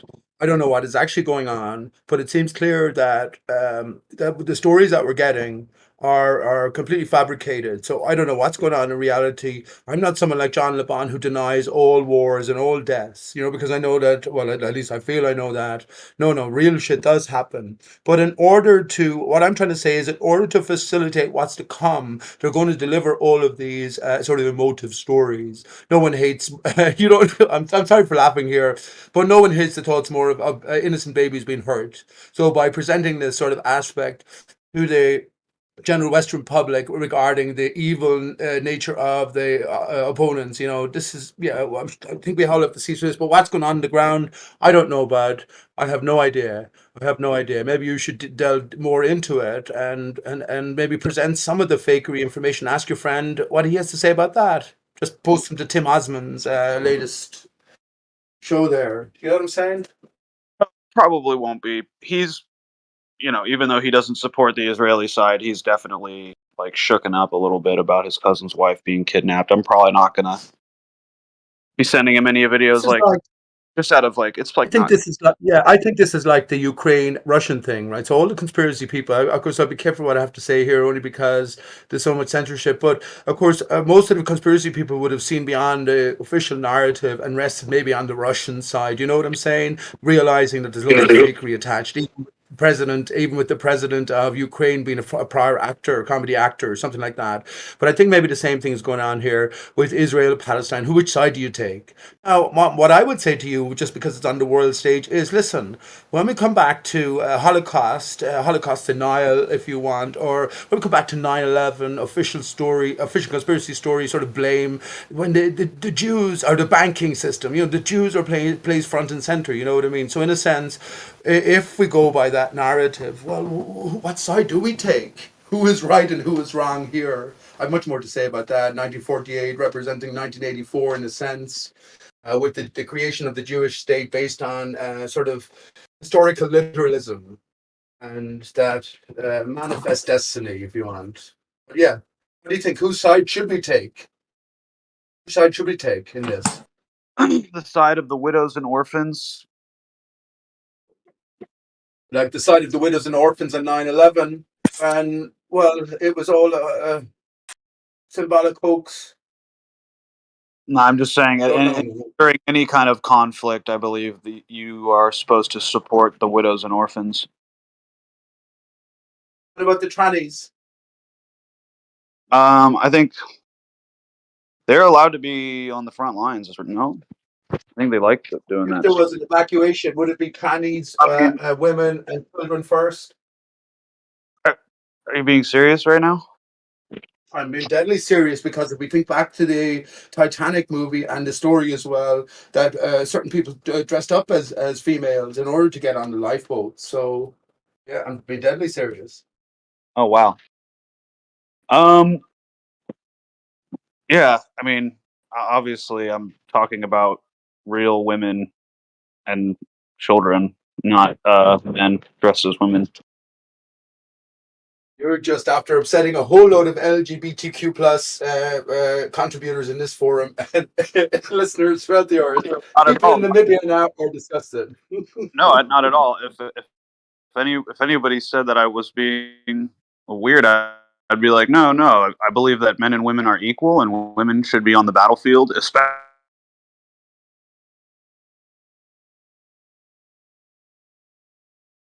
Yeah, if I I guess went it to doesn't war take much to and fire a all gun. of my Yeah, enemy, you're all coming my enemy, in and out, Platypus. Yeah, you're coming in and out, bud. Yep. Yeah, just for the sake of, that's why I stop you. I don't mean to be rude, but I'm just saying that because you're coming in and out. Well, I get your point. Yeah, I sort of agree with you in a sense. You're in a tank. You have a machine gun. You're fighting at an enemy against an enemy you never see. You're killing people, or you're fighting against people you'll never, because you're hand to hand. come again. So in that sense, it doesn't matter if you're a male or a female. But hand-to-hand combat, that's a different story. Different story. I'm not sure I agree with what you say at all. I don't think any of us should sign up to fight for someone else's cause, as you know. And I think if as the creators in place, every decision we make will rest on us ultimately. If I take a gun up and kill someone on the back of 9/11 or any other things, that's fine. If your heart was in the right place at the time, but now that you came to realize that there was a different story, different motivation for you with that burden now of having killing people you didn't know, well, that's on you. And I think the creator will maybe view that on you.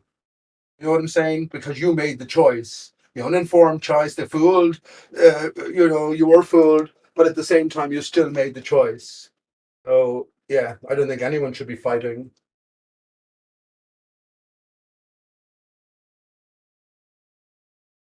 This is sort of a deeper question, really. We can hardly be said to be all on the same page here, about flat Earth and beyond.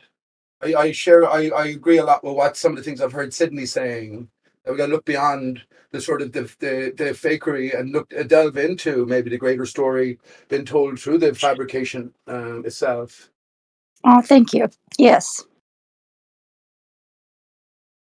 But that leaves us in a whole other quagmire then, Sydney. do we get eyes? Do we lose our eyes? It's a deep question, isn't it? Man, I'll tell you what, the weirdest places are where I'm most comfortable, but it is not for most people. I will just say. Yeah. But at the same time, in a sense, everyone is a victim of circumstance.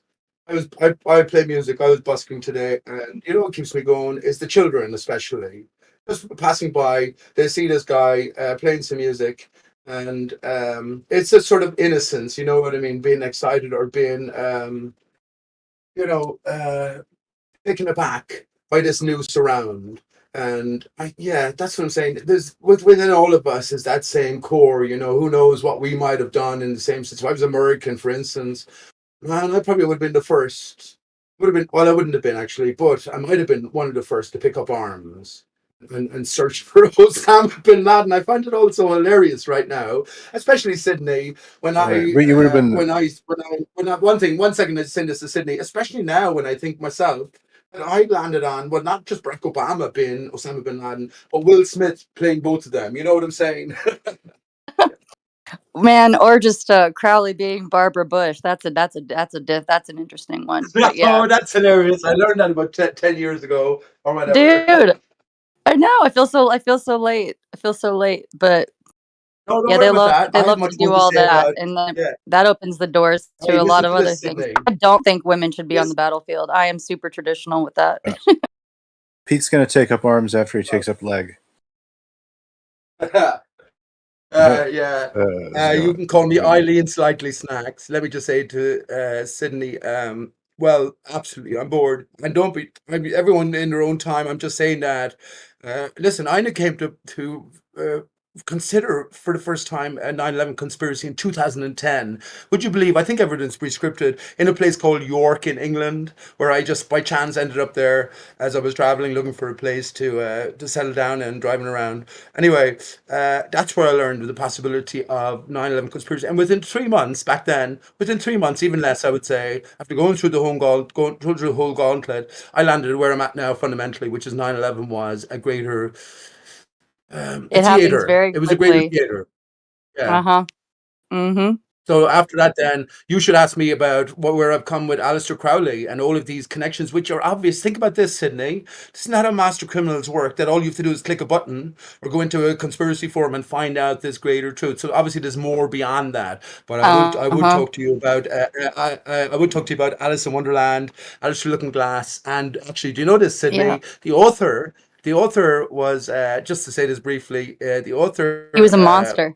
Charles Dodgson, Lewis Carroll, Charles Dodgson, who was a university lecturer, some sort of a religious man as well, I think, fake man. But anyway, his nickname was Dodo. You wouldn't believe it. His nickname is Dodo. No way. But Aleister Crowley made Yes, yes, way. Aleister Crowley made it necessary. I think another fabricated character, right? A fabricated demon, if you want. But yeah, Hmm. he made it necessary for all of his students. This is what I took as one of the clues. And for all of his students to know Alice in Wonderland, Alice Through Looking Glass, inside out, back to front. That's true. Hmm. And it's so funny. I did a lot of my art based on Alice in Wonderland, my rendition of it, like in my head. And I had no idea. I had no idea when I was younger, when I was doing it, like anything about any of this now. But it is crazy how everything circles back once you're on the truth. It has to. It has to. Well, yes, and maybe. Well, I think I solved quite a. Actually, here's the thing, because yes, everything for a reason. I think we're adults now. We're fools now, in a sense. Children, we knew everything. We were just born into a different context. You know what I'm saying? Maybe for the purposes of sort of figuring shit out, we have to be anesthetized, is that a word? Anesthetized, yeah, made to forget. So this is the purpose of life in a sense. But yeah, these have you. I believe I'm the first. I think it's actually the solution to it. There's a riddle in Alice in Wonderland, which is why is a raven like a writing desk? Now, many different answers have been offered up, and the ultimate sort of general acceptance is it's just one of those quirky things. There's no correct answer. Well, PJ says there is a correct answer, and PJ is the dodo here. Why is a raven like a writing desk? Well, my answer is, well, both have the last word, and it's perfect. We can see how the writing desk has the last word. Remember, Alice in Wonderland was said to be written in 1845 or something like that. So yeah, the last That's an word. interesting year. And A lot of weird stuff yes. happened. Oh, do you know why the Raven has the last word? This is where we go back to Edgar Allan Poe, and not go back to him specifically, but for No, reference he's my anyway, Edgar Allan favorite. Poe and the Raven, right? Do you remember the Raven? Hmm. Nevermore. But yeah, the thing is, the Raven is what's called a psychopomp, right? A Hmm. psychopomp is so when you shed your mortal coil, you go God knows where. But the Raven is one of these sort of carriers, I guess, in a Yeah. sense. It will guide you to the next step. So that's And isn't it psychopomp. interesting how that's what they call in professional, let's just say, psychological operations, they call certain characters and actors that they put in there ravens for a reason. I had one right before I met my husband, and isn't that funny? Now I'm here just a few months later. Uh, but I yeah, didn't know it's that. very Now I it's get it very though. interesting.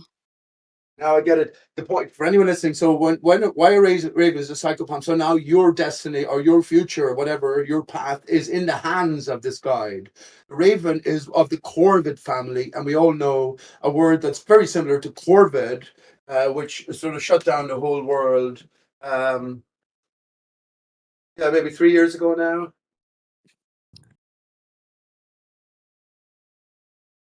Anyway, I have much more to say about that. I also Hmm. solved there's a riddle. I hope Sydney that you now revisit Alice in Wonderland if you haven't heard some of the stuff I've been saying. But there's an onus on you now to solve the White Queen's riddle to Alice, because Alice is you. Alice is all of us in a sense. Yes. And if you look at the original artwork, Alice is neither male, female, child, or adult. It's all of us. It's the father, Hmm. the son. The son is representing of the mother because the son comes from the womb, and the Holy Spirit. It's all of us. It's the Hmm. uh, culmination. And yeah, there's a riddle there for us at the end of Alice in Wonderland, and you're asked to answer it. And I won't give you the answer right now, but yeah, we came up with the Well, I'm going to be answer. thinking about it for days now. That's exciting. Very good. I have much more to say than that, because did you know that there was an omitted chapter? I'm not surprised. Well, yeah, but it wasn't. It was. See, it's all bullshit. He didn't exist. It didn't exist. So the omitted chapter comes in. Do you know what it's called? It's called A Wasp in a Wig. Huh. And I can post you on it. A Wasp in a Yeah, Wig. please. And yeah, beyond that. So what I'm saying to you, it's all a game of fucking clues.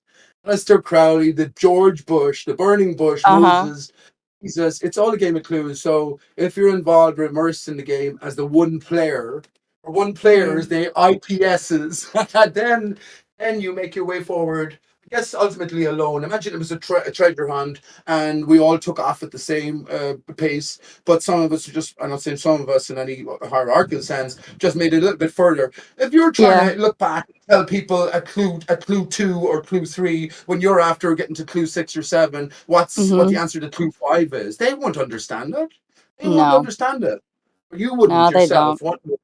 Yeah. I've always kind of considered that myself in that position, even though I'm settled now. It's so funny because it is. It's like everything is hyper specific, hyper specific to myself, and every time I look around, I'm just like, man, it doesn't matter where I live, even in my new area. I'm like, yeah, they're everywhere. Okay, this is still going on. So now I just got to be more paying attention to the clues as I go out about my days. It's so fun. It's the most fun ever. Like I would never, I would never have it any other way. Wouldn't you can say the same. Well, I mean, it depends on how we think about things in the moment. You know what I mean? What I'm talking about here are sort of maybe extraneous, putting together pieces of a greater puzzle laid down over the Mhm. ages. It is significant, but at the same time, then there are real concerns. If I told you some of the stories of the conditions of people I met today, it's desperate, Mm. Sydney. It's Mm. desperate. It's desperate. And I will I would pray just for wanted to them. I just wanted to comment on the immigration thing. Listen, I have a different view on it, but just my first layer view, they're shipping people in good old by the new time. Post you can't even say corona now. Anyway, post the you can get okay, I have to remember. I can't say the B word, the CH, the D, obviously the and the P. Yeah, okay. Anyway, what I'm trying to say is it's all a plan laid out. And I'm not pessimistic. I'm actually ultimately optimistic because I think heaven has come to us. But in the midst Mhm. of it, in your daily moment, in your now, with That's for all the sure. uncertainty, and you look around, you could look at it in a dire way. It And could don't take be offense to this, Pete. I'm about to take a nap because I'm sick today. But if I nod off, that's just giving you a heads up. You're my favorite, so yeah. it was Now good I to will see not. you. I would never take offense. That's a promise from day, Sydney, and I don't even know you so well. I feel like I've known you my whole life, but yes, just Um, didn't want you to think I was being rude.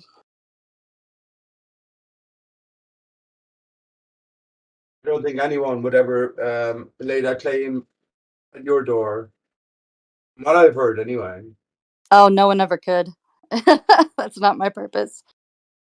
There are so few. There are so few women in flat Earth now. I'm a regular member of. I was anyway. Gem Panda's channel until I purposely said the N word because I said you're treating me so badly Oh that yet if I God, came along and said a word, you're going to ban me. So I said it purposefully, and they banned me. That's fine though. that's okay. That's like me at So 24/7. why I mentioned that. There are 3 or 4. There's actually a good number, about 4 or 5 women over there, but staunch ball earthers. So aficionados, I call them, Sydney. So they defend a sort of an official story. Generally, they will vary off in a few different ways, but they couldn't hold a candle to you. I told them many times, come over here and talk to the likes of Blaze or Stacey, or well, now you as well, Sydney, you as Thank well. you. You know what I'm saying? I do. But I don't think that. I think they're playing a part as well. But they could. Why don't they stand up and be counted for the women in this arena? Well, because These are they've very. they've they've chosen their part or they've accepted it. Yeah, it's very sad. They're ravens. That's what I think they are, as you call them. They are. They're. You don't know what's going on.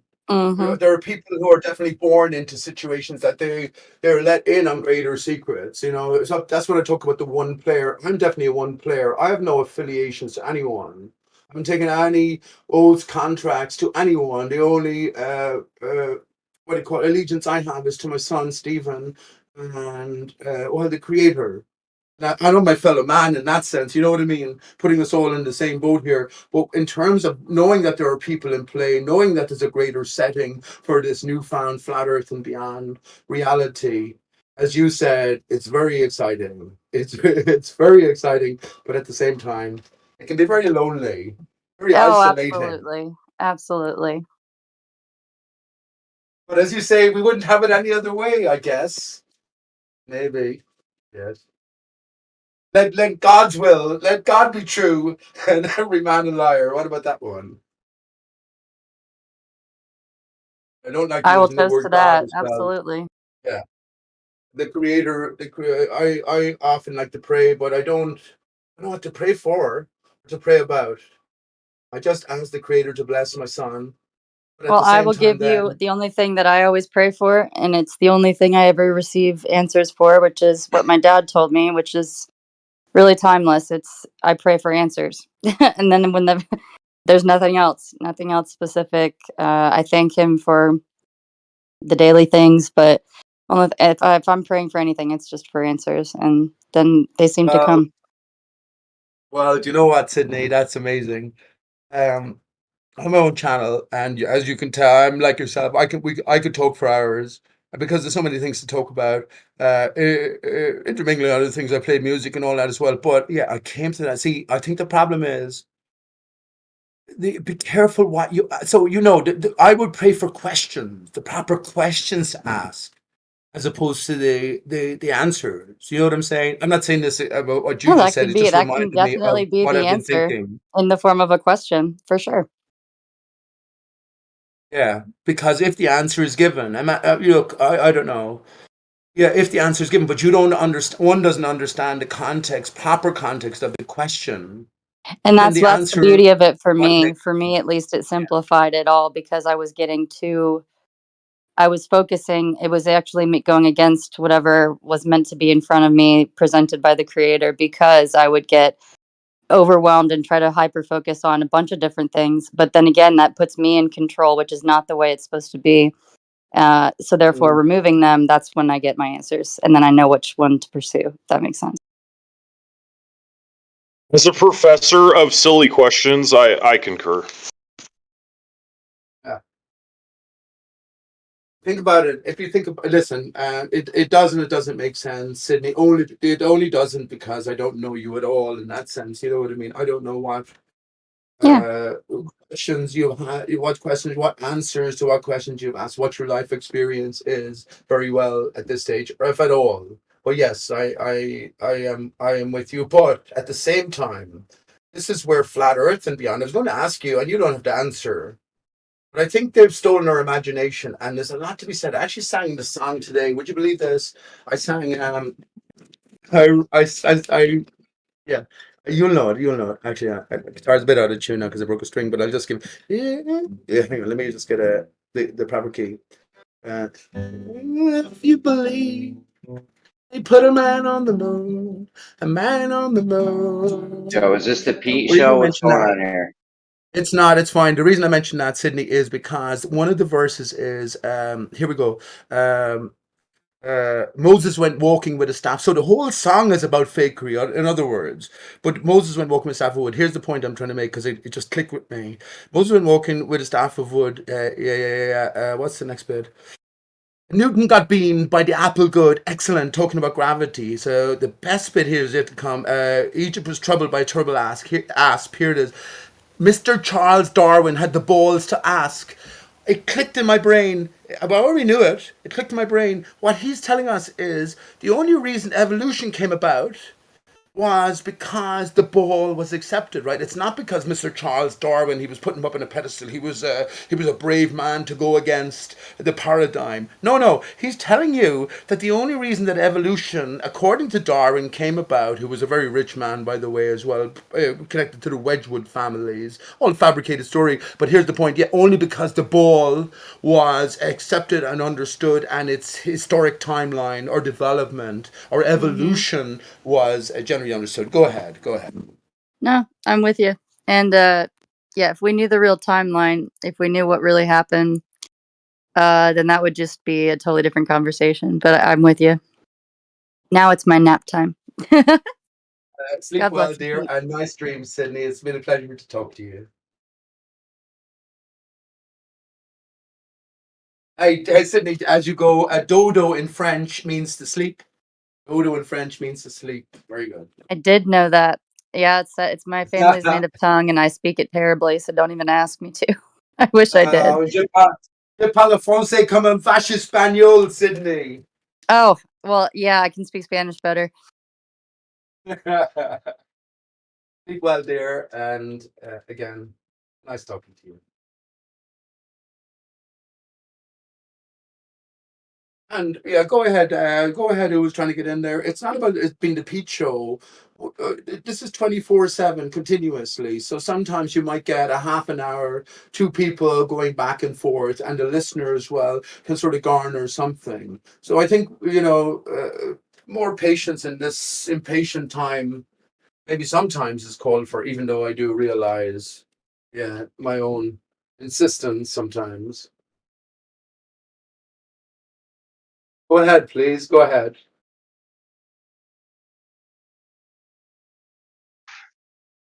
Was there a conversation happening before you started all this? It was, Jeremy. It was about the. It was about the. Someone actually asked me what's going on with the world. We have all of these immigrate. He said that now you have, with this immigration policy, the enemy within, and you'll be attacked by all of these people with their AK-47s within once the shit hits the fan, because it's all been sort of pre-planned that way with the immigration and the war policies. So that's where it sort of stemmed from.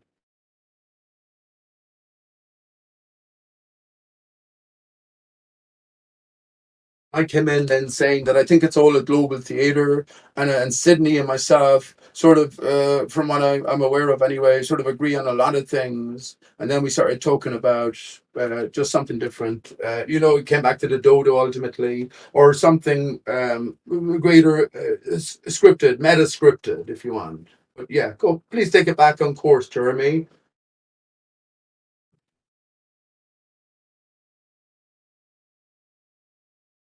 Actually, I'm going to take it back on course and involve you, Jeremy, if that's okay. Because I tagged you today or yesterday to ask Kosho and Bacon a question. And it's a great question if you think about it. These men claim to be of the scientific sort of mindset where you're always trying to sort of doubt every step you're at, right? Because there's such a greater sort of sea of unknowing out there. You have to be solid at every sort of plinth that you set down. But the question I wanted you to ask them is it possible that the Earth's surface that we're all on is stationary? Very simple question. Very simple question. And if, as flat earthers, I think that's, or pretty much standard setting, you know what I'm saying? Even though we don't think so. Flat is almost like an extension of stationary if you think about it, or understanding of water. But yes, we're stationary or flat earthers, whatever that entails. You know what I'm saying? Now, ball earther, that's what I was saying about Koshu's or Bacon's question. Without exaggerated reference, so in other words, don't reference the sun or the sky, or as little as you can. Is it possible that the Earth's surface is on motion? Is not in motion? And it's a great question. What do you reckon, Jeremy? What do you think Koshu would say? What do you think Bacon would say?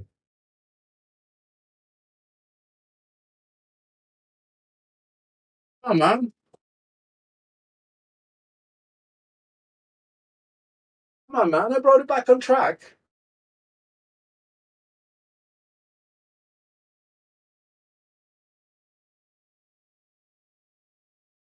I scared them all away. Well, you didn't at all, Sydney. But as we departed from our sort of one-on-one, I thought I brought it back on track to encompass um the rest of it. Jeremy is probably fucking cleaning out a girl's toilet at the minute in his school. So yeah, that's why he's nothing to say. But that's why I brought him back in, because actually, Sydney, I don't want to keep you up as well, dear. Maybe if you want to go to sleep, it's up to yourself, of course. But I would say it's a great question, because I have a declaration to make that the only way the ball can develop is by having a decision that goes against the experience of mankind, which is to have the Earth's surface in motion. All of history is faked, but there is a sort of a method to the madness, and the best way to hide the truth is 180 degrees away from it, which is the opposing line. Yeah, they told us that the ball was established first. Only the Earth's motion was established by Einstein 100 short years ago, 120, 50 years ago, whatever. I'm saying it's all a narrative waiting to be decoded, and everything is inverted with all of us in Underland. And yeah, unless you just the minute you decide that the Earth's surface is in motion, then the ball develops. You know what I mean? Otherwise, you can't just it doesn't work. It does. There's no way it can work. There's no way it can work. Anyway, I know I can talk a lot, so I'm fumbling my words in a sense because Jeremy's trying to get in. Have you seen Space Audits, Dodo? Have I? What's that? Oh, there's a channel on YouTube.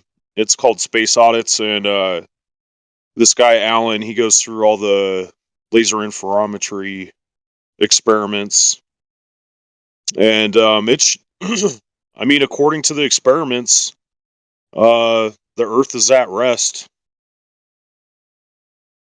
Oh, are you talking about that bet? Yeah. Well, listen, bud. I have lots to say about this.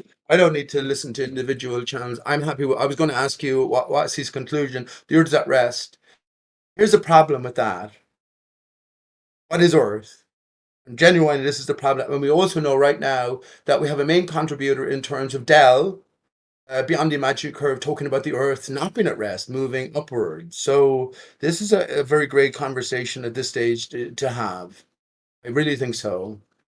So yeah, I have no problem thinking that well, actually, here's a question. I was thinking of this when I was talking to Sydney about be careful what the questions we ask, or just be aware of what the questions we ask, because we get the answer, but yeah, you have to hone in on the question. Here's my question: Is it possible that the Earth is in motion and stationary at the same time? Is it possible that the Earth is flat and curved at the same time?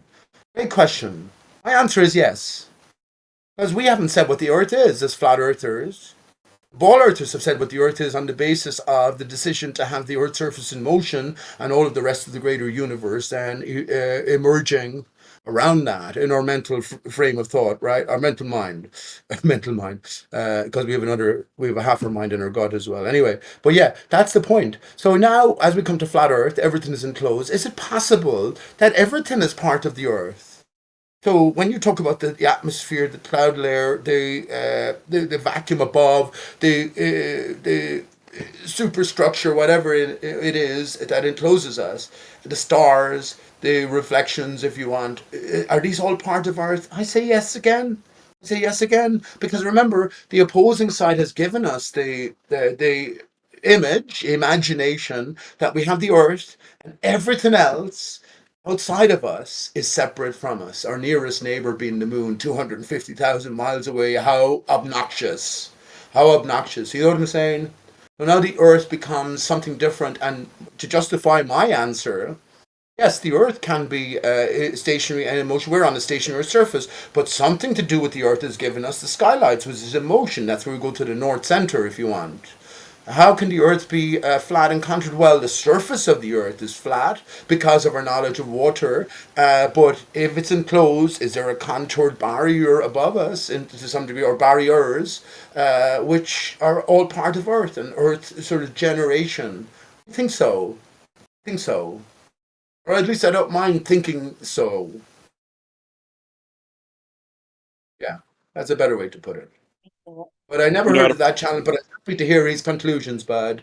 Happy to hear his conclusions that there's no evidence that the Earth's surface moves in any direction, spinning round, or flat Earth surface, round and round, or up and down. What do you think, by the way? What do you think of Dell's, who's a very, very serious man, a very, very serious contender, and a great man as well? What do you think of his idea that the Earth moves upwards? And I know Andy might be here, and I'd love to hear Andy's contribution. But what do you think about that? That the Well, Earth I could be think moving up? yeah. I like I mean I like Whitsitt's explanation when he's talking about whatever the gravom, however they're measuring it. They see that I mean his explanation was pretty clear to me. It was just you could see deviations in it, like I mean I don't have it all memorized, but I just when I was listening to him talk about it, it made sense. I think that's kind of silly. But I mean, or not silly to ask, but I don't agree with it. I think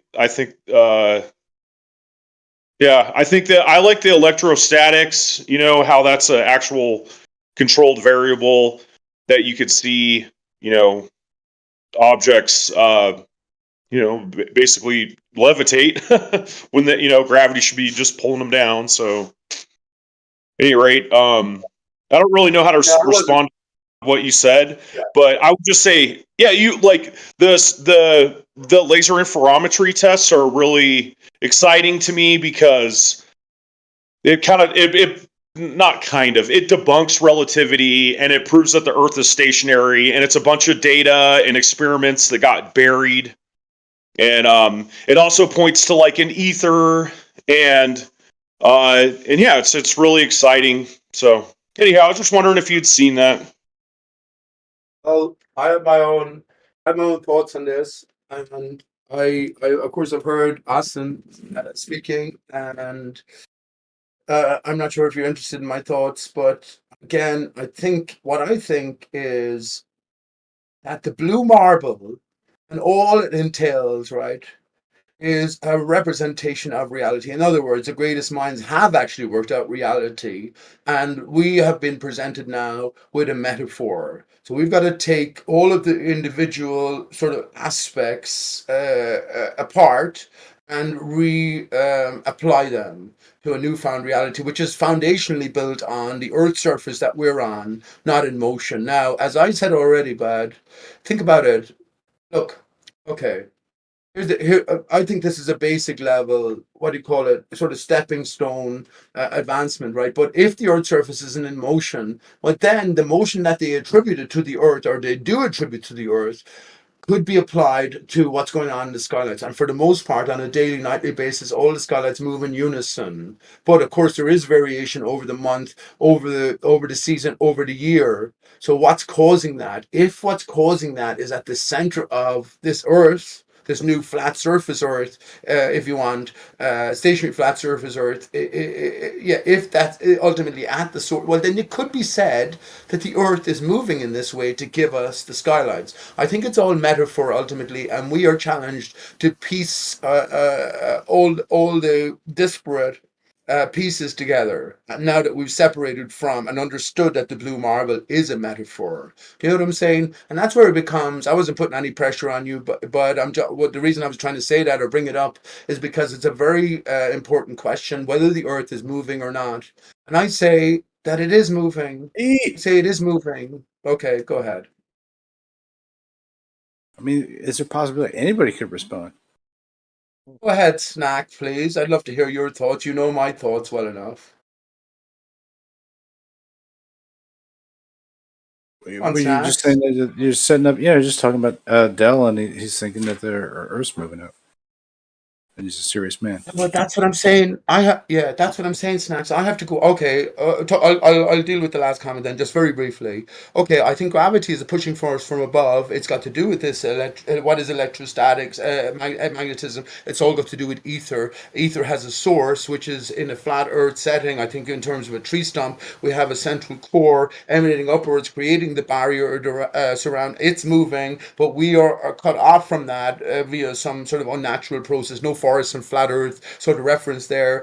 But yeah, as that source moves up and down, the sun moves in and out, we get a reactionary force to the actionary force, which is holding back the beyond, and we are under that.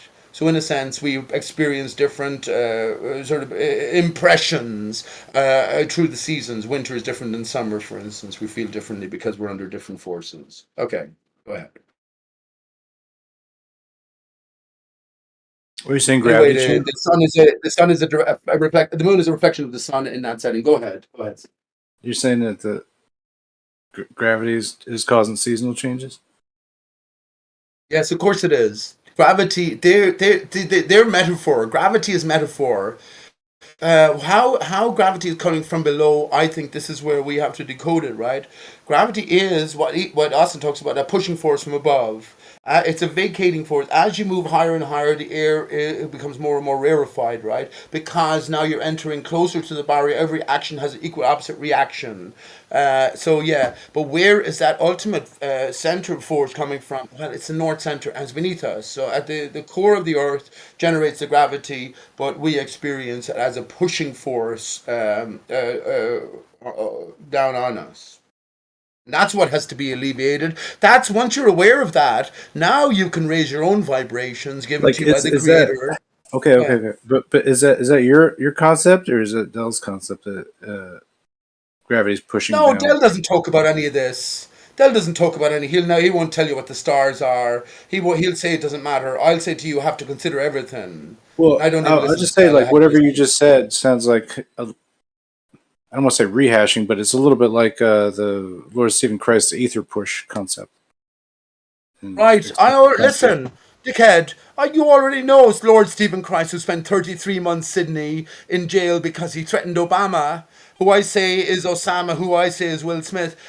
Lord Stephen Christ, Aristarchus is an anagram of Christ's aura. So you're affiliated with him? AURA is gold. You Yeah, work, come you work for on. you He's work for the after same casting inverting agency? everything, though. Okay, Yeah. gotcha. Pete, please, let's not go into nonsense, Aristarchus. Please. Hey, listen. Don't be. Hey, SC Montreal. I was speaking earnest. I tried to speed it up as well. I actually spoke to Lord Stephen Christ on loads of occasions. What do you think of Lord Stephen Christ's concave model, SE? Just to involve you. That's a load of bollocks. Haven't thought of it. Why not though? Yeah, but it's like you're conflating ether push concept to Dell's upwardly spinning or upwardly traveling Earth. Yes. I just thought it was Yes, I am. interesting, to actually divide those two things back into their constituent parts. That's all. But snacks. I mean, listen. What am I supposed to do here? SE is coming in telling me to cut it short. I'm cutting it as short as I can because I'm trying to summate in my mind, I don't know, Yeah, you're a years of victim, Pete. consideration. I'm I've sorry. spoken to Dell on numerous occasions. I've spoken to Lord Stephen Christ. I've considered all the models. So how long do I have to answer, or what's the format here? I don't know. When I mentioned Aristarchus, I just said that in relationship to my conclusion. How come you SE. don't say Alistair in Wonderland very often? How come you don't make that connection? Well, I have done snacks. You don't hear me talking, just like I didn't hear you pooping today. Or thinking, I should have said. Have made that connection. All-star Croas. Oh, the crow is part of the Corbett family as well, connected to the raven. Very interested in what Sydney said there, and all of the different plants are nicknamed The or named crow is the raven raven. in the CIA. Raven is the same CIA. thing. They're the same thing. It's just different amount of feathers on the wing. Well, it's fine. It's fine. You know the crow. You know about the crow in Alice Through Looking Glass. A looking glass, by the way, snacks is a mirror, and it's also a telescope. I've made the claim that a telescope is. I've never heard anyone else making this claim consistently like I do. Anyway, a telescope is fundamentally a microscope in reality. So the more powerful the lensing, and you're actually a photographer, right? The more powerful lens, as you're looking at a fixed backdrop, which the flat earther will sort of generally accept, well, the more powerful the lensing. A lot of the philosophers were lens grinders as well. Isn't that interesting? But anyway, yeah, the more powerful the lensing, then the more powerful the microscope. So they have everything inverted in an extreme way where they are. I think they are you, snacks, in a sense. Maybe you said Well, no, I mean yourself. it's just funny. It's Alice through the looking glass, but it should be like Alistair through the looking glass. But then it's like through the looking glass, you see things backwards, and it's like all the Crowley stuff is like backwards code, and it's just like I know. I don't hear you make that connection Shit. too often. That's all. I did make that. You don't hear me talking on. I see you. I made that years ago. I made that years ago. Uh, Alice, what All Star Crow Lee. Lee is a field. Simon Shack. Simon, I see. Listen, yeah, you It don't sounds like I hear. busted your programming real quick. Hold on, just collect Yeah, your thoughts but for a it's second. all if I they're can't answer. fabricated characters, as you're suggesting, and Sydney suggested as well, or she laughed at it with this connection between Aleister Crowley and Barbara Bush. You know what I'm saying? So yeah, if they're just layers, and I said to Sydney, well, look, how hard was it to get to that point? We got into conspiracy circles, and suddenly the connection was made for us. This can never be the end point. That's my point, and that's what I said to Sydney. Aleister Crowley is referencing us to well, the Dodo, which is Charles Dodadach and Lewis Carroll, which is Alice in Wonderland, or all of us in Underland, as I say. And well, that's why I mentioned Alice through the looking glass. A looking glass is a mirror, but it's also a telescope. And the telescope now, the Lucifer telescope. Let me just say this, Snacks. The final is a great point to bring it all together. The Lucifer telescope, the greatest fucking religious telescope available. It's the greatest microscope available for a flat Earth. Yes. You look at the same thing, just to greater magnification, right? Yeah, I'm just saying, like Lewis Carroll and Crawley were kind of contemporary. And They I weren't. don't No, they know how weren't. do you link telescopes to microscopes, or they are two different devices made for two different things. Mm-hmm. Telescope is used to look at something far away, and microscope is used to look at something very close. And usually microscopes have more magnification than a telescope.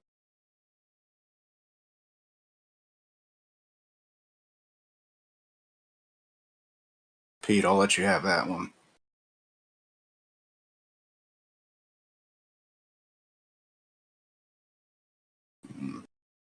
You got dodo lag here. I don't know what's happening, but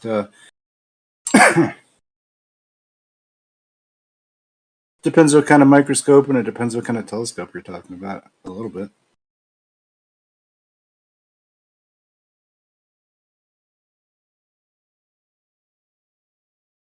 They're actually sort of in reverse if you think about it. No, but if you compare like to high-tech telescope and the microscope, then the microscope will have more magnification. Right. 1 second. Sorry about that, French cat. Because I just it just went red there. The connection comes and goes. Hopefully you can hear me now. Let me answer your question directly, and I hope you'll be able to consider this. Right. So we understand the greater power telescope will be able to see further for you, right, into the greater beyond. For a flat earther, in an enclosed, well, let me talk about myself, right? I'm not a flat earther, by the way, but anyway, in an enclosed system, right? It's a phone tree. In an enclosed system, let me tell you this, in an enclosed system now, well, I have to talk about myself then. In an enclosed system, I view all of those skylights as being sort of reflections, right? So ultimately there is, whatever they are, there is a boundary. So the greater the power, the telescope that you have, ultimately you are zooming in on the same slide. You're just moving the apparatus to get closer to it, to magnify it. So that's the that is an reference. Do you interesting. understand? Do you understand that? Could I just butt in here real quick with it? Yeah, But it's go in the ahead. same thing. Like, do you ever considered that it's possible that even though you think you're seeing, or you're told that you're seeing, like uncalculable distances away from, is it possible that you're actually seeing something that's not that far away? Yeah, go ahead. Go ahead, French cat. With me, yeah, sure. If they were Like this smaller and possible- closer, they would have the same angular size as if they were far and big. Right, if they're a little tiny and they're like just thousands of miles away or some shit, maybe you could see that. Yeah, if you were sure, they would be. They would need to be really Conceivable. tiny. But, Okay. But yeah, if I don't know the distance, I don't know the size. Okay, thank you. So let me ask you this, French cat, because you put yourself on the chopping block, I would call it. Is it possible that the Earth's surface is stationary? I answered this like multiple times to you. Yes. Right. So as you say yes now, right? If the Earth's surface was stationary, would the next extrapolation be on our knowledge of water that the Earth's surface was flat? Would that be possible as well as an extrapolation on your initial acceptance? The water what? That the water is Come on, flat, man, so don't be Earth is pissing me flat. off and wasting my time now. I I'm think trying to you get said you that- to ultimately the stars, which is the Earth, flat Earth, in a closed system. So we have a boundary. So I'm trying to get you there. Is it possible? You said it's possible the Earth's surface is stationary. So going along with that possibility, it's possible that the Earth's surface is flat because let me talk you through it then. Because we know our experience of water details that when there's no applied forces. Now, is it possible that we are within an enclosed system because every sort of pressurized system every deviation from a pressure requires, or pressure itself requires some sort of containment. So you'll go along with that as well, right? Okay. It doesn't, but yeah, sure. Let's Okay. go along. It doesn't according to your own physics, developed physics according to the decision to have the Earth as a ball or the. Okay. No, Anyway, it doesn't, let's move Pete. on further. Pete, So it now, as we doesn't. look at the sky, now here's the point. As we have an enclosure and we look at the sky, and we put all these skylights, these things that are separated from Earth, on a similar curved plane. Would you now be able to see that the greater the power of the telescope, as you're looking at some maybe reflections against a greater enclosed backdrop, will become a greater microscope? Would you be able? Can you see that connection established? I can see that both magnify and both appear to bring objects closer, but microscope is made to look at objects that are very close to you, so you see basically inside of it, and the telescope is made to look at something that's far away. So still, both magnify, but they magnify different things. But if, like, let's say we had a microscopic picture of the universe and we put it on a slide and told you to look into it, and you looked into it, and we told you, like, oh, well, this is actually the universe. You know what I mean? It would be sort of an indistinguishable thing for you, to some extent. It's just something to consider, Snacks. It's not as if French Cat. Do you know the truth? And if you do know the truth, what's the foundational pillar that you stand upon? If you throw everything else away, what's your core truth? I have mine for you as a flat earther and beyond, that the Earth's surface does not move. It's my own testimony throughout my whole life, and by appreciation, extrapolation, has to be the testimony of everyone else. That's your pillar. Oh. It's hard not to get into a PJ mode here. I'm doing it right now. Tactical French Cat. The dough is a tough cookie.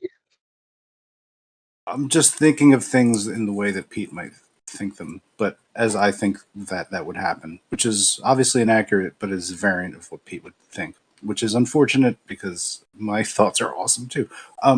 Anyway, what I want to just try to, like, if we can recenter it a little bit, just like as far as like the spherical Earth is concerned, what sort of things do you think validate that model, French Cat? This one. What the Go globe? ahead. Yeah, like what for you is like, oh, definitely globe, bing, bing, bing, bing, bing. Like what? I'm not here to argue that. Okay, What are you here for then? That's cool too. That's no. When I cool. hear something about Big guy. telescopes, I just speak up because I know something about it. When it's discussion about Earth, I'm not really going into that because I don't think if I have good enough arguments for that. And you Okay. guys debate a That's bit better than I do. Yeah, that's Okay. cool. Well, okay, Snacks, hang back on your question then. Let me ask on a more basic level, because you're here about. Okay, let me walk you through the possibility as well. So you're on a ball Earth. We're looking at the same thing, right? We're looking at the same instrument. We can look at we can see the same thing. We can zoom in. We can zoom out. The greater the telescope, right, the greater the ability to zoom in on. Let's say just take the moon. Actually, I found Harry Stark's channel, Snacks. I'll post it shortly. Let me just say this. Let's take it as the moon, right? We're all immersed in the same reality. So the greater, would you agree, the greater the telescope, the greater the ability to zoom in on any particular aspect of the moon. Would you agree with that? Yeah, sure. Not. Okay. Okay. Now, the problem is because we all can do the same thing with reality. So you have a different layer of potential telescopes, right? So from greater and greater, I don't know how it works. How does it actually work? How does it work actually? Actually, French Cat, can you tell me how it works? How can I see with a more powerful telescope deeper aspects of the moon? You won't see deeper aspects of it. You will be able to resolve it better because you have bigger aperture. And magnification So in other is words, usually yeah. twice the aperture in millimeters. So if you have aperture of 200 millimeters, your maximum magnification optically would be 400. And based on your aperture, smaller object you can resolve. So you're saying that the greater the aperture, the greater the magnification capability. Yep. Okay. Now, hold you to that. So bear that in mind now when I ask you the next question, which is, we're going back to the original question. The ball earther will tell you that the moon is 250,000 miles away. I'll tell you that the moon is, let's just say, standard flat earth position 3,000 miles away.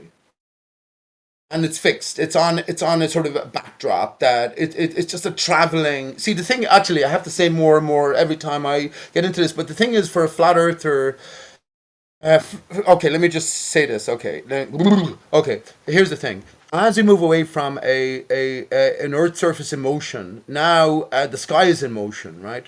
So the sky is in motion in unison. So where does that lead us to consideration? That's why I come to my own reflection aspects of it. But here's my question then: if that is the scenario, if you're looking at some sort of reflection, which is a certain distance away according to the dimensionality of the enclosure, how do you determine that your telescope is not a microscope, actually? That's my question. Go ahead. Because you still look at something far away.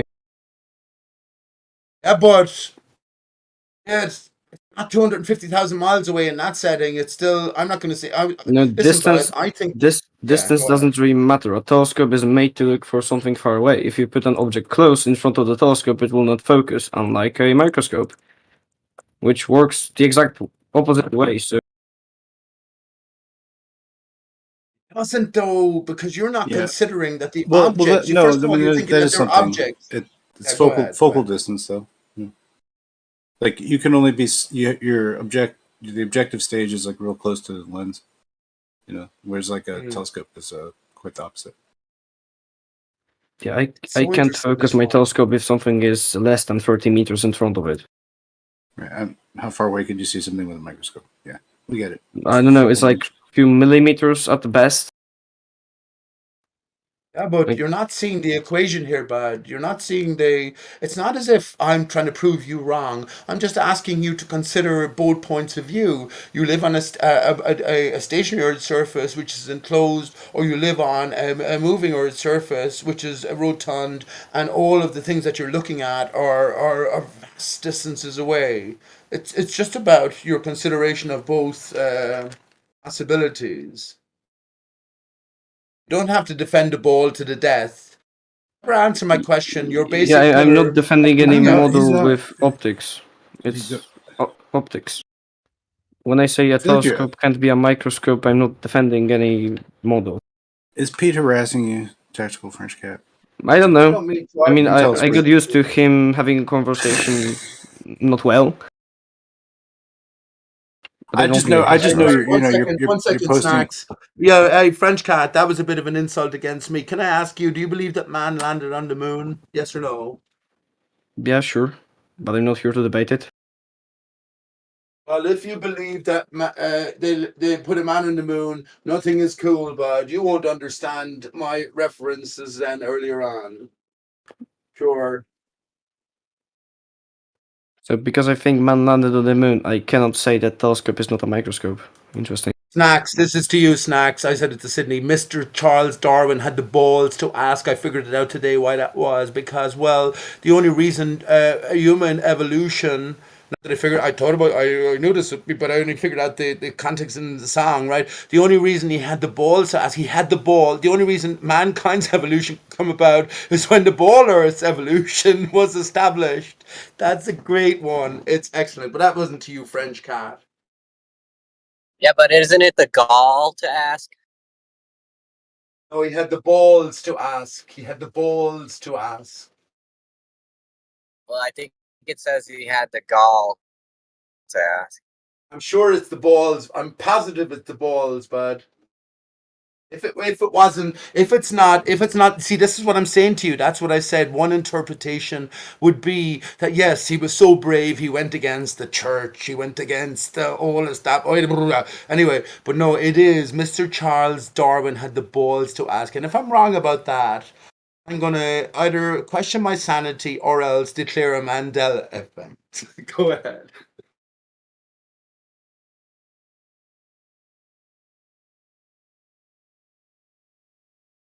Well, Pete, questioning your sanity seems like the last thing you should possibly do. All I was trying to say is here Who said that that? I'm hearing right, voices in no, my head clearly again. you're sitting as a pope. We're better, even better. Whoever's the most sober person, that's that might as well be you. But I'm all saying, Tactical French Cat is a cool guy, regardless of what he believes. Because look, like the images he's squeezing out images off of like some real not pro equipment, and I think that's cool in itself. You know what I mean? Like I don't think he's not. I don't think he's on the globe parade train, but I think he thinks it's a globe. But I don't know. Of course, he is an actor, Snack. So of course he's acting his part. Come on. Ain't like he's Doofus Manfred the Third or whatever over here. You know what I mean? He's French Snack, guy. what do you reckon about my? What do you He's the reckon first about my French guy question? we've had. Yeah, Oh, one wow. second, Snack. Because you're in this. What do you reckon about? Am I correct that the greater the telescope, the Lucifer telescope, is fundamentally a microscope because it has a greater ability to zoom in on a fixed backdrop? Am I fundamentally correct?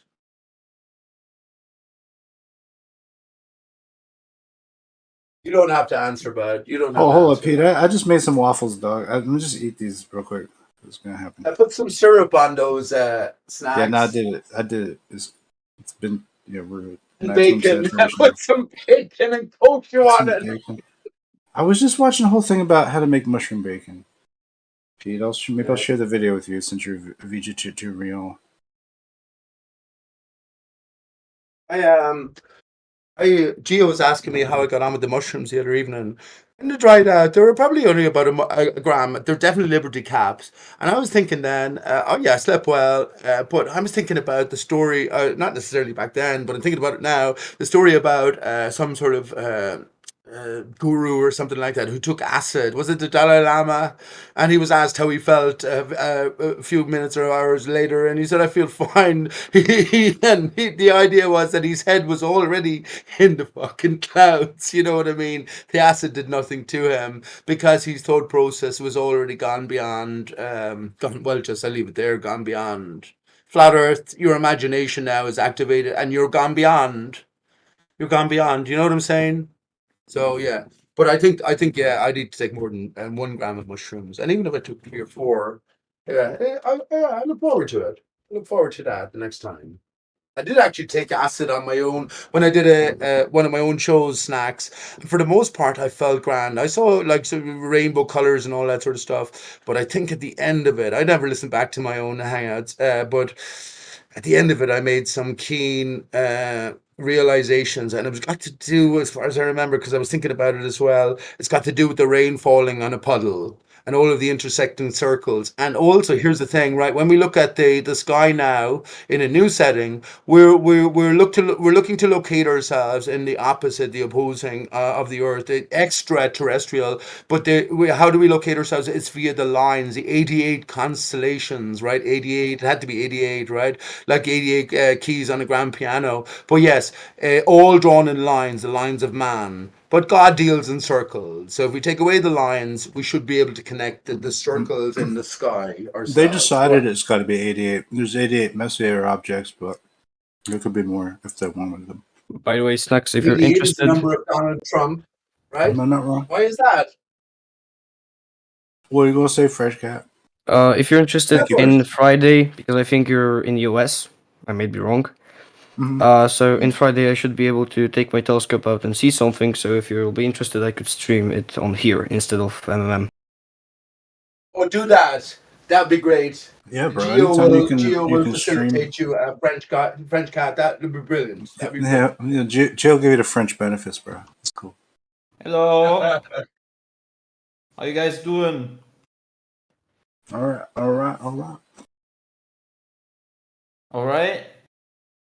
That's nice.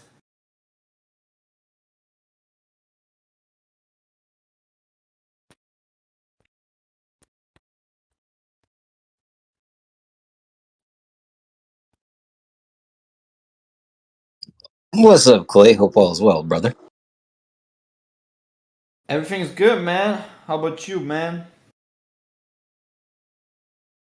super fantastic. Having a little discussion with Bendy Light in text chat about the potentiality of star trails and star trail photography if the ground was stationary versus the ground moving and the sky being stationary. I'm trying to figure out what the central rotation point is because this is not looking right.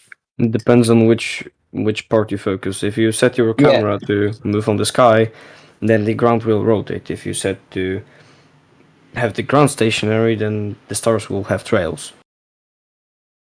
If you make a time lapse with an EQ mount, then the ground will be moving, not the stars. Well, here's the thing, right? Let me respond to that. Here's the thing.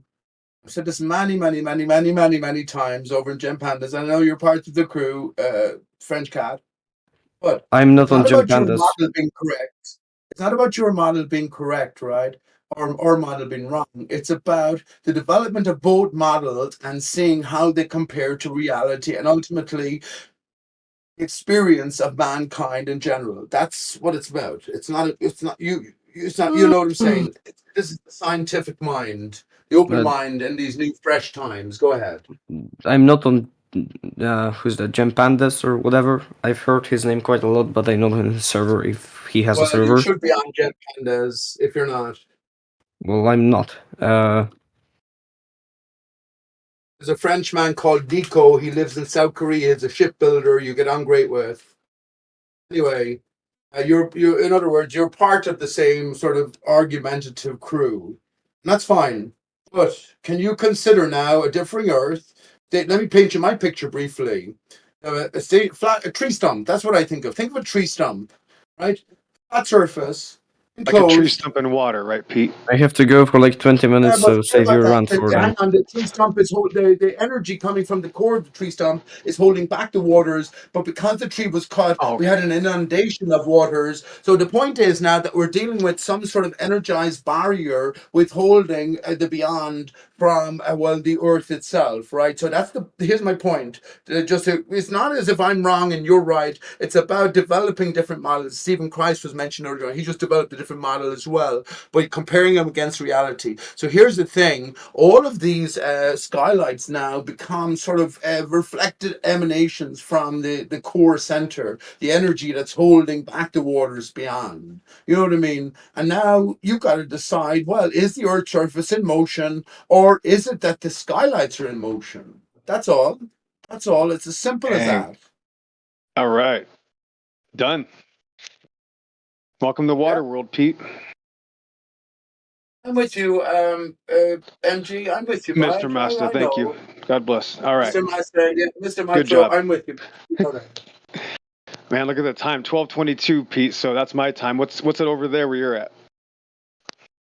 That must mean it's 22 is the Dodo's number. It is 28:22. It's 8:22 p.m. I just don't know. I just can't miss. I just don't know why. I just don't know what's going on, bro. So I mean, Baruch Hashem, all the glory goes to God, Pete. I was reading Matthew 11 earlier, but we'll talk about that later, right? We're not going to do a Bible study just yet, right, Pete? We can wait. Good. So the waters, Pete, the Mayim, right? So the let's see, Psalm 24. Why don't you read it? Just kidding.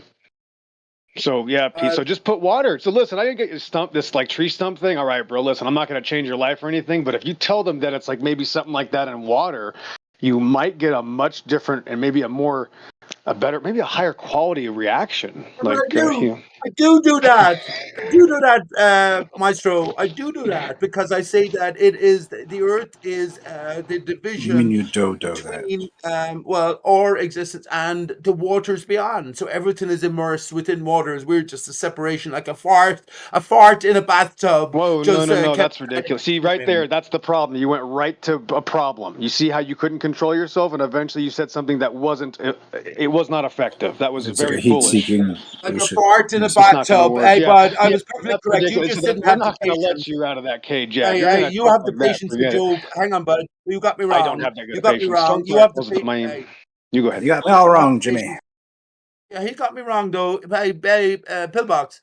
You got me wrong because I said Give me you 30 forgot. I seconds. said fart in a bathtub in static time. Oh, So you're that's looking at the ridiculous, bubble. dude. You're looking at the bubble amidst the waters, No, right? That's no, all. no, no, Okay. not a So bubble. it's Caddyshack No. 2, if you think about it. Okay. You go, Massa.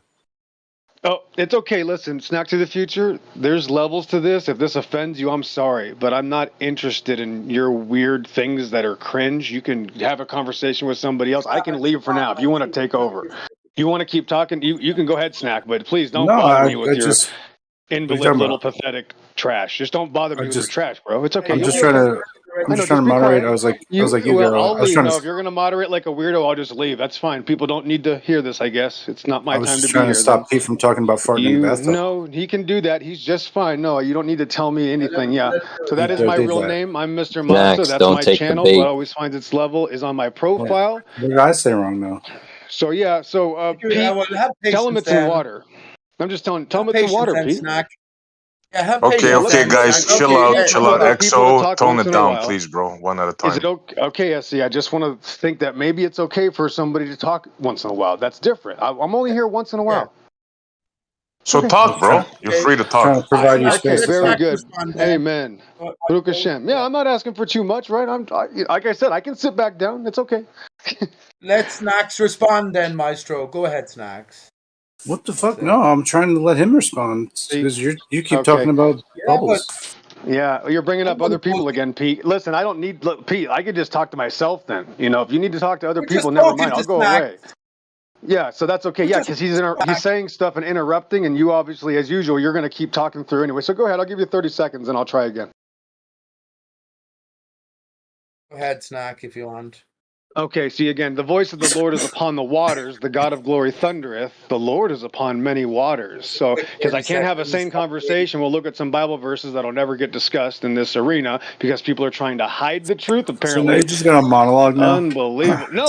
That's not the answer either. Come on, I'm trying to provide I'm trying to help you guys dialogue on this shit. That's all. What Go saying ahead, I'm weird? Snack. Fuck. Well, no, I'm just saying like to have a back and forth, but it doesn't have to be like you go directly to quoting Bible after that. I agree. Like or just let me and Pete whatever pit along with our conversation. Since you're Go just ahead, gonna, guys. You and Pete, go ahead. I don't know, EXO is like, out of it. I don't like that as well, SE. I don't like to get. I know muting on flat Earth. You know what I'm saying? But at the same time, he was dealing with Snacks. He obviously has a history. But I just wanted to hear your fart in the bathtub. What do you call it? He said you have to invoke the waters for Earth, and that was that my was what he immediate said. answer. Earth is a bubble within the greater waters. Go ahead, Snacks. I just like I only jumped in to give him a room to speak, Yes. and he's like yeah stop putting it like what I'm trying Yeah, to but he like obviously have a history. he likes me Obviously. plenty, but that's why he named his channel from something he's quoting me from. It's fine. Yeah, I have much to say about Bible. When he considers Bible literalism, he is the ultimate Bible literalist in a sense, isn't he? So he has the ultimate code. God, he can't tell me why Saint Paul's most loyal servant in the Bible was Aristarchus. Well, Poor how was he acting like I Aristarchus. was trying to shut him down? I was trying to turn him up. Anyway, that's the funny thing. But yeah, Theodore Okay. Aristarchus, Anyway, Jim Morrison, I know, Gerson man. Bob.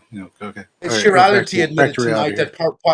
that Snacks. Shirality admitted today that Pythagoras or all of these ancient Greek characters, all the biblical characters, were possibly not. It didn't exist. He agreed that, and they were all sort of greater mythological figures to represent some greater story. That's brilliant. I'm going to post you now because I found it today in my saved. What do you call it? The thing I've been talking about, which is this character called Harry Starkus. Would you believe it? So let me find that and bring it back to you. That's some new material. Otherwise, I I thought you just were going to have a tete-a-tete with Pillbox 42, Mr. Maestro. no, he doesn't really talk to me for very long. I don't know why he doesn't like talking to me, but whatever. Yeah, I think you know each other too well. That's what I think, Snacks. Well, I don't know him very well. I guess. I just Yeah. have been. I've We've been been around this bombed arena by him. for a Yeah, long well, while. he jumped on streams and says pillbox things. I like it. No, I I like have what he nothing to do says, with that. though. It's flat Earth and beyond. Yeah, I agree. Sometimes. All the time. But then you're led into a sort of a cul-de-sac. That's all right. He's not here. It's fine. We don't have to talk about him. It's cool. Just move on. It's just easy. Yeah, It's but I easy, don't easy, agree with easy. anyone being muted. So hopefully he wasn't muted because of anything I said, because I don't like that. We're all men, we're all gods, whatever. No, people should be muted. I'm with this. I'm with this. I think, With this well, shit. early doors There's times snacks I when need we to be were muted here. too, Pete. You know, there's times I There's get no a moderators little early too doors though, much but gusto. remember that? What? Yeah. There's For no the record, moderators I early muted doors. It's all EXO after emerging, warning him. emerging. Yeah. I muted EXO for the record. I rarely mute people, but he just kept on talking. I mean, we can't have that. We're having a good discussion.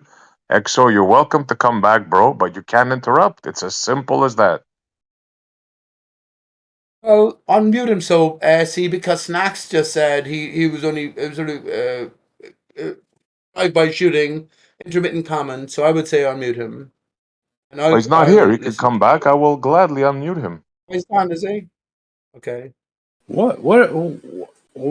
I was just trying to help their. I didn't necessarily want to talk directly to him, but I was like, if you guys are going to talk, now imagine me, right? I'm just an innocent bystander, and I'm like, oh, Pete, Shay, and EXO. I wonder how this conversation will go. Well, you know what? In my head, I do calculations, and it comes out to be that like maybe I need to like just help bridge the gap real quick, and then maybe it'll go okay. And then I walk away and hope it doesn't fall apart like a Jenga tower. That's all. That's all I was planning on doing here. Not some kind of. Okay. I'm not trying to organize That'd a be a great structured debate between you conversation. two, or fucking anything like that. You know. That'd be a great conversation. Me and Maestro for an hour, no problem. That'd be absolutely excellent conversation. I'd be questioning him on everything because I think we're again flat Earth and beyond. Now it comes to prophecy, Bible literalism or otherwise. But yeah, that would be a great conversation. No problem. I love Pillbox, but obviously he's playing a role. Snacks, consistent role, but I'm okay with that. Yeah, again, if the stars were like aligned properly, maybe you guys have a elegant discussion. On other times, maybe it doesn't go so well. I don't know. I just thought maybe today the stars weren't completely aligned, and That's tomorrow. That's 2 days time, the 14th Snacks, know. which I is can't wait. I'm gonna play some. 30, yeah, I was like playing 33 music days after on 9/11. Yeah. eclipses, equinoxes, solstices. I always find we get music days for me. I don't know why. Just like the energy currents, just like running. Yeah. Pick it up, man. Where is it EXO taking us, goes for you Snacks? Where is too. this all taking us? Magician. Are you a better man now than you were 10 years ago? Oh, always. I agree with you. Keep Absolutely. getting better. I think I lost a step like once or twice. You know what I mean? But overall, yeah, I'm ahead. I think so as well. It's all about rising, isn't it? It's the ever rising. We can't go backwards. No. Fucking trying to find Harry Stark's channel. How the fuck? What's your Harry No, Potter? it's here somewhere. I have so many links. I have so many pictures. I have so many things that you end up fucking frustrating yourself. Do you like find them. those the Celtic labyrinth shape? You've seen them, I'm sure. Like Yeah, it's I sort have. of like an earthwork or whatever, almost. You know. Yeah, I've seen Reminds me that. of It's them. like the Isle of Man, Oh Triskelion. right, yeah, Triskelion, yeah, kind of like three boots or whatever. But then almost that kind of like reminds me of the FE map somewhat. That's like not symmetrical, like you know. Wouldn't it explain? Wouldn't it? Yeah. Wouldn't it explain the epicenters of South Africa, South America, and Australia or something as well? If there was Yeah. something like that going on in terms of Well- reflective expression of a singular core essence. I think so. Where they were just like, hey, this shit is basically like three boots put together. That's where we're at. We're in a super duper Oh, island. shitheads never existed, Snacks. That's all bollocks. This is all information for us right now. That's what I think. Us right now. Make what you will of it. I feel like you are all the more powerful than anyone who's ever lived in history because why? You're alive, not you, Snacks. Everyone, we're alive in these special times. we're at the edge of time right now, since we are alive. But let's get back to the future, Snacks. Yeah, right. Back to the Bible. No, I'm just joking. What's up, Snacks? Corinthians 1:4-15. Hike. What's up, Coach Schwo? What's up, Peter? Hello, Kosho. What's your first name, bud? I don't think you ever told me. I did tell it to you, yes, Peter. yeah. I've heard this actual interplay happen before. Yeah, exactly. Peter, Who you have a showed good you? How you memory doing? you have good memory for something and a lousy memory for others, dude. Yeah, that's fine. Don't mind that. You always have to remind me of your name 3 times in reality, then I'll never forget it. Oh. Oh, this It's is an actor. Malcolm. Oh no, are you suggesting Kosho is not an actor, Snacks? He's testing your dossier, making sure that you know who you are. It's okay. I'd be a terrible actor, so. Yeah. Going through different spreadsheets. You're the best ball earther there is, though, Kosho. You're the best all-rounder there is. Puts on his Brenda voice exchanger. It's the Brenda script. Fuck you, spreadsheet, like a little flow chart. You know what I mean? Lady. My goodness. The last words that I let Brenda speak. No, What's the time? It's like what's the talking subject about of like two things conversation? hitting each other, and he's and Brenda goes, yeah, like the tips just kissing each other. Oh my god! And then I was like, you can't talk anymore. You know no more of that. Just never say those words. Oh shit! Brenda loves me. Brenda, It's the just funny, like even trying to talk me. about serious like physics and stuff like that. It just got to be there, and I was like, man, you just can't help yourself. Anyway, Found it. She likes Snacks. There you to go. I trigger. fucking found it. I found it. I just posted it there. Marcus. What's his name? Marcus Aurelius, Marcus. Marcus Smart. No. I just posted it. Marcus Stark. There you go. Look at his channel. He's Marcus dealing Stark. with birds, but he's also dealing with, in the time, 7, 8 years ago, whatever, the most advanced magnification of lunar surfaces. Isn't that hilarious? Anyway, I found it, and I thought I lost it. There you go. Marcus Stark. Marcus Starkus. Yeah, I know. P. I was gonna say you just like that dude because his name sounds like Aristarchus. Yeah. Yeah, but this dude is an actor, bud. How do you This feel dude about is a Tony Stark, fucking Iron Man, Robert Downey Jr.? is a clue giver. Yes. You don't think Stark that I Industries think I'm spelled anything backwards special means for putting these things together, though, right? What does it mean, Snacks? I don't know. You got to be able to get like Aristarchus out of Stark Industries somehow, right? Oh man, don't be talking to me about that. Flat Don't Earth, you have to? FE Like man, Iron Man, FE FE, man, FE Tony man. Stark. Don't be talking Right. to me about that. He's got an exosuit. What We about just had Captain Mr. America Mazza with here. his, Think about it. yeah, what about Captain America with his shield, Maru car? Come on, Snacks. What is the XO? Why does he? Why was he XO? Or is that biblical? Biblical. I have a riddle. I have a riddle I devised. Two C's lead to tic tac toe. How so? Now you just give the answer. The X and the O. You just do a C and a reverse C, touching at the tangent, and do yeah. Anyway, go ahead. I always prefer when I figure out the riddles before you ask them. See,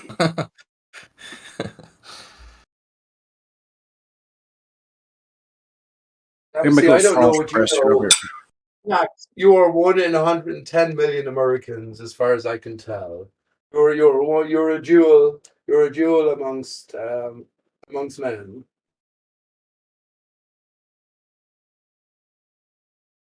Other than this, what's the subject of conversation? Star Trails. What's up, Kosho? What's going on, Killian? Chilling, bro. I got a couple wicked captures if you scroll up. Peep. Hold up. Oh damn. It's way up there. Hold on. So if you wouldn't mind going up to Coffee's got 9, one. going up to 9 after the hour, there's a tree in the bottom left-hand corner. So the camera obviously is mounted behind the tree, and then you have what I would believe to be Polaris at the very tippy top, and then another angle You got a tree, bottom left-hand corner. Polaris shown as well. And then scrolling further down, got Sigma Kansas, which is the southern collection, with a little bit of the belt shown as well. And then when you scroll a little bit further down, and Bendy Light was giving me the gears the entire time, which is all good. You'll actually see, again, if you wouldn't mind, thanks for the space on this one, guys. There's another Polaris capture at 31 minutes after the hour. But at 32 after the hour, you've got the belt line shown, so which would be the northern portion in the right-hand side, and then going down to the southern portion on the left-hand side, which I think is pretty dope. But these are cool. Appreciate Cool it, guys. pictures. Pardon me? Yeah, these are cool pictures. Yeah, dude. And it's like, it's more of, you know, I'm you guys. I mean, obviously, draw my own conclusions for the things that I'm looking at. But what I'm saying is, in terms of observing the sky, and Bendy's thought was that, well, what if the sky is moving, or sorry, the Earth is moving? With this picture, that would then have to be that we're moving around a central point of Polaris, because that's the only way this picture can exist, if in fact the ground is moving. What are your thoughts on that? Well, I'm looking at your picture at 32 after the hour, and it tells a different story, doesn't it? Because there's more than one central position in that picture. If you extend, you know, this trails out to, you know, the full conclusion. It seems to be there's two circles. All right. Okay. So you're taking. Let's walk with this. So at 32 after the hour, that's the one you're referring to, correct? Yeah, that's right. All right. So I'm going to make the claim, and then I'll back it up with two other pictures. Or bear with me. Okay. So the collection that it is showing it trailing up to, right? Like, we're going to conclude that there's a central point on the top right hand corner. I'm going to say that that one is Polaris, and then I'm going to say that the southern, we're looking at the equatorial split down the middle, and then with this transference to another collection on the left hand side, I'm going to say that that's Sigma Ochantis. I agree. Okay, cool. Now I'm going to go up to, again, thank you for agreeing. Appreciate that, Kosho, which is why I love chatting with you, because you're always intellectually honest. So we go back up again to the two pictures at 9 after the hour that was posted. Again, the two trees, bottom left-hand corner, those two pictures showing Polaris at the very tippy top, which I like to call Polaris like the disco ball hanging from the top of the room, if you will. And then when we scroll down to 11 minutes past the hour, that would be the Sigma Ochantis collection, the Southern Collection Star Trails. Like, there's no actual point. It's just a suggested point that appears below the horizon line, which it's like we can't assume because we can't locate it. Does that make sense? In that yeah, right. In that image alone, though. Okay, like, so what you're saying I'm only is that, speaking about that image. Okay, so what you're saying is, walking further, then you believe that we could actually get to a final point being Sigma Ochantis, at like another point, so to speak, a rotation point. There is. I have a few photos of it. Not taken You by have a myself, but picture I have of the a Sigma central point, Ochantis. Yeah, not a void. not a Can void. you please share it up? I'd love to see it. Hold on, let's be clear on what Killian's saying, because I agree with Tactical. The same. I've seen plenty. But Killian, you're making a different claim, it sounds like. You're not talking about what's circling around. You're talking about an actual star being seen there? Is that what Exactly. That's what I'm saying. Like, and again, guys, I'm being very, very specific with my reference here. Okay, Tactical, you just posted, which I appreciate. Now, the idea is, this is the southern sky that we're looking at, Tactical. Yes, and you can see two stars being almost in the dead center. I'm saying to you again, right? And that was my question before you even posted it. Is it a star or is it a void? And what I'm saying The is, northern hemisphere is also a void. please, Tactical, every time we talk, I ask you to not interrupt me.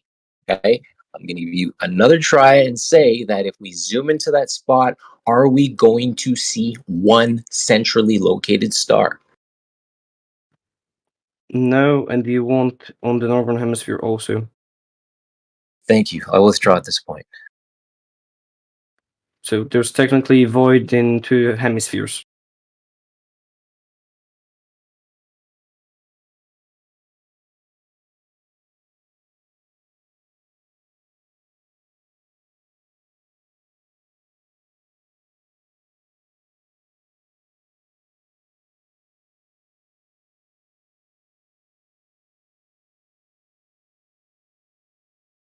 I do like star trails, though.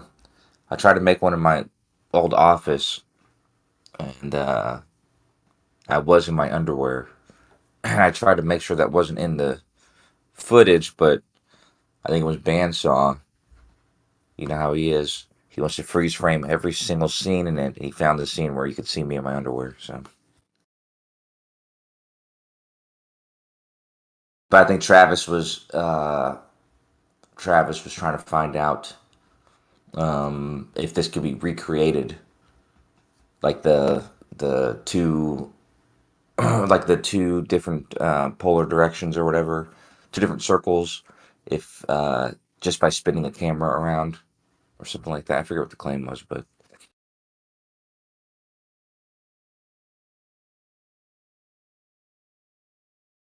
Well, the globe has a huge optical illusion going on with it, right? Because when we look at the star trails, we clearly see the stars appearing to converge and diverge, right?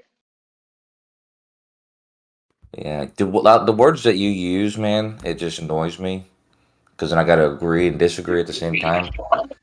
Optical illusion, I wouldn't call it an optical illusion. Okay. Oh, well, we see something happening. So is it really happening or is it not happening? Are the stars actually converging and diverging, or is it just not actually doing that, which would classify it probably as an optical I illusion? don't think they are. No, their trajectories touch each other. Right. It's important to understand that there's a difference between stars and star trails. Star trails aren't a natural phenomenon, by the way. Star trails are an artifact or are a consequence of taking these types of images. Um, so they're cool to see, but to claim that what you see in a star trails is actually what the movement of the stars are actually doing. That's what makes it confusing because they're not actually converging and diverging. The star trails, you could say, are converging and diverging, sure, um, but that, like I said, that just makes it kind of confusing. Well, I mean, do you think it's confusing? Well, would you Yeah, say like a so the star trails and Let's snacks go finish, ahead, man. Snacks.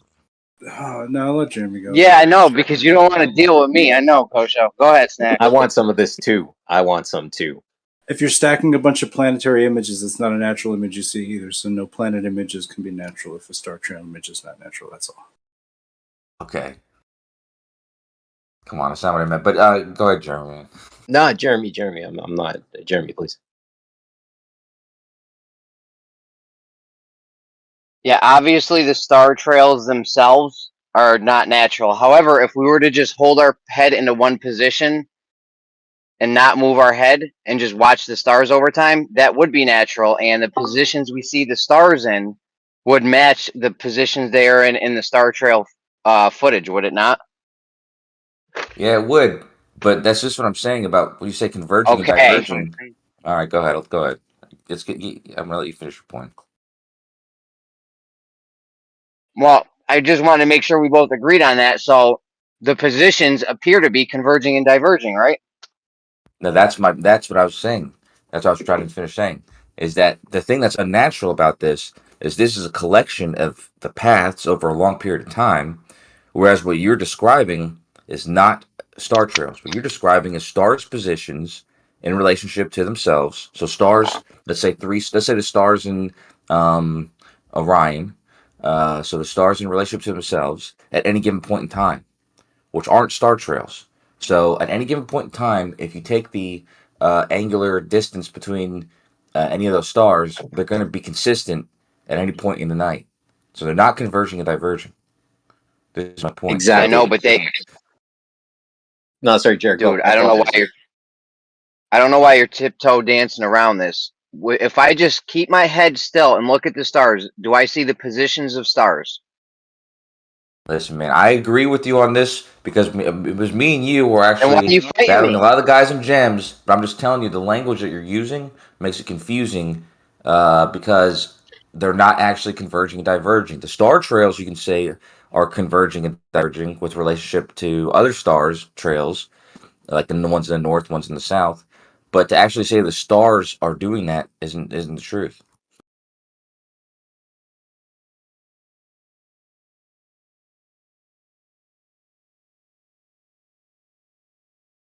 I wish that guy, what's his name, Terry, or who's that guy that what was that guy's Trey? He was in here for a couple days, and every time I tried to explain something, he would come in and explain it much better. And I wish somebody would come do that because I'm not good at explaining stuff. From my understanding, converging and diverging mean like them meeting or going apart. With respects to the what we see in star trail photography now, trails are like the idea of a trail is something is in one spot, and then over a selected period of time, it is continually photographed and it leaves a quote trail, a ghosting type of an image. Now, the ghosting type of an image that we see in these star trail photographs is one or one centrally located spot or a void in both the southern and northern skies, and they all seem to suggest an axial rotation around a central point. Now, when you have an axial rotation around a central point, you can't have convergence and divergence. Actually, no. I actually at the belt. I realized in saying that at the belt we do see. So I guess it would be the star trail version, the equatorial part. We would see them splitting apart. So actually, I withdraw that statement. Thank you. Could you crop the part of the image where stars like diverge or converge? Say what? Say that again, please. Could you crop the part of the photo in which there's convergence or divergence?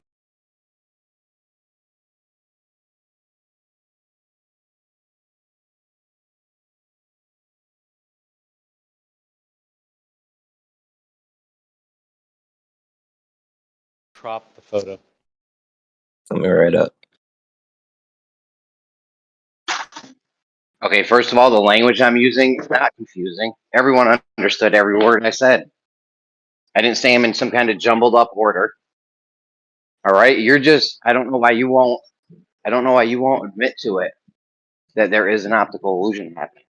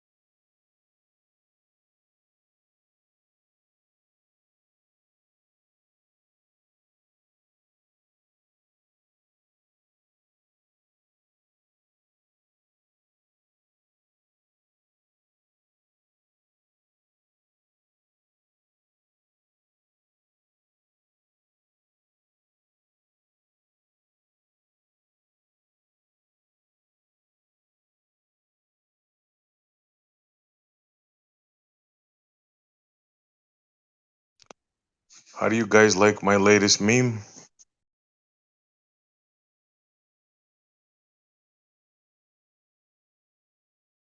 I'm disappointed you didn't sign it. Mic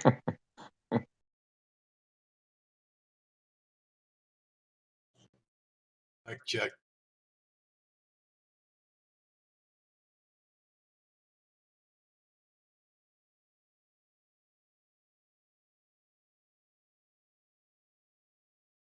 SE, do you speak French? A little bit, yeah. Oh, more than a little bit. Like you're not native French, but you speak French? Yeah, yeah. I can communicate in French. Let's put it that way. You speak any other language? Yeah, I speak Greek as well.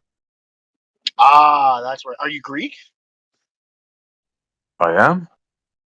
That's where it is. I couldn't pinpoint exactly your accent. I was leaning on Greek, but I couldn't exactly pinpoint it.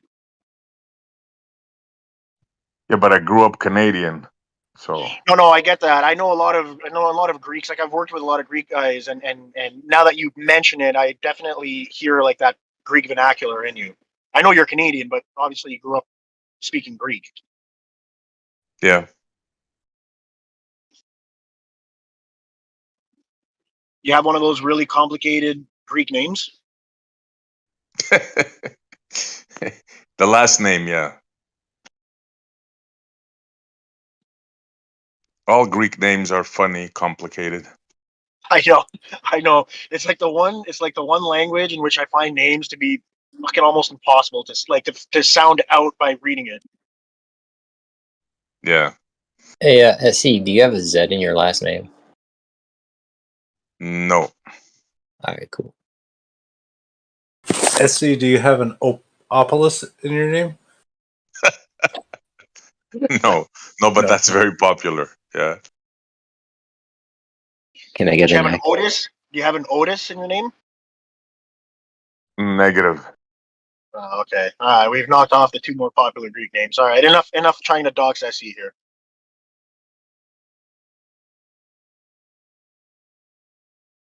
I'm just a regular Canadian. That's it. I was only asking because I was on the dark side in Quebec today, and it made me think of you when you were talking. You're in Quebec recently? Well, I live in Ottawa, so I go to Gatineau fairly often. But yeah, I'm in Montreal every couple weeks probably. Oh, good. So we're neighbors. Nice. Yeah, practically, yeah.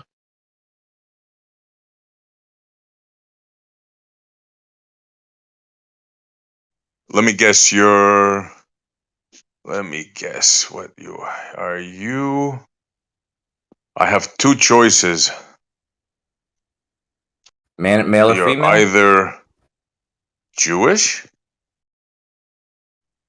or Irish. Je suis français, mon chum. Ni un ni l'autre. C'est pas vrai? Absolument. Tabarouette. Okay, c'est bon. I would have never guessed. Yeah, I know. Living in Ontario or Ottawa, your English gets pretty good. That's Yeah. You sound like a Canadian. Nice. Are you sucks being fluent like part in French? Oui, absolument. Je suis né francophone. J'allais à l'école française, tout le kit. Tabarouette, pure laine. Pure land, mon chum. Un vrai franco-ontarien. Come on, All SC, right, we it's gotta proof. He's a we gotta Quebecer. limit the French a little bit, huh? I was just testing his Quebecness. I'm gonna test. You know I'm gonna what test his. I'm gonna test his Jewness. Show me your penis. I'm not Jewish. Okay. Right away, There you he's go. going to penises. Jeez, I don't know about you, Kosho, bro. I thought we were Kosher, testing people's. That's your first asked question, everybody. No. That's the easiest way to test if someone's Jewish. Well, in olden days it was. But let's move forward from the penis thing. Yeah, sometimes I want to speak Israeli with somebody in the, I remember that most people don't. It's important to remember most people don't understand French. So it's like tactical maybe, incarnation you maybe, but everyone else is just listening to. No, I don't know French. Oh, you don't? Oh, okay. Somebody asked if you were French. I thought you said yes. You're not French. No, I'm Polish. Oh, okay. He hates the Yeah. French.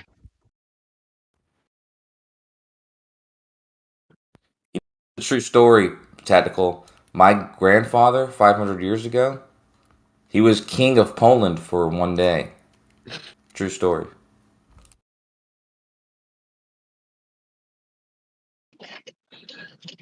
My colleague is a descendant of Ragnar. I identify as a Clover. That's what's up, man. It's 2023, so you can identify however you'd like, I guess. Yeah.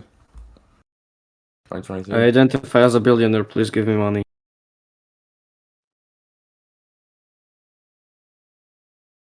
We do live in strange times. Yes. It is strange that It is strange that you won't admit that that is an optical illusion with the positions of the stars over time. It's funny because Jeremy doesn't identify as a woman, but he sure does argue like one. Jeremy, never change.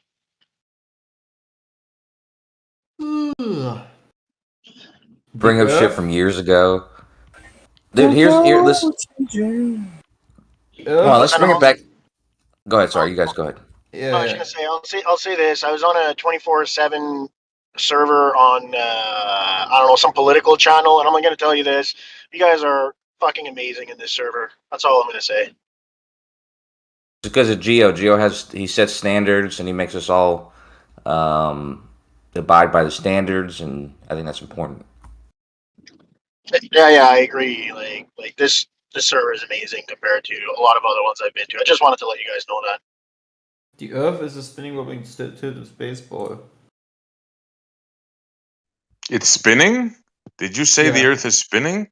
It's spinning. He said that yesterday wobbling, too, man. I would tilted check him out. Space ball flying from an ever-expanding void of darkness called space. So can a plumb bob hang plumb on a spinning object? Yes. I have a Yes. mathematical equation to explain it. I have a mathematical. If I can't explain it, you give me some time and maybe some years, and I'm gonna make up some mathematical explanation to explain it that I hadn't had in the beginning. I see how that works. Okay. I'm gonna construct my whole religion from what I observe in the sky. I don't have physical evidence, but I make up some cool stories to explain them, and then I have people believing it and repeat these cool stories. Like the moon that that where the moon formed. That's the truth. The moon formed. If you didn't know that, the moon formed into a perfect spherical shape by a huge asteroid hitting.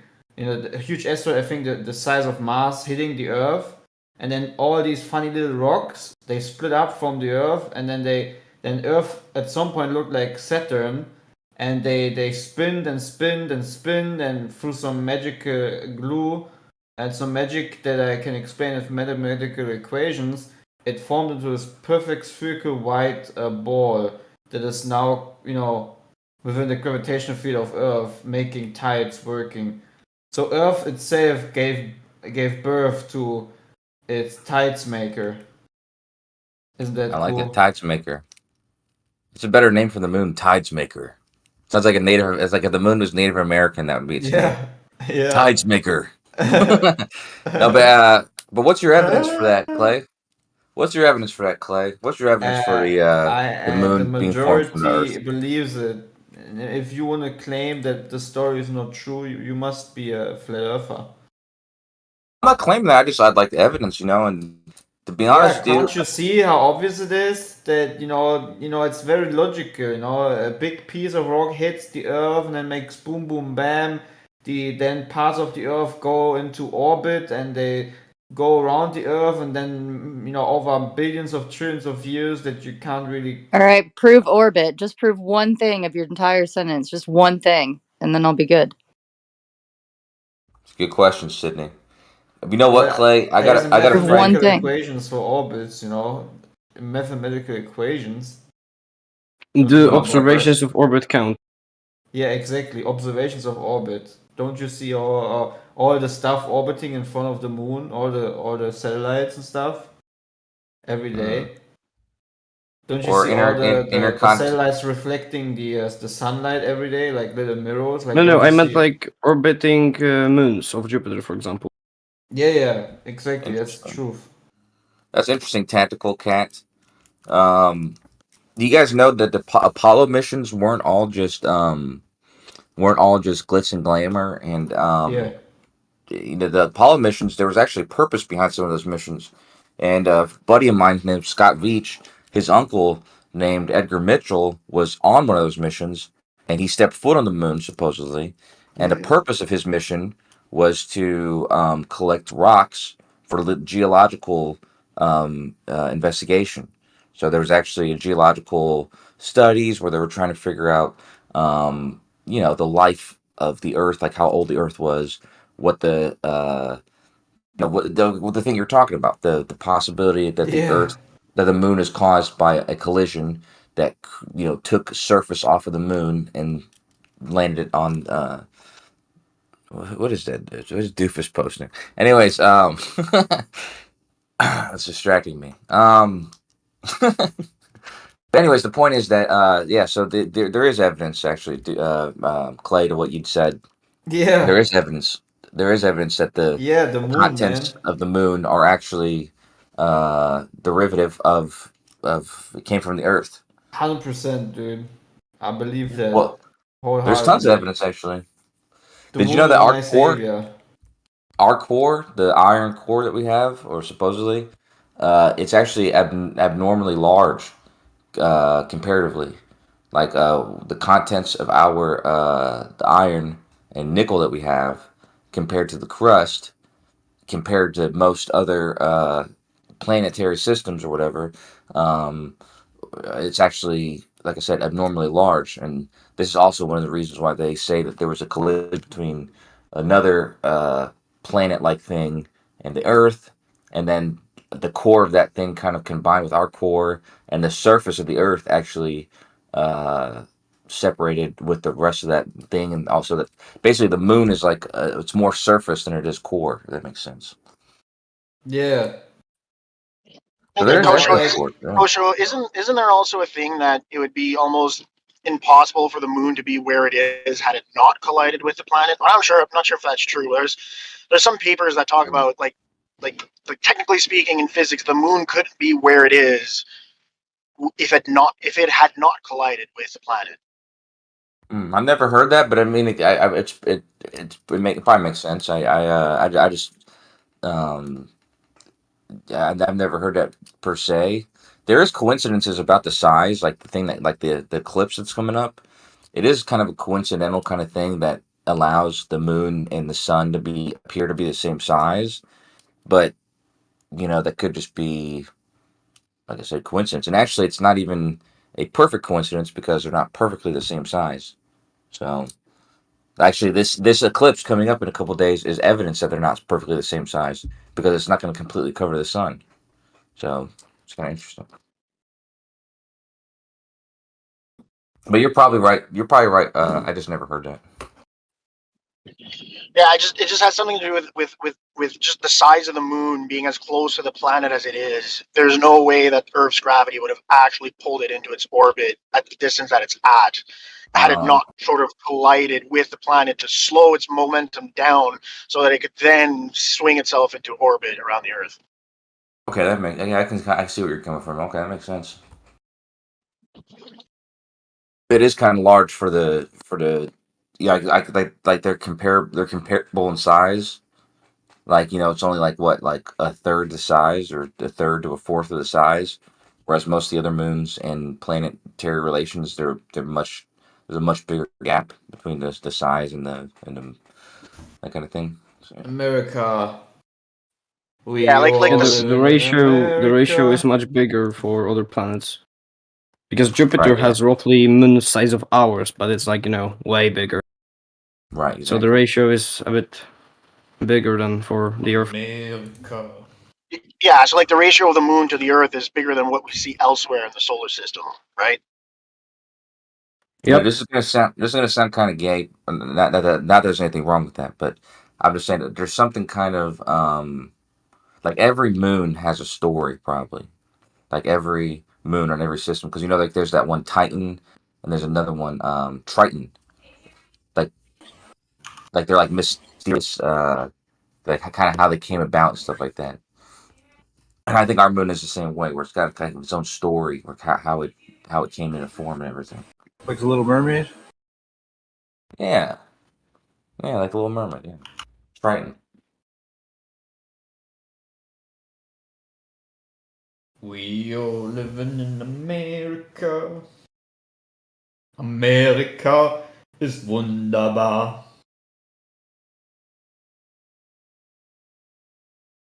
We all see Rammstein, by right? Disney and stuff. Yeah, it's funny how everything in that Rammstein video about America, with them, all jokes aside, obviously being on the moon, they got the technology to go back there.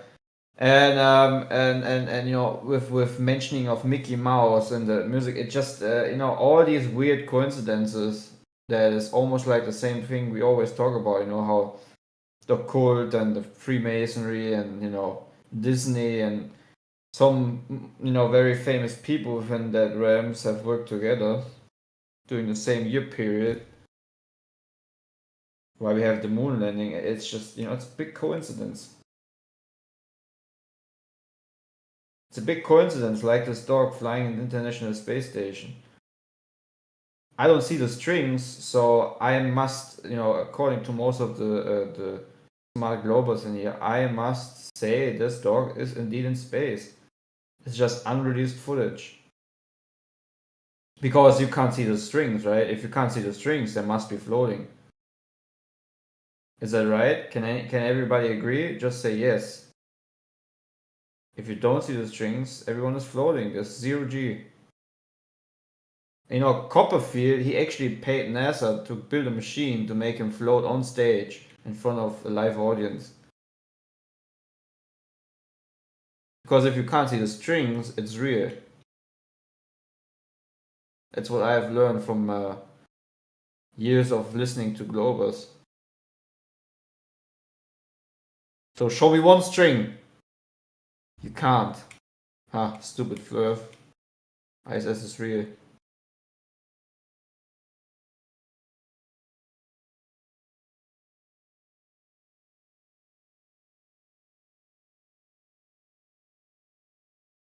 Dude, what is the stuff that people lately post? What is going on, man?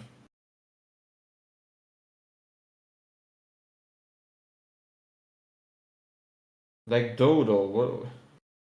Dude.